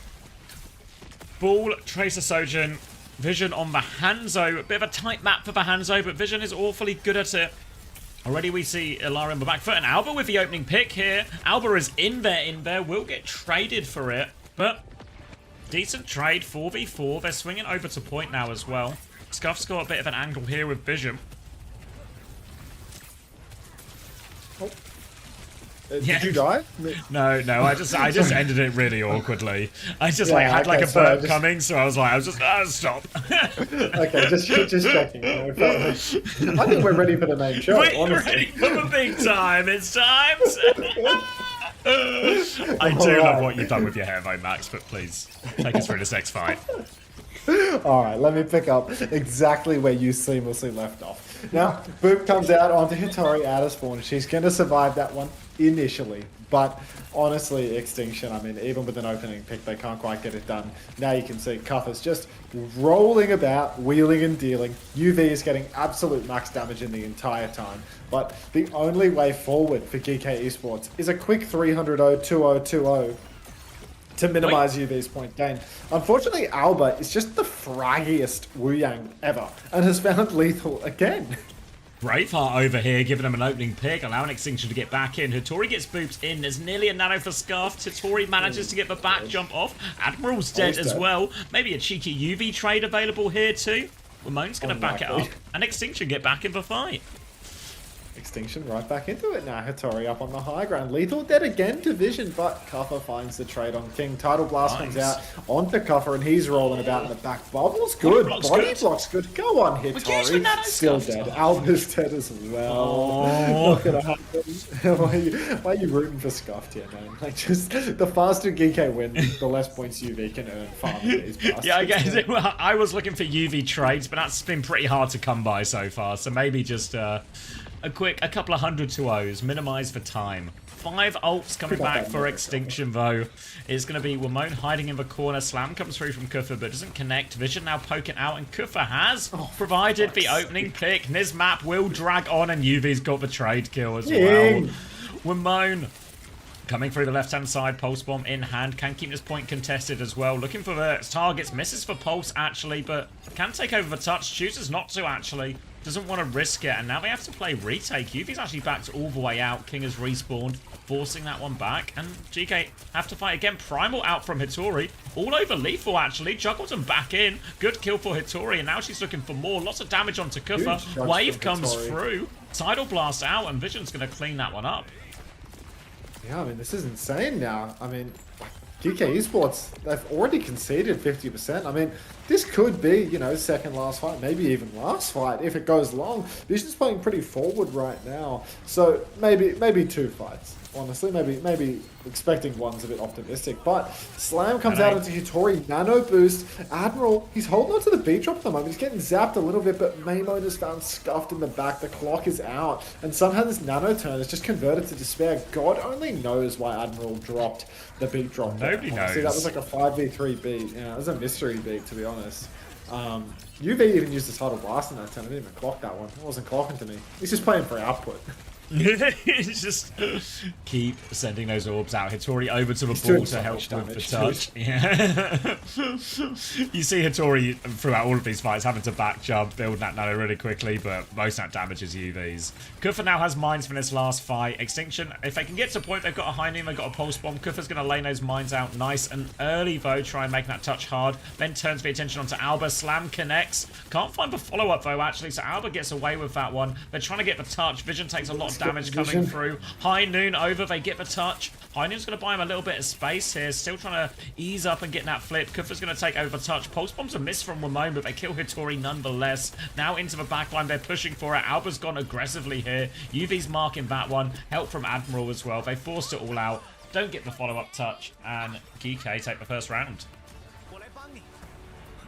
UK do manage to squeeze it out in the end, and God, UV, I mean, he's just playing for absolute maximum output. I mean, 2.5 Tidal Blasts in that round. It wasn't even a 99-99 situation. So much damage, so many picks as well. Killed King multiple times in the wings. Not easy. Not easy. Let's have a look. UV, yeah, 13-0. 13-0 with 5k damage already. He's got the most damage on his team. Make it quick. 2-0. 2-0. And a death for Ultraviolet somewhere in there, surely. Yeah, maybe 13 deaths. If we get equalized as KD. Yeah, 13 deaths would be a treat. Yeah. Alright, Sombra, Tracer this time for Geeke. Hattori, no, not on the ball for this map, on the Winston, so actually a slightly better read maybe for Extinction out of the gates here, but need to worry about this backline against the Tracer Sombra ball as well. Hattori, need to worry about the front line as well. Back jump from Hattori, awfully low, needs all the pocket, the wave comes through, everything thrown at map, but Vision dies while they try and keep Hattori alive. Big opening pick, Extinction on the back foot. Pushing for more damage onto Hattori here, force him even further back as Kuffer threatens the backline. Admiral was taking care of King, everyone else is walking forward, and it's been nothing but backwards movement. Sleep to get the backline out, but UV is actually at the front line pushing this one, wants both of the backline. Alba is dead there as well. No trade coming for UV. We'll get credit for both those eliminations, and this is brutal right now. He is doing so much damage here. It is unreasonable, honestly. It is unreasonable. Now you can see all the way to the spawn door, doing max damage the entire time. Extinction getting bullied. God, UV might just force the recall out of King already. And what do Extinction have to do? They nearly have the nano boost. They can go for a backline dive with that. Good luck connecting onto UV. Those guys far too survive. A couple of taps onto Ultraviolet right now. Guardian Wave comes out. Be a good time to dive UV. Tidal Blast comes out onto the Tracer. Maymoon goes deep. Can't quite find the kill. Counter Nano onto Vision. But no kills off the back of that. He swings point. He's found a couple of juicy targets, but no kills. That's King that dies first. Lethal now with a pick allows Kuffa to come in for contest. Kuffa's quite low actually here, so bit of a hard touch as they come through. Bubble up for choke means the backline can't touch. Now really threatening the flip. Beat push comes in from Admiral. Deletes Vision as a result. No Tidal Blast, no response. They don't give the flip. The beat cleans up all the kills. King maybe even going to die once more in spawn. It's been a rough opening map for King so far. I mean, for all of Extinction really. Looking for the spawn camp now. Lethal has the EMP ready to go. Oh my days. It's just so much pressure coming out from DK. I feel like they've found a very unique style on these Lucio Wuyang comps where UV just constantly pumps damage. Have to watch them versus the big dogs to see whether this can actually carry forward to some of the harder teams. But good grief, when they play the low tier teams, constant domination. EMP comes out from Lethal, catches Satori. She doesn't even have the primal yet. Now you can just see the cleanup kills coming through. Ultraviolet takes down Vision. Alba's going to self-cast the Tidal Blast, which will, you know, only assure that UV can get the damage in and get his tag in as well. Yeah. And, yeah. 100-0 at least. The optimism is, at least that it was fast. Yeah, it was fast. I think UV involved in every single kill. Probably top damage as well. And, yeah. Hey, Smashy. What's your starting roster for today, Smashy? Does it begin with a J? UV's 19-0. 8k 19-0 with 8k damage. Oh my god. Oh, the points are up. 8k damage, like. All right. Do you want the? You want to hear the number? Let's see. It's a 12.5 opening map for UV. Oh my god. This guy's done more in one map than Crocs did in an entire series. He thought the Crocs could win. 8.5 for Ramon and Kuffa as well, 7.5 Lethal, 9.5 for Admiral. Yeah, pretty good all round. Oh my. Let's get a push map going. we need a 3-minute full cap. Yeah, we really need a 3-minute full cap. They're gonna go to like escort, you know? It's gonna be escort and then GK or attack first or something as well, you know? Like, Surely one of these 3 bands includes a Wuyang map. One of these maps includes a Wuyang band, surely. Protor has just pointed out the not so fun fact that UV is 0.5 less points scored than Psycho in 5 maps after his first map. That's not I need more fun facts. You 100-0'd them though, so it was fine. When you played them on Volcano, that was an easy 100-0 for you. Kings Row? Are you serious, Felix?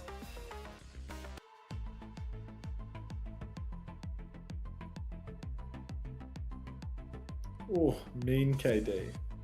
101 eliminations in 2 rounds of Koth.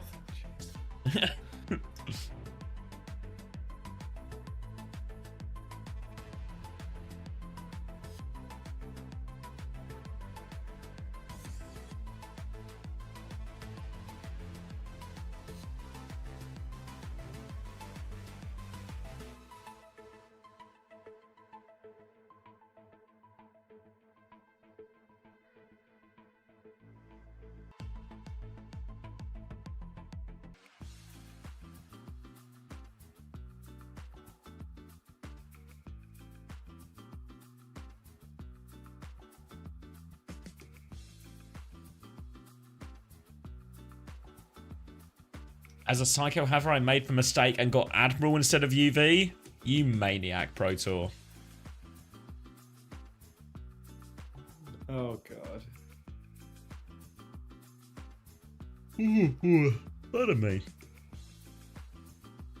You want to play Lep? I'll buy it. Let's get a new track though. Joining for a play. You need to get one of the new tracks, because they have lots of new tracks. Oh. A track where we don't have a local record. Would you describe this as a good patch for marbles, or potentially the worst patch ever? Marble Adventure, we've definitely played this, but doesn't seem to have recorded a local track time yet, so...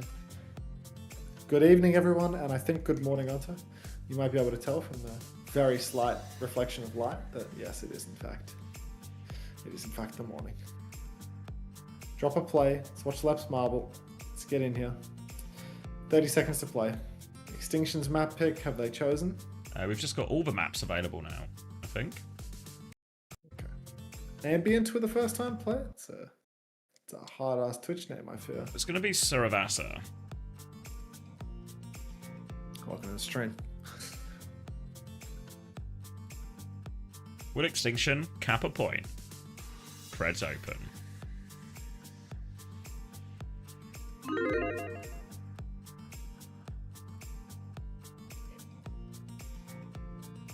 I'm not getting UV next week unless I go with Peace as my DPS, and that's just not happening. Go Ryan! There's a Ryan Gambit out of some of these situations. Stop telling people to go Ryan. Like, I just don't understand. Like, why do you keep telling people to take a double that's going to lose both? Their plan was to go Peace, so if you're already in that boat, get Ryan instead of Peace. I feel like they were trying to illustrate how not viable it is. It's not that they're planning on I'm solution orientated, you know. I saw a tank marble, pay to win. What's the map? It's Suravasa. Yes, that's a quick one. I have FD God and Zoro on my roster. Am I done? If you have them this week, yes. For the next 2 weeks, it's not too bad actually to have them. Did I play in the race or did I just die? Ooh. It's a really slow course.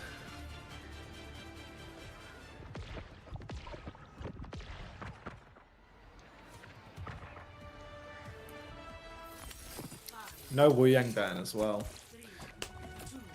It's a Sojin ban instead from Extinction. Hitori's going to roll out the Hog. Hopefully this won't enable UV to farm a load of damage on a Hog, right? No. Oh, good. Phew. I was worried. It wouldn't. I was worried, so that's a relief. Alright.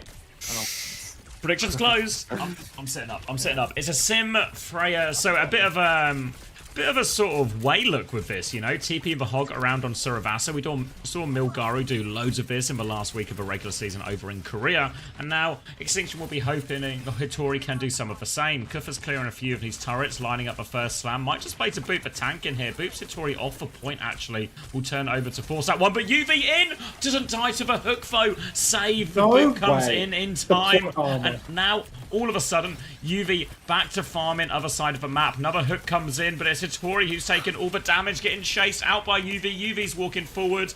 There's the kill onto Hitori. And I really thought Hitori had made the pick when she hit that hook.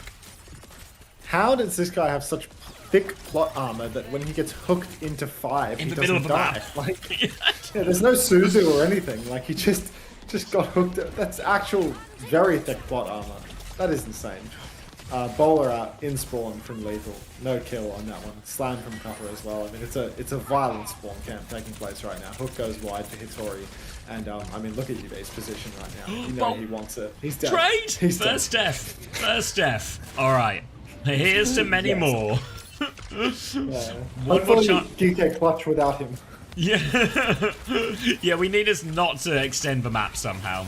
Extinction gonna TP, give themselves on point, trying to lock up lethal now. Hitori flies snap beat from Admiral, but Alba can match it. Eats on the pulse bomb as well, rather. Now still looking for lethal all over now. Hitori will confirm that kill. Gets the Mega and goes back to help onto point now as well. Minefield on point, trying to clear a few of those. Getting booped around Hitori. Big trouble trying to avoid all the mines. Just about stays alive. Gets around the corner actually. Kitsune rush from Scuff. Now they're going forward. Looking for Admiral as well. Admiral's so low actually. Can't quite confirm that kill. It's Alba pushing in to try and find it, but Admiral will live. But they've got the flip and they've cleared Kufra for now.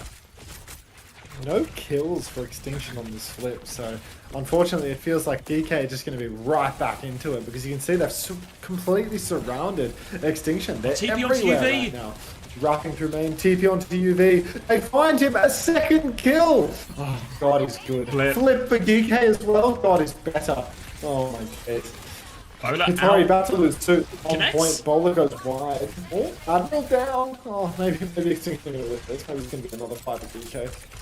Yeah, looking pretty good actually now, and it's going to be Extinction back in the point. This first point will continue, and it feels like Extinction have found some value with these TPs. Not necessarily TPing everyone, but TPing aggressively onto UV, exploiting some of the limitations just in terms of peel or big sort of life-saving cooldowns that GK's backline doesn't have with this combination. Hitori nearly has for self-destruct, and Scuff nearly has for Kitsune Rush, so an ult advantage to keep this going. Kufa's going to get on point as well, so they have to deal with that. Ramon's threatening the backline alongside Kufa now. They've got a bit of space. Lethal dies going for that bowler. Just change it onto Scuff. That's for Kitsune Rush and no mech. How have they died to this? It looks so good for Extinction at first, but now all of a sudden it's King and Alba left, and there's no chance at this touch. That's first point going the way of GK.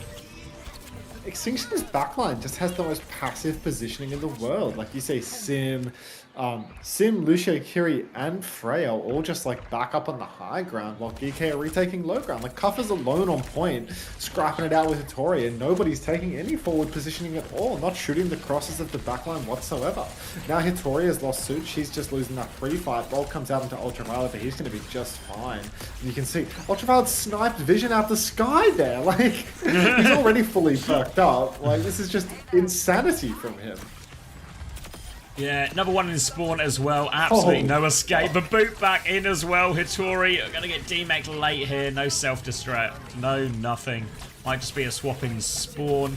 Back over onto the Diva. They're going to have to play retake as they do get the first flip through on this one, GK. They are holding forward. UV looking for this early farm as he always does. This time, they get through to point. They TP there. Kufa's going to roll through. Not a whole lot of anything with that. Symbol out. Tidal Blast in the back. Gets a stun, but Suzu not enough to save him. Slightly late. The stun goes through, but beat from Admiral as well. Now they should just be able to overwhelm. 2 picks already. Pushed all the way back. That was Alba going down with beat as well, obviously. So no chance to beat back in that fight as Ramon hit the stun.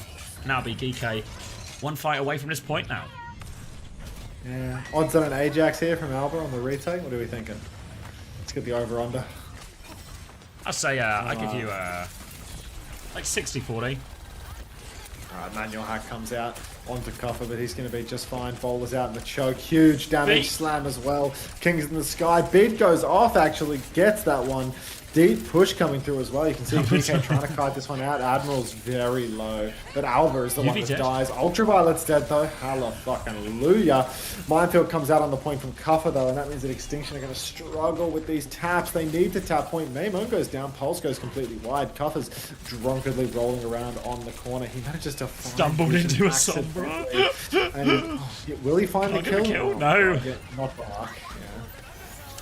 Gonna get topped up by UV and a chance to go back in, but getting very close now. Another boot. Hitori in trouble off the side of the map. Oh no. And all of a sudden the retake is really on. Vision's gonna die before that EMP is ready. And just when it looked like Extinction had a lifeline, it is taken away from them. And that is 2-0. Another boop off the map for Kufa. Alba will get a trade on point onto UV. But that's 2 rounds for GK. I mean, this Lucio Wuyang comp is really susceptible to backline dives. I mean, if Ultraviolet, if the gap is ever closed on him, the peel just isn't there, really. There's no double support pocket with a Lucio. It's all just too difficult. No Diva, no Zarya, no nothing to actually keep UV alive. It's an incredibly positionally intensive comp. And it does make me think, like, what are GK going to pull versus some of the more difficult teams? Because I do think that there's a huge difference in pressure. Bowler comes out onto Scuffed. Alba, again, first to fall, but Scuffed soon to follow. Mamo traded out, though, and Scuffed's still alive in this. EMP's available for Vision, but it feels like he's just quietly nursing it at the moment. Goes for the manual hack out on Cuffer. He's sitting there trying to hack with his fingers out. Finally connects onto Cuffer there. But Cuffer's going to get out of dodge. UV's going to hit out in the wave as well. First point, EMP on the point, counter beat from Admiral, deep push, look UV just dive in the backline with the rest of them. King goes down, the Sim wall once again, not keeping him alive. Hack comes out into Admiral on the point, he's going to hide inside the mines, tries to wall right out, but Scuff will find the kill. very back and forth, but Extinction can absolutely come out on top of this. They've grouped up on point now. Kuffa goes in for one more slam, gets Vision. Vision TPs away. Hitori to body block. Alba continues to anchor the point, and Kuffa has to give a little bit of space here as well. They have lost Scuff, so limited healing on point for Extinction if GK want to keep going for it now. Looks like Kuffa is ready to fight as Hitori. Gonna try and play it slow, just get as much of a reset as possible. Pulse Bomb out from Wamone, but it looks like it was blocked or didn't connect either way. Alba will live. Slam comes through onto Vision, but packs are there to keep them alive. Point Force now coming through from GK. No ults just yet, and Extinction are close to double support ult. I mean, Vision's Extinction dead. right now. Oh no. Vision's down. Even though Hitori eats the bowler shot, still a substantial advantage for GK. You can see trying to retake on the point. Flip comes through with the TP. Scuff drops the Kitsune Rush as well. Lethal up in the skybox. No way he escapes this right now. Just one shot. Like Kingdom for a shot. I was going to pop the rally and bash over when Lethal hits the ground to finish the job himself. Sometimes you got to do the job yourself, unfortunately. Now you can see GK, they're trying to kite back. They're trying to keep the President alive. But I mean, Extinction is still in control at this point. GK need a touch. This last fight, yeah, they have to make this one work. Tidal Blast goes out onto Wamone now, looking for where that connects is. TP onto the high ground, so I don't know if Wamone has fired a whole lot of anything with this. King's going to take a bit of a back step. Wamone has to recall, send off the map there. Hitori still anchoring point. Mine's about to be available for Kuffa. Again, GK, they get a lot of space here because Extinction are just playing it quite far back. They nearly have symbol race now between King. King's going to have the symbol very soon. Are they going to give the flip? They give the flip here now. Admiral's 10% away from beat. There's a small window for Extinction and their DPS ults, but they're still playing it slow on the back foot. Wall is ready to go. They're dealing with Kuffa in the back line, though. There's a hack there forcing Kuffa back. There it is. Little boop in on King, but Kuffa, he's getting hammed up. He's stuck. There's an opening. Extinction have the ults for it now. Admiral has the beat if GK want to play to clutch. But it looks like they're slowing it down. Maybe a late recontest.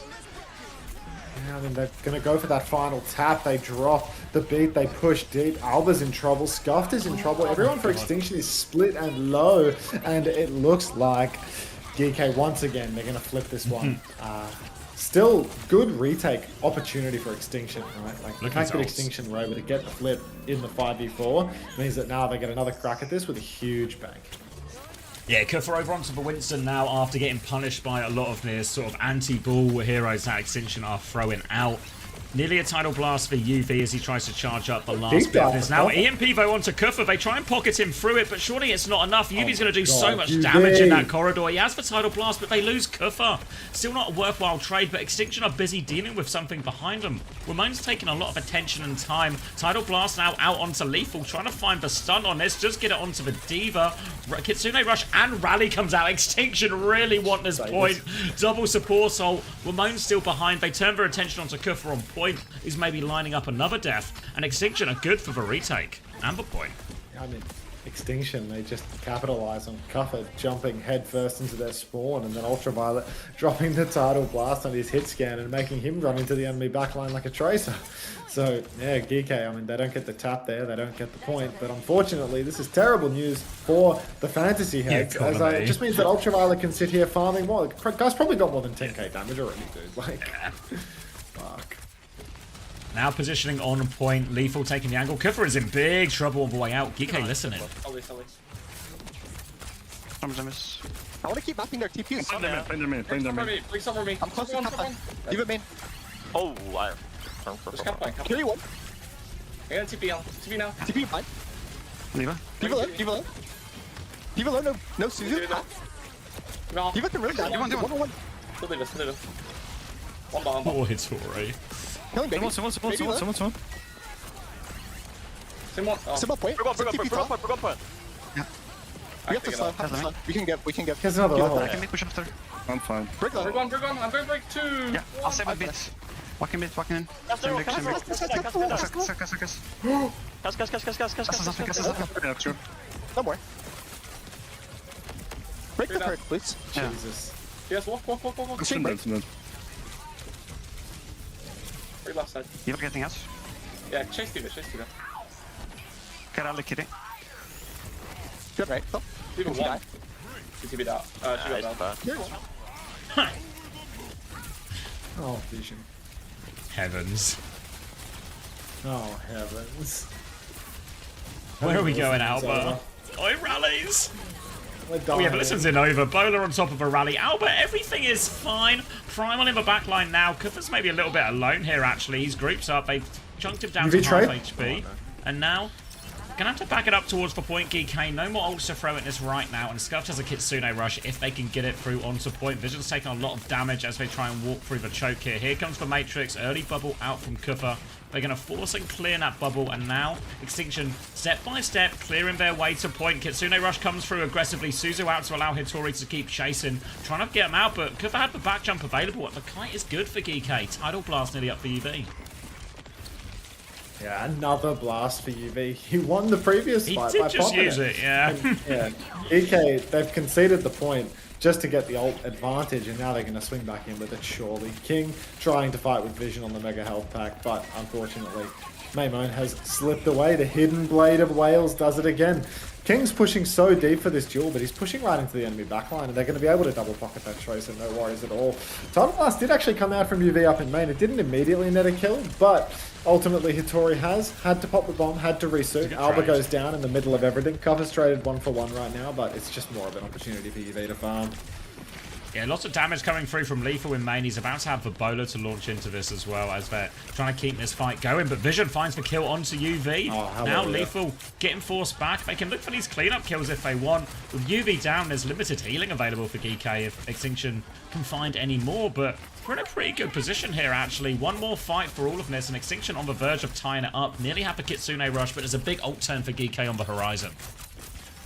Yeah, big ult swing could, you know, potentially just close out the map here. Admiral's clearly waiting for his beat to be online. Cuffers jump deep. He's got the Primal Rage so he can open with that one. Bowler's out as well. Hitori munches it, but unfortunately, Vision will fall nonetheless. Cuffer hitting one of those White Boy Primals.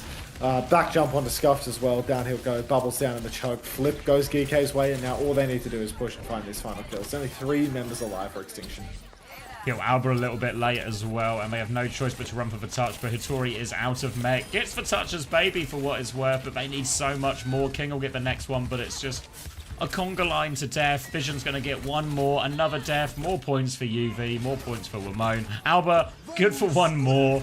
Victory beat from Admiral, and that is a second map in a row for GK, and they're cruising.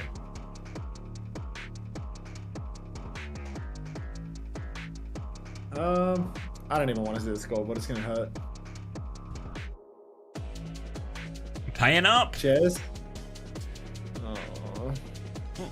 He did 6 deaths. It's still 14k and 13k. Shit. Look, 15k damage, 14k killing. Like, what the fuck is that? That's 13 points in and of itself. Shit. That's insane. All right, Artemis says the points are up. Are you sitting down, Max? Because this one's going to hurt, I think. Go on, say it. UV got another 12.5, which means for the map so far, UV is at 25 already with 1 map to play. Obviously, everyone kind of won big on GK there. 8.5 for Ramon, 9.5 for Admiral, 8.5 Kufa, 7.5 Lethal.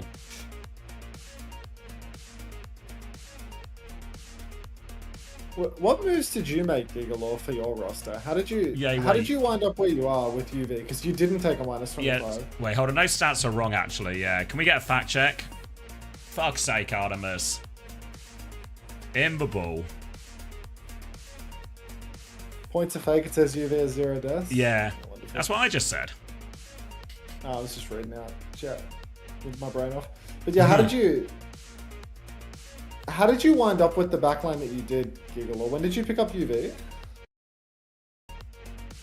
You went land into simple really early? Ah, okay. So you've just had simple for ages? Yeah, because I feel like there must have been a week somewhere in there where I don't know if I didn't use both trades or what, but like, I think it was like the week 2, you know? Like, I thought week 2 was like a keeper, but week 2 was actually like a long term, like pre-position week that I didn't do. Because I remember week 2 was like, there's no doubles in week 2, or the doubles in week 2 are bait, so... I think I used my trades week 2, but it was just like, I thought player A would do better than player B, and there was no like long-term Yeah, I think that might have been what I did too, but there could have been like some pre-positioning for doubles in there that I've missed. Because like right now, I'm 0.5 behind Gigalore, and he has UV, so like he's going to go massively ahead from UV's double.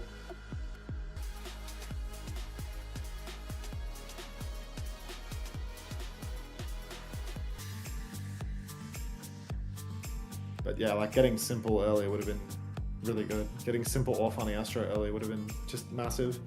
Yeah, map 2's being corrected now, guys. Give him a sec.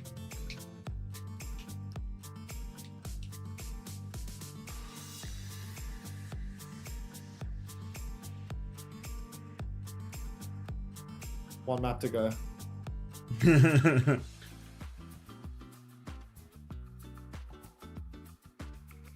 New Queen Street. All right, do a full push prediction.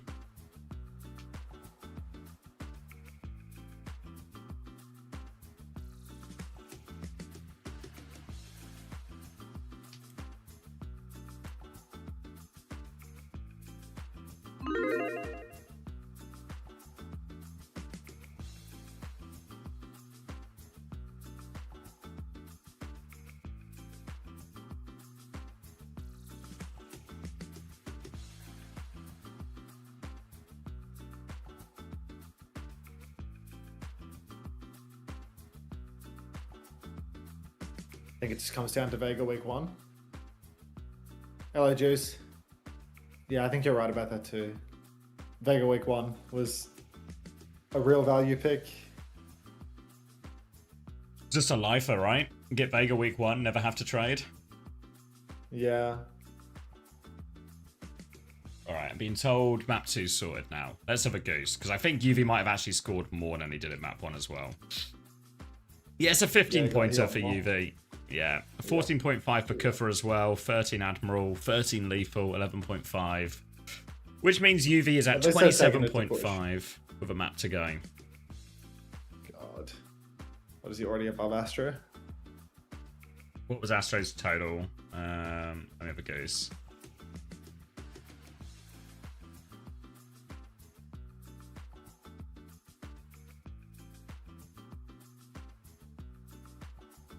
Where am I going? This one. Astro was on 33 total. So yeah, I mean, Wu Yang ban from Extinction. I mean, you're gonna do better than UV this week anyway. But it's week 5 is where you get fucked. Yeah, I mean, the only way that week 5 doesn't fuck me is if GK get absolutely ass blasted. Like, yeah. If GK just can't play their comps, you know what I mean? Like that's the only way. There is something when I look at this where I just feel like they've still just not been tested yet. I mean, I don't want to say that these comps are fake, but like, I do think that when this team plays against like SSG or Liquid, like who do they have in their double? Is it Liquid or SSG? I want to say Liquid. I think it's Liquid. Yeah, like that's the team that'll test them most of anyone, right? Like there'll be so much pressure on backline because it's a good ball team. Yeah. Well, I'm even thinking, like, I'm looking at Suravasa, right? And Hitori was actually able to kind of connect on UV and cause a lot of problems, right? Can Hawk do the same? Yeah, I reckon so. Yes. You know, I reckon the minus 25s on the leaderboard be fixed this week. He told us that they were fixed Gigalore, but he lied to us. So. Yeah, he's looking into it now. Target emoji. All right, Ball is for choice. Wu Yang has been banned, so maybe a bit of respite for the non-UV havers here. It's going to be Ball versus Sim, Soldier, Kiri, Lucio, Hog. So looks like very much playing to try and make this Ball's life pretty difficult. You see Vision's got a bit of early poke on it. The Kuffer's going to roll right on through. Extinction, though, they have to try and move and punish this Ball, but if they're too stationary, they're just going to get picked apart. You can see Vision trying to get a bit of an angle, but such easy work on that Hog, and now all of a sudden Extinction are on the back foot, on the run. Yeah, already Extinction have to run away. Vision is sprinting all the way to spawn. Looks like we're sprinting for a comp swap. So, yeah. 15 meters on the board and we're still sprinting back to spawn to make swaps. Brutal for Extinction right now. King's half HP already, you can see.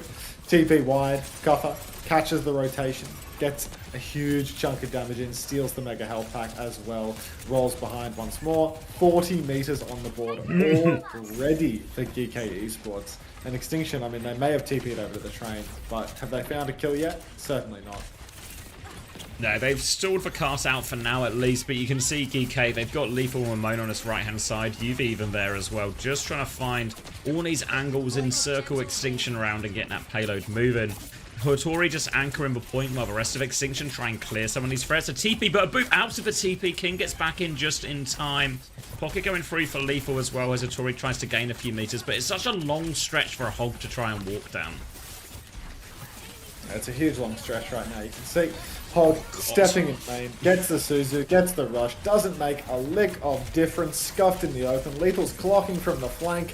Oh, Lethal, I mean, he's actually just right in main. He gets bolted twice as well, but still survives. A couple of railgun body shots onto Vision, can't convert the kill. King trades Maimon, but finally carts rolling again for GK. And, there is a minefield that they can plonk down on the point. Wait, Hattori's on. They want to fight it.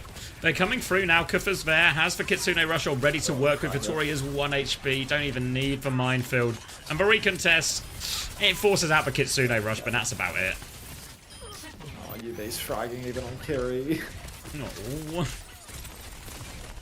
At least you can't do the same amount of damage as Wu Yang, you know? At least you can't sit there spamming. Yeah, we need this full cap coming as well, you know? Like, roll through from Kufa, slam onto the backline, mines available, Sim Wall is out, but Hattori has taken a lot of damage. Lots of it coming through. Vision gets the bowler out, finds a trade in all of that. Alba's going to drop the beat, but not in time to save Scuff, so it's a 3-person beat. Now big trouble coming through. Wimone trying to clear it up. Hattori has anchored the point for now. That's all the ults burnt, and Alba has cleaned up UV. We'll get traded for it, but the trades will help Extinction stabilize a little bit, and they're hanging in there for now.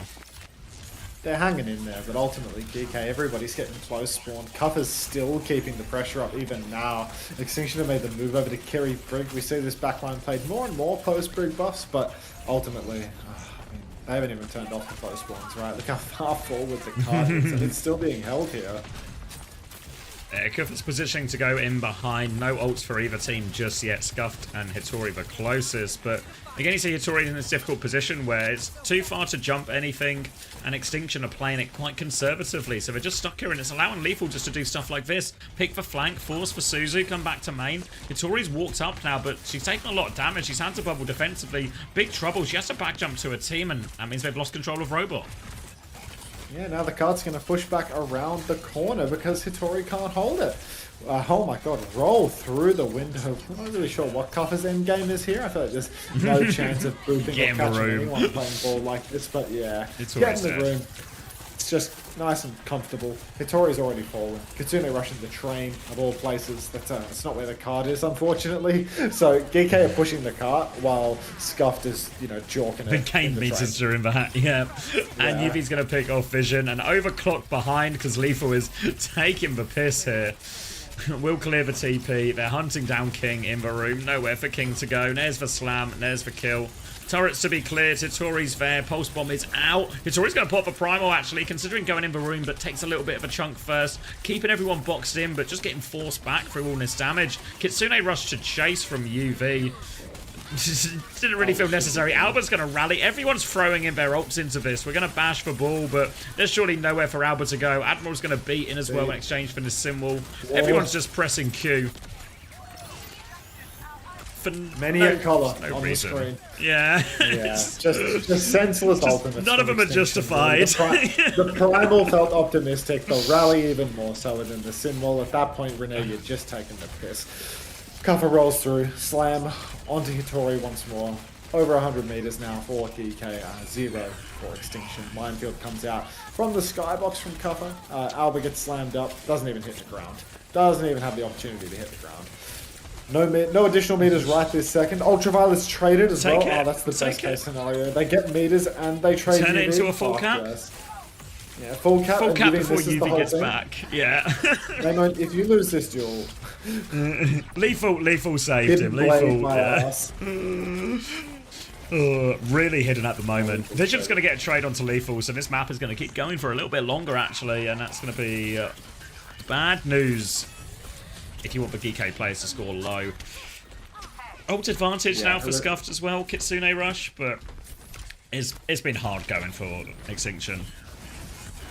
it's hard, Yaka. Slam comes out, a couple of bolts onto Kuffer, but he's still quite healthy. Ultraviolet's actually rather low, needs to watch himself. But we're back in the old faithful position on the checkpoint, where Geek have shown they're very adept at holding the card on this corner. And Extinction, well, they're bordering on incompetent when it comes to actually getting the card away from here. Slam comes out from Kuffer, TP force. Kuffer might actually be dead here. Suzu's good from Ultraviolet, he catches a bolt, has to TP, but card just stays right where it always was. Yeah, not going anywhere now, and it's the Kitsune Rush coming out from Scuffed. Are we in the train again with this Kitsune Rush? Alba is anchoring point, but it's not much of an anchor at all. This ship is completely untethered, and it's rolling forward. Kitsune Rush in the train, and turns out that's still not on the point. So a trade from Vision might save him a little bit, but it's Satori to die on point last, and Geek are threatening the full cap. Could just be a full cap here. Clock comes out from Vision in main. He's swinging to peak spawn. Touch is necessary. King gets the first tap. Rush out on the objective. Bowler goes wide, and that'll be a full cap right there. Yeah. Geek esports 3-0 with ease. And some very loud music to close out the day. Fitting of such a spectacle. Truly a crescendo to match the spectacle of the occasion.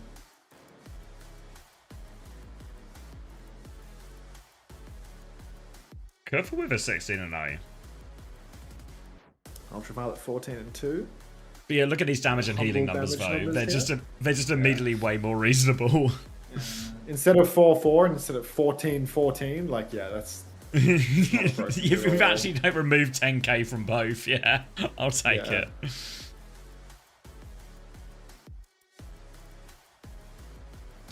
Is Wu Yang a main support? I mean, they're all irrelevant terms now. If you, yeah, don't worry about it.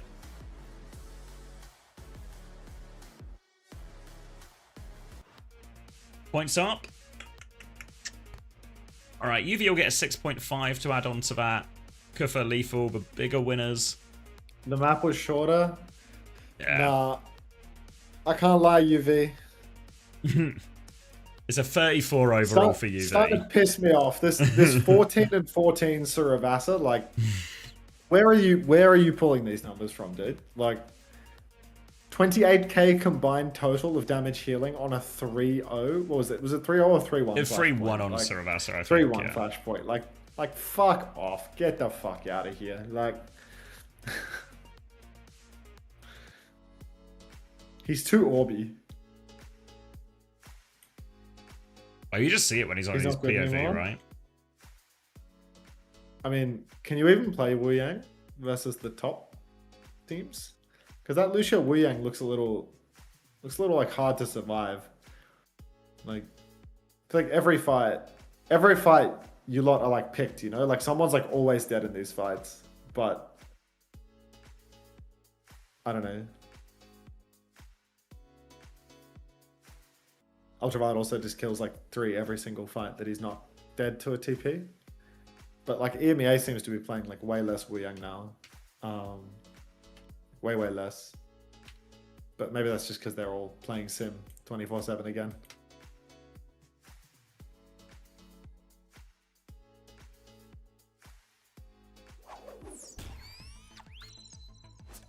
Oh, not this. Fuck off. Blanca piece of shit. Yeah. Jesus. Jesus wept at this fucking clanker.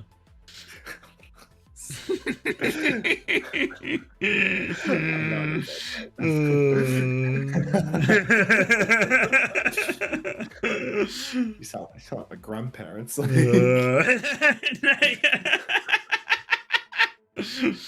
just saying, Max, back in my day, the robots weren't so noisy. The toaster, you know what it did? It just popped up. Just popped up when there was toast. Didn't make a big fucking song and dance about it. What's the fantasy stats on Overwatch TV looking like? Pain. Just pain. It depends on your perspective, but a lot of pain going around in voice right now.